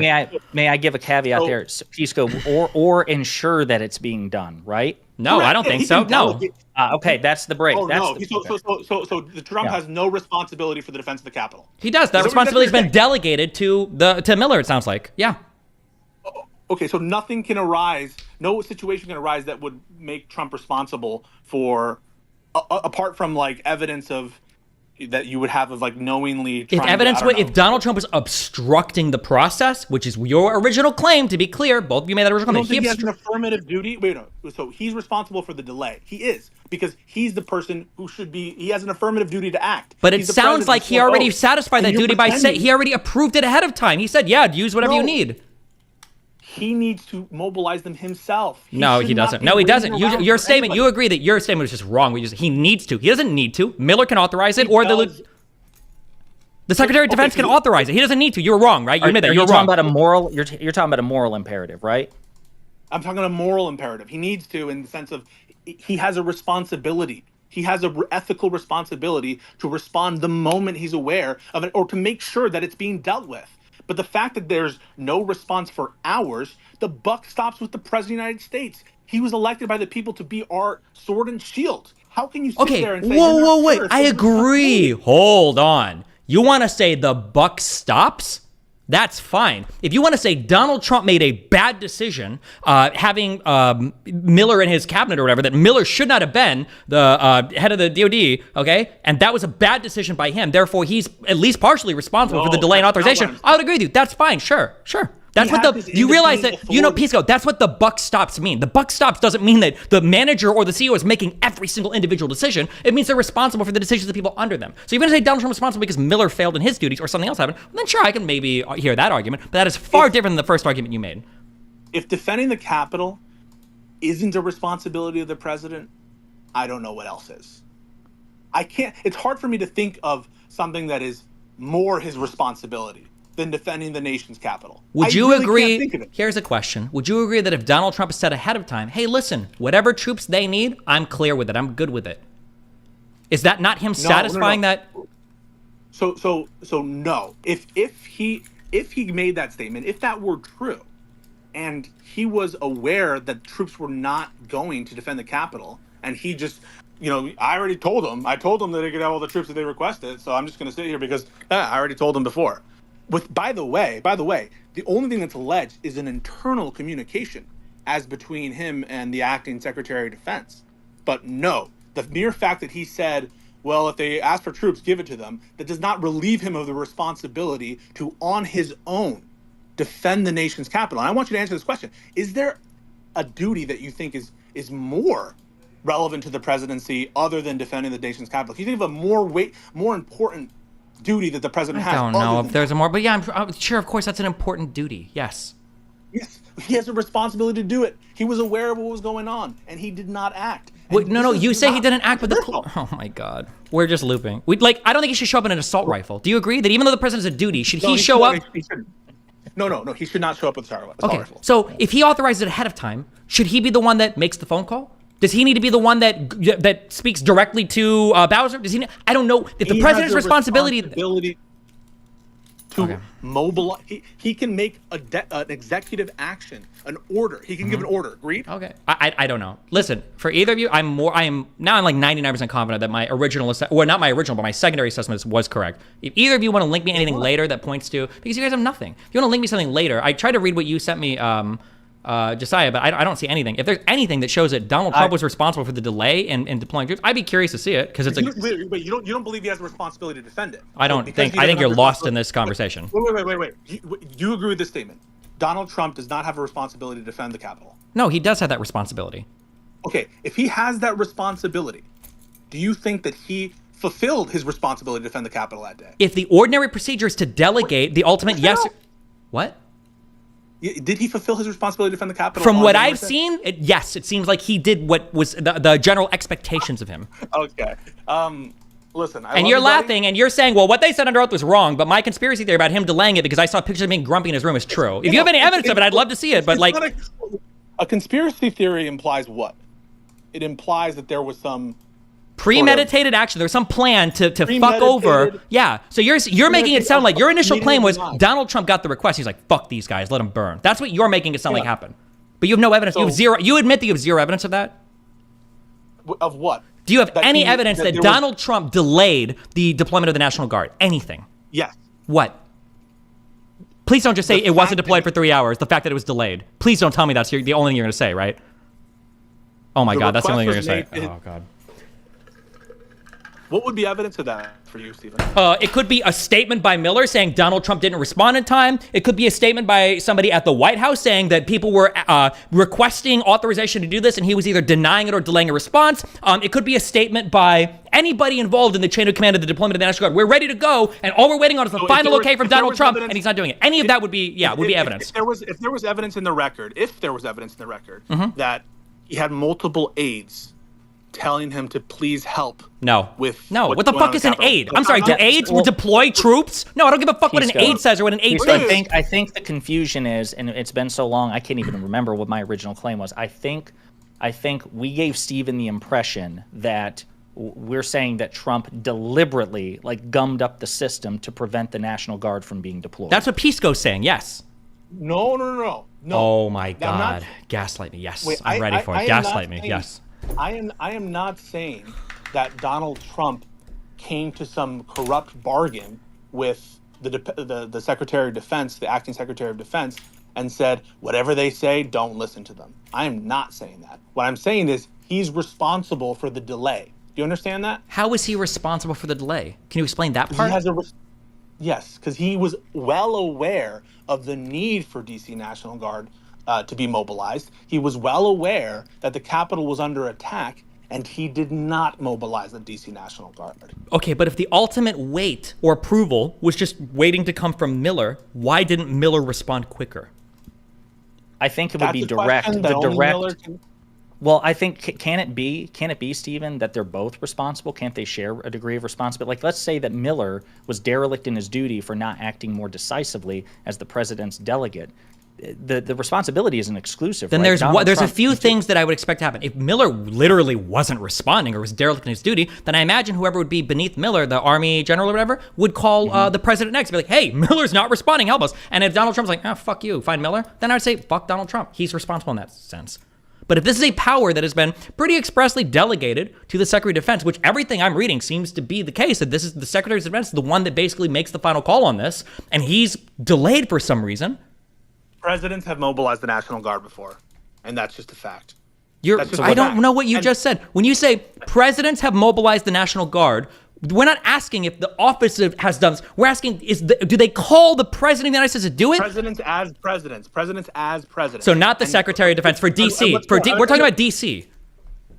Okay, so I will bring you instances of the mobilization of the D.C. National Guard. I don't have them recalled to memory, and so I will do my best to bring that to your attention. But like right now, what you're essentially saying is the president has no independent, freestanding duty to defend the country, that he can be called to account for, and that he can be assessed against. And really, you have to think about it and think like, do you even think he had a duty to tell his people to get out?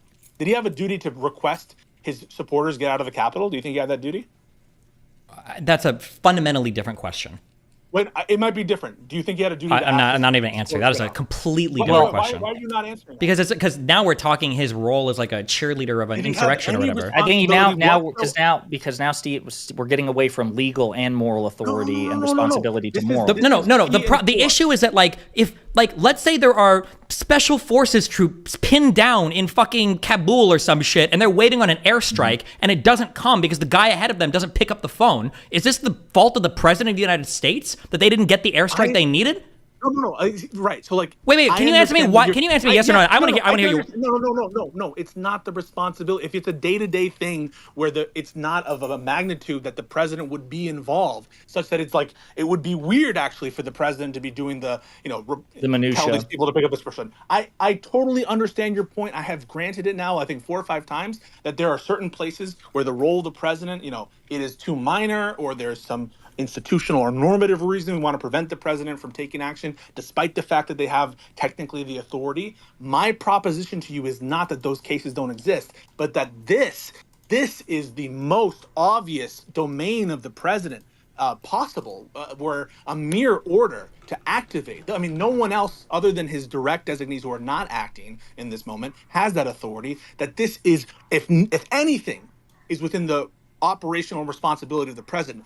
Surely this is, right? Can you think of anything that is in the operational responsibility of the truthfully, I don't even know if Donald Trump knows this. I don't know if he knows it. It's ultimately whether he knows it or not is irrelevant. If it's already been delegated to the DOD, then it's on Miller. If there was a delay and it fucked up, it's on Miller. I don't know if it's Donald Trump's responsibility to be making phone calls like, "Hey, just checking, is the National Guard on the way? Hey, just checking, what's the deployment looking like? Hey, I don't know if the president of the United States is ever in the business of doing that ever." What responsibility does the president have in regards to deploying the National Guard? I don't know if any. The military, any? Wait, for what? To go to war? For does what? The president have the responsibility? What responsibilities would you impose on the president with respect to the military at all? His authority and responsibility are everything, but he delegates those to other people. Wait, why are you laughing? Hold on, I'm sorry. Wait, do you think the president goes to the fucking war on the ground like it's fucking 1555 with a sword in his hand, Pisco? What are you talking about? What Pisco's saying, to go to war, the decision to go to war. You would agree, right? That's in weighty enough. That's a congressional power. But hang on. I'm sorry. The decision to take military action. Right? I think you could argue ultimately rests with the president. But the delay here wasn't the decision to send the National Guard. It appears to be the case that decision was already made.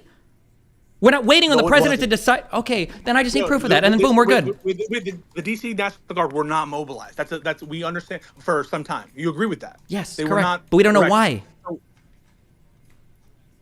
We know that the president had. You contest. The president had a responsibility to independently defend the Capitol. No, in terms absolutely of not. It seems to be it seems that you're expressly wrong. The president has expressly delegated the mobilization of the National Guard to the DOD. Expressly. Does the president have any responsibility to defend the country?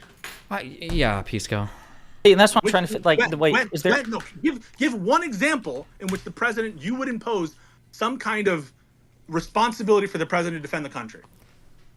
The only thing that I could possibly think of like the president of the United States needs to make like on his own or like in like an actual decision is probably turning the key to fire a nuke. That's the only thing I can think of where like you're insane, bro. I mean, you're so debate brained right now. It's crazy that you're not going to concede on a basic principle. Gotcha. Well, then here's an easy debate brain check right now to prove that you're the debate brain one. I'm telling you right now, what would it take to convince me I'm wrong? Show me one example of the president of the United States making a military decision above his generals to do something, and I'll be like, oh, okay, well, that's the president. Oh, wait, right now, Pisco, link me one thing, and I'll be like, oh, okay, I didn't know that. How about the decision of Joe Biden to leave Afghanistan? What do you think about that? Oh, Joe Biden was the one calling the troops and saying, okay, you can take off right now? No, come on, man. He made the decision to leave, didn't he? Yes, but he's not the one like doing the on the ground coordination. He's not the one making. He is.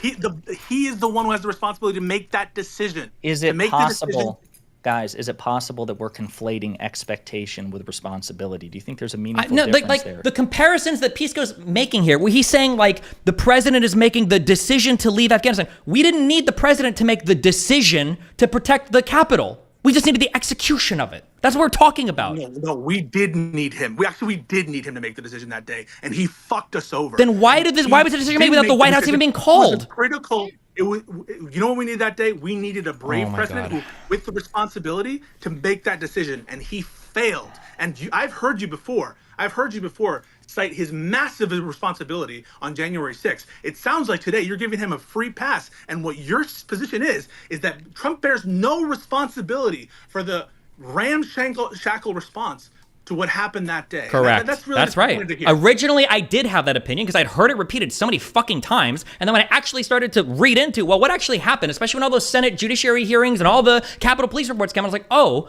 doesn't seem like the muck-up had anything to do with Donald Trump at all, because if it did, both of you would be screaming from the rooftops a single shred of evidence pointing to it. It seems like the issue was there was a whole muck-up of the process of actually coordinating the National Guard and getting them to D.C. and authorizing it, and it seems like a lot of this had to do with Bowser wanting to avoid bad optics the day before by explicitly saying, do not send extra fucking police here. He's elected with an affirmative duty in an office. That's great. It doesn't change. You can impassionately plea all the word, but nothing just changes what I just said. Stephen, can I ask you, if the Colorado court found that, it says the court finds that Trump had the authority to call in reinforcements on January 6th and chose not to exercise it, thereby recklessly endangering the lives of law enforcement, Congress, and the attackers on January 6th, and I'll give you the link in the quote. Would you find that sufficient? That's just, but the reason I didn't link it earlier is because it's a fact-finding report. He disagrees with it. I mean, why are you asking him? He disagrees with that. Well, I don't know. To be clear, no. I don't even necessarily disagree with that. I'm asking for a single shred of evidence. Oh my God. I'm asking you for a single shred of evidence in the 50-minute time to prove it. I've told you 15 times that if you can just show me that like, oh, well, in this particular point of time, we were waiting on Donald Trump, or Donald Trump was supposed to make this call, then I'd be like, oh, well, in that case, yeah, it's 100% Donald Trump's fault. I've said that literally since the beginning. I've maintained that position. Right, but to my point, so what I just read you is not in and of itself sufficient evidence that that's a court finding. I want to know the underlying rationale for the court finding. I'll link. Okay, just link me the thing. Yeah. Yes. Yeah. So for here, you've got, all I'm seeing is fact 185. The court finds that Trump had the authority to call in reinforcements on January 6, 2021 and chose not to exercise it, thereby recklessly endangering the lives of law enforcement, Congress, and the attackers on January 6, 2021. So if they have yes, so this is an opinion of a court. So if the court found that he somehow mucked up the process or did something, first of all, I don't know why you guys didn't just say this 2 hours ago, but then I would say, oh, well, in that case, look, Donald Trump is responsible. The only I can. The Colorado Supreme Court to tell us that he bears responsibility for his inaction. The fact that you're waiting to find what these 7 Democrat judges to say that he had a duty. No, we know he had a duty. The reason I didn't bring it up earlier is I didn't even know if you would accept it because it's a court finding in Colorado and not like a primary source from, the acting Secretary of Defense or whatever. I didn't think it'd be sufficient. But there's the link and there's the paragraph. So I love you guys so much. And Stephen, I love you too. I love you too. Be careful, I have to go. But be careful. I love you, Doc. Peace. All right, see you, buddy. All right. Well, Stephen, before I hit the road, how you doing, buddy? Okay. Are you going to be covering this particular topic as far as like the disqualification? Technically, probably actually hardcore. I'll probably in a day or two. in the because on January 6th I'm debating Glenn Greenwald and Alex Jones in Austin. Oh, shot! Are you serious? Yeah, over Jan 6 related shit. And it's on January 6th in Austin, so that'll be a. Oh shit! Is it gonna be a public thing? I think so. Yeah. I might go sit in the audience for that. Wait, it's gonna be a 2-on-1, isn't it? No, I've got two brothers that were with. Hold on, let me check. Wait, fuck. I wonder if this has been announced. I might be fucking announcing this ahead of time.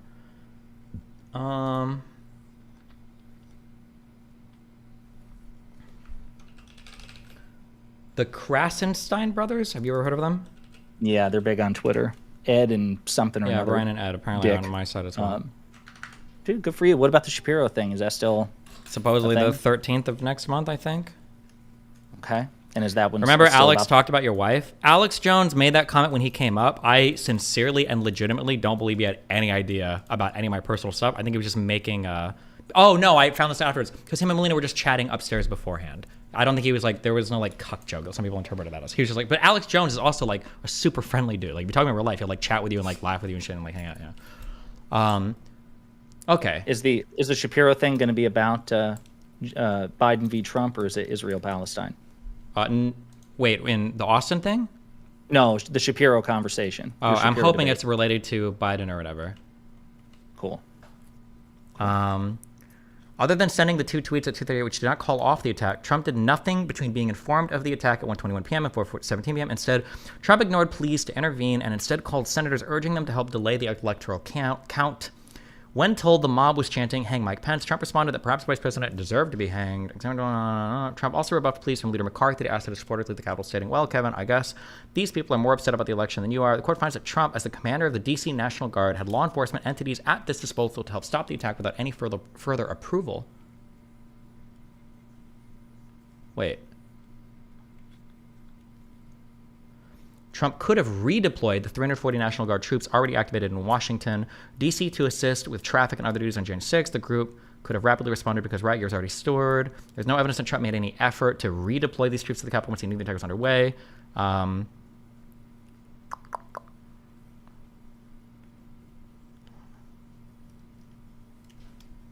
could have ordered deployment of additional...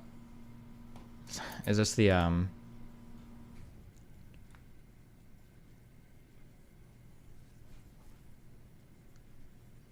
Trump provided no evidence that he took any action to deploy any of these authorities after learning of the attack on the Capitol. The court finds had the authority to call reinforcements and chose not to exercise it, thereby recklessly endangering the lives of law enforcement. It's just these statements, right? Yeah, I mean the citations. Like, to be honest with you, because I'm not an attorney, I don't even know how to understand the citations outside the footnotes, like the 1031 TR.246:2. Like, I don't understand what the fuck any of that is. So we need Pisco for that, which is yet another reason why I didn't bring this up. Gotcha. Because these are findings of fact from a Colorado judge. I didn't know if you'd find that sufficient. And look, trying to find these primary documents, they are a pain in the ass. I was trying to do like Google foo while you guys were having this conversation. Sure. And yeah, I mean, because I had the opinion on this and I looked it up a ton afterwards. And when I looked up afterwards, because my initial interpretation was also that Donald Trump was either refusing to pick up the phone, wasn't authorizing for hours, was mucking up the process. That was my initial understanding. But after all of the hearings and the investigations and everything came out, it seemed to be the case that there was just some dog shit process for deploying the troops. And for some reason, Miller took however fucking long to respond to shit. Or I don't know it seems like something was fucked up in the process. And I couldn't find any piece of information. And you agree that if there was this piece of information out there, we'd probably be screaming it from the rooftops. Like, oh, here's the proof that Donald Trump fucked everything up. But it doesn't seem like that has ever been the case. I can't find it. Well, and to clarify, and that's when you finally, I guess it finally broke through that either I miscommunicated or you misunderstood, but I'll just go ahead and concede. If I ever said that Donald Trump, or suggested that Donald Trump like deliberately gummed up the system or fucked it up in some way, happy to concede that. My point was his inaction.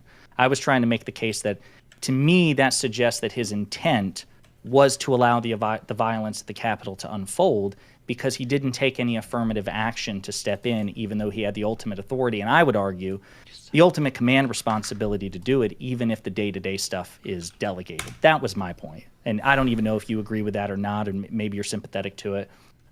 Because to me, there's a difference between responsibility and expectation. I agree with you that the day-to-day stuff is delegated to the Secretary of Defense and the Secretary of the Army. But when Trump is watching this unfold, I would think, like you gave the example with Bush, if Bush was watching Katrina happen, even if like the activation of FEMA goes to, I don't know, the DHS or whoever, you would think, be like, hey, are we on this? Is somebody doing something about this? And it seems like the evidence. I don't know if, again, I can't, I don't know. I don't know why this is happening. You keep saying that like that's so obvious. I don't know if that's the case. The office of the presidency probably has 50 billion different things going on. I don't know if it would be normal for the president to be like, hey, I just want to make a call and check to make sure that like the National Guard is actually deployed. Because if that was the case, there might be 50 million different things that the president could be making phone calls to check in on. I don't know if that's like an expectation. But that's what I was saying earlier. Like if it was the case that like George Bush was making phone calls and he was like, hey, I need to know what the fuck the National Guard is doing. And I'm like, okay, fuck, that would be an expectation, right? Or if, I don't know, was there a National Guard shit under fucking Obama? I'm sure at some point. I can't think of anything off the top of my head in terms of like a crisis in which he'd have to deploy it, but I wouldn't be surprised. Yeah, so if this was like a delegated thing and Trump was just sitting there stewing at the TV, right? If we're saying like Donald Trump had this extra, fucking Donald Trump, I legitimately don't know if Donald Trump knew that Puerto Rico was a U.S. territory. I don't know if Trump knew that Puerto Rico was a U.S. territory. I really don't know that. Or if he thought it was a separate country. I have no fucking idea, okay? Because he said president of Puerto Rico, which is him. I don't know if he knew that or not, right? So to say like Donald Trump should have been making phone, I don't know if that's the case. If that was his I don't know. Well, let me ask you this out of curiosity. Are you persuaded at all then? Does it give any credence to what I'm suggesting, the fact that so many people in government were outraged that Donald Trump didn't step in? So not just laymen like you and me, but like Congress people and senators like Trump, where the fuck are you? Why aren't you doing anything? Do you find that persuasive? Like it seems to suggest that they were under the expectation. I think there's a conflation going on with what Donald Trump should have been doing, which is why I didn't answer Pisco's other question. I don't believe that Donald Trump's failure was to activate the National Guard with his own phone. I think his failure was to not fucking call off his rabid mob immediately. That was his huge failure. So I think when people are looking at Donald Trump like, bro, what the fuck are you doing? Even for the politicians themselves, I doubt they're thinking like, Donald Trump, why aren't you authorizing the National Guard? They're probably thinking, Donald Trump, why the fuck aren't you on Twitter telling your people, your rabid fucking dogs, get the fuck out? That's, I think, the conflation that's happening. And I think that's what Pisco's fallen into and everybody else. Like, oh, Donald Trump failed to act and blah, blah. His failure to act was that he mobilized his fucking army of rabid sycophants and that he didn't call them off until like 3 hours in or whatever. That was Donald Trump's failure. I think that's what people want him to speak out against, not mobilizing the National Guard faster. I think it's both. I agree with you that obviously the primary one is the fact that the rioters were obviously personally loyal to him and he made no effort to call them off. But like in the first article I linked you, the Salon article, Liz Cheney, and again, I'm not saying this is proof. I'm just saying it seems to be the expectation of other informed government actors. She says not only did President Trump refuse to tell the mob to leave the Capitol, which is your point, he placed you said no Salon? call. Yeah, the Salon article I linked you to. It's the first paragraph. The first sentence of the second paragraph. Place no call to any element of the United States government to instruct that the Capitol be defended.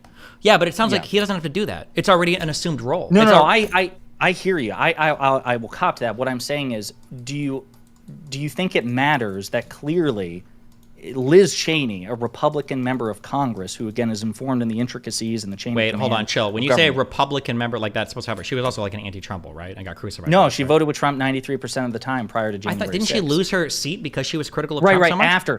After January 6th. What I'm saying is she was devoutly loyal to Trump until January 6th, and that was what snapped it for her because of his actions and inactions. That's why I brought that up. So what I'm saying is, I take your point that, again, the day-to-day exercise of authority is to the Secretary of Defense and to the Secretary of Army. But do you think it matters at all that she and others in government are pissed off that Trump still didn't do anything? That they're not saying, I don't know why, but like, so here's a question, right? So, and then again, I don't know. So here's her saying this. Okay, this is my question. So she says he did not call his Secretary of Defense on January 6th. That's one of her statements, right? Mm-hmm. Here's a question for you. If he would have called him ahead of time and said, authorize this, is it still possible that it might have taken 3 hours for Miller to do so? Yeah, you would think not, right? But why did it take so long for him to authorize it? Did Miller think that he wasn't supposed to deploy the National Guard? See, This is where Peace goes right. This is where as far as I can remember from the House January 6th Select Committee, I think this is an entire section of the final report. They still don't have any satisfying answers as to why the fucking delay. I can't, so to your point, it's a great question. I can't answer it. They don't have a concrete answer what caused the 3-hour delay. Okay, can we, like, what are you doing right now? I'm going to leave in about 20 minutes. Okay, we got 20 minutes. Can we, like, can we just Google around right now and try to find an answer to this?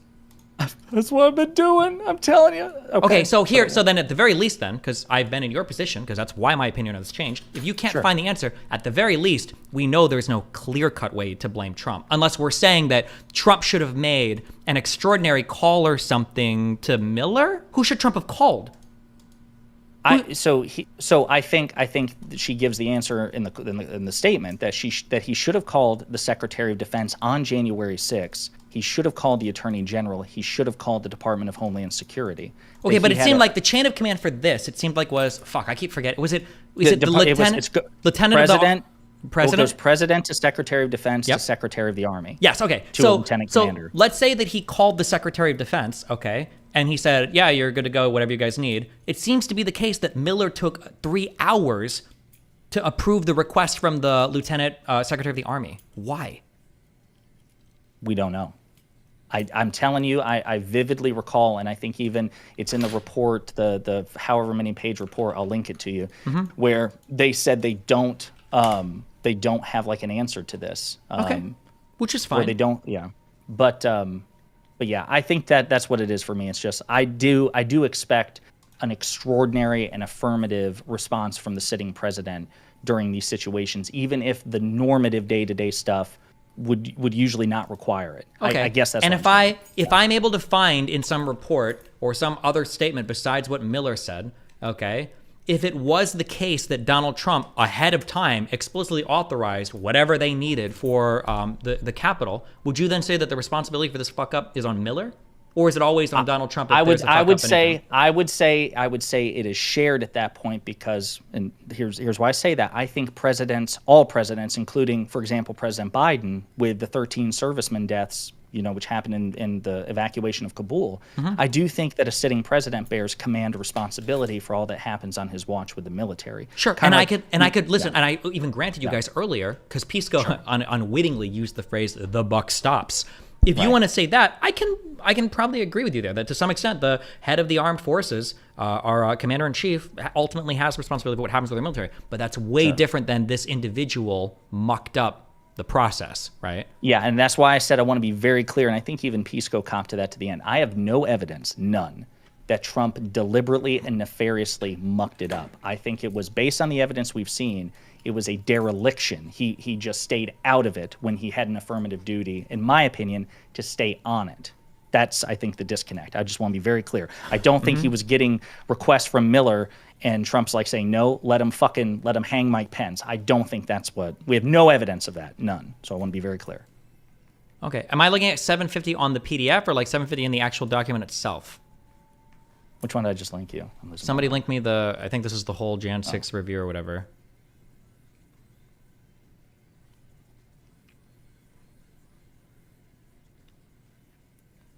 Who's saying 750? For guys that are saying 750, hello?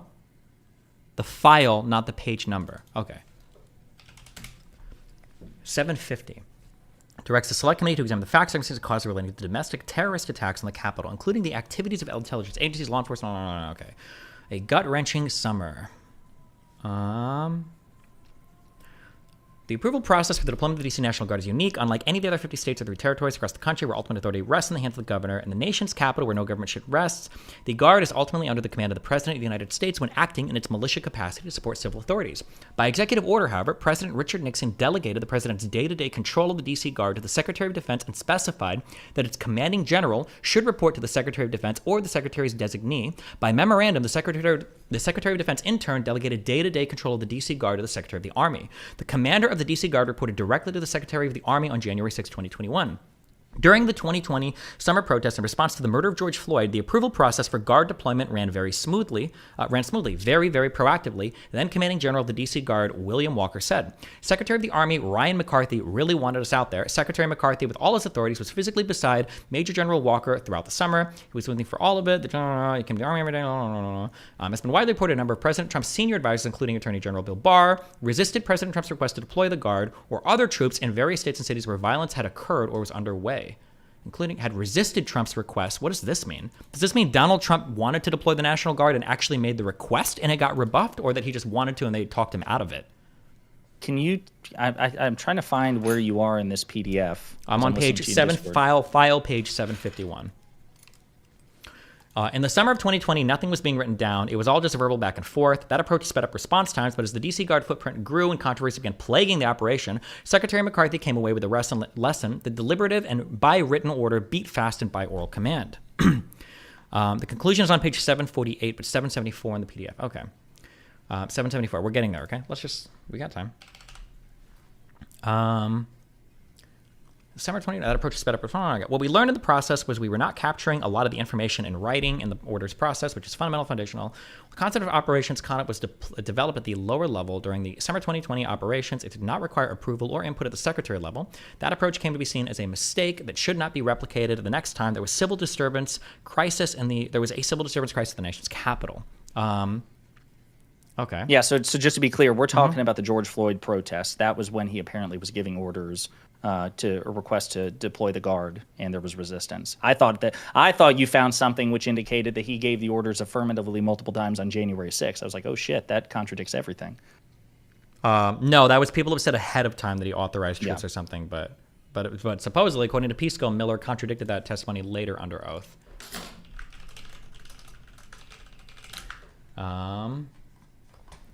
Okay. Okay, 2020, on June 1st, the Guard presence tripled overnight. The embarrassment of the low-flying affected center.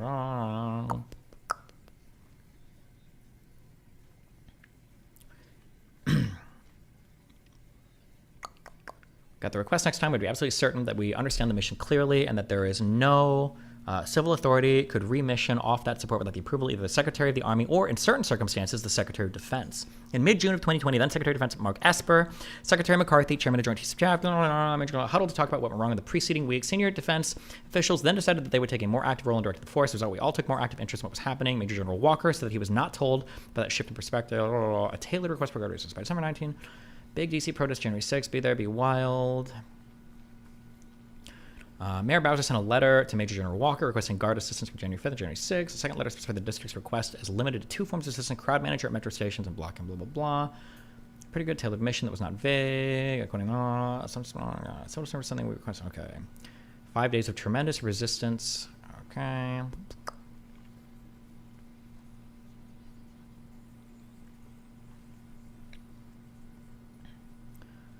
Fears of police and military in an anti-democratic manner. Both Acting Secretary Miller and Secretary McCarthy were sensitive to the sight of troops near the site of the congressional certification of electoral votes because of President Trump's previous expressions of interest in using federal troops in civilian situations. Again, Attorney General Barr and other members of the Trump administration had resisted President Trump's desire to deploy such troops.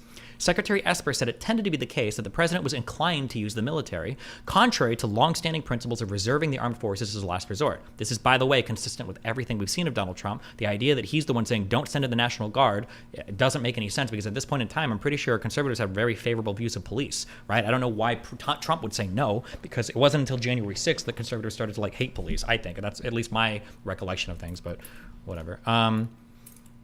According to his testimony, Acting Secretary Miller's expressed first priority after being installed with just 2 months left in the Trump administration was to make every effort to return the Department of Defense to a non-politicized entity, because previously the department was being showcased too much in testimony. Fears that the president would invoke the Insurrection Act to politicize the military and anti-democratic. He wrote, later adding that if I would have put troops on Capitol Hill before the attack and without a request from civil authorities, that would have been seen as extremely provocative, if not supporting that crazy narrative that the military was going to try to overturn the election. Secretary McCarthy felt similar pressure. He'd always been taken aback when, as he was walking down the Pentagon's hallways, one of the most seasoned reporters asked him whether the Army was planning to seize ballot boxes. Wait, Destiny, just a question. Why did Miller get authorization from Pence if he was instructed to do so as needed? Major Arcana, can you link me that he needed to get authorization from Pence? Well, and this is the problem. I'll say this. Mike Pence is technically not in the chain of command. This is the problem. We do have reporting that he tried to give orders to for the National Guard to be deployed. And I think it even says here in this article, once we get down a couple of paragraphs, that the acting Secretary of Defense said, well, I wasn't ordered. And part of it is because the vice president is not in the chain of command, which is technically true. Okay, on January 1st, we want everybody to know that. Okay, hold on.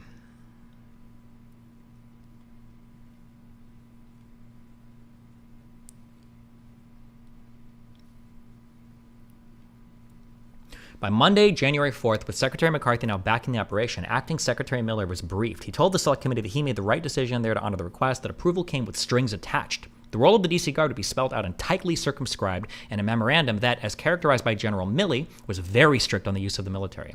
It decreed that without the acting secretary's subsequent personal authorization, the Guard would not be issued batons, helmets, or body armor, could not interact physically with protesters except in self-defense, and that the Quick Reaction Force, 40 service members staged in case of an emergency at Joint Base Andrews and Prince George's County, Maryland, could be deployed only as a last resort. This is all consistent with when I was doing research that, it seemed like the really big things leading up to January 6th was people were really fucking scared of this impression, especially because of what happened the prior summer of the National Guard being there. And this was a huge pushback that Bowser and everybody else felt like. And that was my understanding of why things kind of got mucked up. But we'll keep reading.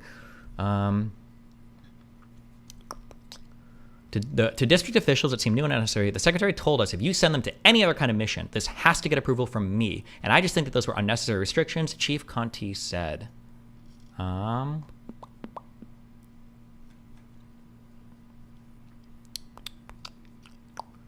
see. The Army and the D.C. Guard appeared to have had different understandings. The intent of the Quick Reaction Force was really to send these troops over to force or to help if they had a problem at one of the traffic command posts. General McConville said there was never an intent for a Quick Reaction Force to go to the Capitol, according to Army officials. Without a con-op and a formal change in mission, the QRF could do traffic control and no more. That was not how others imagined an emergency unit would or should operate. According to Major General Walker, a quick reaction force, something's happening. Do I have time to find you and call you and ask you? He called the pre-approval language highly unusual, particularly as their name already implied that it's a last resort. Prepared without guard help. Okay.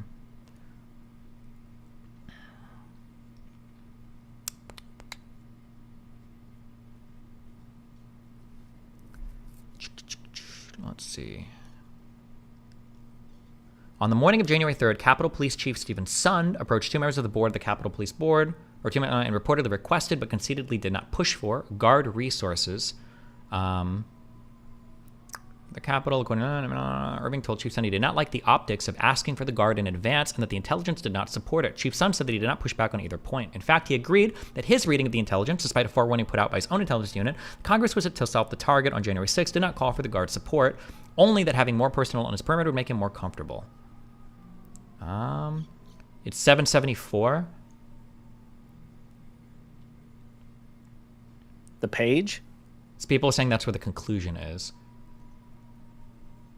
Oh, God damn.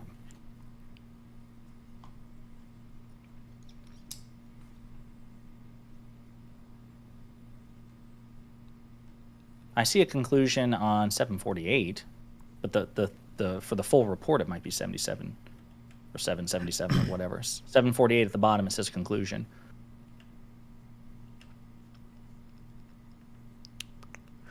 Chief Sund said he reached out to the House Sergeant at Arms Irving's at 12:57 and 12:58 and told him, we are getting overrun on the West Front by thousands. We need the National Guard now. Irving recalled the call coming from before a break in the electoral certification just short of 1:30 p.m. The chief said that conditions were deteriorating outside and he might be making requests for the National Guard. Although Irving was firm in his stance that only the Capitol Police Board had the authority to request National Guard assistance, he nonetheless sought out the Chief of Staff to the Speaker to inform her of the impending request. He did not need her to sign off, but any change in security posture given the time would have given them a heads up. The Speaker's Chief of Staff immediately scribbled down a note and went over to inform the Speaker, who was in the chair presiding over the floor, about the request. Absolutely go, Speaker Nancy Pelosi said. Later, as they were evacuating the floor to an undisclosed location, the Speaker asked her, is the National Guard coming? The Speaker's Chief of Staff said, yes, we asked them. Irving said the formal request for guard assistance came in a call after 2 p.m. from Chief Sund, and of course we said absolutely.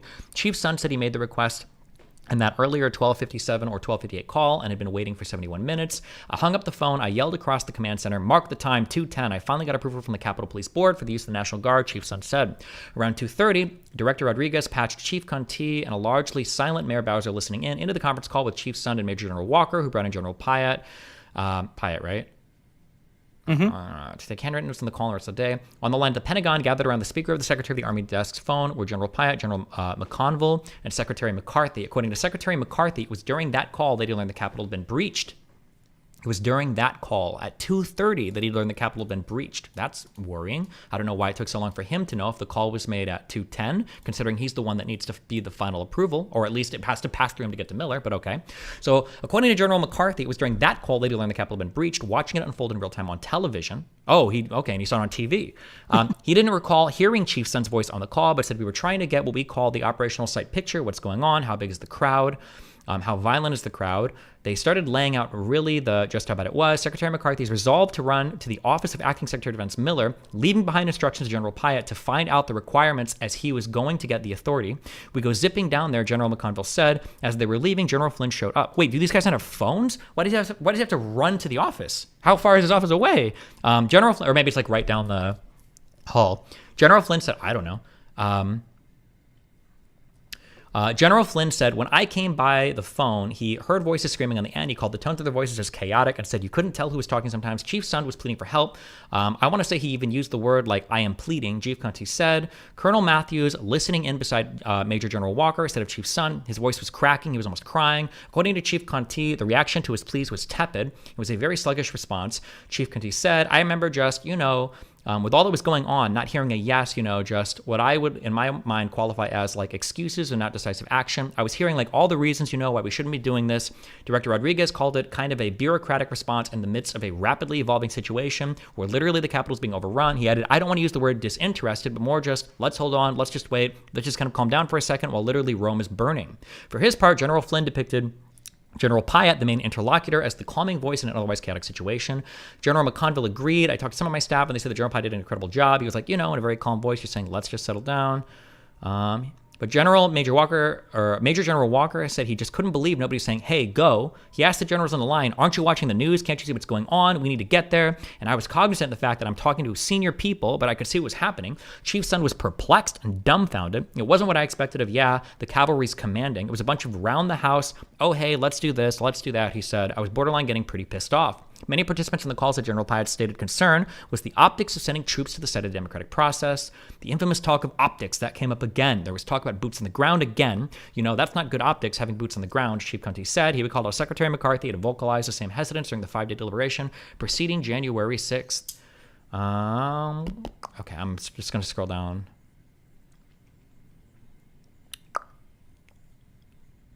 On the call, talk of needing a plan, the so-called con-op that had been a lesson learned from the summer, emerged after the optics. Then it was like, they wanted like specific information. There was something they were talking about, like mission and what exactly they're going to do when they get there. Top of page 741 is the Pence request. The doc or the... Okay, hold on. Chief Conti interrupted Chief Sun mid-sentence and said, wait a minute, hold up. Let's make sure I understand this correctly. Are you asking for support from the National Guard at the U.S. Capitol? Chief Sun said yes. General Pyatt said he was clear on response and I have authority to deny or approve. The secretary is getting approval. The third time when they said, you're denying our request, they also said, and we're going to go to the media. General Pyatt said, we were desperate. Everyone was desperate. So I'm not angry at that, but I just knew it wasn't helpful. So we told that to General McCarthy, or Secretary McCarthy. As for the threat to go public, Major General Walker said, I remember that very clearly. According to him, after the generals would not say yes or no. In the end, the call sort of ended abruptly. The DC head of Homeland Security and Emergency Management left the call thinking that help was not coming, and at least not from the National Guard. How long did Major General hold? 3 hours and 19 minutes. Okay. What did Major General Walker think was happening with an absent commander-in-chief? Vice President Mike Pence called several times to check in on the delayed response of the Guard. President Trump did not. Vice President Pence called Acting Secretary Miller at least 2 times. He was very animated and he issued very explicit, very direct, unambiguous orders. There was no question about that. General Milley said, and he said, get the National Guard down there, get them down there now and clear the Capitol, and this was the Vice President of the United States, and there was other forceful language. Acting Secretary Miller clarified that he did not order me, as he's not the chain of command, but he considered the talk with the vice president hyper-professional and very focused, in which the secretary highlighted the District of Columbia National Guard was activated and we were throwing every asset we could marshal to support law enforcement. In contrast, according to General Milley, Chief of State Meadows, Collins said, "We have to kill the narrative that the vice president is making all decisions. We need to stop showing everyone know that the president's still in charge and things are already stable." President Donald Trump himself did not call the Sports Department's defense denials and delays were echoing the media. No high-level defense official, including Secretary Miller and McCarthy, received a call from him that day. At the time, General Milley thought that was absolutely highly unusual. You're the commander-in-chief. You've got an assault going on the Capitol of the United States, and there's nothing, no call, nothing, zero, he said. I grew up in an organization where commanders are responsible and take charge, and they see situations unfolding, and they issue orders and take charge. On January 3rd, at the end of the National Security meeting concerning a foreign threat, the president asked in passing about January 6th preparations. Acting Secretary Miller informed him that they'd be fulfilling Mayor Bowser's request for D.C. support. From then on, if not earlier, the secretary felt like I had all the authorities I needed, and I did not need to discuss anything with the president regarding authorities. The conversation lasted all of 30 seconds to a minute. Secretary Miller testified that he had never received any order at any time from President Trump to deploy the National Guard on January 6th. There was no order from the president.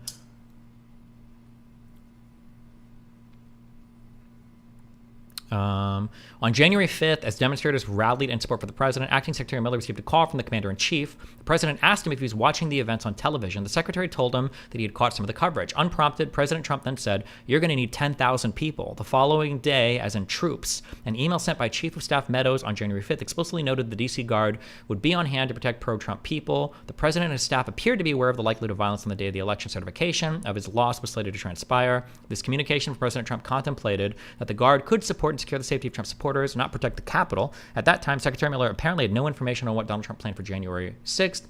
Acting Secretary Miller thought that 10,000 was astronomical. We expected 35,000 protesters, and even if there were more protesters than expected, we thought the local law enforcement would handle that. But again, this was no order from the president, just President Trump banter that you're all familiar with. Okay. Yeah. I feel like now I feel super strong. I think Miller was the one at fault here. Or not even necessarily Miller. I think it was the whole bureaucratic muck-up of them trying to avoid the look of impropriety by deploying the National Guard, the military, during the certification of the election. Now I feel even more. I've never actually read this document before. I've just read articles about this. But it seems like even more, that is exactly what happened on this day. Can you go to the bottom of page, the last thing that read is the conclusion part. And so in the file, it's 740F or 748. Wait, what page are you on? It's 748 of the document, but my file, my PDF says 774. But if you look at the top of the page, it says 748. Okay, 748. Okay. And look at the bottom, it says conclusion. Former President Trump's eagerness to engage the U.S. military to play a visible role in addressing domestic unrest during the late spring and summer of 2020 does appear to have prompted senior military leadership to take precautions in preparing for the joint session against the impossibility that the D.C. Guard might be ordered to deploy for an improper purpose. These precautions seem to have been prudential as much as legal in nature. What that entailed is the unprecedented circumstances of the January 6th attack on the Capitol is, however, harder to accept. A 3-hour and 19-minute lag time in making a relatively small but riot-trained and highly capable military unit available to conduct one of its statutory support missions. While the delay seems unnecessary and unacceptable, it was the byproduct of military processes, institutional caution, and a revised deployment approval process. We have no evidence that the delay was intentional. Likewise, it appears that none of the individuals involved understood what President Trump planned for January 6th and how he would behave during the violence. Imperfect intergovernment and intra-military communications as the January 6th rally morphed, with President Trump's active encouragement into a full-blown riot at the Capitol, also helped explain the time it took to deploy the Guard troops to the Capitol after their assistance that was requested and approved. Post hoc evaluation of real-time communication during an unprecedented evolving crisis and limited tactical intelligence nevertheless carries the risk of a precision that was unrealistic at the time. It was also clear from testimony provided to the Select Committee that DoD and DC National Guard leaders have differing perspectives that are not reconcilable regarding the timing of deployment authorization. Where the DC Guard's deployment on January 6th is concerned, then, the lesson learned at this juncture include careful evaluation of the base of limited information may take time, statutory constrained intergovernmental requests for assistance, and multi-level approval process are complex and may be time-consuming. Any visible military presence in the domestic setting is circumscribed by law and triggers considerable constitutionally driven sensitivities, and crisis communications are often imperfect, especially in unforeseen and rapidly evolving situations. Yeah, so that's the conclusion of that. So your conclusion is, after what you read? I think every single thing I said was completely and totally correct, and I feel vindicated. Fuck Pisco, and fuck you, a little bit. But Pisco made the stronger claim, so not fuck you. Okay, so, I'm just going to ask you one question. Does it matter at all to you what Chairman Milley said about how unusual the president's silence was? This is the chairman of the Joint Chiefs of Staff. When was this statement made? fuck, we read this one. We read it. Or, I'm sorry. I remember the page, but I'm saying, like, was this a statement that he like made to the media, or was this like a statement that he's making in a closed session to? Yeah, I think it was during an interview to the House January 6th Select Committee. Milley was not the kind of guy to say this to the press. He kept his opinions to himself. I think it was in the interview. Yeah, I mean, from everything that I'm hearing, it doesn't sound like a call from Donald Trump would have changed anything. If Pence himself is literally making calls and nothing is happening, and it seems like, luckily we read in here, apparently Donald Trump's request for National Guard deployment to states had literally been denied in the past because Barr is saying, you're a fucking idiot, like shut the fuck up. Sure, but I think the summary we read also said that it's different, that the deployment is different with respect to the Capitol, because when it comes to the 50 states, it is true that the president can't. Sure, the deployment can be different, but I'm just saying that in reading all of this, like, aside from that one statement where Milley's like, it's kind of weird that Trump wasn't calling to find out what's going on, right? Keep in mind, Milley and Trump also fucking hated each other at this time, right? But, like, aside from that one statement, every other part in here seems to reinforce, and even that statement doesn't say if Trump would have called it, all would have been fixed. No, and you know what?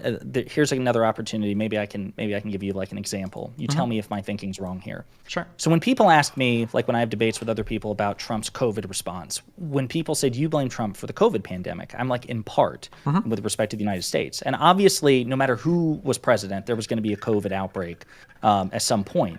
The question is, what did the commander-in-chief, the head of state, head of government, the most powerful man in the world, do to try to address the situation? And I tell people that if Trump had made different decisions, if he had taken the virus more seriously, if he would have not undercut his medical advisors, if he tried to rally, Republican governors and officials basically to take it more seriously, and then shit still hit the fan, I would not blame Trump, because then I could say he did everything in his power to address a crisis. But because he didn't do that, and because he fucked up so spectacularly, and I'm using COVID as an example, and I again would argue derelict in his duty and all the things, I do blame Trump in part for the pandemic. So taking it to January 6th, do you think it's reasonable at all for me to apply that logic here? That maybe you're right. Maybe if he was on the horn with everybody and said, guys, get somebody the fuck down there, it would have taken it from 3 hours to 2.5 for all we know. Or maybe it would have taken it to 0 because maybe they would have been like... Yeah, I think your analysis, you're in the right area, but I think you're exactly wrong. I think that it's possible that if Donald Trump would have made the call, it might have taken even longer. If you want to blame this particular scenario on Donald Trump, I think you could do it, but you have to make the exact opposite argument, because it seems like the issue relating to the deployment of the National Guard in D.C. wasn't because Donald Trump was trying to keep everybody back and fuck everything up. It seems like the issue is Donald Trump's over-eagerness to rely on the military and the perception of him as being an authoritarian leader, and the worries that if the DC police were seen with the National Guard in the background, that I think the quote in here was that people they were worried that the National Guard is going to be stealing election boxes, ballot boxes, right? Sure. So if you want to say that the Guard wasn't deployed here, it seems to be because Donald Trump leaned into the military way too much, and that's been affirmed 15 different times in here, that now people are creating a ton of different processes saying, like, if you want to deploy the National Guard, we need to know the exact scope of the mission. We need to know exactly what the situation is. You need to get authorization from Miller himself, okay? We need to, like it seems like there were so many restrictions put on because Donald Trump. So if you wanted to blame Donald Trump, that would be the reason why. But then to say that Donald Trump making the call would have fixed this, it might have been the case that if Trump made the call, Miller or somebody else would be like, hold the fuck on, because if Trump is making the call, it's because he wants the National Guard there to protect his fucking protesters. So hold on. So I reject that he could have cleared it up. I think if anything, he would have delayed it. And that seems to be reinforced by every single part that I read in here. And if you want to source this material and give me something different, then I would be curious here. Yeah. Well, it's interesting because I guess I got a different interpretation from what we read. I thought that the ambiguities and the complexities and nobody like taking an affirmative action was precisely because they didn't know Trump's intent. That the absence of him making taking charge and giving an affirmative an agenda or affirmative orders caused everybody around him to go, what the fuck should we do? Because we don't want to give bad optics. We don't want to misinterpret what his intent is. We want to do this. We want to do that. I guess I was under the impression that but the intent, what they're worried about is the authoritarian appearance of the National Guard in D.C. Do you agree or disagree with that? I think that is one of the concerns. That is the primary concern. That's why the mission for the optics. Yes, the mission scope was so narrow. The bureaucratic process became so high, and the goal of that was to make sure if we're deploying the National Guard, it better be for a good fucking reason, and that scope needs to be incredibly narrow for whatever the mission is, right? But but again, I don't want to put words in your mouth, but are you saying that if Trump, you think if Trump had gotten on the phone to Miller or to whomever, the Secretary of the Army, and said, get the Guard in there now, do you think they would have disobeyed his commands, or what are you thinking? Here's what I want to know, what I'm curious about, because earlier we read that, like, when Donald Trump was talking about how he wanted to send the National Guard into Georgia, that, like, Barr was literally saying no. Fuck, does anybody remember what page that was on? Right, but the reason, so the reason that he said that, I remember what you're talking about, is because it's illegal for the president to do that unless the governor of Georgia makes the request. Well, but hold on, wait, I want to find this. I want to find this. Sure. Fuck. What page was it? Somebody said 126? Like in the document or on the... 126? Were we that far up? No, we weren't, but somebody's saying that it's, Control F rebuffed? I don't think rebuffed was a word, was it? Oh. I'm getting one. We're on page. No, I don't think that's President Trump rebuffed, please. Search for the word resisted? Definitely don't do a search for Barr because you'll get 8 million. Yeah, I did that earlier, didn't. Yeah.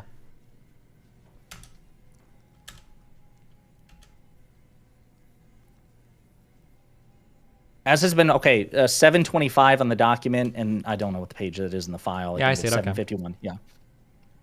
Yeah. He came to the Armory every day. So this is what I'm talking about when I'm saying it seems like one of the big issues was Donald Trump leaning too much into the military. During the 2020 summer protests in response to the murder of George Floyd, the approval process for Guard deployment ran smoothly, very, very proactively, then Commanding General of the DC Guard William Walker said. Secretary of the Army Ryan McCarthy really wanted us out there. Secretary McCarthy, with all of his authorities, was physically beside Major General Walker throughout the summer. He was with me for all of it, Major General Walker said. He came to the Armory every day. He brought his staff with him. As has been widely reported, a number of President Trump's senior advisors, including Attorney General Bill Barr, resisted President Trump's requests to deploy the Guard or other troops in various states and cities where violence had occurred or was underway. So it seems like Donald Trump is like overactive in using like military anything, and that seems to be the impression that everybody has. And so all of these bureaucratic structures were essentially created to like slow down any deployment of the National Guard to DC because they didn't want to give the appearance of it like deploying like a militaristic authoritarian thing relating to the election day. And Bowser herself said as much on the 5th. And when I'm reading through everything in here, that seems to be the case. Nobody's like, where's the president? Why isn't the president authorized? What's going on? It seems like what's happening is everybody's arguing. It's like, well, hold on. Well, what's going on? We're trying to give us, what's the situation? Like, give us a report. Like, do we really need this? Blah, blah, blah, blah, blah. And that's where the delay's coming because they want to be really sure. And that seems to be the big error. So that's why I'm saying if you want to blame Trump, you can. But the really roundabout argument you have to make is Trump's fault was his overuse of authoritarian or militaristic measures earlier that made it more complicated or optically troubling to deploy the National Guard, which led to the bureaucratic controls that were in place that caused this 3-hour plus delay in getting the National Guard to the Capitol. So 2 points I want to make real quick. I'll concede to one thing, but I'm going to push back on the other. Let me push back first. Again, I think Barr was pushing back, and if you look at the footnotes, I think it's like footnote 11, which is on page 751, 771, or 777 in the document, 751 on the file. But it's wait, seven what? Trump, did you get those backwards? 751. I'm sorry, on the document, and in the PDF it's 777. So if for Trump to deploy the National Guard in states, that would require him to either get permission from the governors or invoke the Insurrection Act, which basically allows him like extraordinary... Which photo am I reading? 11, okay? And so it's Barr explaining why he kind of resisted Trump's efforts. And so he talks about, how much Trump waved his finger around the semicircle saying we were losers, we're all fucking losers. He then raised, he talked about whether we should invoke the Insurrection Act. And, my position was that the Insurrection Act should only be invoked when you really need to invoke it as a last resort, when you don't really have any other assets that can deal with the civil unrest. So what he was saying is basically Trump would have to invoke that authority. He was kind of pushing back, no, sir, don't do that. It's really a mistake.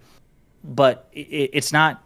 Trump would have had to take extra steps to try to assume the authority, like extraordinary steps, to deploy the National Guard in cities and states when the authority usually resides with the governor. I think in D.C., it's relatively straightforward. He had much more discretion to do it himself without invoking any sort of extraordinary authority. So I think it's apples and oranges, and that's why I push back on that. Sure. And again, if your guys' argument was just that, like, maybe Donald Trump could have made a call to, like, expedite this, although based on everything I'm hearing on this shit right now, I don't know if that would have been the case, if it would have expedited, because that's what I was going to concede to. I think you made an interesting point there that I'll concede to, that it does say something that nobody was trying to get, like, nobody was saying, call the president, what the fuck, we don't know what to do. Sure. So here's my question. That's a fair point. How do you reconcile that with the fact that the people in there were not trying to get Trump's permission or attention or direct involvement, with the fact that other people in government are faulting him for not being involved? And I don't know if I'm articulating well. I think it's what I said earlier. I think it's the conflation between him being ultimately responsible for the riot being there, and then them just saying, like, you needed to do something to stop this from happening, basically. They did also say, not just for the riot being there, but for you not to remember that quote we read from Liz Cheney in the Salon article, where she says he didn't make a direct call to. He didn't need to. I don't know if Cheney knows any idea how any of this shit operates. I don't know if she has any experience. It doesn't seem like she's making a substantive critique of what's going on. She's just mad at him. It's like, why did you stop this? Why didn't you make the call or whatever? It's like, well, he doesn't make the call. He didn't need to. And again, through all of this, like, nobody's waiting for the president to make an order. Like, it seems like what they're trying to figure out is, like, what the fuck do we actually need to send the National Guard? And I don't know if they even had a good situation report that showed that they needed the National Guard. I'm not even sure if that was the case, right? Because remember also, if we're watching this on TV, it just kind of looks like a bunch of people outside, like, I don't know how long in it actually, like, got so violent where people watching TV would have been like, I'm not sure. I just don't know the answer to that. Gotcha. All right, man. Well, listen, I think you made a bunch of good points. I still think that he had moral responsibility and command responsibility, but I want to be very clear. If at any point, and I'll say this to chat, I apologize. If at any point in the conversation I suggested that Trump, like, affirmatively fucked everything up to allow the riots to unfold, I retract that. I concede that was not. Yeah, you went out. That was definitely not Bonerback. Sorry, that was Pisco's original argument, but okay. Gotcha. Cool, man. Listen, looking forward to watching the conversations with Shapiro and everybody. So yeah, I love you, buddy. You could probably be involved if you want to hop on because I'll probably in a few days I'll start doing research for this January 6th debate. So yeah, sure, happy to do it. Love you. Bye. All right, see you guys. Everybody have a good day.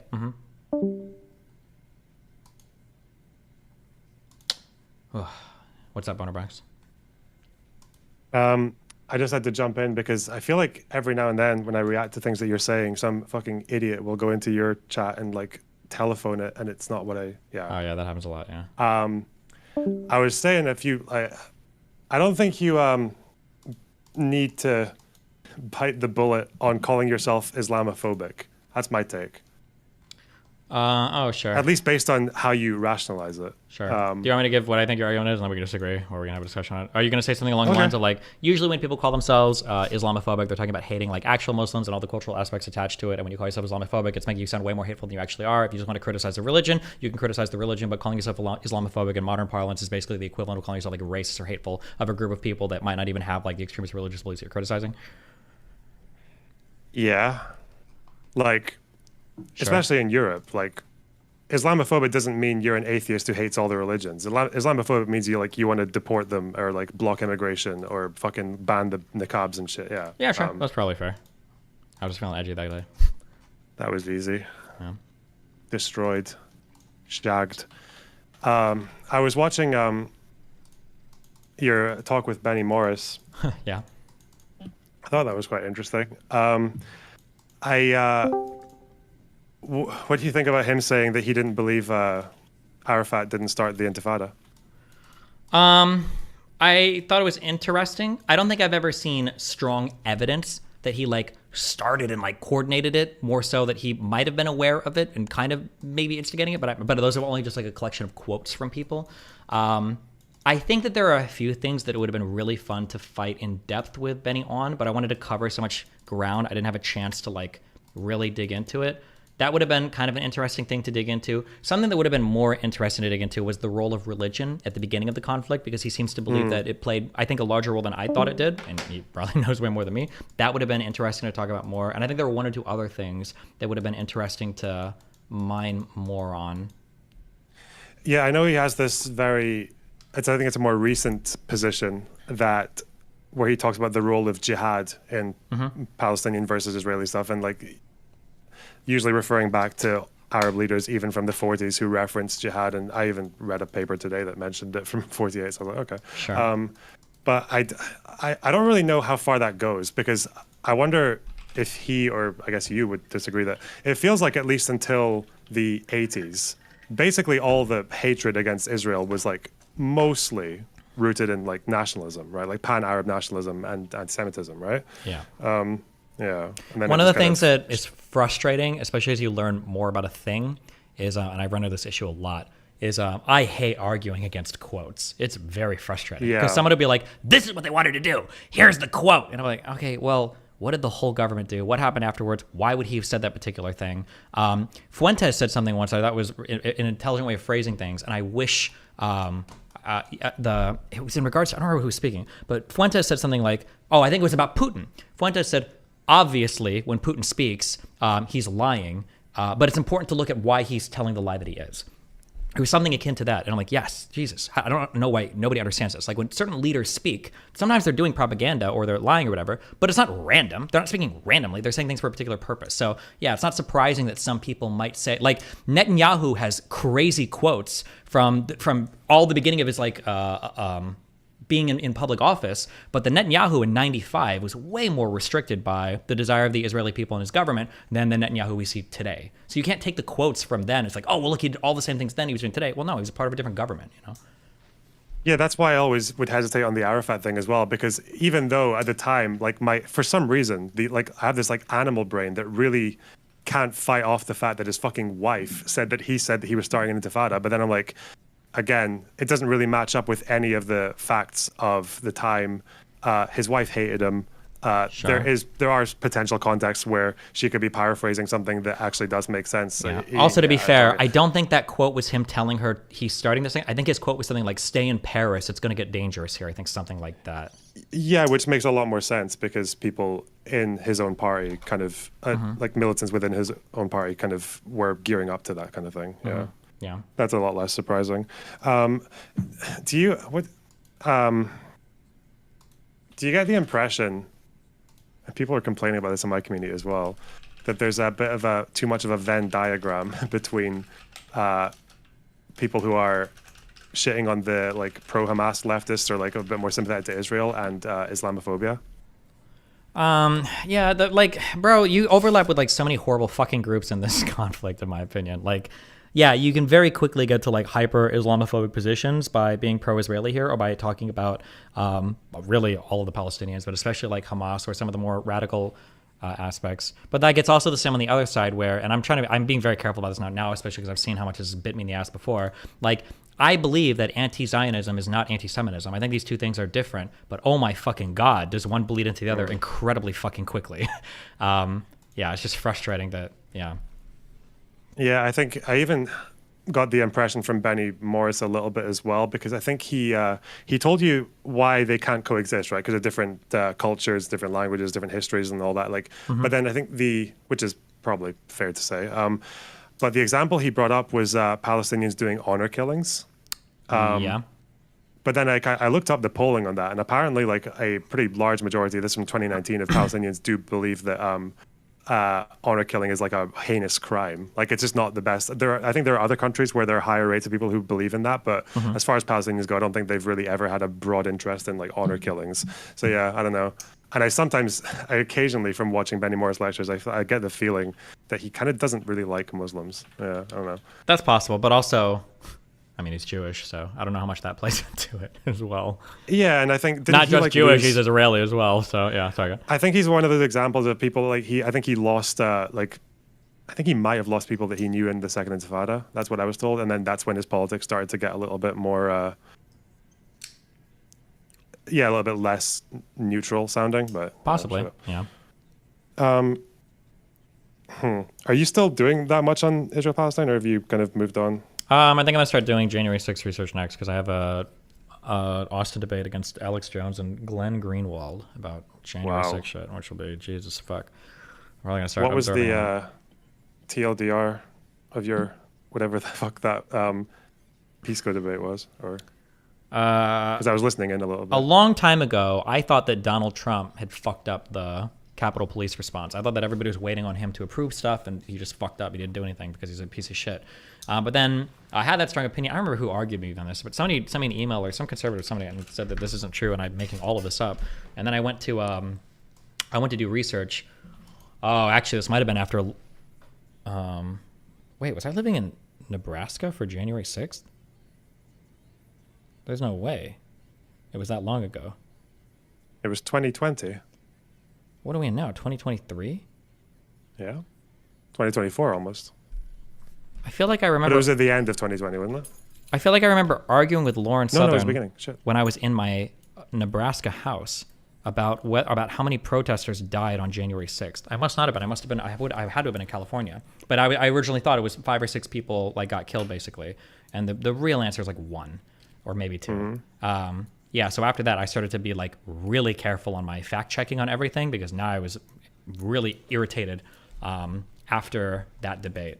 And yeah, that was the Donald Trump mucking up everything was one of the big things that came up. And when I tried to look at like, okay, well, how did Donald Trump fuck up? Yeah, I couldn't find that information anywhere. And then the more that I looked, it seemed like there was a huge optics nightmare after Trump's deployment of the National Guard for either photo ops or because of George Floyd shit, where people were really trying hard to avoid that. And everywhere I looked in terms of like testimony and everything else, that seemed to overwhelmingly be what everybody on the ground was blaming for the situation being so fucked. I couldn't find a single credible person other than like politicians on the day of being like, where's Donald Trump? It didn't seem like anybody saying like, yeah, Donald Trump fucked this up. It seemed like a huge bureaucratic fuck up in response to the bad optics of the deployment of the National Guard prior to this. That's what it seemed to be. And now I feel even further in for it. I'm almost positive that is the case now after reading all this. But yeah. I feel like from a while ago, wasn't it that there was like a Democrat called Bowser? Yeah, Muriel she's Bowser? the mayor of Okay. DC, yes. Okay. Was she the one who failed to get the National Guard or just didn't do it or what?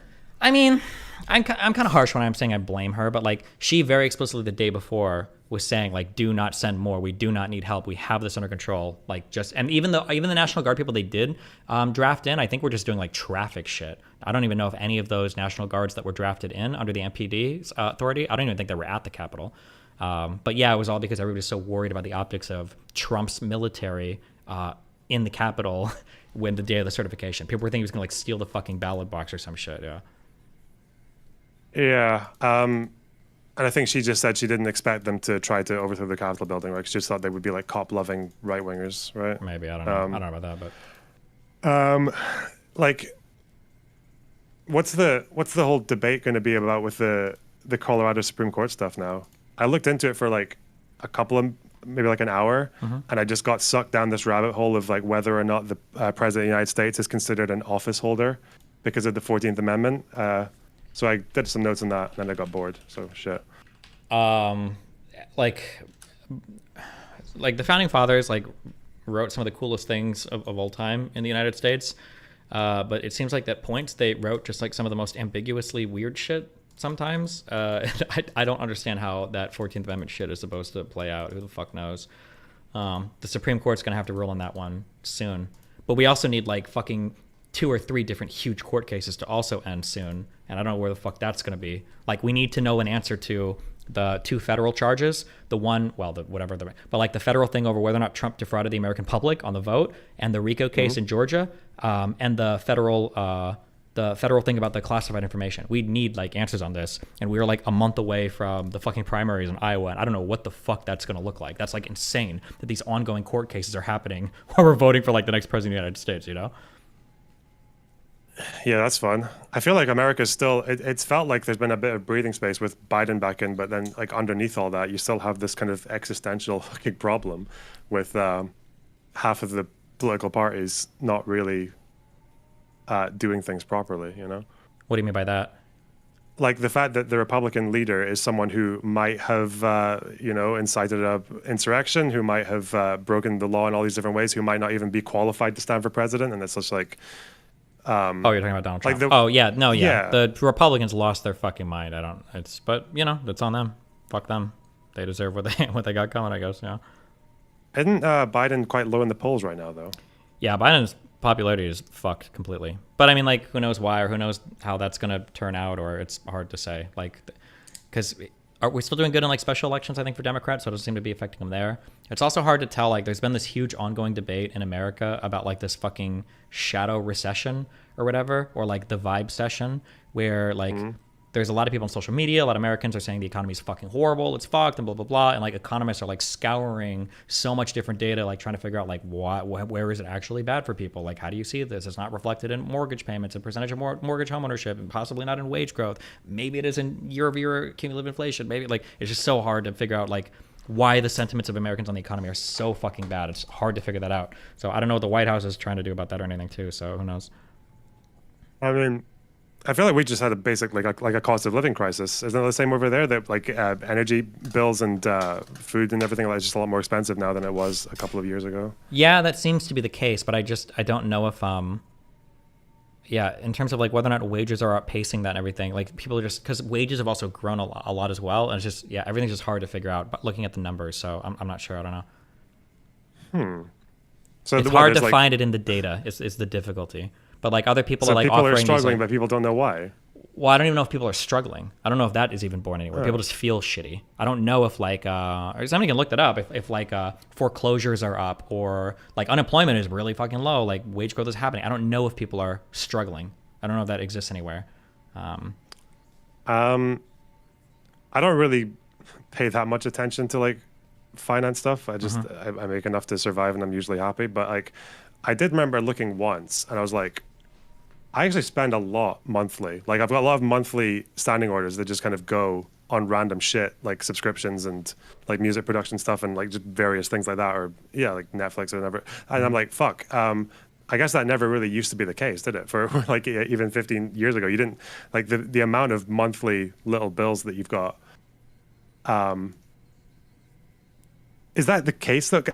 Are people just maybe spending money without realizing they are, and that's why they feel like they're fucked for financially? Yeah, like as stupid and as like unsophisticated as that sounds, Noah wrote a big article that like there might be really weird things like that are happening. So for instance, you'll see that like people are spending more on food than they were prior to this. So it seems like food spending is totally fine. But then it might be the case that because more people are ordering on things like DoorDash, or they're eating out, and because companies have gotten better at like targeting consumers with like these hyper specific like triple deluxe cheeseburger extra bonus packages, that even though people are spending more, and even though the CPI seems to show that like inflation or these indexes are good, they're spending more money on kind of the same stuff, but a little bit more, but not something. There's like a lot of weird things that oh, I'm sorry, Nate Silver wrote that article, in no opinion. Yeah, that like maybe there's a lot of weird things like that are going on that are hard to check in, for consumer spending. So, yeah, because I feel like 10, 15 years ago, you just didn't spend that much on that kind of stuff, like deliveries and monthly payments for all these like different subscriptions. I feel like those two things just didn't exist. But God, if that explains, I don't know if that explains everything or not, but it's like I said, it's hard. Like for instance, like and there's a whole bunch of people in chat that keep saying this. Just to remind you guys, if you're watching my stream right now, you are part of the privileged middle class that when I was poor I hated, and now that I'm rich I hate you too. Okay, I've always hated you. Okay, the middle class is the worst group of any people in all of the economy. Fuck all of you. Okay, so for all of you guys calling me privileged, blah blah blah, you're just as privileged as me, probably more privileged than I was at whatever age you are. Fuck you, suck a dick, a big one. But yeah, I think like one of the worries that people had is that like, well, because of the vibe session, because it's like so fucked, like even if there isn't a real economic crisis, like holiday spending is going to be fucked because people are going to be saving money because they're so worried about the economy. And it seems to be the case that didn't happen. It seems like holiday spending and everything is right where it's supposed to be, or up a little bit. Maybe I can check real quick. So all these people in chat saying like, oh, that's the bougie take. Like, oh, that's not true. The bourgeois, blah, blah, blah. But no, it seems like most Americans are spending, I think is what I saw before, are spending a lot of money. Oh, I'm sorry, Jesus. 2023, this is a month ago. This is 2023 holiday to reach record spending levels. I don't know if we were still on track for that or if that changed recently, but yeah, so it seems like, a lot of people are still spending money on shit, and I don't know. There's no way that like there could be an economic crisis that actually just the people need to bootstrap their ways out of it, right? Well, that's the thing. I don't know if people are having to bootstrap anything, because when people say that like the economy sucks right now, it's bad. When you say it's bad, like what does that mean? Because everybody they might like just be fine. Okay. Yeah, because like they might have like they're owning homes at the appropriate rate. Like the wage growth is about where it should be. Year over year inflation has come down. Like everything seems to be tracking. I mean, when you're in your early 20s, like people would always say they were skint, but they never actually were. Right? Would always say they were what? Broke. Sorry. It's the No Scottish UK word slang for in here, cool. fucking loser. We're always raised Sorry. broke. Wait, I'm sorry. Fuck. Say that one more time. When I was in my early 20s, I noticed this thing, or that people would always say they were broke, but they weren't. That was just like a thing you said. Oh, you just sure. talk about People how have like it broke different. you- Yeah. Yeah, I don't know. Fuck. Destiny, aren't high housing prices the problems among millennials? I don't actually know if that's true, because it seems like millennials and Zoomers are like owning homes at an appropriate rate compared to even baby boomers before then. It seems like home ownership is right where it's supposed to be. Wow. Holiday spending, FT. Let me see if I can find right now.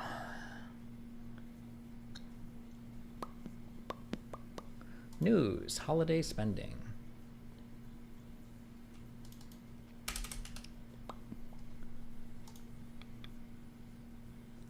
Hold on. Somebody in YouTube chat said Destiny has no clue. Holiday spending is down like 30% this year. Is that true? Can you show me that anywhere? I just Googled quick fox10phoenix.com. Holiday spending expected to break record this year. I don't know. This is a random fucking local news website. Does anybody have a link to this? Somebody said Destiny's officially out of touch. Yeah, people spam that over and over and over and over and over again, but nobody can show like how the fuck is, where are the problems? Yeah. I don't know. Yeah, I'm not sure. It's a hard one, but I don't know. I swear in the UK, stuff in the shops just went fucking mental. But I mean, our inflation in the last couple of years was, I think, one of the worst in the developed world. So yeah, but I think even when people try to compare your economic sentiments to U.S. ones on inflation, Americans feel worse about inflation than I think every other country in the G7. I think, even though our inflation I think was better than every other country. Yeah, so it's like fucked. Yeah. I mean, that just makes sense though, right? Like Americans. Show you, motherfucker, leave your gated community and go outside. I mean, I can go outside. Scene. Tell me what I'm supposed to look for. Tell me, please. Let me know. Our inflation was 11% at the end of 2022. A 41-year high. Yeah, that was hard times. Shit.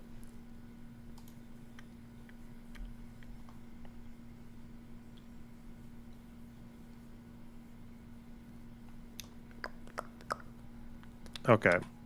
Is it? I think I'm gonna go to bed.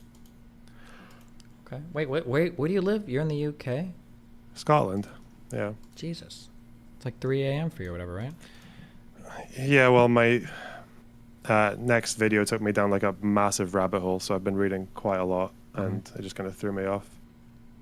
What's your next thing? Do you know a creator called Traveling Israel? Yeah. He does this video about 1948, and it's like debunking a Vox video. The problem is like he says a lot of things. He seems to know a lot of details, but I kind of realized that like a lot of them are wrong, and I was trying to figure out where he got them from because he doesn't cite that much. And he was doing this bit about the Deir Yassin massacre and his whole thing about actually it wasn't as bad as you make it out to be. They actually gave like a warning on a loudspeaker, and those villagers had broken the peace pact beforehand anyway, so like it was going to happen anyway. But and it was really difficult to find, like, because you know how people talk about the new historians, right? And I'm like, so obviously before the new historians, there must have been like the old historians where people just said, I think like, I think it was literally like mad oral shit. history and shit, right?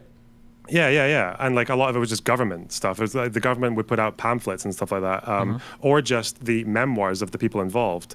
So I did so much digging to find out where he was getting these talking points from. I ended up at like a foreign ministry article, like a pamphlet that was distributed in the 1960s and was passed around by a few outlets. Then I went further back, and eventually I got to a memoir, like an autobiography by Menachem Begin, the leader of the terrorist group that did the massacre at Deir Yassin. And the guy was just citing, he has like 2 pages of his memoir in 1950, 2 years after the massacre, describing his version of the events. And Traveling Israel was just like doing it word for word. So gotcha, makes sense. Yeah, that was quite, and there's like, it's like that for about 5 different things. So yeah, that's been pretty wild. And I'm also an ADHD med, so that's cool. But they do keep you up longer. We'll just take them earlier in the day. I mean, I do, but they're like, they're the slow releases and they last 8 hours. But even like 15 or 16 hours after that, I don't know. I still feel like awake. When did you start taking it? 2 weeks ago. Oh, wow. It took me like 3 or 4 days to adjust. Sorry, go ahead. Yeah, I'm on Ritalin though, not Vyvanse. Oh, that's really weird. Because Ritalin, there's a Vyvanse shortage in the UK. That's not surprising. They made it generic, so I think there's a Vyvanse shortage everywhere because they cut production. So. Oh. How long did it take you to realize that it was like helping? I had a friend let me try their prescription for like I think 7 or 8 days. For the first 2 days I was just high as fuck, and then days 3 and onwards I felt a huge help. I think I'm on like maybe just under 50 milligrams now of Ritalin. It's like 3 tablets. Jesus. They don't feel like that much. Doesn't feel like that much is going on. Okay. Oh wait, I'm sorry. Ritalin is methylphenidate. I don't know. Maybe, I'm not sure. I can't speak to that. I've only tried amphetamines. I haven't tried the methylphenidate. Yeah, because that one's methylphenidate. It's not a amphetamine, is it? It's just like in a similar family. Yeah, it's a stimulant still. It works a little bit differently, but yeah. What are you? Oh yeah, if you're trying, it's not working. You're talking to your doctor or whatever. Yeah, we're going through some different things, and definitely like the whole thing of like melatonin as well, because melatonin is prescription in the UK. You can't just get it over the counter. Jeez. Yeah, and if you're private, you have to pay like I think like £15 for like a small bottle of them. Wow. Yeah. Okay. So I don't know why over the border, like in Europe, you can just go to a supermarket and buy it off the shelf for like nothing. So, but then that whole thing is like figuring out that a whole tablet fucks you up the next day, and you have to like cut it in half. And yeah, it's a whole journey. Why do you? Did they say why they prescribed you Ritalin instead of like Adderall or Dexedrine or Vyvanse or? They said that Vyvanse would be preferred, but it's the shortage, so they just put me on Ritalin instead just to start with and just see. But I think I'd probably try other ones as we go along. Did they say why they did Ritalin over Adderall? Actually, no. Because if they said that Vyvanse is a better drug, Vyvanse is an amphetamine. I don't know why they wouldn't do another amphetamine like Adderall XR instead of the Ritalin. But they might have reasons for it. I don't know. Or maybe Adderall doesn't exist in the UK. Actually, I have no idea. I'm not sure. There's a few drugs that you guys have that we don't. Yeah. Like, I think you guys don't technically have Vyvanse over there, like Evansi or some bullshit, or at least in Sweden. It's called Evansi, yeah. And it's like because with the diagnosis, the way they do it here is like there's like hyperactivity and there's whichever the other one is that has to do with daydreaming, that kind of thing. That's weird. Okay. The two categories, the two like broad categories. Okay. But like I'm quite high on both of them, but the hyperactivity is a bit lower. The main problem is like inattentive. That's it. Yeah, inattentive. I am off the chart. I'm fucking riddled. So I don't know if it's to do with that. Like some are better for one or the other. I don't know. Well, damn. Yeah. Well, so I don't know why fucking 10,000 people needed to know my life story, but okay. Well, now we got it. Yeah. Wait, what did you say? What was the next project? Oh, you said it was the traveling Israel guy. Huh. Yeah, that guy's weird. I don't know. But he's like, his little fucking 20-minute video just sent me on a absolute spiral. I've read like 4 or 5 papers, grabbed like 2, because I can't refer to pro-Palestine sources, like to anti-Zionist sources if I'm gonna like appeal to anyone who watches that guy, right? Like to anyone who's pro-Israel. So I'm gonna do this whole thing where like I'm gonna debunk this guy using only Zionist sources. So it's like a lot of Benny Morris. I've got his fucking Righteous Victims book, and I've got like the birth of the Palestinian refugee problem. And Benny Morris just doesn't really market himself to the public very well. His books are very long and very if you're dispassionate. Doing something like this, maybe something that would help is I might be making this up, but I thought I heard Benny Morris give an interview very recently where he said he might have said this. He might have said this in my interview. I think he said he's working on a new book where he's just cataloging like all of the early massacres. I think pre-48 maybe. Oh. That would help. I don't know when that book's supposed to come out though, so it might be a while, but. Yeah, I was thinking of even getting him onto my channel because I was watching him talking to you. I thought there was like there were quite a few things that I just like felt, oh, actually, I'd really like to ask him this. Yeah. I'd really want to know, and I've never found a good answer for this, is how historians decide whether or not they think like rapes happened in a particular massacre or event, right? Yeah. Because obviously, in general, it's a very hard crime to prove anyway. And in history, you've got even less evidence. Like you rarely have access to the bodies, and you don't. You're going off of like witness testimony, and sometimes it's witness testimony of people who don't want to talk because they're so traumatized. And I think the longer it takes for a witness to speak, the less credible their opinions become because of like rumors spreading or bad memories and all that kind of stuff. So, but then also it seems to be that from reading like Morris and Pape and people like that, it seems like a lot of these ones that happened in 1948 were a lot of it is oral testimony, but historians are fine to go with that as long as like it matches more or less, like as long as enough witnesses from different places are saying roughly the same thing, or there's usually some document that'll have someone from the Haganah or Irgun or something, someone saying that they saw it happen, because apparently like they just kept all of that. Yeah. And it was interesting comparing that to the standard of evidence people are placing on rapes on October 7th. It's kind of related to that. It's kind of funny. What was I? We were reading something relating to the civil war and everything going on in Lebanon and Israel being up there, and I think it was on Wikipedia referencing a book or a speech. One of the things we read was that was this Yom Kippur? I don't remember. It might have been Yom Kippur, but I think it was like something like a Syrian fighter was like so brave that he like. What was it, guys? That he like drank the blood of like 20 Israeli prisoners of war, like as they sat on the ground, like tied up. Like that was how an Israeli prime minister put it, or that was how like some Israeli war general. I don't remember who it was, but I read the statement. I was like, that's fucking wild. And I was like, hold on. And I think we probably spent like an hour trying to fucking find the source of this statement, and we went through like a book and then like a speech and then like another reference until we could finally like find the original fucking Syrian Gazette like newspaper that sourced it. And like I think the original claim was literally like I think it was like I think like a Palestinian fought off like 3 Israelis with an axe, and he like bit the last dude in the neck or broke his arm. Like that was like what the newspaper had actually said. But the difference between that and like playing telephone to the original article, it was like what the fuck? I thought it was funny. So yeah, I can't imagine like trying to verify, and that's what that was written. That was written down in a paper. So like when it comes to like oral history, yeah, I'm very curious in what you're saying there. Like, how the fuck do you trust like any kind of fucking oral history? That seems wild. Yeah, I mean, I'm reading it now. It's what the militiamen who stabbed puppies and drank their blood. Oh Jesus, yeah. The girls bit the snakes and ate them. He applauded what the fuck? Oh, this is Ba'ath Party. Okay, Ba'ath Youth Militia from Syria. Oh, this article is by Benjamin Netanyahu in New York Times, 1983. Wait, in reference to what I was just saying, that thing that you just read, or I just googled Syrians drinking blood or whatever, and this is him talking about what is he talking about here? Because it might have been Netanyahu that it originally. Yeah, that it might have been in Syrians, right? Yeah, the Ba'ath Youth Militia. Yeah.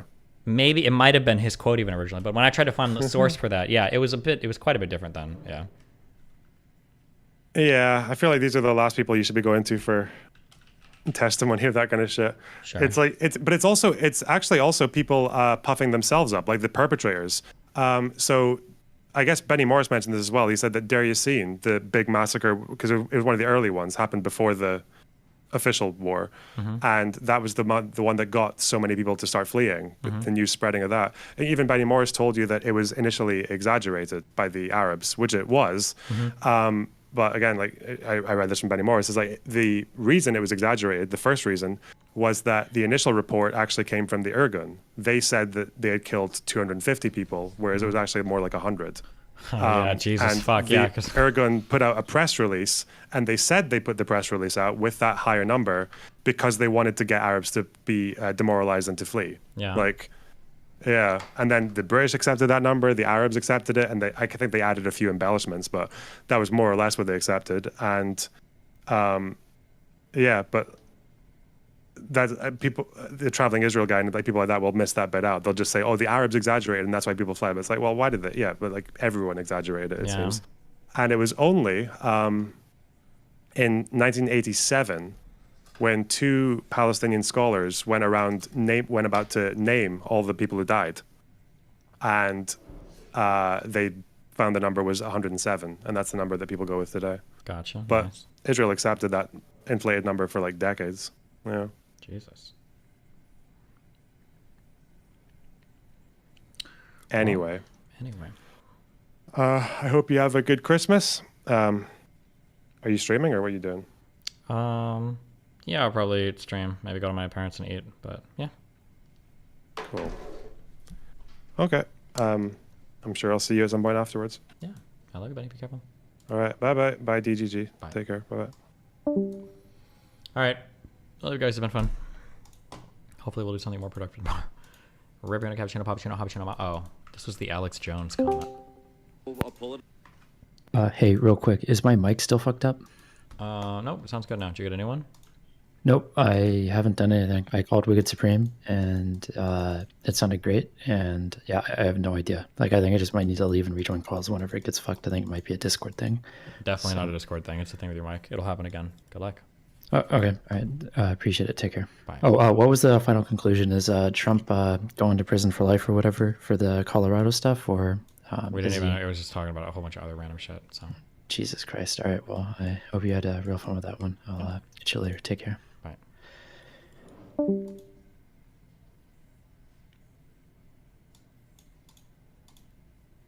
Jesus Christ.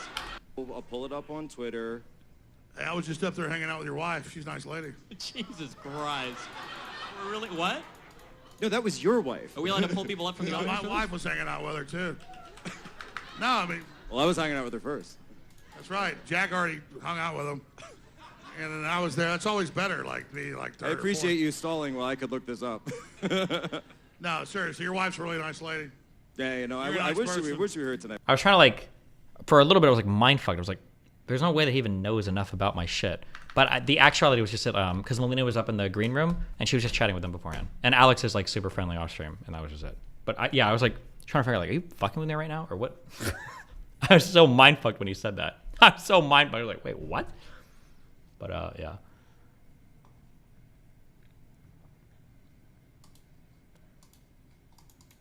He was just wasted and had talked to her. Oh, he was. I think he was pretty drunk too. A lot of people were saying he was pretty. All right. Okay, that very much sounded like a cuck joke. Well, kinda, but you also have to keep in mind how like internet poisoned your brain is too, right? Like in the real world, it's probably normal if someone's like, "Oh, hey, what's up? I just talked with your wife. She's real nice." Like for you to immediately be like, "Oh my god, he's making a cuck joke." Like that's pretty internet brained. Like it's a pretty internet brain. Like yeah. All right. I love you guys. It's been fun. Ripperino, cappuccino, pappuccino, hoppuccino, moppuccino, dappuccino, cappuccino, appuccino, albuccino, my tuners. I will catch you guys next stream right now. Stay safe. Be careful. Rip. Oh, host Lily. She's on YouTube. I can do that. All right. Rip. Oh, I can also host Amaranth on Kick. Have fun, my Deuterinos. Bye.